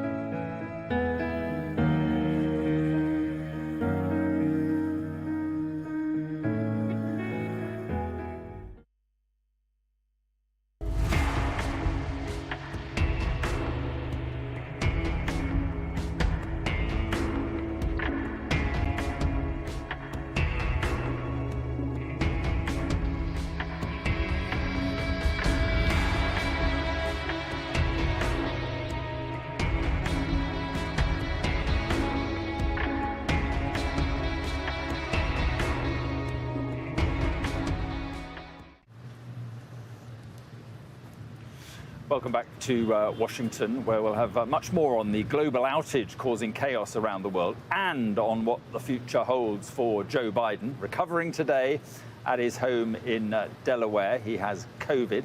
But first, let's join Jonathan in London with the rest of the day's news. Mark, thank you. Police say several people have been arrested following a night of violent disorder in a suburb of Leeds. A bus was set on fire and a police car overturned during the disturbances in the Hare Hills area in the east of the city. The Prime Minister has condemned the disorder, calling it shocking and disgraceful. Sky's Charlotte Leeming has this report. A night of violence and chaos on the streets of Hare Hills. Social media footage of the rioting shows the extent of the disorder. A double-decker bus set alight, a police vehicle overturned, officers targeted and residents told to stay indoors for their own safety. Local councillor Martin Ali was caught up in the disturbance as he tried to stop rioters throwing objects onto a fire. We stood in front of the police lines, tried to give them some cover and give them, acted like human shields for them, so they could get a safe withdrawal. We took, there were bottles and things being thrown at everyone, so something hit me on the top of the head. Well, this is the aftermath of last night's violent events. The wreckage of the double-decker bus that was charged, still smouldering this morning in the hot summer sunshine, is now being removed by West Yorkshire Police. But this incident has created a palpable sense of fear in these suburban streets, with many simply too afraid to speak on camera for fear of any repercussions. One father told us anonymously he was heartbroken by the events, both for his children and the wider community. It was horrible. It was absolutely unacceptable. And I cannot imagine why the people are doing this. I could not sleep all night. I was just, even still you can see I'm crying. West Yorkshire Police said in a statement, our officers responded to a call from Children's Social Care at around 5 p.m. yesterday after social workers reported being met with hostility when dealing with a child protection matter. Responding officers were attacked and helped withdraw the staff to safety. Witnesses who saw the disorder said it then escalated as opportunists took advantage of the situation. The Prime Minister has condemned the violence and pledged to support police in their investigation. Several arrests have been made after officers came under a barrage of bricks and missiles, and more are expected. The hope now is the community can start to heal and rebuild relationships. Charlotte Leeming, Sky News, Leeds. Some of today's other news, and a manhunt is underway after a prisoner escaped from a West London prison while being treated in hospital. 63-year-old Graham Gom was taken to Hammersmith Hospital by prison staff yesterday after becoming unwell. He'd been on remand for burglary offences at Wormwood Scrubs. A fierce heat wave is continuing to roll across Europe, bringing temperatures of up to 44 degrees to parts of Spain and sparking closures of tourist attractions in Greece and Croatia. Here in the UK, today has been the hottest day of the year so far, according to the Met Office, with temperatures reaching 31.2 degrees Celsius. The UK Health Security Agency has issued yellow heat health alerts covering all of southern England and the Midlands. You're watching the News Hour. Coming up, I'll be speaking to the Democratic strategist and donor, Lindy Lee.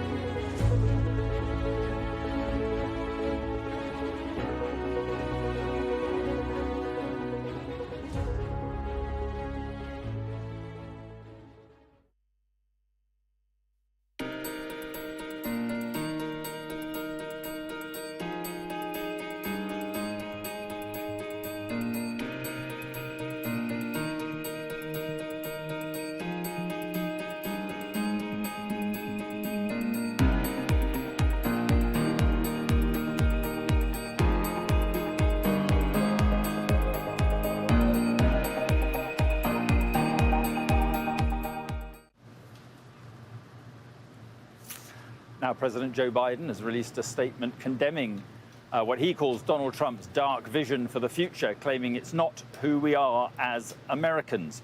Mr. Biden's campaign has reiterated he is not pulling out of the race for the White House, despite calls from a growing number of high-profile Democrats for him to step down. Well, the Democratic strategist and donor, Lindy Lee, joins me now. Thank you for being with us. And I understand you've had various meetings with Kamala Harris. Is that because you would like her to be the next president or the next presidential candidate for the Democrats?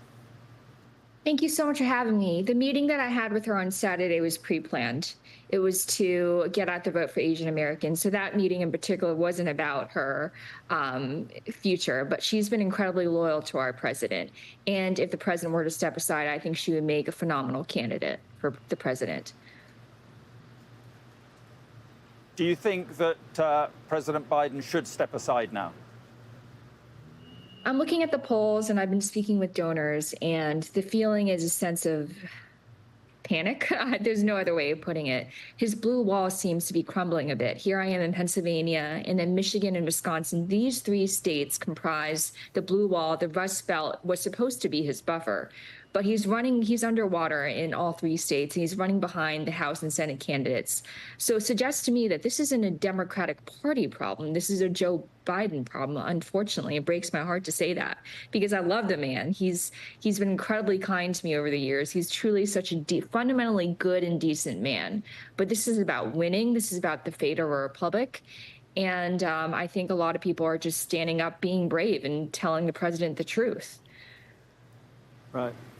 Well, this is the point. I mean, you say it breaks your heart to say that he should stand aside. We've had a list of senior Democrats, Chuck Schumer, Barack Obama, Nancy Pelosi, all suggesting that the time is up. So what on earth is going on in Delaware right now? What's going on behind the scenes? Because the word we're getting is that he fights on. Well, right now, I think he's trying to recover from COVID. I completely get it. We've all been sick before. So when you're in the throes of the illness, it's hard to think about anything else. But right now, I think he's pretty insulated by his inner circle and by two family members in particular, his wife and his sister, and his son, Hunter Biden, is also very much engaged in White House meetings. But it's really hard. How do you walk away from 5 decades of public service, right? How do you walk away from the presidency? So right now, I think we should give him the space to make the right decision, because I think he will. He understands what's at stake. We simply cannot afford another 4 years of Trump, and I think he understands that. Do you think part of this is that in his political prime, he missed out on the presidency? There was the problem with Barack Obama deciding to back Hillary Clinton and so forth. Is there a bitterness there, do you think, in Joe Biden about that? That's such an insightful point. I was actually just telling somebody else, he became president too late. I actually think he would have been a stronger candidate than Hillary Clinton. And unfortunately, President Obama probably made a grave mistake by asking President Biden to step aside in 2016. I think, he might have even spared us Trump. So it's just extremely unfortunate that he achieved his dream too late. Because on the face of it, if you look at his legislative record, President Biden has been phenomenal. He's the most accomplished president of my lifetime. I sincerely believe that. But he risks undermining his legacy by staying too long. And we've seen what happens when you stay too long. We saw it recently with Justice Ruth Bader Ginsburg. And Trump was able to appoint Amy Coney Barrett after voting had already started. And that paved the way for the overturning of Roe v. Wade. Just to explain to our viewers, that's the Supreme Court. And that, as you're about to say, led to Roe v. Wade, just to explain to the viewers. But, I mean, the point is, you're a donor, you're a strategist. Is it hard now to raise money for Joe Biden? And would it be much easier to raise money for Kamala Harris? So much easier. And I've spoken with a number of donors, actually every day, almost on an hourly basis. We text each other, we have group chats, and we commiserate. It's really a hard time. Not only do we give our money to his campaign. We gave our hearts and our time and our lives. So this is hard for everyone. This is not some easy decision that we came to, but I don't think anyone is really willing to write the massive checks that a successful presidential campaign requires, right? A campaign is a multi-billion-dollar operation. If you don't have the big donors, how do you have the firepower to win? And we saw new reporting shows that Trump is going to drown the battleground states with ads in the coming weeks against Biden. We need to be able to afford to have a defense. Right now, we're being outspent and outraised. Do you think there's any Democratic Party candidate who could beat Donald Trump now, or do you think that time's too short? Well, this is a very difficult question because I think there are a number of very strong candidates, but after the assassination, Trump has kind of wallowed in the martyrdom and his self-mythology. So I think he's become a very formidable candidate, and anyone who tells you otherwise is probably gaslighting you. But there are a number of strong candidates, like Kamala Harris. I told you, I think she would be a viable and a strong candidate. And my own governor, Josh Shapiro, he's been an outstanding public servant and one of the most talented politicians I've ever met. So I think a convicted felon is eminently beatable. He should be. This is someone who faces 81 criminal charges, had a guilty verdict, faced 2 impeachments, was under FBI investigation for stealing our U.S. intelligence. I mean, come on. You know, on the face of it, he should be so beatable. So right now, we need to have a stronger candidate who can prosecute the case against Donald Trump. Right, just a final point. Do you think it should just simply be Kamala Harris, or do you think there should be a process and a contest? Well, as a member of the President's National Finance Committee, I see it from a different point of view. I see the logistical hurdles. She is the only one eligible to inherit the $240 million war chest that the Democrats currently have. Everyone else has to start from zero, and we have only a few months left, so that's a serious problem. Secondly, the Democratic base comprises of Black Americans who would be understandably upset if the party chieftains simply just bypassed her. And she's grown into the role. She's become a phenomenal communicator for the White House. I think Americans should give her a chance. Okay, Lindy Lee, thank you very much indeed for coming on the programme. Thank you so much. Not at all. Right, let's bring you these live pictures that we are receiving from Pennsylvania. And this is well, they are pictures ahead of a private funeral of Corey Comparator. He is the man who was killed during the attempted assassination of Donald Trump. He, as Donald Trump explained in his speech last night, he was a fire chief, a hero, Donald Trump called him, who threw himself over his family, and his family survived, but he died, and it is his funeral today. Right, let's bring in our correspondent, David Blevins. And David, I don't know whether you were hearing what Lindy Lee had to say. It struck me as very interesting that she was explaining how there was this growing number of Democrats and that it was time for him to move on. But she found the whole way that he is clinging on heartbreaking. Yes, and she's much closer, obviously, to the centre of the Democratic Party than we are. And her language, I thought, was very strong when she talked about them being in panic, about the blue wall crumbling, and said it wasn't a Democratic Party problem, it was a Joe Biden problem, that he had come to the presidency too late, in her opinion. So I think she clearly believes it's all over for Joe Biden. So one of two things is happening right now, because it's quite hard for us to read the tea leaves. Either the decision has been made that he is going to leave the race, but they are being very careful around how they present that, because they don't want him to be seen to be pushed out. They don't want any questions about his capability to remain president until there is a new president in place, because that would only benefit America's enemies. Or there is indeed a battle raging in the Democratic Party at the moment 30 senior figures within that party from Capitol Hill now calling on him to go, more than 1 in 10. And ultimately, that's got to be his decision, because if he doesn't go voluntarily and they have to engage in what can only be described as a hostile takeover of the nomination, well, their convention in August in Chicago could be very ugly indeed. Isn't the problem here that everything that's going on within the Democratic Party is just a distraction from what should be going on during a campaign for a crucial election, and that is, taking the fight to Donald Trump, who is now in serious command of that Republican Party, as you could see last night. I mean, it is his party now, judging from what we've seen the last few days. Yeah, well, it is a gift to the Trump campaign, because he was already on the bounce, having survived that assassination attempt. His own account of that last night clearly won over his audience. They were very emotional about it.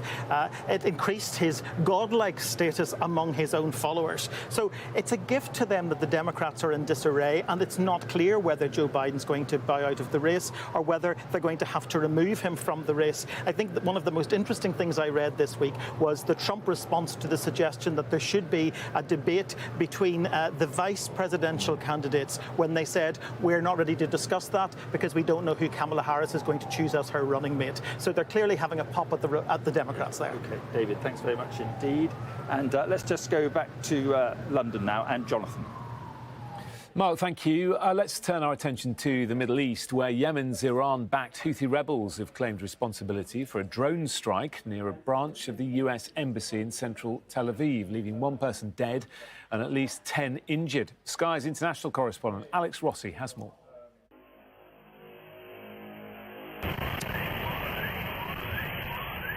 Emergency responders arrived soon after the drone struck. This area was peppered with shrapnel. At least 10 were injured and 1 man was killed. As people arrived to survey the damage, eyewitnesses described being shaken awake by the blast. You heard all this explosion and the glasses all over broken, and the ambulance and everything, and people are screaming in the street. And the guy, they are telling him, he's dead, he's in the roof. In this video, which captured the moment, you can hear the whining buzz and make out the distinctive shape of the drone as it darts across the sea. Moments later, there's a fireball as it explodes. The drone struck in the early hours of this morning in this central residential area of Tel Aviv. And although the damage could have been much more significant and the loss of life, this will be celebrated as a major symbolic victory by Israel's enemies.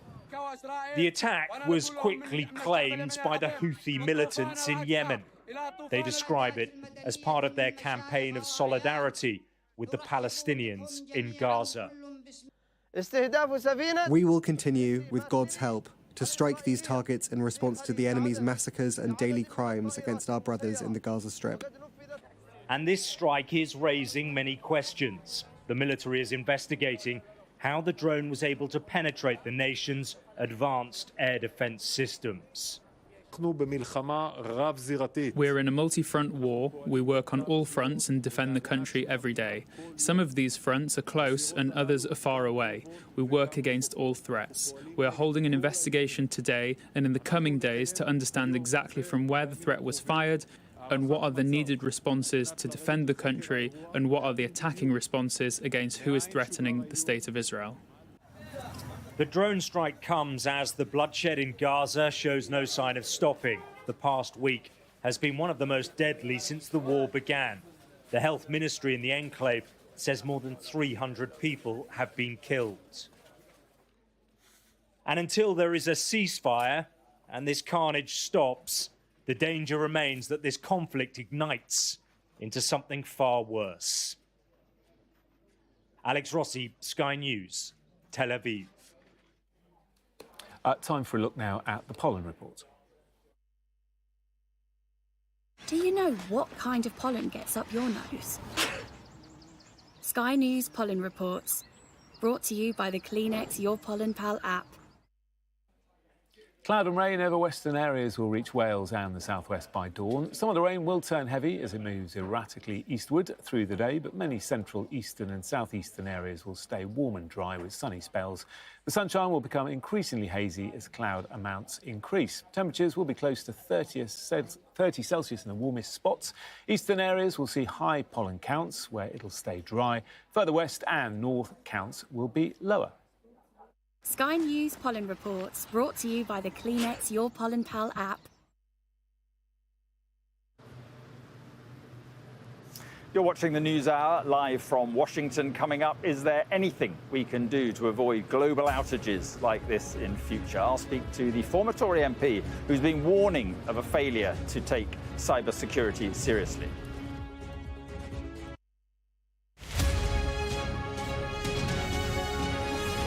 The Times we have every year, we do the top 50 beaches. We've been doing it for 16 years. It's a really super thorough, analytical. What criteria do you use? So there's really strict criteria even to get onto the shortlist. So water quality, increasingly over those 16 years, has become more and more important this year more than ever. So they have to have exceptional water quality even to get onto the list. And accessibility is really important. Of course, it's got to be open to everyone. Dog-friendly. Now, that's quite divisive. Not everybody loves the dog-friendly beach. I know I'm speaking to the converted. but dog-friendly, it's got to have a shop where you can buy beach necessities, bucket and spade. There's got to be somewhere to eat. Clean toilets that you don't have to pay for. And, you know, and just, I mean, look some of those pictures, just some of those beautiful. So what's that, who won? So the top was the Towers in Hale in Cornwall, which is just opposite St Ives. Yeah, very much overlooked in favour of that more touristy neighbour. But it's been protected. It's 3 miles. It's such a long stretch of sand. It's separated into 6 sections. But it's been protected by these dunes, and all the accommodation is landside. So actually, you've just got this really beautiful, beautiful stretches of sand. Really, really gorgeous. We've got a great video that shows it off to its best. And of course, we've looked at the fish and chip shops as well, because what is the British seaside without fish and chips?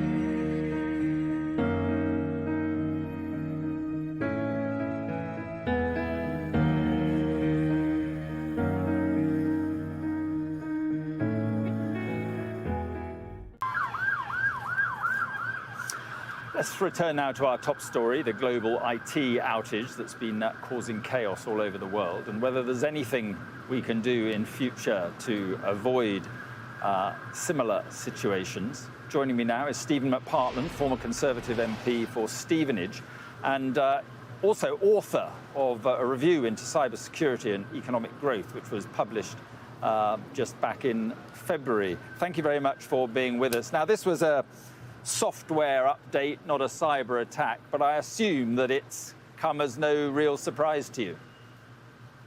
Not at all. I think people get very hung up on labels. So it doesn't really matter whether it's a software update or it's a cyber attack. What matters is it demonstrates the vulnerability that large companies have in terms of their exposure to their supply chains. So in an increasingly digitized world and very digitized economies like in the UK and US, we have these large companies, but they stand on the shoulders of thousands of SMEs. And to give you a very simple statistic, the government estimates that 99.9% of all companies in the United Kingdom are SMEs. So yeah, and that will be shocking to many people that...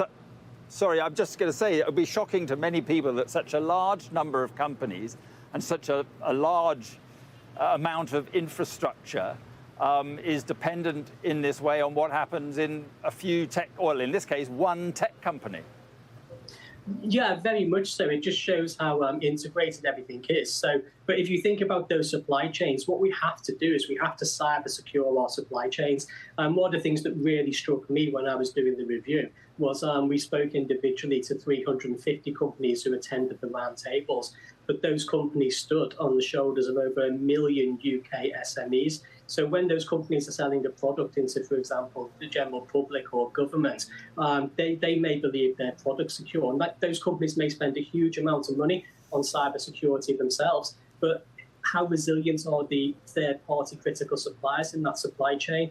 And that's what we have seen happen today, and that's what we saw happen with the MOD issue when it was a SME providing a payroll service and the information came out. So I think what we have to do is we have to cyber secure our supply chains. Yes, well, it's interesting because I was just looking at the report, and you talk about companies increasing cybersecurity, sharing expertise was a big thing, a cyber charter and so forth. But this was caused by a cybersecurity company. I think the report doesn't focus.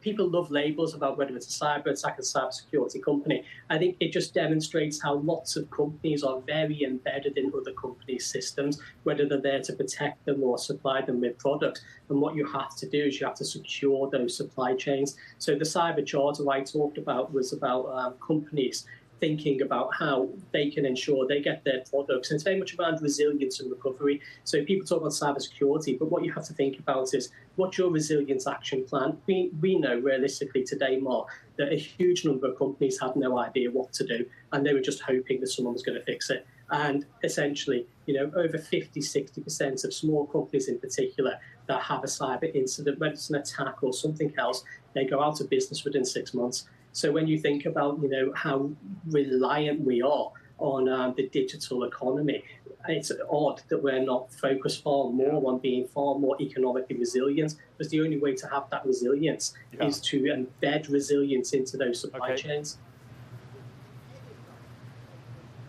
Okay, Stephen McPartland, thank you very much indeed. Appreciate it. Thank you.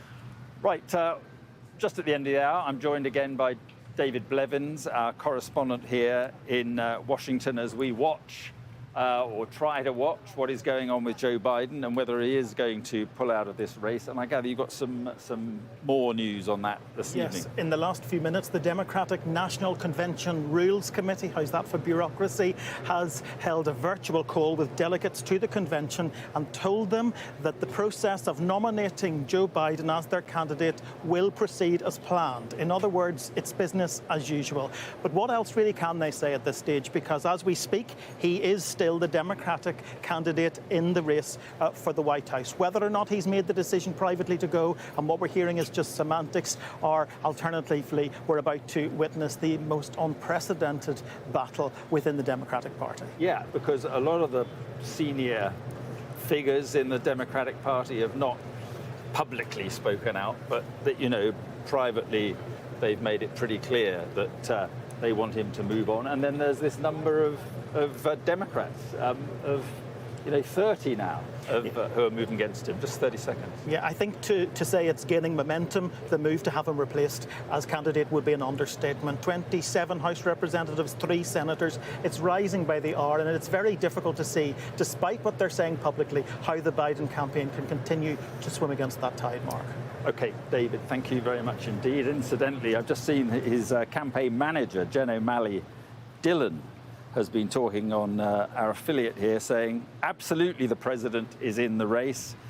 He's more committed than ever, and he still believes that he is the right man to take on Donald Trump. Much more on that as the evening progresses. Much more, too, on the story that we've been paying a lot of attention to tonight, this massive IT outage that has hit not just the United States and the United Kingdom, but many places across the world. We'll have more coverage on that at 7 o'clock. And we'll also have a special programme, by the way, on the global IT outage, and that's at 8 o'clock.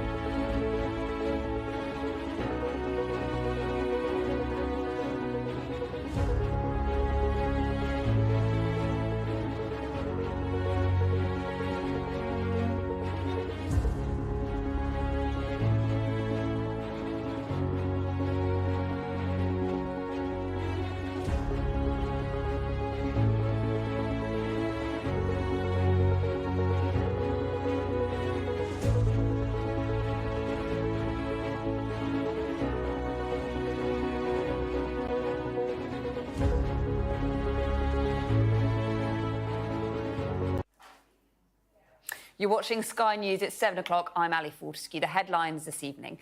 A catastrophic global IT outage affects the NHS, transport, banks, businesses and broadcasters, including Sky News. The cybersecurity company behind the outage apologises, but questions remain over how a simple update could have caused such devastating effects. I want to start with saying we're deeply sorry for the impact that we've caused to customers, to travelers, to anyone affected by this, including our company.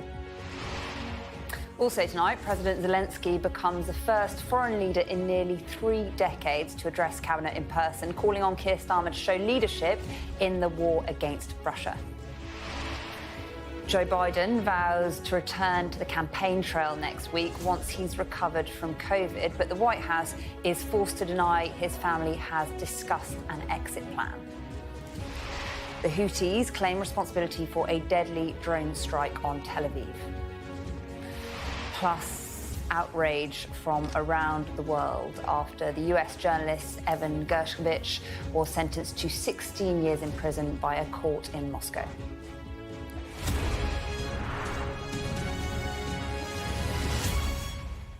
Good evening. Now, normally, of course, we would be discussing politics here in Westminster at this time of day, but this is not a normal day. This morning, we woke up to an enormous IT outage affecting nearly all aspects of everyday life. Hospitals had to cancel appointments, patients couldn't collect prescriptions, flights were cancelled on the first day of the school holidays for many, and even TV channels were affected, including us here on Sky News. The blame lay in a rogue code update from a cybersecurity tech firm most of us hadn't even heard of. The problem is that their systems are integrated into Microsoft Windows, which, of course, runs on millions of computers around the world. Well, our science and technology editor, Tom Clark, joins me. And Tom, I mean, where do I start? It's been an extraordinary day.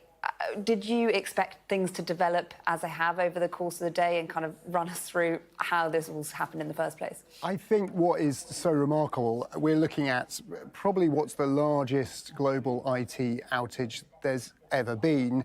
And it was caused by, yes, a simple update to a piece of security software that is an optional add-on. You purchase it for your company systems if you're running Microsoft Windows. But what we have learned today, what's been demonstrated so clearly, is when you take a company like Microsoft, whose Windows software that was affected is running on about 70% of the computers in the world, and one of the leading cybersecurity companies trusted for the software that they make, put the two together, it affects an enormous number of people. And global disruption was perhaps inevitable.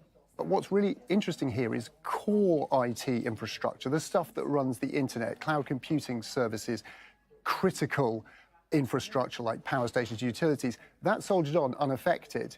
Yet this disruption to end users, to people using Microsoft Windows to do things like ticketing for airlines, online payments, GP surgeries, has caused such catastrophic impacts. And they are the same sorts of organisations, certainly the smaller end of those, that don't have the big muscular IT departments that can react quickly to these sorts of impacts and fix them. Unlike a cybersecurity attack where it takes a long time to figure out where the malicious code is and where it's been, we had an admission of what the problem was and a fix to that come really very quickly after the problem first occurred. But it's going to take time because it has to be done manually. So IT departments are going to be having to go computer to computer to install or remove the poor software or replace it with an alternative to get their systems up and running.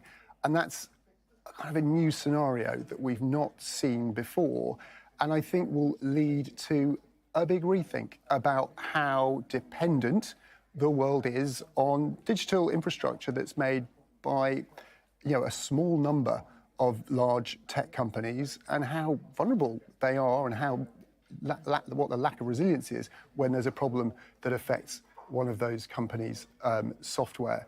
So I think that's going to be the discussion that's going to be had in the coming days once IT engineers have been sweating all day and probably through the night and into the weekend to reboot the world's Microsoft Windows running computers. OK, Tom Clark, our science editor, busy day for you. Thank you for giving us the latest. Now, today's outage has led to serious questions over how cyber secure the UK is. Even though a third-party cyber attack has been ruled out for now, there are still serious concerns over the state of our national security. Well, let's speak, shall we, to former Defence Minister Tobias Ellwood. Thanks so much for joining us this evening. I guess my first question, how surprised were you that what seemed like quite a kind of innocuous problem at the start turned into something so big? This is huge. There's no way else to describe it. But it is a taste of the scale of disruption in the future, given our increasing reliance, as you've just been discussing, on the movement of data. So this has to be a massive wake-up call. Our adversaries will be looking at huge interest, just how crippling this has been across the world and causing such turmoil in the West. We have some serious homework to do to upgrade our digital resilience. And I suspect there's going to be a lot of back-channel conversations ongoing between Western leaders' offices and indeed intelligence communities as to what we then do next. It is a stark reminder of our reliance of data, whether it be how we communicate, travel, do business, socialize. It's our world now, every aspect of our world. But to see the airports, water companies, stock exchanges, hospitals, and even news outlets all come crushing down, it's a recognition that we need to have a much more robust digital architecture, and or whether we need to have more standalone capabilities as well. So there's some big questions as to what we need to do in the future.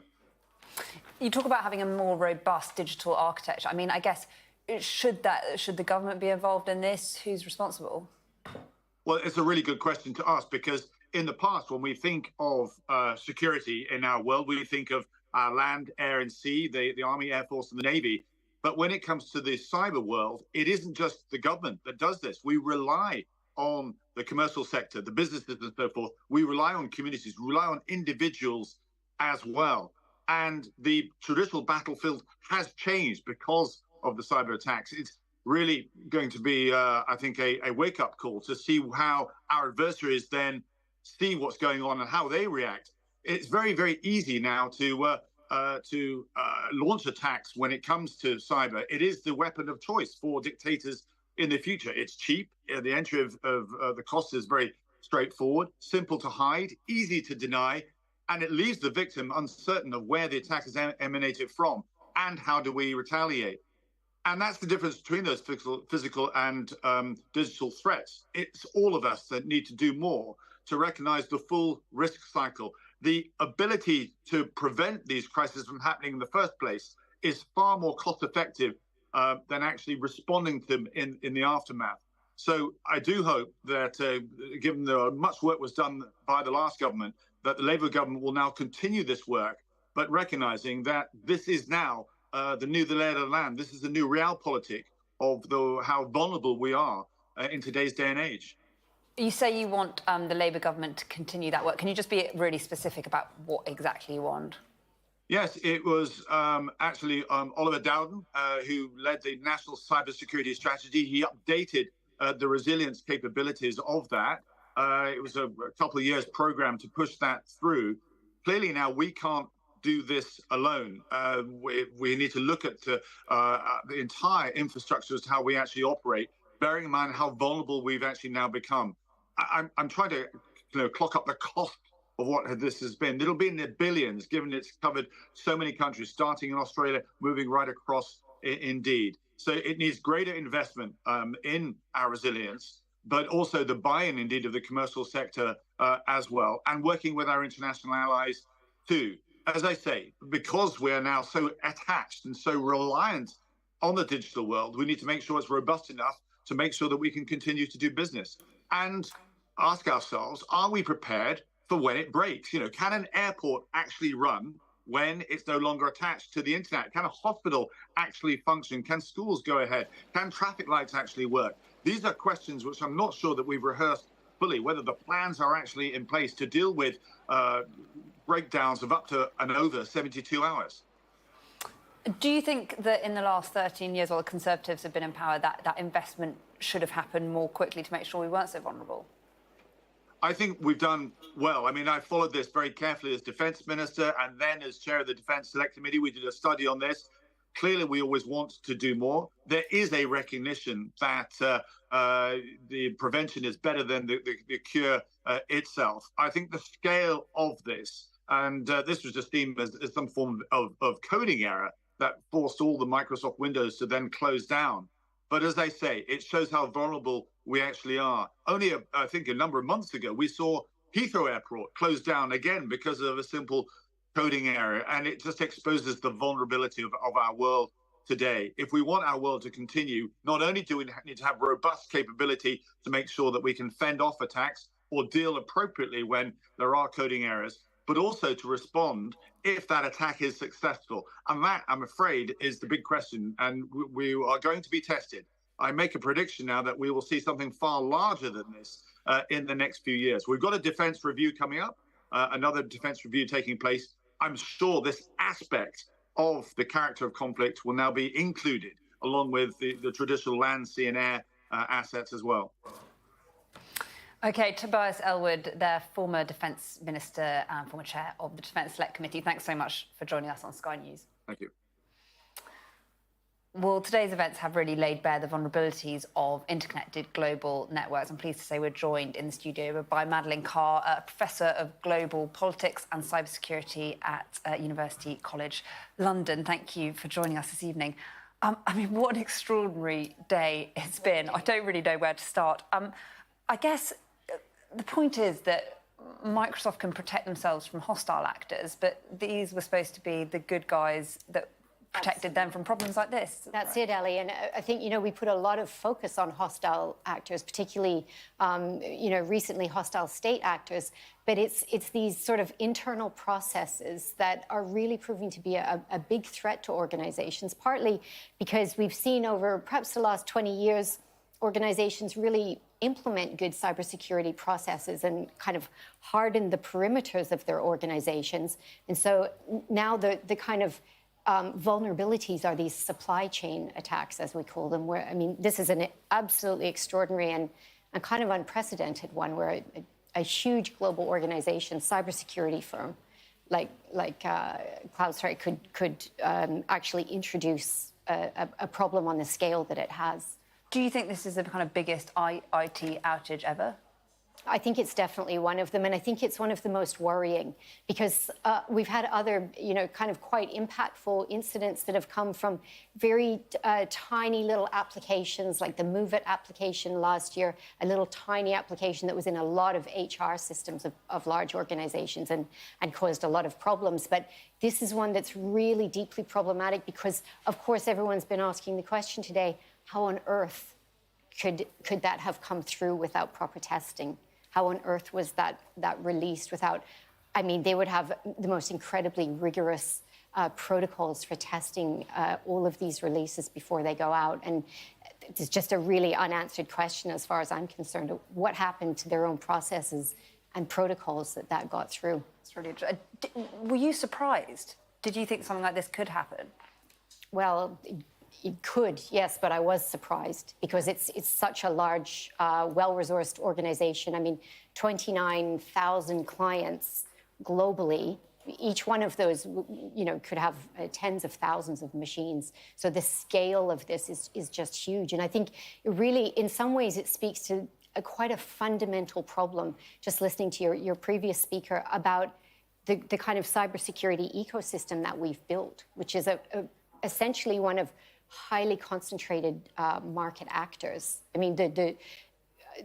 This company, Crowdstrike and Microsoft are the two dominant players in this endpoint detection field, and they kind of dominate globally. So we haven't got huge numbers of options, very concentrated market share, and when something goes wrong, it goes wrong all over the place. Do you think Crowdstrike can survive this? If it were a real market, I think that, that would probably be the end of a cybersecurity organization that introduced a massive global problem. It's like kind of the equivalent of an accountant going bankrupt. That's not someone you'd kind of bring on your team after that. But But I also think that in a way that company is sort of got to the point where it's too big to fail, because what would happen to all of those clients that currently have that software in their infrastructure?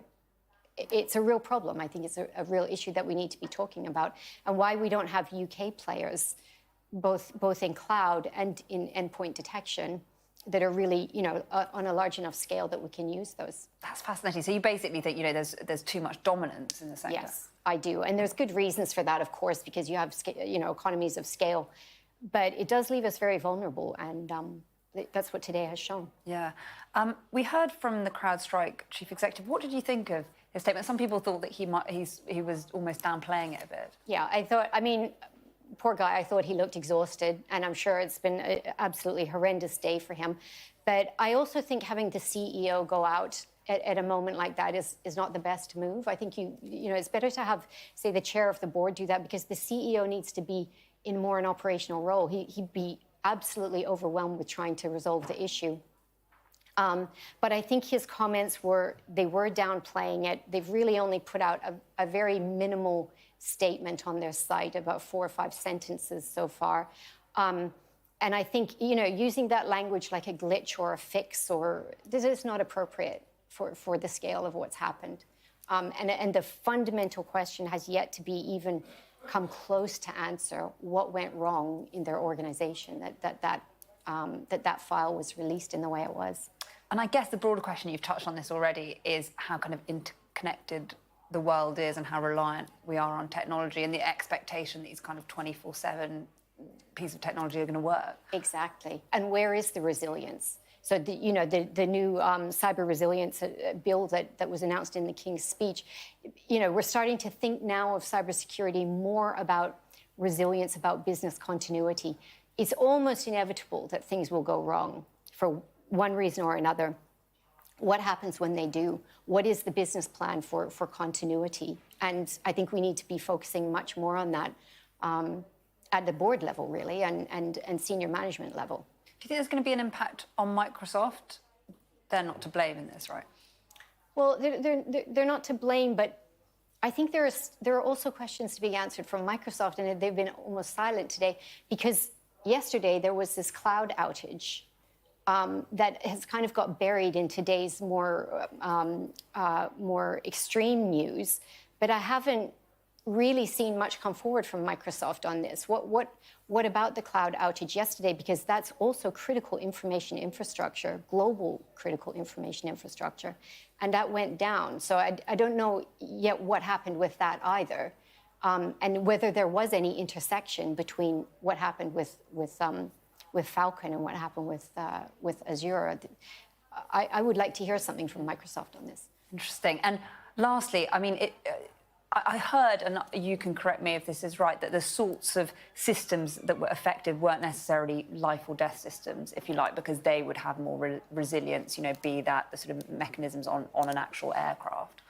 Yes.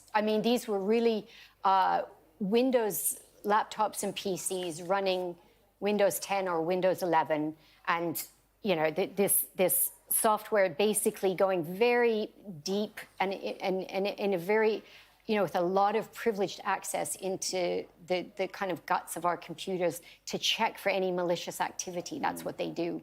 So they, by their very nature, they have extreme access, and what they've done is they've caused the machine, if you have started it with that new version of Vulkan, it's caused it to crash and it won't boot again.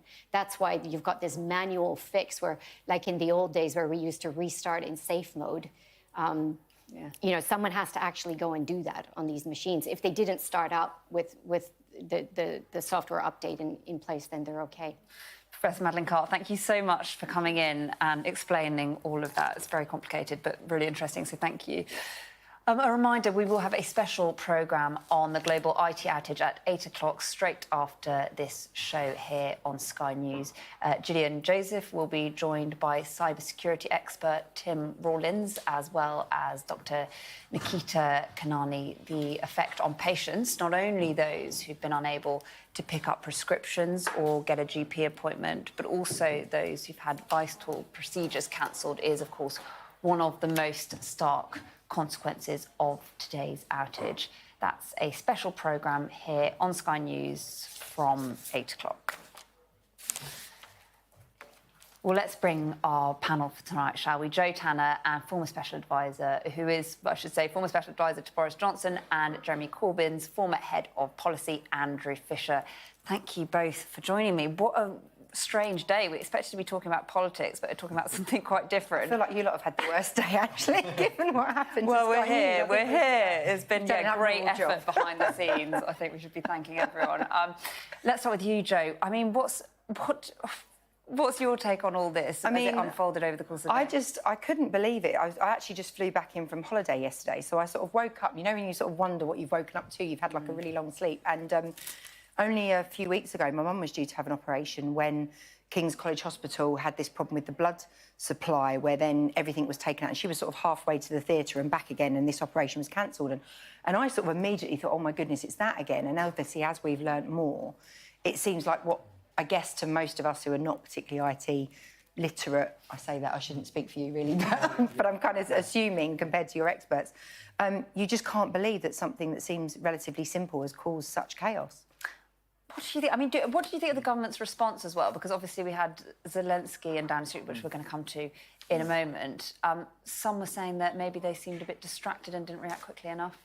Yeah, I mean, I think it's a really weird thing, and I think we're all catching up with quite how vulnerable our kind of IT systems are and how kind of all-encompassing they are. And I think the point that Madeleine was making about the dominance of these companies, virtual monopolies, effectively, that run these systems, it does create a vulnerability, and I think that's really interesting. But the thing for me, and I'm not very IT literate, you're right, but I've got a couple of family members who are and work in this, work in web development and computer systems.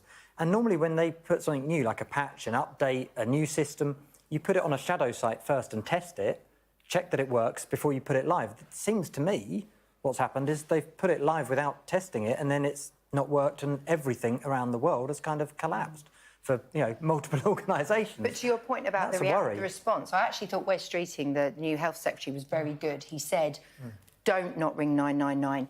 Don't not go to see your doctor. They might be doing things a bit differently, but do go. The services are still running. But on the flip side, he has got a huge agenda, which is all about sticking more and more IT and more tech into the health service, which if you're already somebody who is terrified of putting your payment details into paying for parking on a street, how are you going to feel? And for the government's agenda more generally about growth agenda, I mean, how much money has this cost the world? Just look at the UK economy today. And we had Swift payments down yesterday. We've had IT chaos, more generally. So you just think, that's not great for some of these big flagship areas. And I mean, a bit rotten for a new government, really, to be having this so early on. Yeah, and it's a kind of reminder, I guess, of these unexpected events that can come to define premierships. And I think, as well, it's the accountability for these companies as well. I mean, look, we're in the middle of the Post Office inquiry, which, again, is an IT scandal, effectively. It's about Fujitsu's Horizon process. So, there are real issues with the oversight and the regulation. And the thing is, because this is highly technical and most of us aren't that IT literate, actually who oversees it and getting politicians to be able to understand it, regulate it, make laws about it, to what is effective regulation and creating resilient systems that then, when these things happen, means you've got backup systems so that actually everything doesn't fall apart. I think it's really important. The big political questions about the digitisation. And you do wonder what's going on behind the scenes. There must be a process now where some civil servants are thinking, have we actually got the backup systems in place? Think about the MOD. We've got active conflicts. You've got people that are very vulnerable, that are relying on big systems. You've got schools that rely heavily on tech now that didn't used to. So you can imagine, I wouldn't be surprised if in a few days we'd have something from the Prime Minister saying we're going to have to look, and even a future budget or a comprehensive spending review saying we're going to have to make some allowances for some of this stuff because we didn't expect it. But actually, when you look at the slating over COVID that's just happened and about, how unprepared, it's not just about illnesses and things, it's actually about the tech going down, which could be catastrophic. Yeah. Really interesting stuff. We will come back to you very shortly. Well, the cause and effects of the global IT outage are sure, of course, to feature in tomorrow's papers. We'll have our extended press preview and news review from 10:30 this evening. Joining us will be Guardian columnist Zoe Williams and the writer and broadcaster Esther Craycool. You're watching Sky News, still to come. President Zelensky addressed cabinet today, but was it a distraction the government didn't need in the wake of the global IT outage?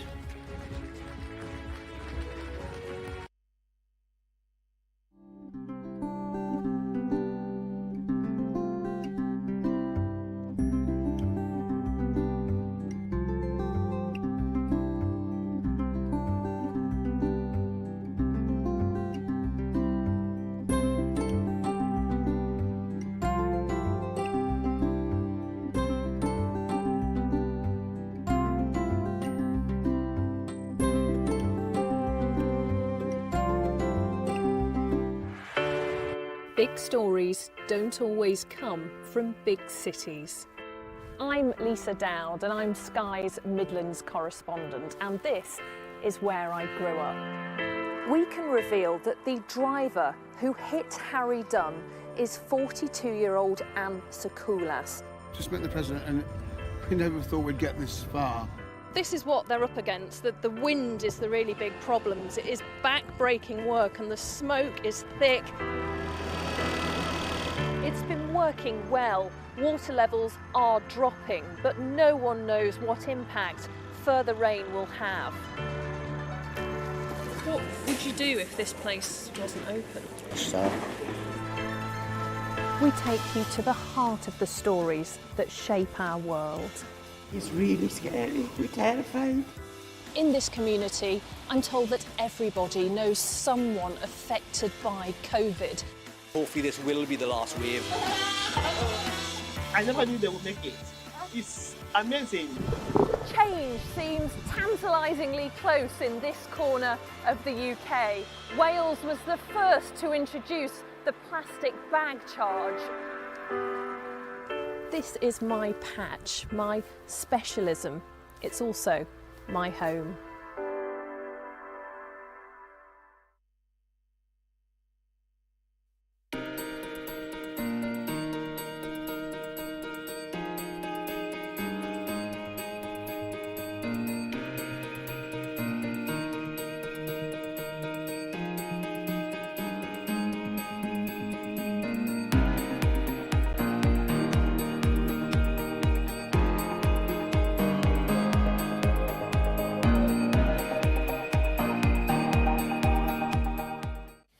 Well, President Zelensky has become the first world leader to address cabinet in person in Downing Street since 1997. He used the historic meeting to ask the Keir Starmer's government to allow Ukraine to target sites in Russia using UK weapons.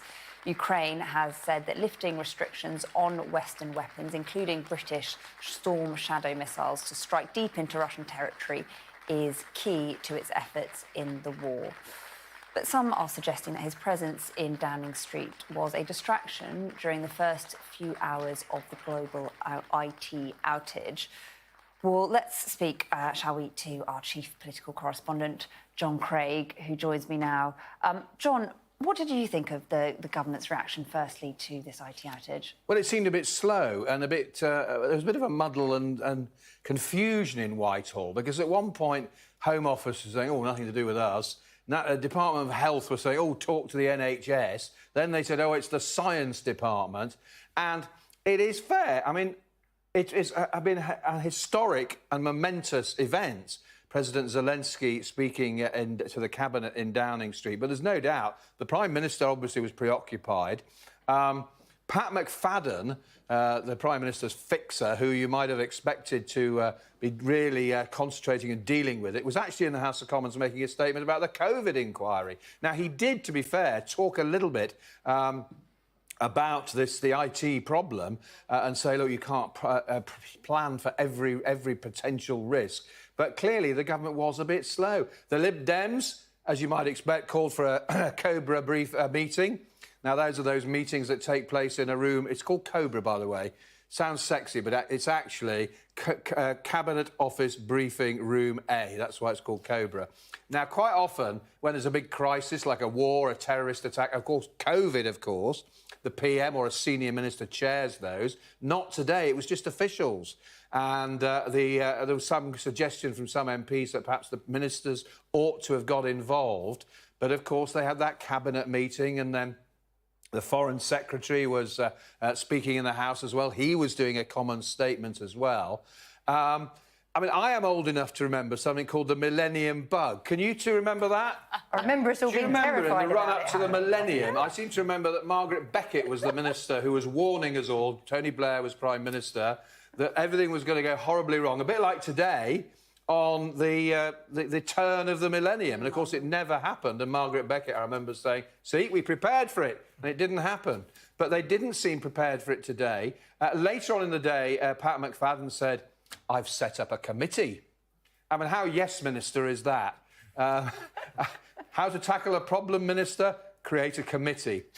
Very yes, Minister. But they did look a bit slow. And I think after, I think it was Tobias Ellwood was saying the PM's going to have to get a grip on this and make sure that some procedure is in place to make sure this sort of thing doesn't happen again, or the response is much quicker.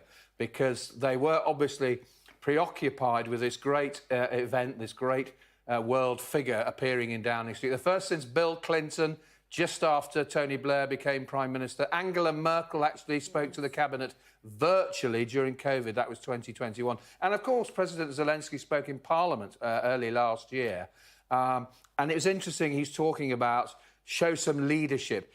He is now talking to the 4th British Prime Minister since the Russians invaded Ukraine. Johnson, Truss, Sunak and now Starmer. He's something for everyone. Sir Keir, obviously, is determined to show real leadership. There will be worries, obviously, about what's happening in America and a Trump presidency. What difference will that make to the international support for Ukraine? So clearly Zelensky is looking to the UK for leadership. That's been very evident the past 24 hours, both at Blenheim and again today. But, of course, this outage, I think they call it, don't they, in the jargon, couldn't have happened at a worse time when the government was preoccupied. The senior ministers were all preoccupied with hosting Zelensky. And we were discussing earlier, we can bring our panel back in as well, probably, these kind of big moments that can happen at the start of a premiership. If anyone can think of any, we were thinking Liz Truss, that's my one. Liz Truss and the Queen. The two that spring to my mind were, it was actually a few weeks or a couple of months after Tony Blair became Prime Minister, the death of Princess Diana. Now, he excelled, you remember, the People's Princess, that wonderful phrase. Liz Truss, rather churlishly, later said, why me? Why now? Which was, you know, poor Queen had died. But of course, I mean, the current Prime Minister, I mean, Rishi Sunak has handed him a great gift, really, with the timing of the election. His first 2 weeks, he has been able to really make an impact on the world stage. A NATO summit in Washington. Now, that great gathering at Blenheim. OK, you can call it a talking shop, but it's a big gathering. And there he is. He's hobnobbing with all the world leaders now know who he is. He's made an instant impact. His poll ratings have gone up, apparently. But then, as it was going back many, many, many years, it was Macmillan who said, events, dear boy. And Margaret Thatcher all said, in politics, the unexpected always happens. So I imagine that after tonight, the Prime Minister will be saying to Pat McFadden, his fixer, sort something out here. I mean, I think it needs a bit more than a committee, to be honest. OK, John, thank you. We didn't have time to get to our panel before this break, but we will come back to you. You're watching Sky News. Coming up, a growing number of Democrats call for Biden to go as his campaign team denies reports he's considering dropping out of November's presidential election.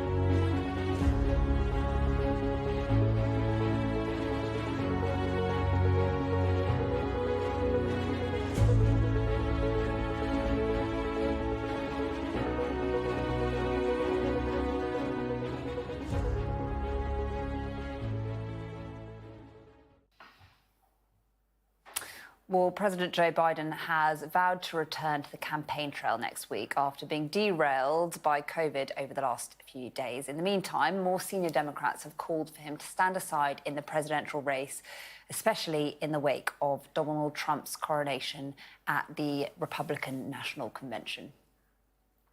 Well, let's cross, shall we, to US Capitol and our correspondent David Blevins. Thanks for joining us this evening, David. I mean, it's been almost a bit confusing because one moment we're hearing rumours that Joe Biden's going to stand down, the next that he's going to be campaigning next week.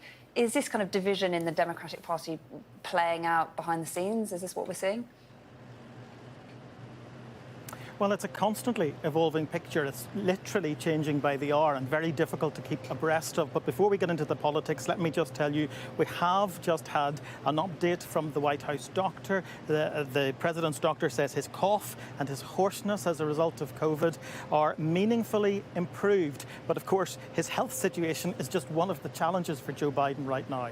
Because on one side, you've got more than 30 Democrats from Congress calling on him to stand aside and for a new candidate to be selected. You've also got reports that his family is already discussing an exit strategy, and we've got the Vice President and possible substitute, Kamala Harris, meeting with donors. Read into that what you will. On the other side, we've got the White House firmly denying any suggestion that there is an exit strategy being discussed. We've also got Joe Biden himself issuing a statement condemning Donald Trump's statement last night as a dark vision for the future of America. And we've also heard from the committee that's tasked with planning the business of him being formally nominated as the Democratic candidate, and they say it's business as usual. They will proceed as planned. So I think one of two things is happening.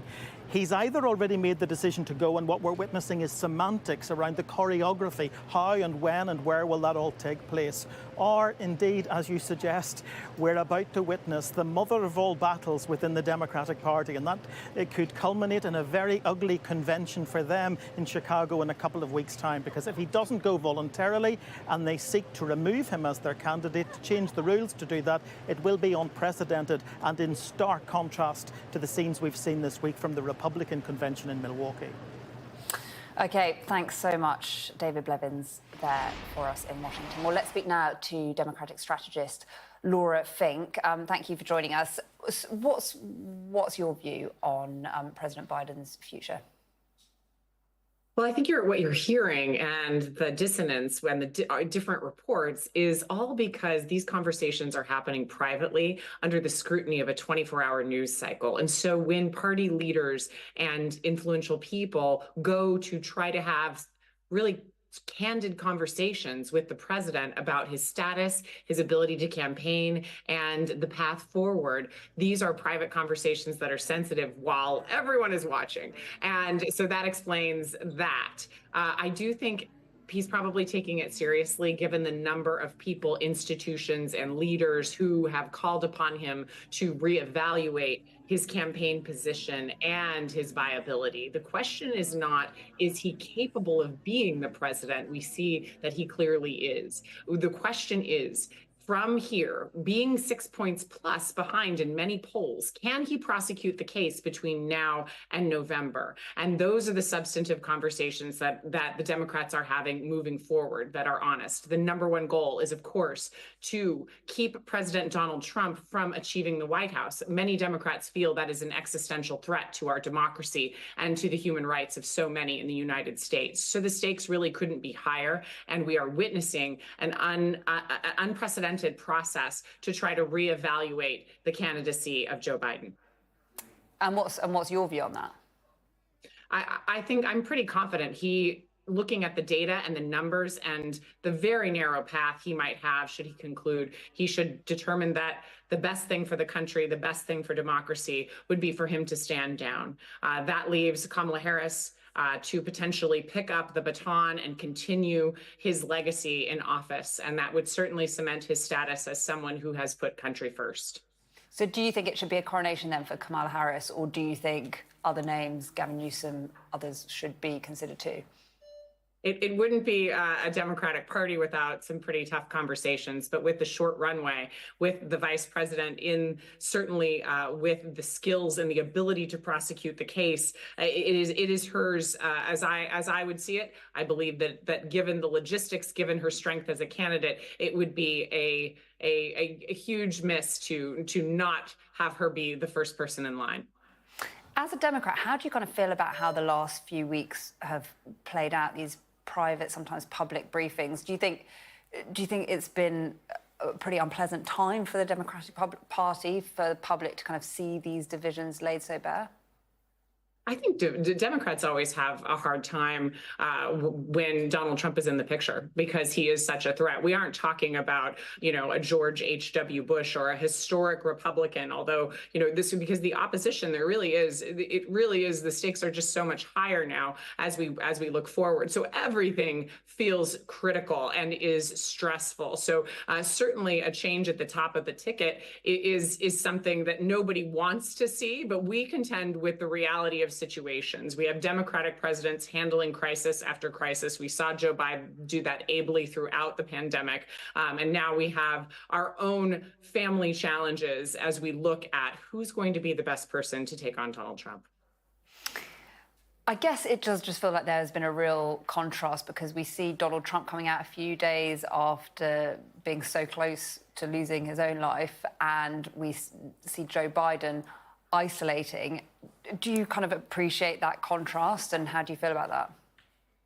Well, I appreciate that they are both gentlemen who are in their senior years. And so obviously the question of health and viability is at the front of everyone's minds as we look to the future of the country and each of them as our choice as leaders. But what I saw when I looked at the Republican National Convention, and this is what I tell Democrats who are stressed as they look at the potential for Donald Trump to regain the White House, I saw a candidate who was weak. I saw a candidate who did not offer a compelling vision to the swing voters that he will need to persuade and to hold on to moving forward into November. And I saw a party that did not want to discuss their own agenda because they understand that it is wildly unpopular with Americans, whether you're talking about their approach to reproductive health or gun violence, or even the economy and tax cuts for the largest corporations and the most wealthy individuals. So as I looked at that, I saw a party with outward confidence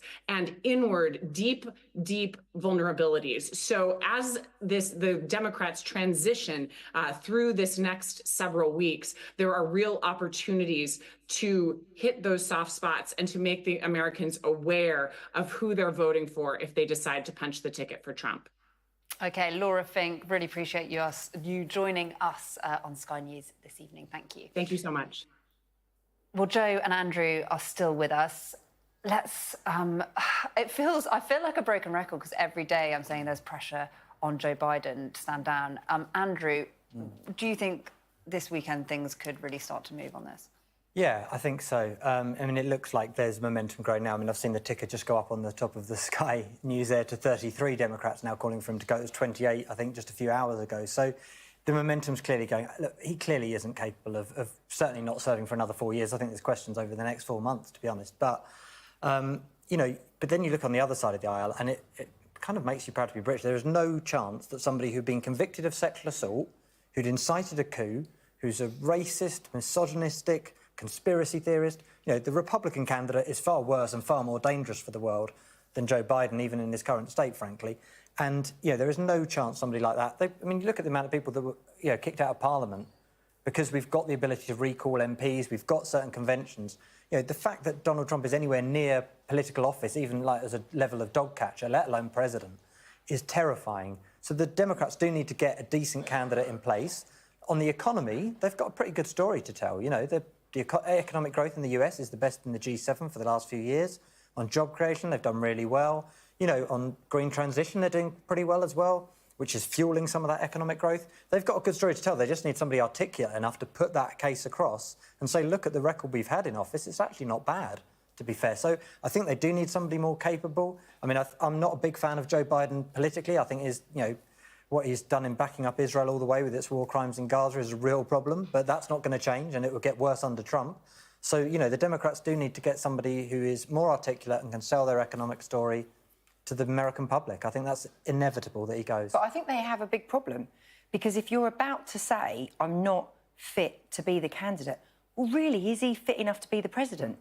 And there is a question then over what happens in the run-up to the election, because there's no way that if he's not great now, the pressure of a campaign is going to be intense.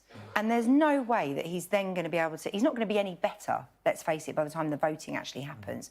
So then you say, well, what on earth happens in the meantime? Because he's also still president. There's still a job to do, even when the election's underway. So I think there is a really serious problem for what's going on in the States, because it's about succession planning within the party, but then also about what actually would happen, because maybe he's not up to being president if he can't be the candidate. OK, thank you both. And interesting that there's no kind of mechanism in the same way there is here when it comes to removing a leader. Well, let's turn now to another one of our top stories this evening. And Iranian-backed Houthi rebels have taken responsibility for a deadly drone strike on the Israeli city of Tel Aviv. One man was killed and at least 10 were injured in the attack, which happened very close to a branch of the US Embassy in the heart of the city. Well, Sky's international correspondent Alex Rossi has this report.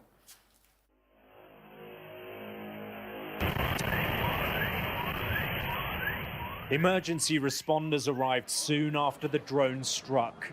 This area was peppered with shrapnel. At least 10 were injured and one man was killed. As people arrived to survey the damage, eyewitnesses described being shaken awake by the blast. You heard all this explosion and the glasses all over broken and the ambulance and everything, and people are screaming in the street. And the guy, they are telling him, he's dead, he's in the roof. In this video, which captured the moment, you can hear the whining buzz and make out the distinctive shape of the drone as it darts across the sea. Moments later, there's a fireball as it explodes. The drone struck in the early hours of this morning in this central residential area of Tel Aviv. And although the damage could have been much more significant and the loss of life, this will be celebrated as a major symbolic victory by Israel's enemies. The attack was quickly claimed by the Houthi militants in Yemen. They describe it as part of their campaign of solidarity with the Palestinians in Gaza. We will continue, with God's help, to strike these targets in response to the enemy's massacres and daily crimes against our brothers in the Gaza Strip. And this strike is raising many questions. The military is investigating how the drone was able to penetrate the nation's advanced air defense systems. We're in a multi-front war. We work on all fronts and defend the country every day. Some of these fronts are close and others are far away. We work against all threats. We are holding an investigation today and in the coming days to understand exactly from where the threat was fired and what are the needed responses to defend the country and what are the attacking responses against who is threatening the state of Israel. The drone strike comes as the bloodshed in Gaza shows no sign of stopping. The past week has been one of the most deadly since the war began. The health ministry in the enclave says more than 300 people have been killed. And until there is a ceasefire and this carnage stops, the danger remains that this conflict ignites into something far worse. Alex Rossi, Sky News, Tel Aviv. You're watching Sky News. Coming up, Western leaders condemn the jailing of US journalist Evan Gershkovich in Russia for 16 years.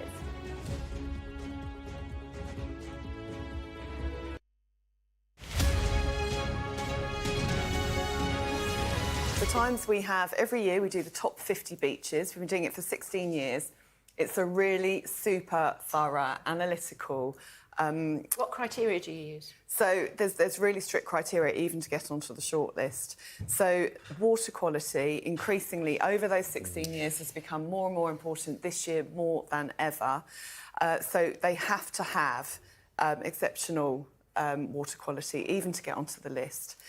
And accessibility is really important. Of course, it's got to be open to everyone. Dog-friendly. Now, that's quite divisive. Not everybody loves the dog-friendly beach. I know I'm speaking to the converted.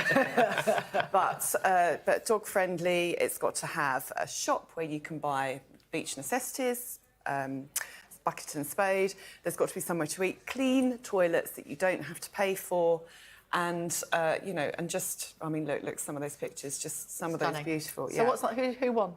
So the top was the Towers in Hale in Cornwall, which is just opposite St Ives.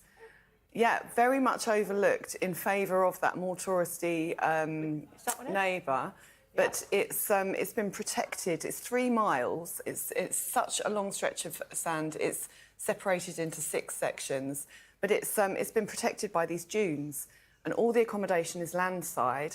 So actually, you've just got this really beautiful, beautiful stretches of sand. Really, really gorgeous. We've got a great video that shows it off to its best. And of course, we've looked at the fish and chip shops as well, because what is the British seaside without fish and chips?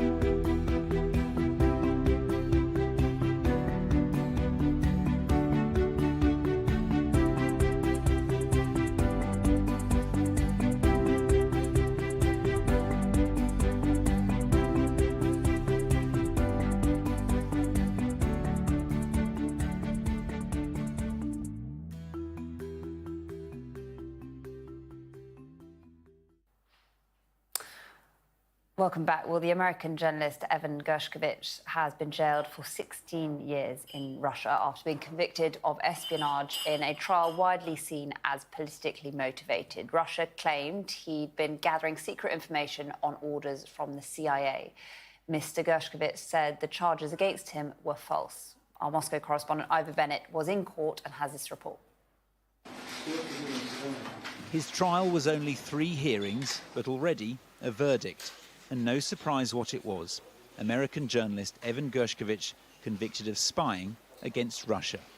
The court ruled to find Evan Gershkovich guilty of committing a crime under Article 276 of the Russian Criminal Code and to sentence him to imprisonment for a term of 16 years to be served in a high-security correctional colony. He's spent nearly 16 months behind bars already, of course, on charges he denies. Evan, we love you, a supporter shouted. A brief wave, then led away. That was the first time we've seen Evan Gershkovich since the start of his trial, because it's all been held in secret behind closed doors. No media has been allowed in. So we don't know what evidence was produced against him, if indeed there was any. It's why his employer, the Wall Street Journal, has called the trial a sham. Gershkovich was arrested in March last year, accused by Russia of gathering secrets about a tank factory for the CIA.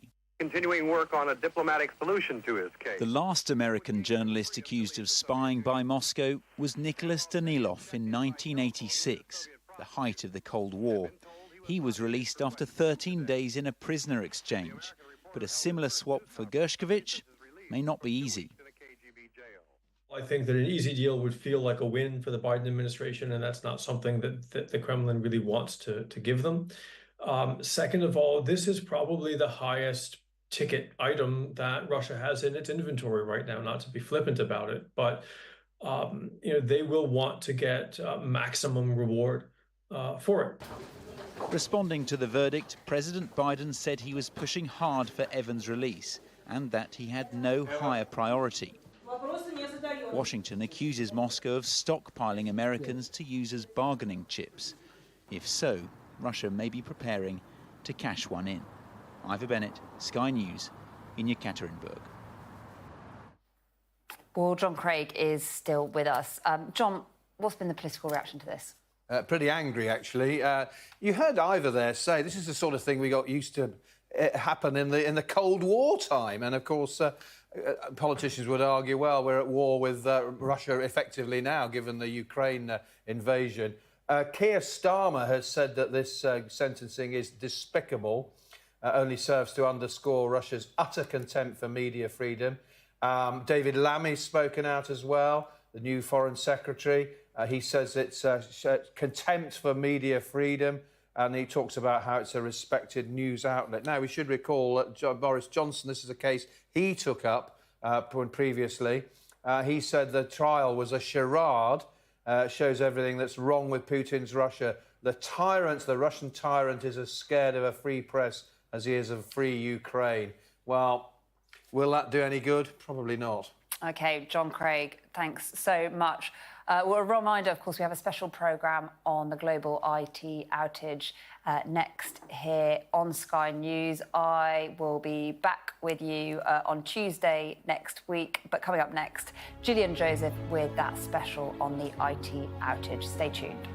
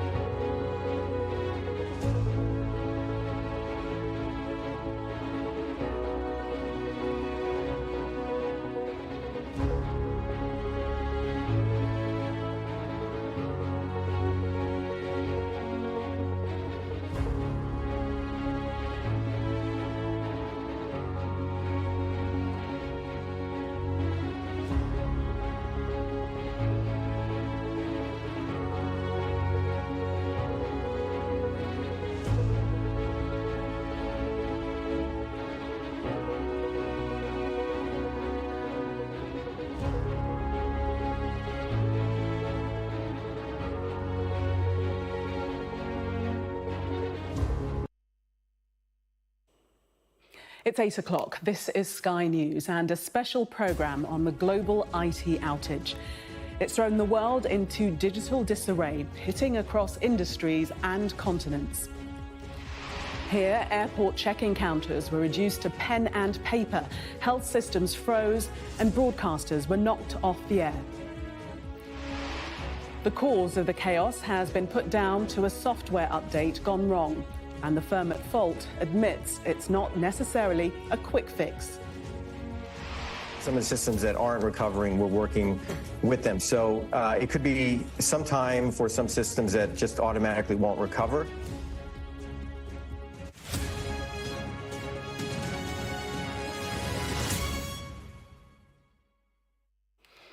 Good evening.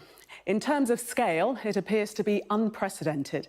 A global IT outage that knocked systems offline all over the world and is still being felt, with an economic impact that is as yet incalculable. The cause, a software update. Well, here's what we know and the effects around the globe. A cybersecurity firm called Crowdstrike says it had to do with an update that it pushed to Windows. It was a tiny piece of code, just 41 kilobytes, about the size of a basic web page. but the problems were calamitous. For many of us, the so-called blue screen of death was the first sign of trouble. Then a rush of reports about Microsoft Teams and Microsoft 365 going down. Most of those early reports came from Australia and Asia. Then, as the rest of the world woke up, it was quickly clear how widespread the crisis was. Businesses across industries have been hit, including airlines, banks, retailers, GPs and hospitals, along with Sky and other broadcasters. Crowdstrike saw an immediate financial consequence, with billions of pounds wiped off its value. Our science and technology editor, Tom Clark, begins our coverage with what went wrong. Across the world, computers greeted their users with the blue screen of death. Unable to start systems locked in recovery mode, airport check-ins, railway stations, payment systems, health services and broadcasters were severely disrupted, including Sky News. A major global IT outage is impacting many of the world's largest companies, including us here at Sky News. The outage was specific to computers running Microsoft Windows, but only those using a third-party protection software made by leading cybersecurity firm Crowdstrike. Inadvertently triggering what may be the largest IT outage in history led to a frank apology from its CEO. We're deeply sorry for the impact that we've caused to customers, to travelers, to anyone affected by this, including our companies. So we know what the issue is. We're resolving and have resolved the issue now. It's recovering systems that are out there. Despite CrowdStrike's transparency and speed at issuing a fix, global disruption was inevitable. 70% of the world's computers run Microsoft Windows. CrowdStrike makes some of the most popular security products for them. It could take painfully long to recover. We're definitely seeing one of the largest prolonged impacts, and certainly with the largest consequences for restoration. You know, this is not an easy process to put back together again. Where this has affected all the endpoint devices, which are now all over the world, millions of them. Someone's got to get to that laptop and actually sit in front of it and boot into it and reboot it, and that is a lot of work. It's going to take a lot of time. It could have been worse. Linux and Mac software were unaffected. Core IT for cloud computing, critical infrastructure and the internet soldiered on.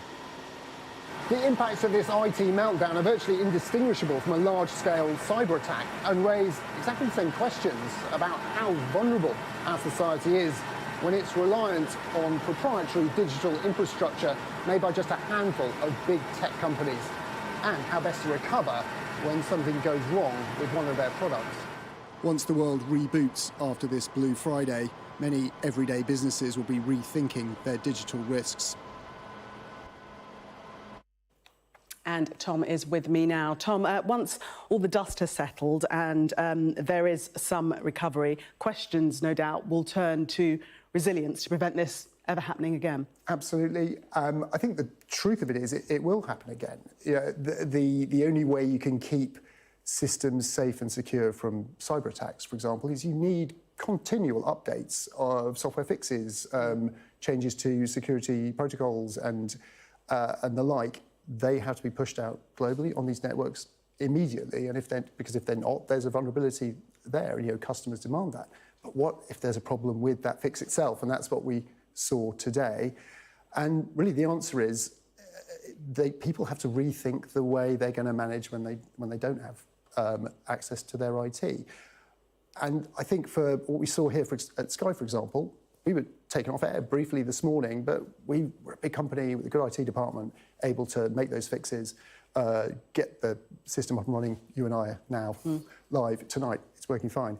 But you think about those smaller businesses or the GP surgeries, for example, that might not have their own IT department. It takes time to find someone to come in. And that does raise big questions about how we continue to benefit from what having your business running online means, against what happens when you lose it, and how you can continue to do business, switch to pen and paper, like we saw the NHS having to do when pathology services went down in London only a month or two ago. So those are the real questions that people are going to have to consider as they move forward and have time to reflect on the impact of all of this. And are we going to see people perhaps running two systems simultaneously, so that there is a plan B and there is always a backup that can be switched to automatically? I think one of the questions there is about cost for companies. I mean, if you're certainly if you're running critical infrastructure, I think that's sort of standard practice. You also make sure bits of your critical infrastructure aren't connected to the internet. You know, power stations and the like no longer have their systems wired into networks because they can't really afford the risk. But much of everyday business needs to be online and moving quickly. So it's a really tough question, and it's one that those who advise companies on their IT and how they should manage it are going to be going around trying to reinforce that thinking amongst businesses. You think about a lot of restaurants, shops now, they're cashless. They don't take cash payments. Perhaps it's time to think about how do we revert to some other form of payment if we lose that. Can we?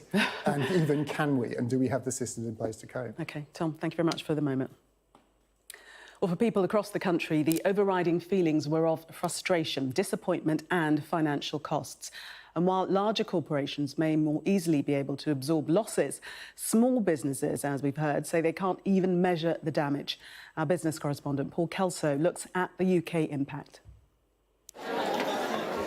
This is what check-in looks like at Edinburgh Airport when the computer says no. A stool, a list, a pen and a very long queue of frustrated holidaymakers trying to get away. This is the worst part because it's actually my fiance's birthday and our anniversary as well. And so we'd booked for a concert tomorrow. We're supposed to be there today. We don't know what to do now. My niece's wedding is tomorrow in Germany, and we were looking forward to see all of my side of the family. And I didn't know anything about any problems until we arrived here. Well, obviously sad, disappointed. Just concerned on how you get rebooked. It seems like a madhouse. Airports including Heathrow, Luton and Manchester and Ryanair were among businesses most affected by the small software update that had huge global consequences. Major retailers were impacted, with Morrisons and Waitrose briefly unable to process card payments, and this central London Nike store closed, disappointing customers. Crowdstrike's error was disastrous for smaller companies too. This West Midlands food distributor has been processing orders by hand since the update. It's been a huge headache. We've got over it. You know, I mean, obviously, we can't measure the damage as such. It's going to be the middle of next week before we get everything back up. The railways feared a day of disruption too, but millions of travellers may have got away with it. 14 train operators are affected with interruptions to passenger information and some services, but the disruption clearly could have been worse. So this outage is a reminder and perhaps a warning of just how vulnerable railway lines, airlines, banks and supermarkets are. They're all built on digital foundations that can be connected. The focus now is on how a critical industry proves so vulnerable. This is a webcam call for the global cybersecurity and technology community. It shouldn't be seen as a single incident. It should be used as another way to work towards new methods in order to help protect our global economy. While Microsoft braces for difficult questions and the industry ponders how to prevent a repeat, consumers and Crowdstrike's customers will begin a tussle over compensation and who exactly should pay, that will be counted in the millions. Paul Kelso, Sky News. Well, our chief political correspondent, John Craig, joins me now from Westminster. And, John, this has to be the first big test for the new government. Yes, the Prime Minister, the new Prime Minister's had a bit of a honeymoon, hasn't he, the last couple of weeks? Handed by Rishi Sunak a calendar that involved a couple of big set-piece international events. There was the summit in Washington, NATO, and then the big gathering yesterday at glorious Blenheim, where he hosted 40 or so leaders. And suddenly there's this crisis at the very moment when he was hosting President Zelensky of Ukraine in Downing Street at a cabinet meeting, no less. A very momentous and historic event that was. But of course, this has happened, and of course, it's rather overshadowed what the Prime Minister would have hoped would be yet another coup, a diplomatic coup. President Zelensky was the first international leader since Bill Clinton in 1997 actually to address the cabinet in the room. Angela Merkel did it virtually in 2021 during COVID. But there have been those opposition politicians who claim that the government's response was a bit too slow. There should have been a COBRA meeting with ministers, they claim. In fact, all that happened was there was a COBRA meeting with officials. Pat McFadden, the minister who might have taken charge of this, was already in the House of Commons making a statement about the COVID inquiry. The Foreign Secretary was also making a common statement. Of course, the Prime Minister was with President Zelensky in Downing Street. Mr. McFadden eventually said he told MPs, he did mention it during his COVID statement, he said, well, I'm setting up a committee, a cabinet committee to look into this. Some will feel that's a bit inadequate. He also said, Mr. McFadden, that you can't plan for every risk. Well, some may challenge that. I mean, of course, this government's only been in for 2 weeks, so a lot of the planning obviously should have been done by the previous government. I can recall back in 1999-2000, the government had a huge publicity propaganda campaign, if you like, about warning of something that was called at the time the Millennium Bug, because there were real fears that when the clock turned from 1999 to 2000, this sort of thing was going to happen. It didn't. The minister in charge was Margaret Beckett, and of course there were those who said she'd overreacted and so on. And she said, no, we were just prepared for it. It didn't happen then. So there will have to be a very critical look now at making some sort of precautions, provisions for this sort of thing. There's every chance that there will be perhaps a COBRA meeting with ministers over the weekend. It hasn't happened yet. And, of course, the Prime Minister will want to be better prepared for a crisis either of this sort or a different sort in the future. It's been a sort of early wake-up call, really, for the PM. You could argue that his honeymoon period of the last couple of weeks, his poll ratings have gone up, have been damaged somewhat. The government will say, hold on a minute, this was a private company that was responsible for this. It wasn't a government failure. But there will be those, the public will be, all those people stuck in queues or couldn't get their prescriptions or whatever, will be pretty unforgiving and saying, well, this is the sort of thing the government really ought to sort out. So I'm sure there will be a big inquest after today, and the PM will bang a few heads together, and they'll try and be better prepared if this happens again. Indeed. John, thank you very much for the moment.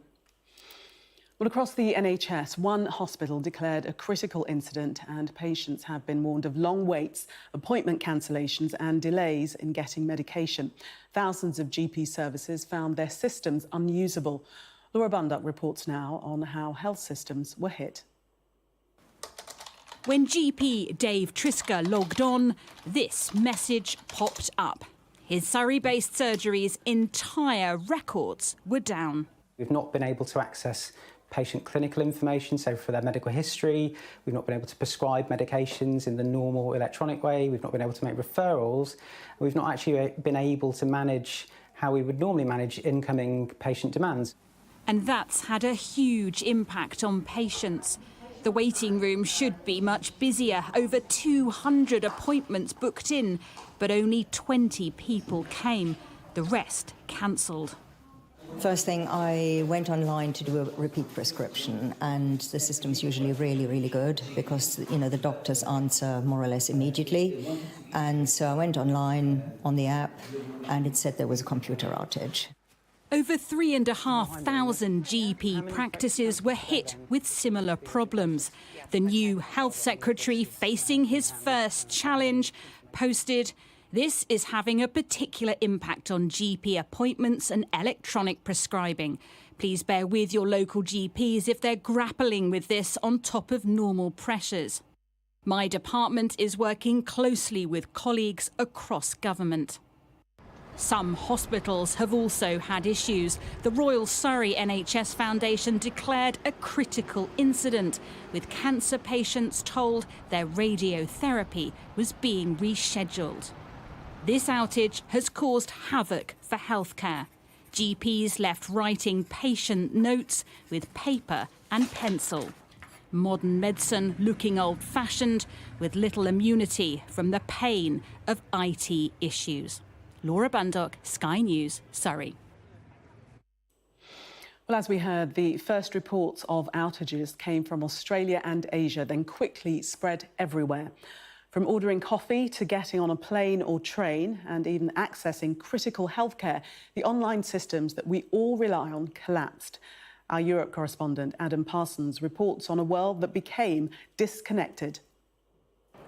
Across Europe, a wave of disruption, seen most clearly at the airports. Here in Berlin, long queues and simmering anger on one of the busiest days of the year. The problems hit some airlines harder than others, but the overall effect was a miserable double act of delays and uncertainty, of plane tickets being written out by hand because the computers weren't working. We are waiting for our agency to book another flight if there is one. Airport guys are saying just to check the airlines websites. They are not giving any clear-cut information. And what are you going to do now? I don't know. Tell me you, please. I'm asking help. Also stuck in Germany, one of the nation's top divers trying to get to Paris for the Olympic Games. We're on our way to Paris, and now we're at a standstill here for the time being. The Olympics start in a week, the organisers admitting the computer outage had affected their plans, but insisting the Games will go on. The impact was manifold. Hospitals in Belgium, social security access in the Netherlands, a reminder of how dependent we are on computers and the web. Please wait on the passenger lounge. We're not checking right now. This was a problem that started with a software glitch in the US. America saw the impact up close. Flights were grounded, business deals halted. There were even problems connecting calls to the 911 emergency service. The problem, global. Sky News correspondents saw how the world was affected. The global outage of the internet has affected the Indian subcontinent in a big way. Most visible has been the disruptions in the aviation industry. There were also reports of a number of hospitals that experienced the same. An administrator saying the disruptions in their system had affected critical care, lab tests and machines that are in ICUs connected with the Microsoft platforms. Australia and New Zealand were the first part of the world to wake up to the news of this IT outage. A similar situation across Asia, in Malaysia, in Singapore, Thailand, Hong Kong, at all of those big airports, delays and frustrated people. All it took was one software update from one company to cause chaotic disruption around the globe. Ours is an interconnected world, and this was a demonstration of how perilous that can be. Adam Parsons, Sky News. Well, the global outage has raised serious questions about the reliability of the software, which essentially runs much of the world. Well, Tim Rawlins is a director and senior advisor with the NCC Group, a global cybersecurity firm. Thank you very much for coming in to speak with us this evening. A global outage, as we've just described, doesn't get any bigger than that. I mean, this is unprecedented, isn't it? It's certainly probably the largest of the incidents that we've seen recently. The challenge is that it's affected quite so many people, so many organisations, and at such scale. So it really doesn't matter what you do. If you used Falcon Crowdstrike, then unfortunately you've been hit. And it's been a real problem across the globe. So your organisation, NCC Group, you keep businesses, software and personal data safe. Yep. That's your bread and butter. We do, yep. So what exactly has gone wrong here and why? So the Falcon software is an endpoint detection and response software. So it sits on your computer and it sees everything that's going on and is ready there to step in and stop something bad. In the old days, you just had antivirus. Nowadays, you have a much better and more comprehensive package that's able to look and see what's happened, block it when it needs to block it, report back when it needs to happen. So from our point of view, we monitor that. We monitor it for companies that don't want to have to monitor it themselves. It's a really very good piece of software. And unfortunately, what seems to have happened is the update that all of these machines need, the update of the antivirus package or the endpoint detection and response package that it really is, has gone wrong. So the packages are generally created, and this happens literally all of the time. These have to be constantly updated. But the package is created, it then gets pushed out by Crowdstrike to the endpoints, everybody's computer. That is the bit that seems to have gone wrong. It looks like the distribution system has reached into Crowdstrike and gone, right, this is the file I've got to upload and push out to everybody. It looks like that's the wrong file. That's the file that is full of zeros, as people have described it. There's nothing in there for the system to operate. And that's caused the system to glitch, which has led to this blue screen of death that everyone's been talking about. But how has the mistake happened? I mean, what has caused it to reach into the wrong area? That's going to be the fascinating question. We've got to wait for Crowdstrike. Crowdstrike are the only people that will know. I imagine somebody there is having an extraordinarily bad day. Do you think? Well, I mean, it's really unfortunate. But if, imagine you're the person who's responsible for going, right, here's the file, we've made all the changes, we've done all of the testing, because they will have tested this. They will have done all of the testing, push it to the machine to do the distribution. The distributor has either grabbed the wrong file or the wrong file has been given to it. So is that then, can we deduce from what you're saying that is human error? It's probably a fully automated system, but at some stage there will have been a person in the loop. Somebody would have gone, yes, I approve this one to go, and who knows where that mistake is. It will come out. I'm sure Crowdstrike will be tearing their hair out trying to find that issue and discover what exactly happened. But from what you're saying, it's a process that happens all of the time. It has to. Usually seamlessly. Absolutely. It has to happen all of the time because these things need to be constantly updated. Because the bad guys and girls are constantly changing their attacks, the security systems, the security software, constantly needs to be updated and changed. So it's this classic arms race between what are they seeing? So Crowdstrike will notice a new file that has appeared on somebody's computer, sent there by the bad guys, normally through a phishing attack. But that computer will have gone, oh, I don't like this file, there's something wrong with it, and the local system would have stopped it. Then Crowdstrike will get that message and go, oh, OK, now we need to tell all of our computers that that's a dodgy file, and we're going to stop it. So they have to do this constant updating. And unfortunately, it's just the way it's happened. One of those updates has gone wrong. So these updates, they're issued in a strict policy?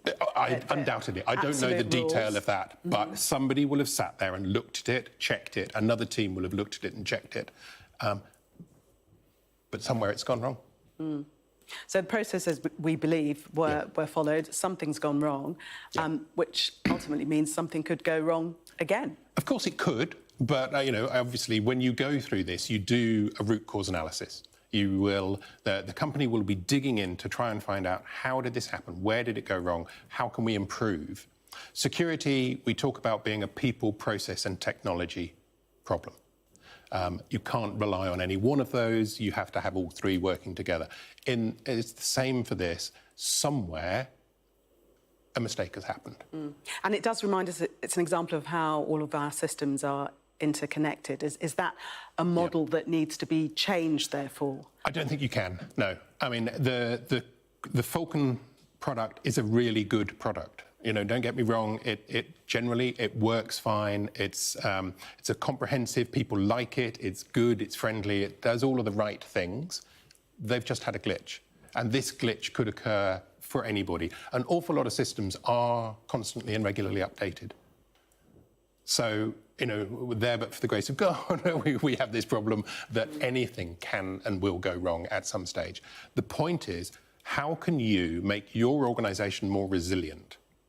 And this is what we need to get away with. Work on the principle that this is going to happen to somebody else, to another piece of your IT, something is going to go wrong. So what plans have you got in place to make yourself resilient? There are 60-odd definitions, academic definitions of resilience. The one I like is, can you survive and thrive?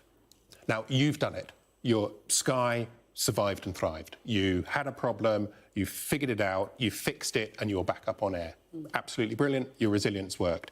So other organisations need to look, OK, how can we become more resilient?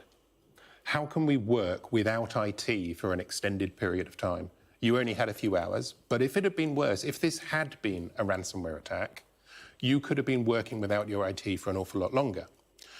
In the old days, we used to talk about a return to operations in 4 hours. Well, what we have to talk to now with our clients is say, don't think about 4 hours, think about 4 days of trying to figure out what went wrong, 4 weeks of solving the problems that have been created, and 4 months of dealing with that enormously long tail of stakeholder management, people who you need to engage with and talk to and convince that your system is no longer a problem. And that's the challenge you're going to be facing. OK, Tim Rawlings, thank you so much for sharing your expertise. That buzzword that we've heard a million times today, resilience. We'll hear a million more times. You will, definitely. Thank you very much for coming in. Well, the cause and effects of the global IT outage are sure to feature in tomorrow's newspapers. We'll have our extended press preview and news review from 10:30 this evening. Joining us will be Guardian columnist Zoe Williams and the writer and broadcaster Esther Kreku. Well, our special coverage continues shortly. This will take some time to fix. We'll hear more from the boss of Crowdstrike, the firm at the centre of the IT outage.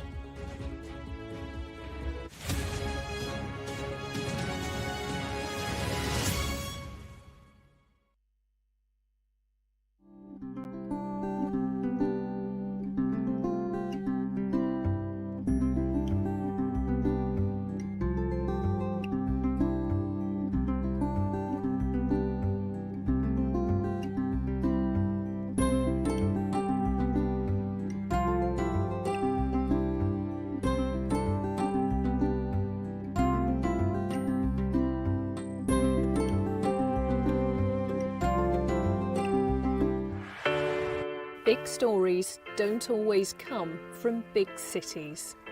I'm Lisa Dowd and I'm Sky's Midlands correspondent, and this is where I grew up. We can reveal that the driver who hit Harry Dunn is 42-year-old Anne Sakoulas. Just met the president and we never thought we'd get this far.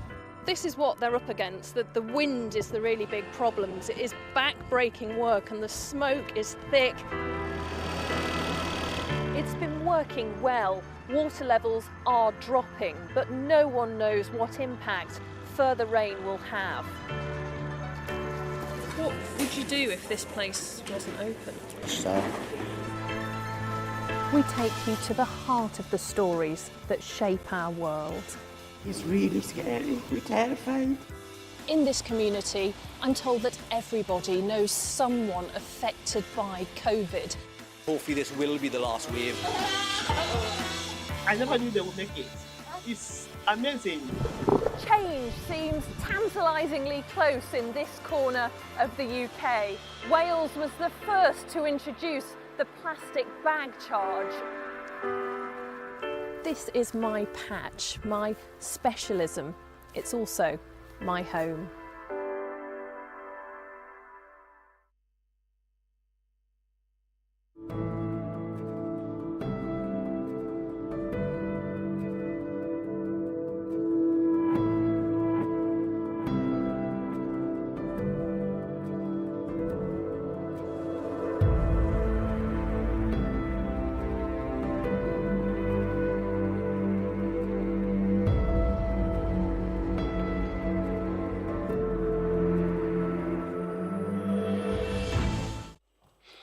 Welcome back. The boss of Crowdstrike, the firm at the centre of the outage, says he's deeply sorry for the flawed update which caused it. And George Kurtz has warned that fixes won't be straightforward for everyone, so this could go on for some time. He spoke to NBC's Today Show. People are wondering what happened. So what did happen?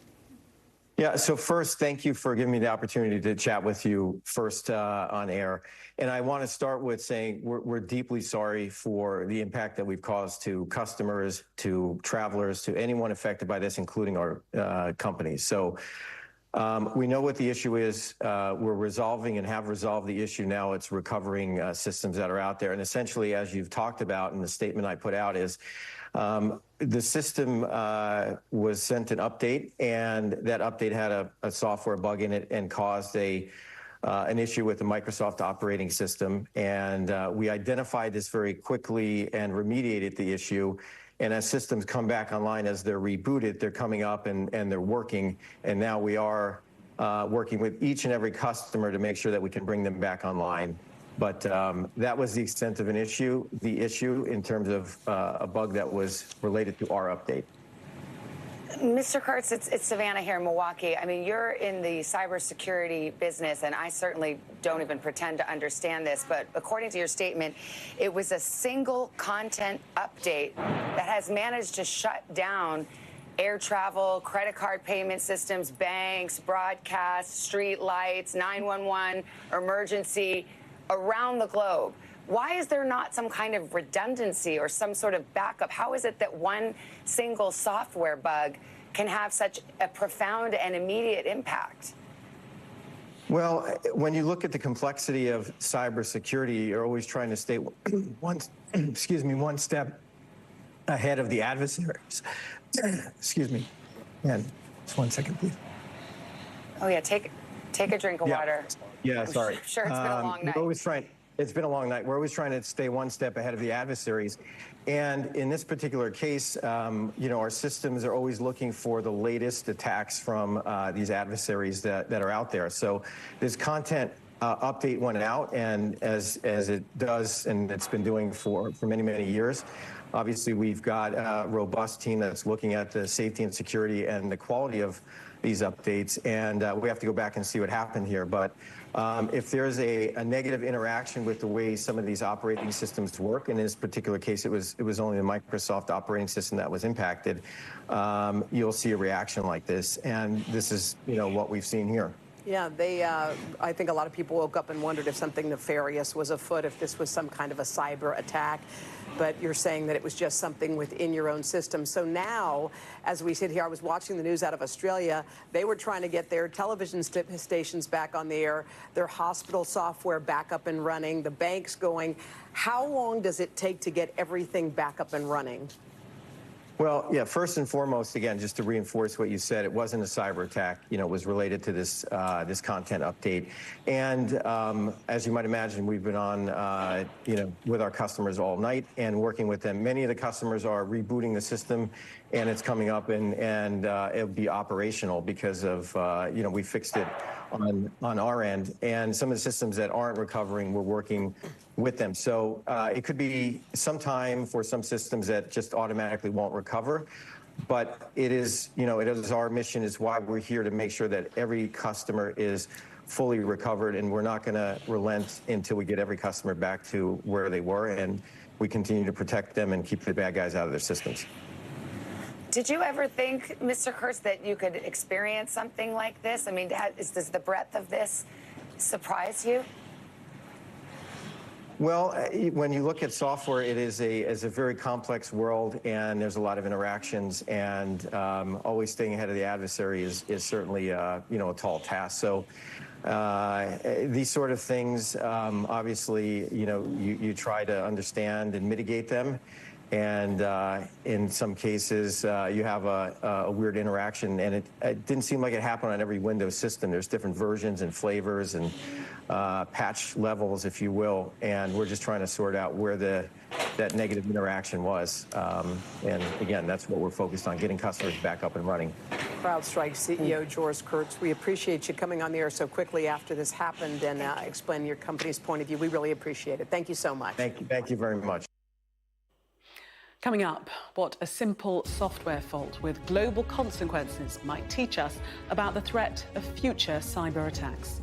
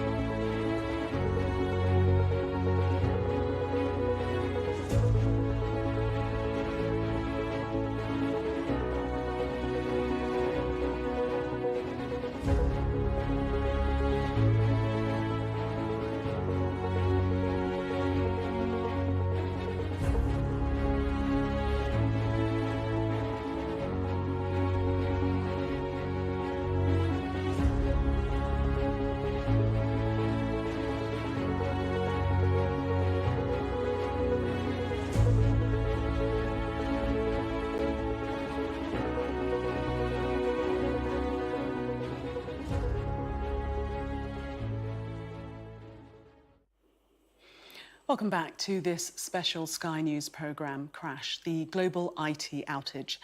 It was caused by a technical error, not a deliberate cyber attack. But today's events have drawn renewed attention to the vulnerability of our interconnected world, to the threat posed by malicious actors and the importance of cybersecurity. Well, I'm joined now by Julian Richards, a former intelligence analyst at GCHQ and now Director for the Centre of Security and Intelligence Studies at the University of Birmingham. Welcome to you. Thank you very much for joining us. What's your analysis, first of all, of what we've seen unfold today? Well, this is a rude awakening. This is a very the scale of this is pretty shocking and will raise all sorts of red flags about. And it raises all sorts of questions about our increasing dependency in really across a wide range of sectors, many of which are core infrastructure sectors, travel and health and so on specific pieces of technology. So clearly, and specific pieces of software. So on the one hand, the winners in the software ecosystem are the ones that will sell to a huge range of organisations, public and private sector. So many organisations will end up becoming quite dependent on specific pieces of software like this Crowdstrike software.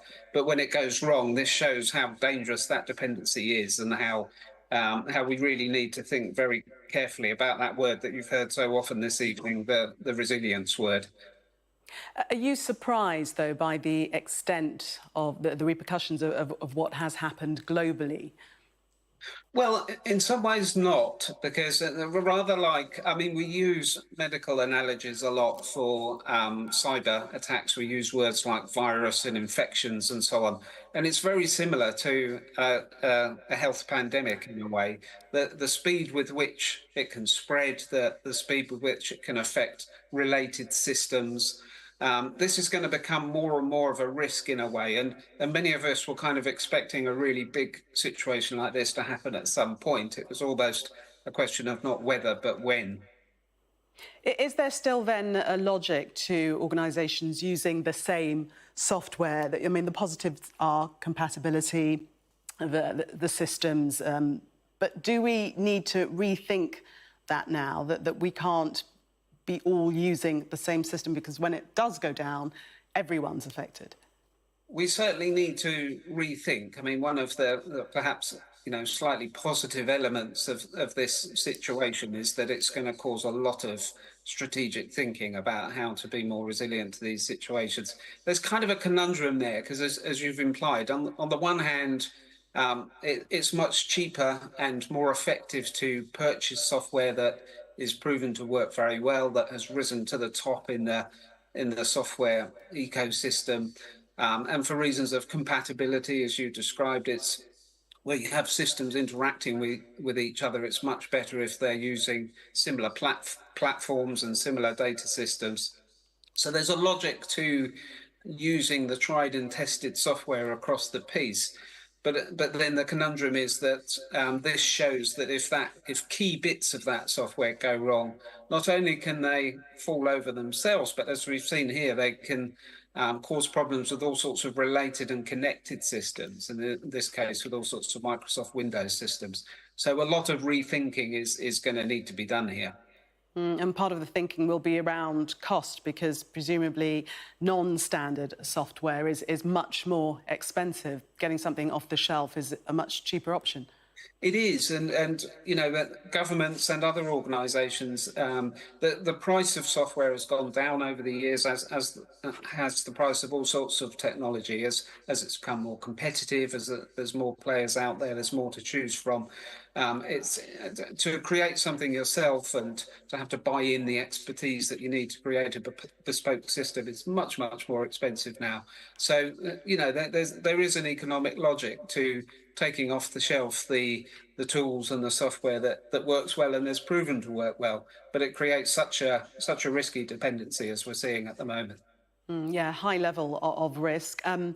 What do you think that the next step is to achieve that resilience that everybody's been talking about today? What needs to be done to protect against something like this from ever happening again, or is that impossible?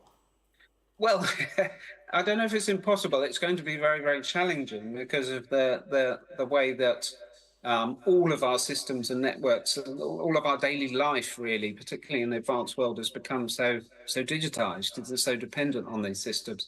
I think rather like the pandemic in a way, we really need to learn the lessons here. We probably need a kind of inquiry. We need a strategy. We need a mitigation strategy. We need to think about backup systems and backup mechanisms, some of which might be rather old-fashioned in a way. You know, the ability to move to more manual mechanical systems if it really goes wrong. We need to think about that much more seriously now and have a decent cyber strategy. And we're probably not prepared enough. And it's in some ways incidents like this raise a flag and show that some work has really got to go into this, because the consequences of an even bigger situation like this are clearly going to be very grave now. Julian Richards, a former intelligence analyst at GCHQ, thank you very much for sharing your expertise with us. A mitigation strategy is needed indeed. Well, our Asia correspondent, Nicole Johnston, tells us how this outage affected the rest of the world. Australia and New Zealand were the first part of the world to wake up to the news of this IT outage. And in Australia, some of the country's biggest broadcasters were affected. Sky News Australia, Channel 10 and the ABC. Long delays and problems at both Sydney and Melbourne International Airport. Virgin Australia was affected. And then also issues at universities, at Victorian Police. People had problems just trying to buy groceries and pay for their petrol. So a real issue across Australia is still being dealt with, and a similar situation across Asia. In Malaysia, in Singapore, Thailand, Hong Kong, at all of those big airports, delays and frustrated people. The flights were still getting in and getting out, but again the problem was trying to check in and reservations. Here in China, the impact has been limited. Most companies in China don't depend on Crowdstrike, but we are starting to hear reports of issues with reservations for hotels in both Shanghai and here in Beijing. Our global IT outage special programme continues after the break. We'll speak to a GP after thousands of surgeries and hospitals saw their systems crash.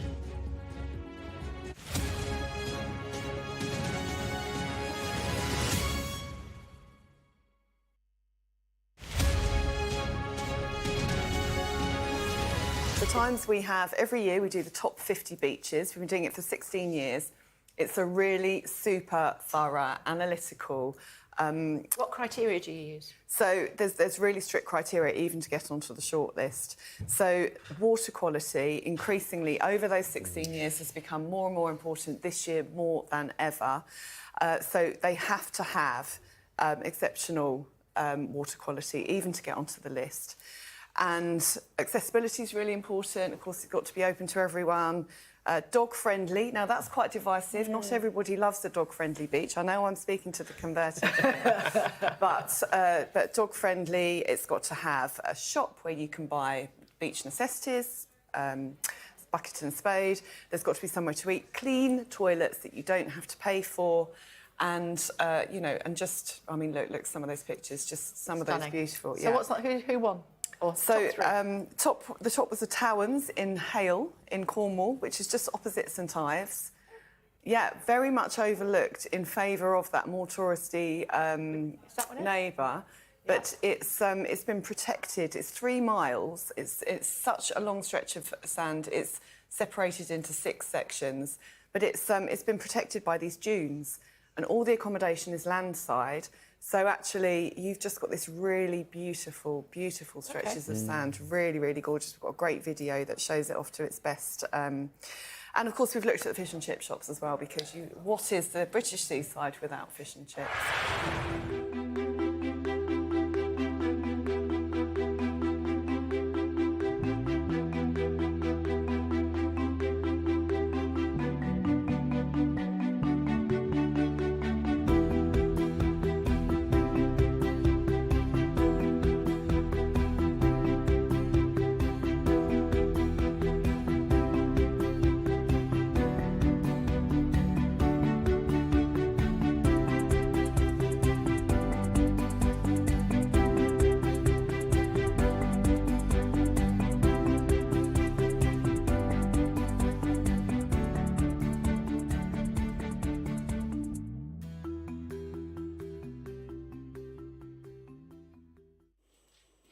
Welcome back to Sky's special global IT outage programme. Earlier, we heard some of the coverage from our India reporter, Neville Lazarus. He sent some more analysis of the impact there. The global outage of the internet has affected the Indian subcontinent in a big way. Most visible has been the disruptions in the aviation industry. Operations of a number of flights were halted and some cancelled. At the Terminal 1 of Bangalore Airport, India's IT city, almost 90% of the flights were affected. This would have had a cascading effect, leading to much inconvenience to passengers. Indigo Airlines, SpiceJet and AXA Airlines have all said they were facing technical issues and regret inconvenience caused to the passengers in terms of online booking services and check-ins. There were long lines at the entrances and check-in desks at all airports. Airlines have asked passengers to come in much earlier than usual and to have patience. Broadcast news channels have been affected, disrupting the normal live broadcasting, some resorting to reruns of recorded programs. There were also reports of a number of hospitals that experienced the same. An administrator saying the disruptions in their system had affected critical care, lab tests and machines that are in ICUs connected with the Microsoft platforms. In a statement, the Indian Minister of IT said his ministry has been in touch with Microsoft and the problem was identified and updates have been released to resolve the issue. The government's IT network has remained unaffected. There have been no reports of major disruptions in the banking, insurance sector or the stock exchange. But it just goes to show how interconnected and reliant businesses and services are across the world. One glitch can have a cascading effect globally and the cost immeasurable. Well, patients and others with medical appointments have been urged by the government to bear with as health systems come back online after the global outage. GP appointment services are amongst the worst affected. Well, Dr. Nikita Kanani is a London-based GP. She's also the former medical director of primary care for NHS England and NHS Improvement. Thank you for joining us this evening. Tell us, first of all, how you were affected in your working practice today. Hi, Gillian. Yes, gosh. Well, first of all, our practices up and down the country were just incredible, managing something really quite unanticipated. So practices getting up, getting to surgery this morning, realising that they couldn't log on to their computers, and then even if they could log on, seeing that the computer system that we use, the general practice system, EMIS, just not logging on at all. So what that means in practice is you'll know that we'll have a list with the sort of patients that we might need to telephone, the names of the people that are coming in through the door as well. Oh, have we lost the signal there? Yes, just frozen. We were just speaking to Dr. Nikita Kanani there, a GP based in London and former medical director of primary care for NHS England and NHS Improvement. If we can, we'd try to return to her in a moment, but in the meantime, let's talk about the health impact from Paul Kelso, who's got this special report for us. Let's listen into that. This is what check-in looks like at Edinburgh Airport when the computer says no. A stool, a list, a pen, and a very long queue of frustrated holidaymakers trying to get away. This is the worst part because it's actually my fiance's birthday and our anniversary as well. And so we'd booked for a concert tomorrow. We're supposed to be there today. We don't know what to do now. My niece's wedding is tomorrow in Germany, and we were looking forward to see all my side of the family. And I didn't know anything about any problems until we arrived here. Well, obviously sad, disappointed. Just concerned on how you get rebooked. It seems like a madhouse. Airports including Heathrow, Luton and Manchester and Ryanair were among businesses most affected by the small software update that had huge global consequences. Major retailers were impacted, with Morrisons and Waitrose briefly unable to process card payments, and this central London Nike store closed, disappointing customers. Crowdstrike's error was disastrous for smaller companies too. This West Midlands food distributor has been processing orders by hand since the update. It's been a huge headache. We've got over it. You know, I mean, obviously, We can't measure the damage as such. It's going to be the middle of next week before we get everything back up. The railways feared a day of disruption too, but millions of travellers may have got away with it. 14 train operators are affected with interruptions to passenger information and some services, but the disruption clearly could have been worse. So this outage is a reminder and perhaps a warning of just how vulnerable railway lines, airlines, banks and supermarkets are. They're all built on digital foundations that can be connected. The focus now is on how a critical industry proves so vulnerable. This is a webcam call for the global cybersecurity and technology community.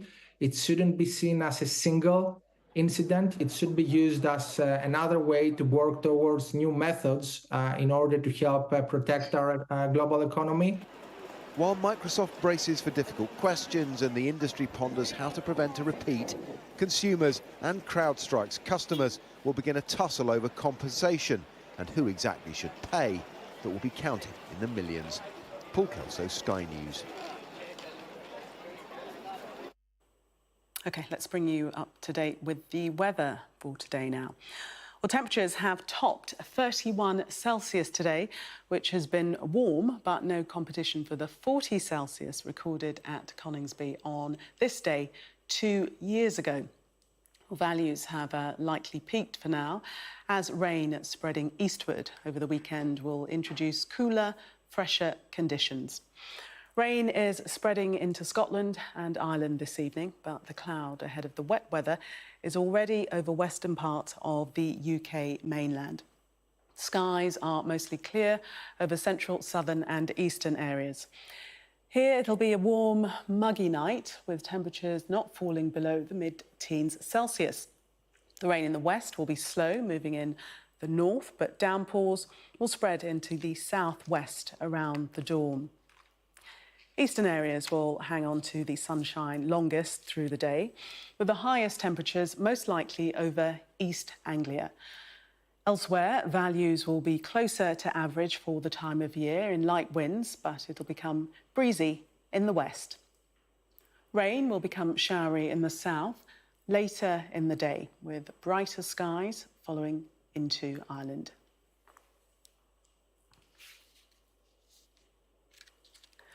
OK, well, let's just recap on our top story, and that is the outage, the global outage that occurred today. Here's what we know and the effects around the globe. A cybersecurity firm called Crowdstrike says it had to do an update that it pushed to Windows. It was a tiny piece of code about the size of a basic web page.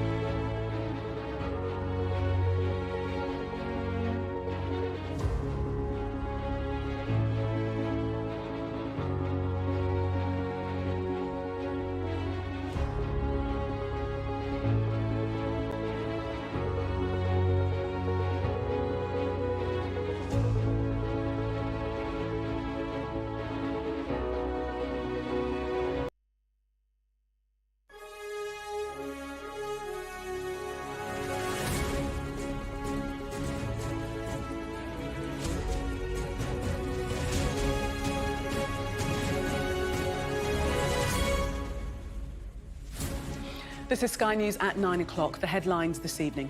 A catastrophic global IT outage affects the NHS, transport, banks, businesses and broadcasters, including Sky News. The cybersecurity company behind the outage apologises, but questions remain over how a simple update could have such a devastating effect. I want to start with saying we're deeply sorry for the impact that we've caused to customers, to travelers, to anyone affected by this, including our company. Also ahead this hour, Joe Biden vows to return to the campaign trail next week once he's recovered from COVID. But the White House is forced to deny his family has discussed an exit plan. The Houthis claim responsibility for a deadly drone strike on Tel Aviv. Plus, outrage from around the world after the US journalist Evan Gershkovich was sentenced to 16 years in prison by a court in Moscow.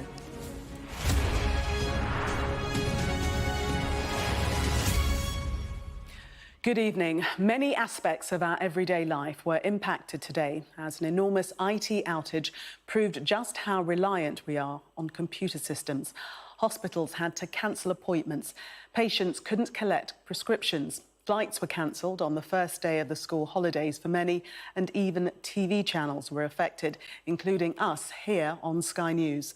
The blame lay in a rogue code update from a cybersecurity tech firm most of us had never heard of. The issue, their systems are integrated into Microsoft Windows, running on millions of computers around the world. Well, here's what we know and the effects around the globe. A cybersecurity firm called Crowdstrike says it had to do with an update that it pushed to Windows. It was a tiny piece of code, just 41 kilobytes, about the size of a basic web page. But the problems were calamitous. For many of us, the so-called blue screen of death was the first sign of trouble. Then a rush of reports about Microsoft Teams and Microsoft 365 going down. Most of those early reports came from Australia and Asia. Then, as the rest of the world woke up, it was quickly clear how widespread the crisis was. Businesses across industries were hit, including airlines, banks, retailers, GPs and hospitals, along with Sky and other broadcasters. Crowdstrike saw an immediate financial consequence, with billions of pounds wiped off its value. Our science and technology editor, Tom Clark, begins our coverage with what went wrong. Across the world, computers greeted their users with the blue screen of death.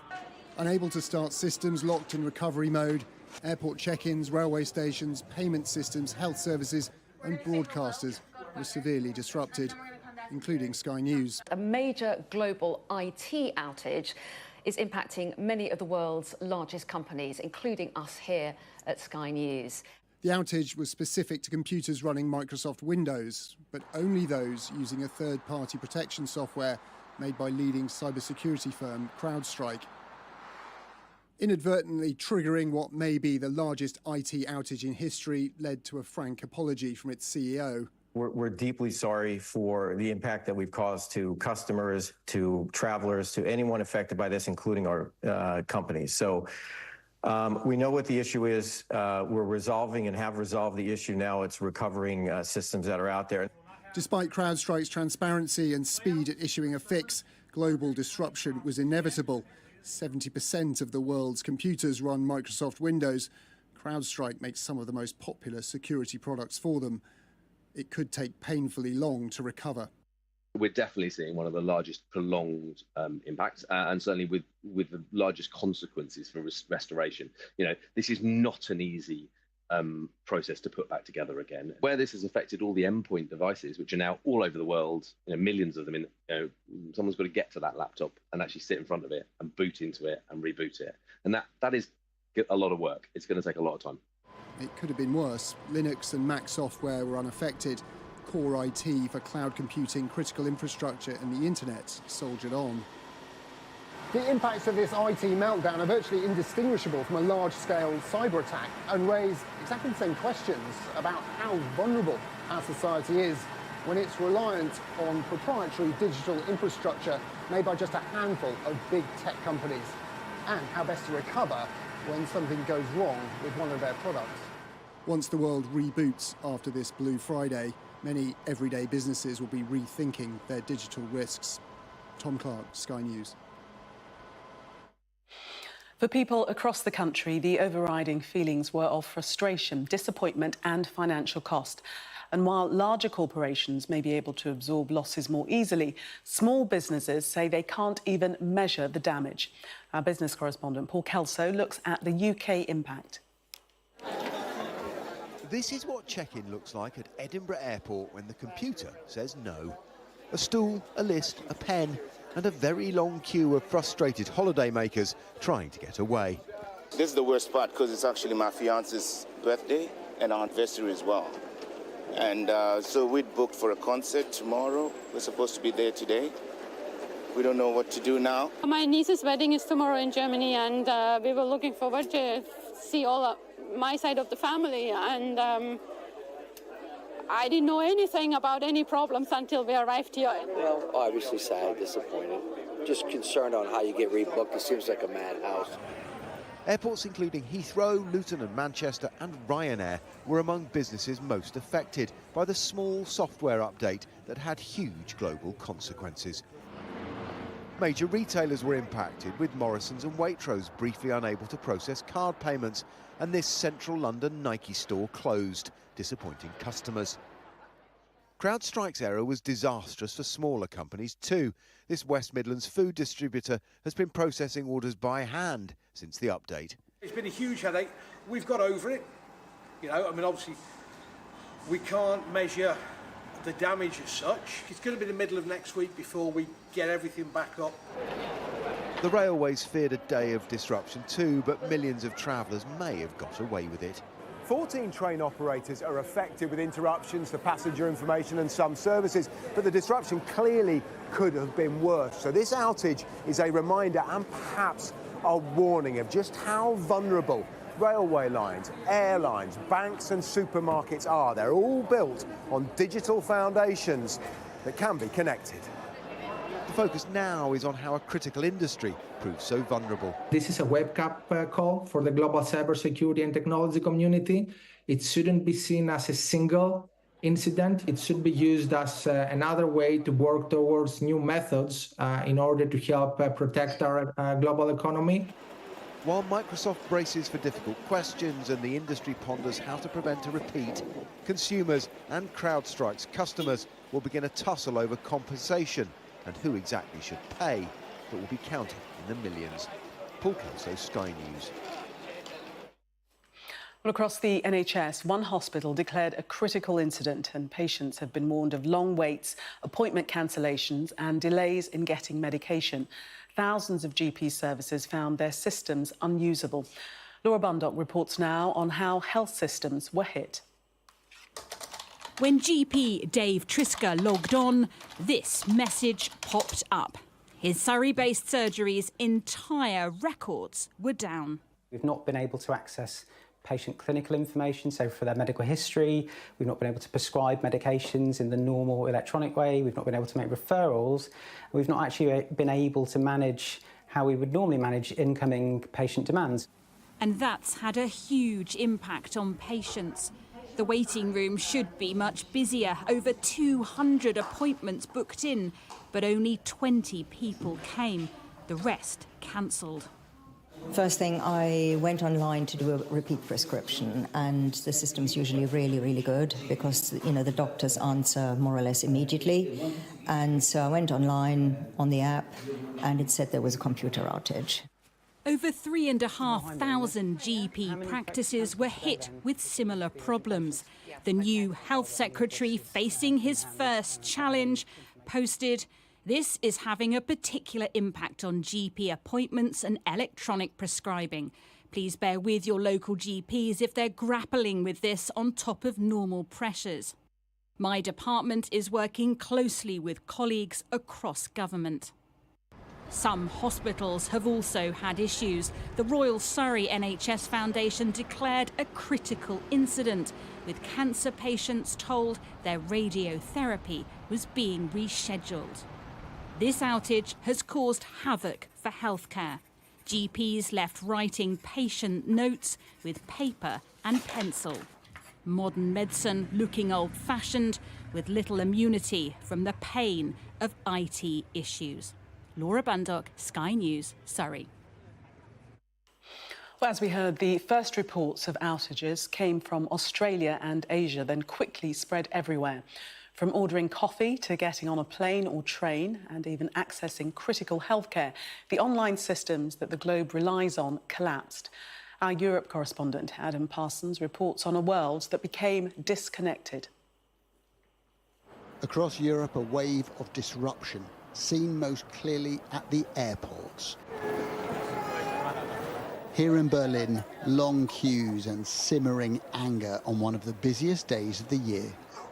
The problems hit some airlines harder than others, but the overall effect was a miserable double act of delays and uncertainty, of plane tickets being written out by hand because the computers weren't working. We are waiting for our agency to book another flight if there is one. Airport guys are saying just to check the airlines websites. They are not giving any clear-cut information. And what are you going to do now? I don't know. Tell me you, please. I'm asking help. Also stuck in Germany, one of the nation's top divers trying to get to Paris for the Olympic Games. We're on our way to Paris, and now we're at a standstill here for the time being. The Olympics start in a week, the organisers admitting the computer outage had affected their plans, but insisting the Games will go on. The impact was manifold. Hospitals in Belgium, social security access in the Netherlands, a reminder of how dependent we are on computers and the web. Please wait on the passenger lounge. We are checking right now. This was a problem that started with a software glitch in the US. America saw the impact up close. Flights were grounded, business deals halted. There were even problems connecting calls to the 911 emergency service. The problem, global. Sky News correspondents saw how the world was affected. The global outage of the internet has affected the Indian subcontinent in a big way. Most visible has been the disruptions in the aviation industry. There were also reports of a number of hospitals that experienced the same. An administrator saying the disruptions in their system had affected critical care, lab tests and machines that are in ICUs connected with the Microsoft platforms. Australia and New Zealand were the first part of the world to wake up to the news of this IT outage. A similar situation across Asia, in Malaysia, in Singapore, Thailand, Hong Kong, at all of those big airports, delays and frustrated people. All it took was one software update from one company to cause chaotic disruption around the globe. Ours is an interconnected world, and this was a demonstration of how perilous that can be. Adam Parsons, Sky News. The boss of Crowdstrike, the firm at the centre of the outage, says he's deeply sorry for the flawed update which caused it. And George Kurtz has warned that fixes won't be straightforward for everyone, so this could go on for some time. He spoke to NBC's Today Show. People are wondering what happened. So what did happen? Yeah, so first, thank you for giving me the opportunity to chat with you first on air. And I want to start with saying we're deeply sorry for the impact that we've caused to customers, to travelers, to anyone affected by this, including our companies. So we know what the issue is. We're resolving and have resolved the issue now. It's recovering systems that are out there. And essentially, as you've talked about in the statement I put out, is the system was sent an update, and that update had a software bug in it and caused an issue with the Microsoft operating system. And we identified this very quickly and remediated the issue. And as systems come back online, as they're rebooted, they're coming up and they're working. And now we are working with each and every customer to make sure that we can bring them back online. But that was the extent of the issue in terms of a bug that was related to our update. Mr. Kurtz, it's Savannah here in Milwaukee. I mean, you're in the cybersecurity business, and I certainly don't even pretend to understand this, but according to your statement, it was a single content update that has managed to shut down air travel, credit card payment systems, banks, broadcast, street lights, 911, emergency, around the globe. Why is there not some kind of redundancy or some sort of backup? How is it that one single software bug can have such a profound and immediate impact? Well, when you look at the complexity of cybersecurity, you're always trying to stay one step ahead of the adversaries. Excuse me. Man, just 1 second, please. Oh yeah, take a drink of water. Yeah, sorry. I'm sure it's been a long night. It's been a long night. We're always trying to stay one step ahead of the adversaries. And in this particular case, our systems are always looking for the latest attacks from these adversaries that are out there. So this content update went out, and as it does, and it's been doing for many, many years, obviously we've got a robust team that's looking at the safety and security and the quality of these updates, and we have to go back and see what happened here. But if there's a negative interaction with the way some of these operating systems work, in this particular case, it was only the Microsoft operating system that was impacted, you'll see a reaction like this, and this is what we've seen here. Yeah, I think a lot of people woke up and wondered if something nefarious was afoot, if this was some kind of a cyber attack. But you're saying that it was just something within your own system. So now, as we sit here, I was watching the news out of Australia. They were trying to get their television stations back on the air, their hospital software back up and running, the banks going. How long does it take to get everything back up and running? Well, yeah, first and foremost, again, just to reinforce what you said, it wasn't a cyber attack. It was related to this content update. And as you might imagine, we've been on, with our customers all night and working with them. Many of the customers are rebooting the system, and it's coming up, and it'll be operational because of, we fixed it on our end. And some of the systems that aren't recovering, we're working with them. So it could be some time for some systems that just automatically won't recover. But it is, it is our mission. It's why we're here, to make sure that every customer is fully recovered, and we're not going to relent until we get every customer back to where they were, and we continue to protect them and keep the bad guys out of their systems. Did you ever think, Mr. Kurtz, that you could experience something like this? I mean, does the breadth of this surprise you? Well, when you look at software, it is a very complex world, and there's a lot of interactions, and always staying ahead of the adversary is certainly a tall task. So these sort of things, obviously, you try to understand and mitigate them. And in some cases, you have a weird interaction, and it didn't seem like it happened on every Windows system. There's different versions and flavors and patch levels, if you will, and we're just trying to sort out where that negative interaction was. And again, that's what we're focused on, getting customers back up and running. Crowdstrike CEO George Kurtz, we appreciate you coming on the air so quickly after this happened and explaining your company's point of view. We really appreciate it. Thank you so much. Thank you very much. Let's get more detail now from our India reporter, Neville Lazarus, who sent this analysis of the impact of the IT outage there. The global outage of the internet has affected the Indian subcontinent in a big way. Most visible has been the disruptions in the aviation industry. Operations of a number of flights were halted and some cancelled. At the Terminal 1 of Bangalore Airport, India's IT city, almost 90% of the flights were affected. This would have had a cascading effect, leading to much inconvenience to passengers. Indigo Airlines, SpiceJet and AXA Airlines have all said they were facing technical issues and regret inconvenience caused to the passengers in terms of online booking services and check-ins. There were long lines at the entrances and check-in desks at all airports. Airlines have asked passengers to come in much earlier than usual and to have patience. Broadcast news channels have been affected, disrupting the normal live broadcasting, some resorting to reruns of recorded programs. There were also reports of a number of hospitals that experienced the same. An administrator saying the disruptions in their system had affected critical care, lab tests and machines that are in ICUs connected with the Microsoft platforms. In a statement, the Indian Minister of IT said his ministry has been in touch with Microsoft and the problem was identified and updates have been released to resolve the issue. The government's IT network has remained unaffected.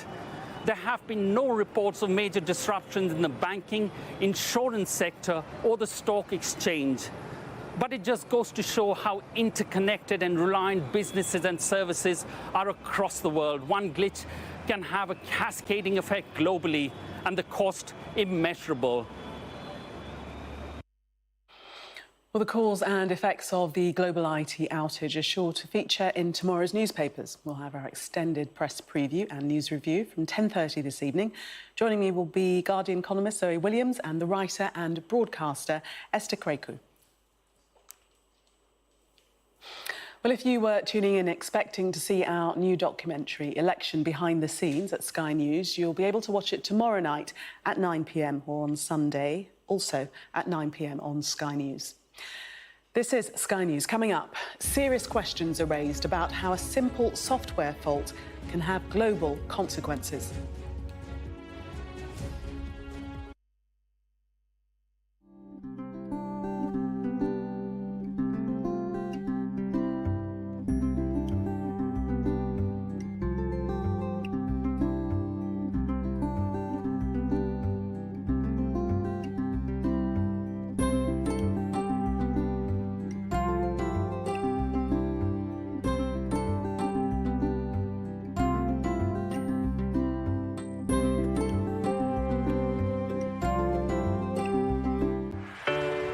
Big stories don't always come from big cities.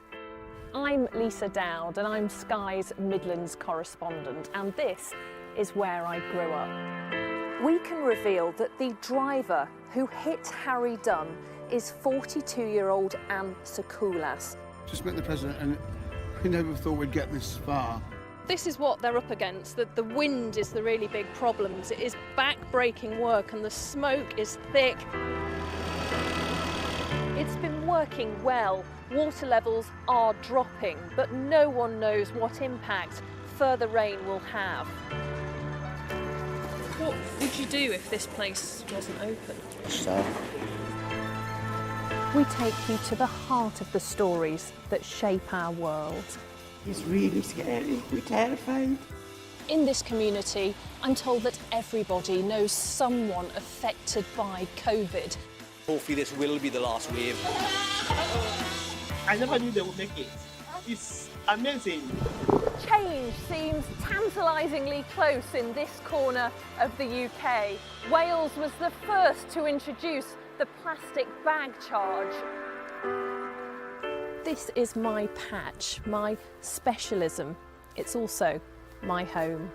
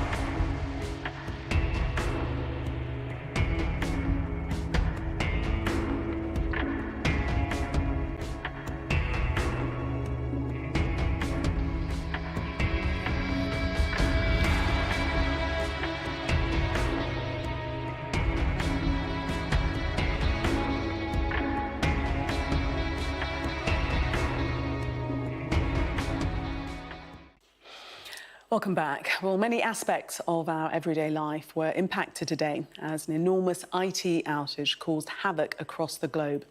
In the last hour, I spoke to Tim Rawlins, a director and senior advisor with the NCC Group, a global cybersecurity firm. It's certainly probably the largest of the incidents that we've seen recently.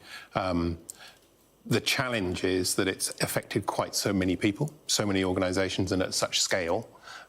So it really doesn't matter what you do. If you used Falcon Crowdstrike, then unfortunately you've been hit, and it's been a real problem across the globe. So your organisation, NCC Group, you keep businesses, software and personal data safe. Yep. That's your bread and butter. We do, yeah. So what exactly has gone wrong here and why? So the Falcon software is an endpoint detection and response software. So it sits on your computer and it sees everything that's going on and is ready there to step in and stop something bad. In the old days, you just had antivirus. Nowadays, you have a much better and more comprehensive package that's able to look and see what's happened, block it when it needs to block it, report back when it needs to happen. So from our point of view, we monitor that. We monitor it for all companies that don't want to have to monitor it themselves. It's a really very good piece of software. And unfortunately, what seems to have happened is the update that all of these machines need, the update of the antivirus package or the endpoint detection and response package that it really is, has gone wrong. So the packages are generally created, and this happens literally all of the time. These have to be constantly updated. But the package is created, it then gets pushed out by Crowdstrike to the endpoints, everybody's computer. That is the bit that seems to have gone wrong. It looks like the distribution system has reached into Crowdstrike and gone, right, this is the file I've got to upload and push out to everybody. It looks like that's the wrong file. That's the file that is full of zeros, as people have described it. There's nothing in there for the system to operate. And that's caused the system to glitch, which has led to this blue screen of death that everyone's been talking about. But how has the mistake happened? I mean, what has caused it to reach into the wrong area? That's going to be the fascinating question. We've got to wait for Crowdstrike. Crowdstrike are the only people that will know. I imagine somebody there is having an extraordinarily bad day. Do you think? Well, I mean, it's really unfortunate. But if, imagine you're the person who's responsible for going, right, here's the file, we've made all the changes, we've done all of the testing, because they will have tested this. They will have done all of the testing, push it to the machine to do the distribution. The distributor has either grabbed the wrong file or the wrong file has been given to it. So is that then, can we deduce from what you're saying that is human error? It's probably a fully automated system, but at some stage there would have been a person in the loop. Somebody would have gone, yes, I approve this one to go, and who knows where that mistake is. It will come out. I'm sure Crowdstrike will be tearing their hair out trying to find that issue and discover what exactly happened. But from what you're saying, it's a process that happens all of the time. It has to. Usually seamlessly. Absolutely. It has to happen all of the time because these things need to be constantly updated. Because the bad guys and girls are constantly changing their attacks, the security systems, the security software, constantly needs to be updated and changed. So it's this classic arms race between what are they seeing? So Crowdstrike will notice a new file that has appeared on somebody's computer, sent there by the bad guys, normally through a phishing attack. But that computer will have gone, oh, I don't like this file, there's something wrong with it, and the local system would have stopped it. Then Crowdstrike will get that message and go, oh, OK, now we need to tell all of our computers that that's a dodgy file and we're going to stop it. So they have to do this constant updating. And unfortunately, it's just the way it's happened. One of those updates has gone wrong. Now, if you were tuning in expecting to see our new documentary, Election, behind the scenes at Sky News, you can watch it on YouTube now or tomorrow night at 9 p.m. or on Sunday evening, also at 9 p.m. here on Sky News.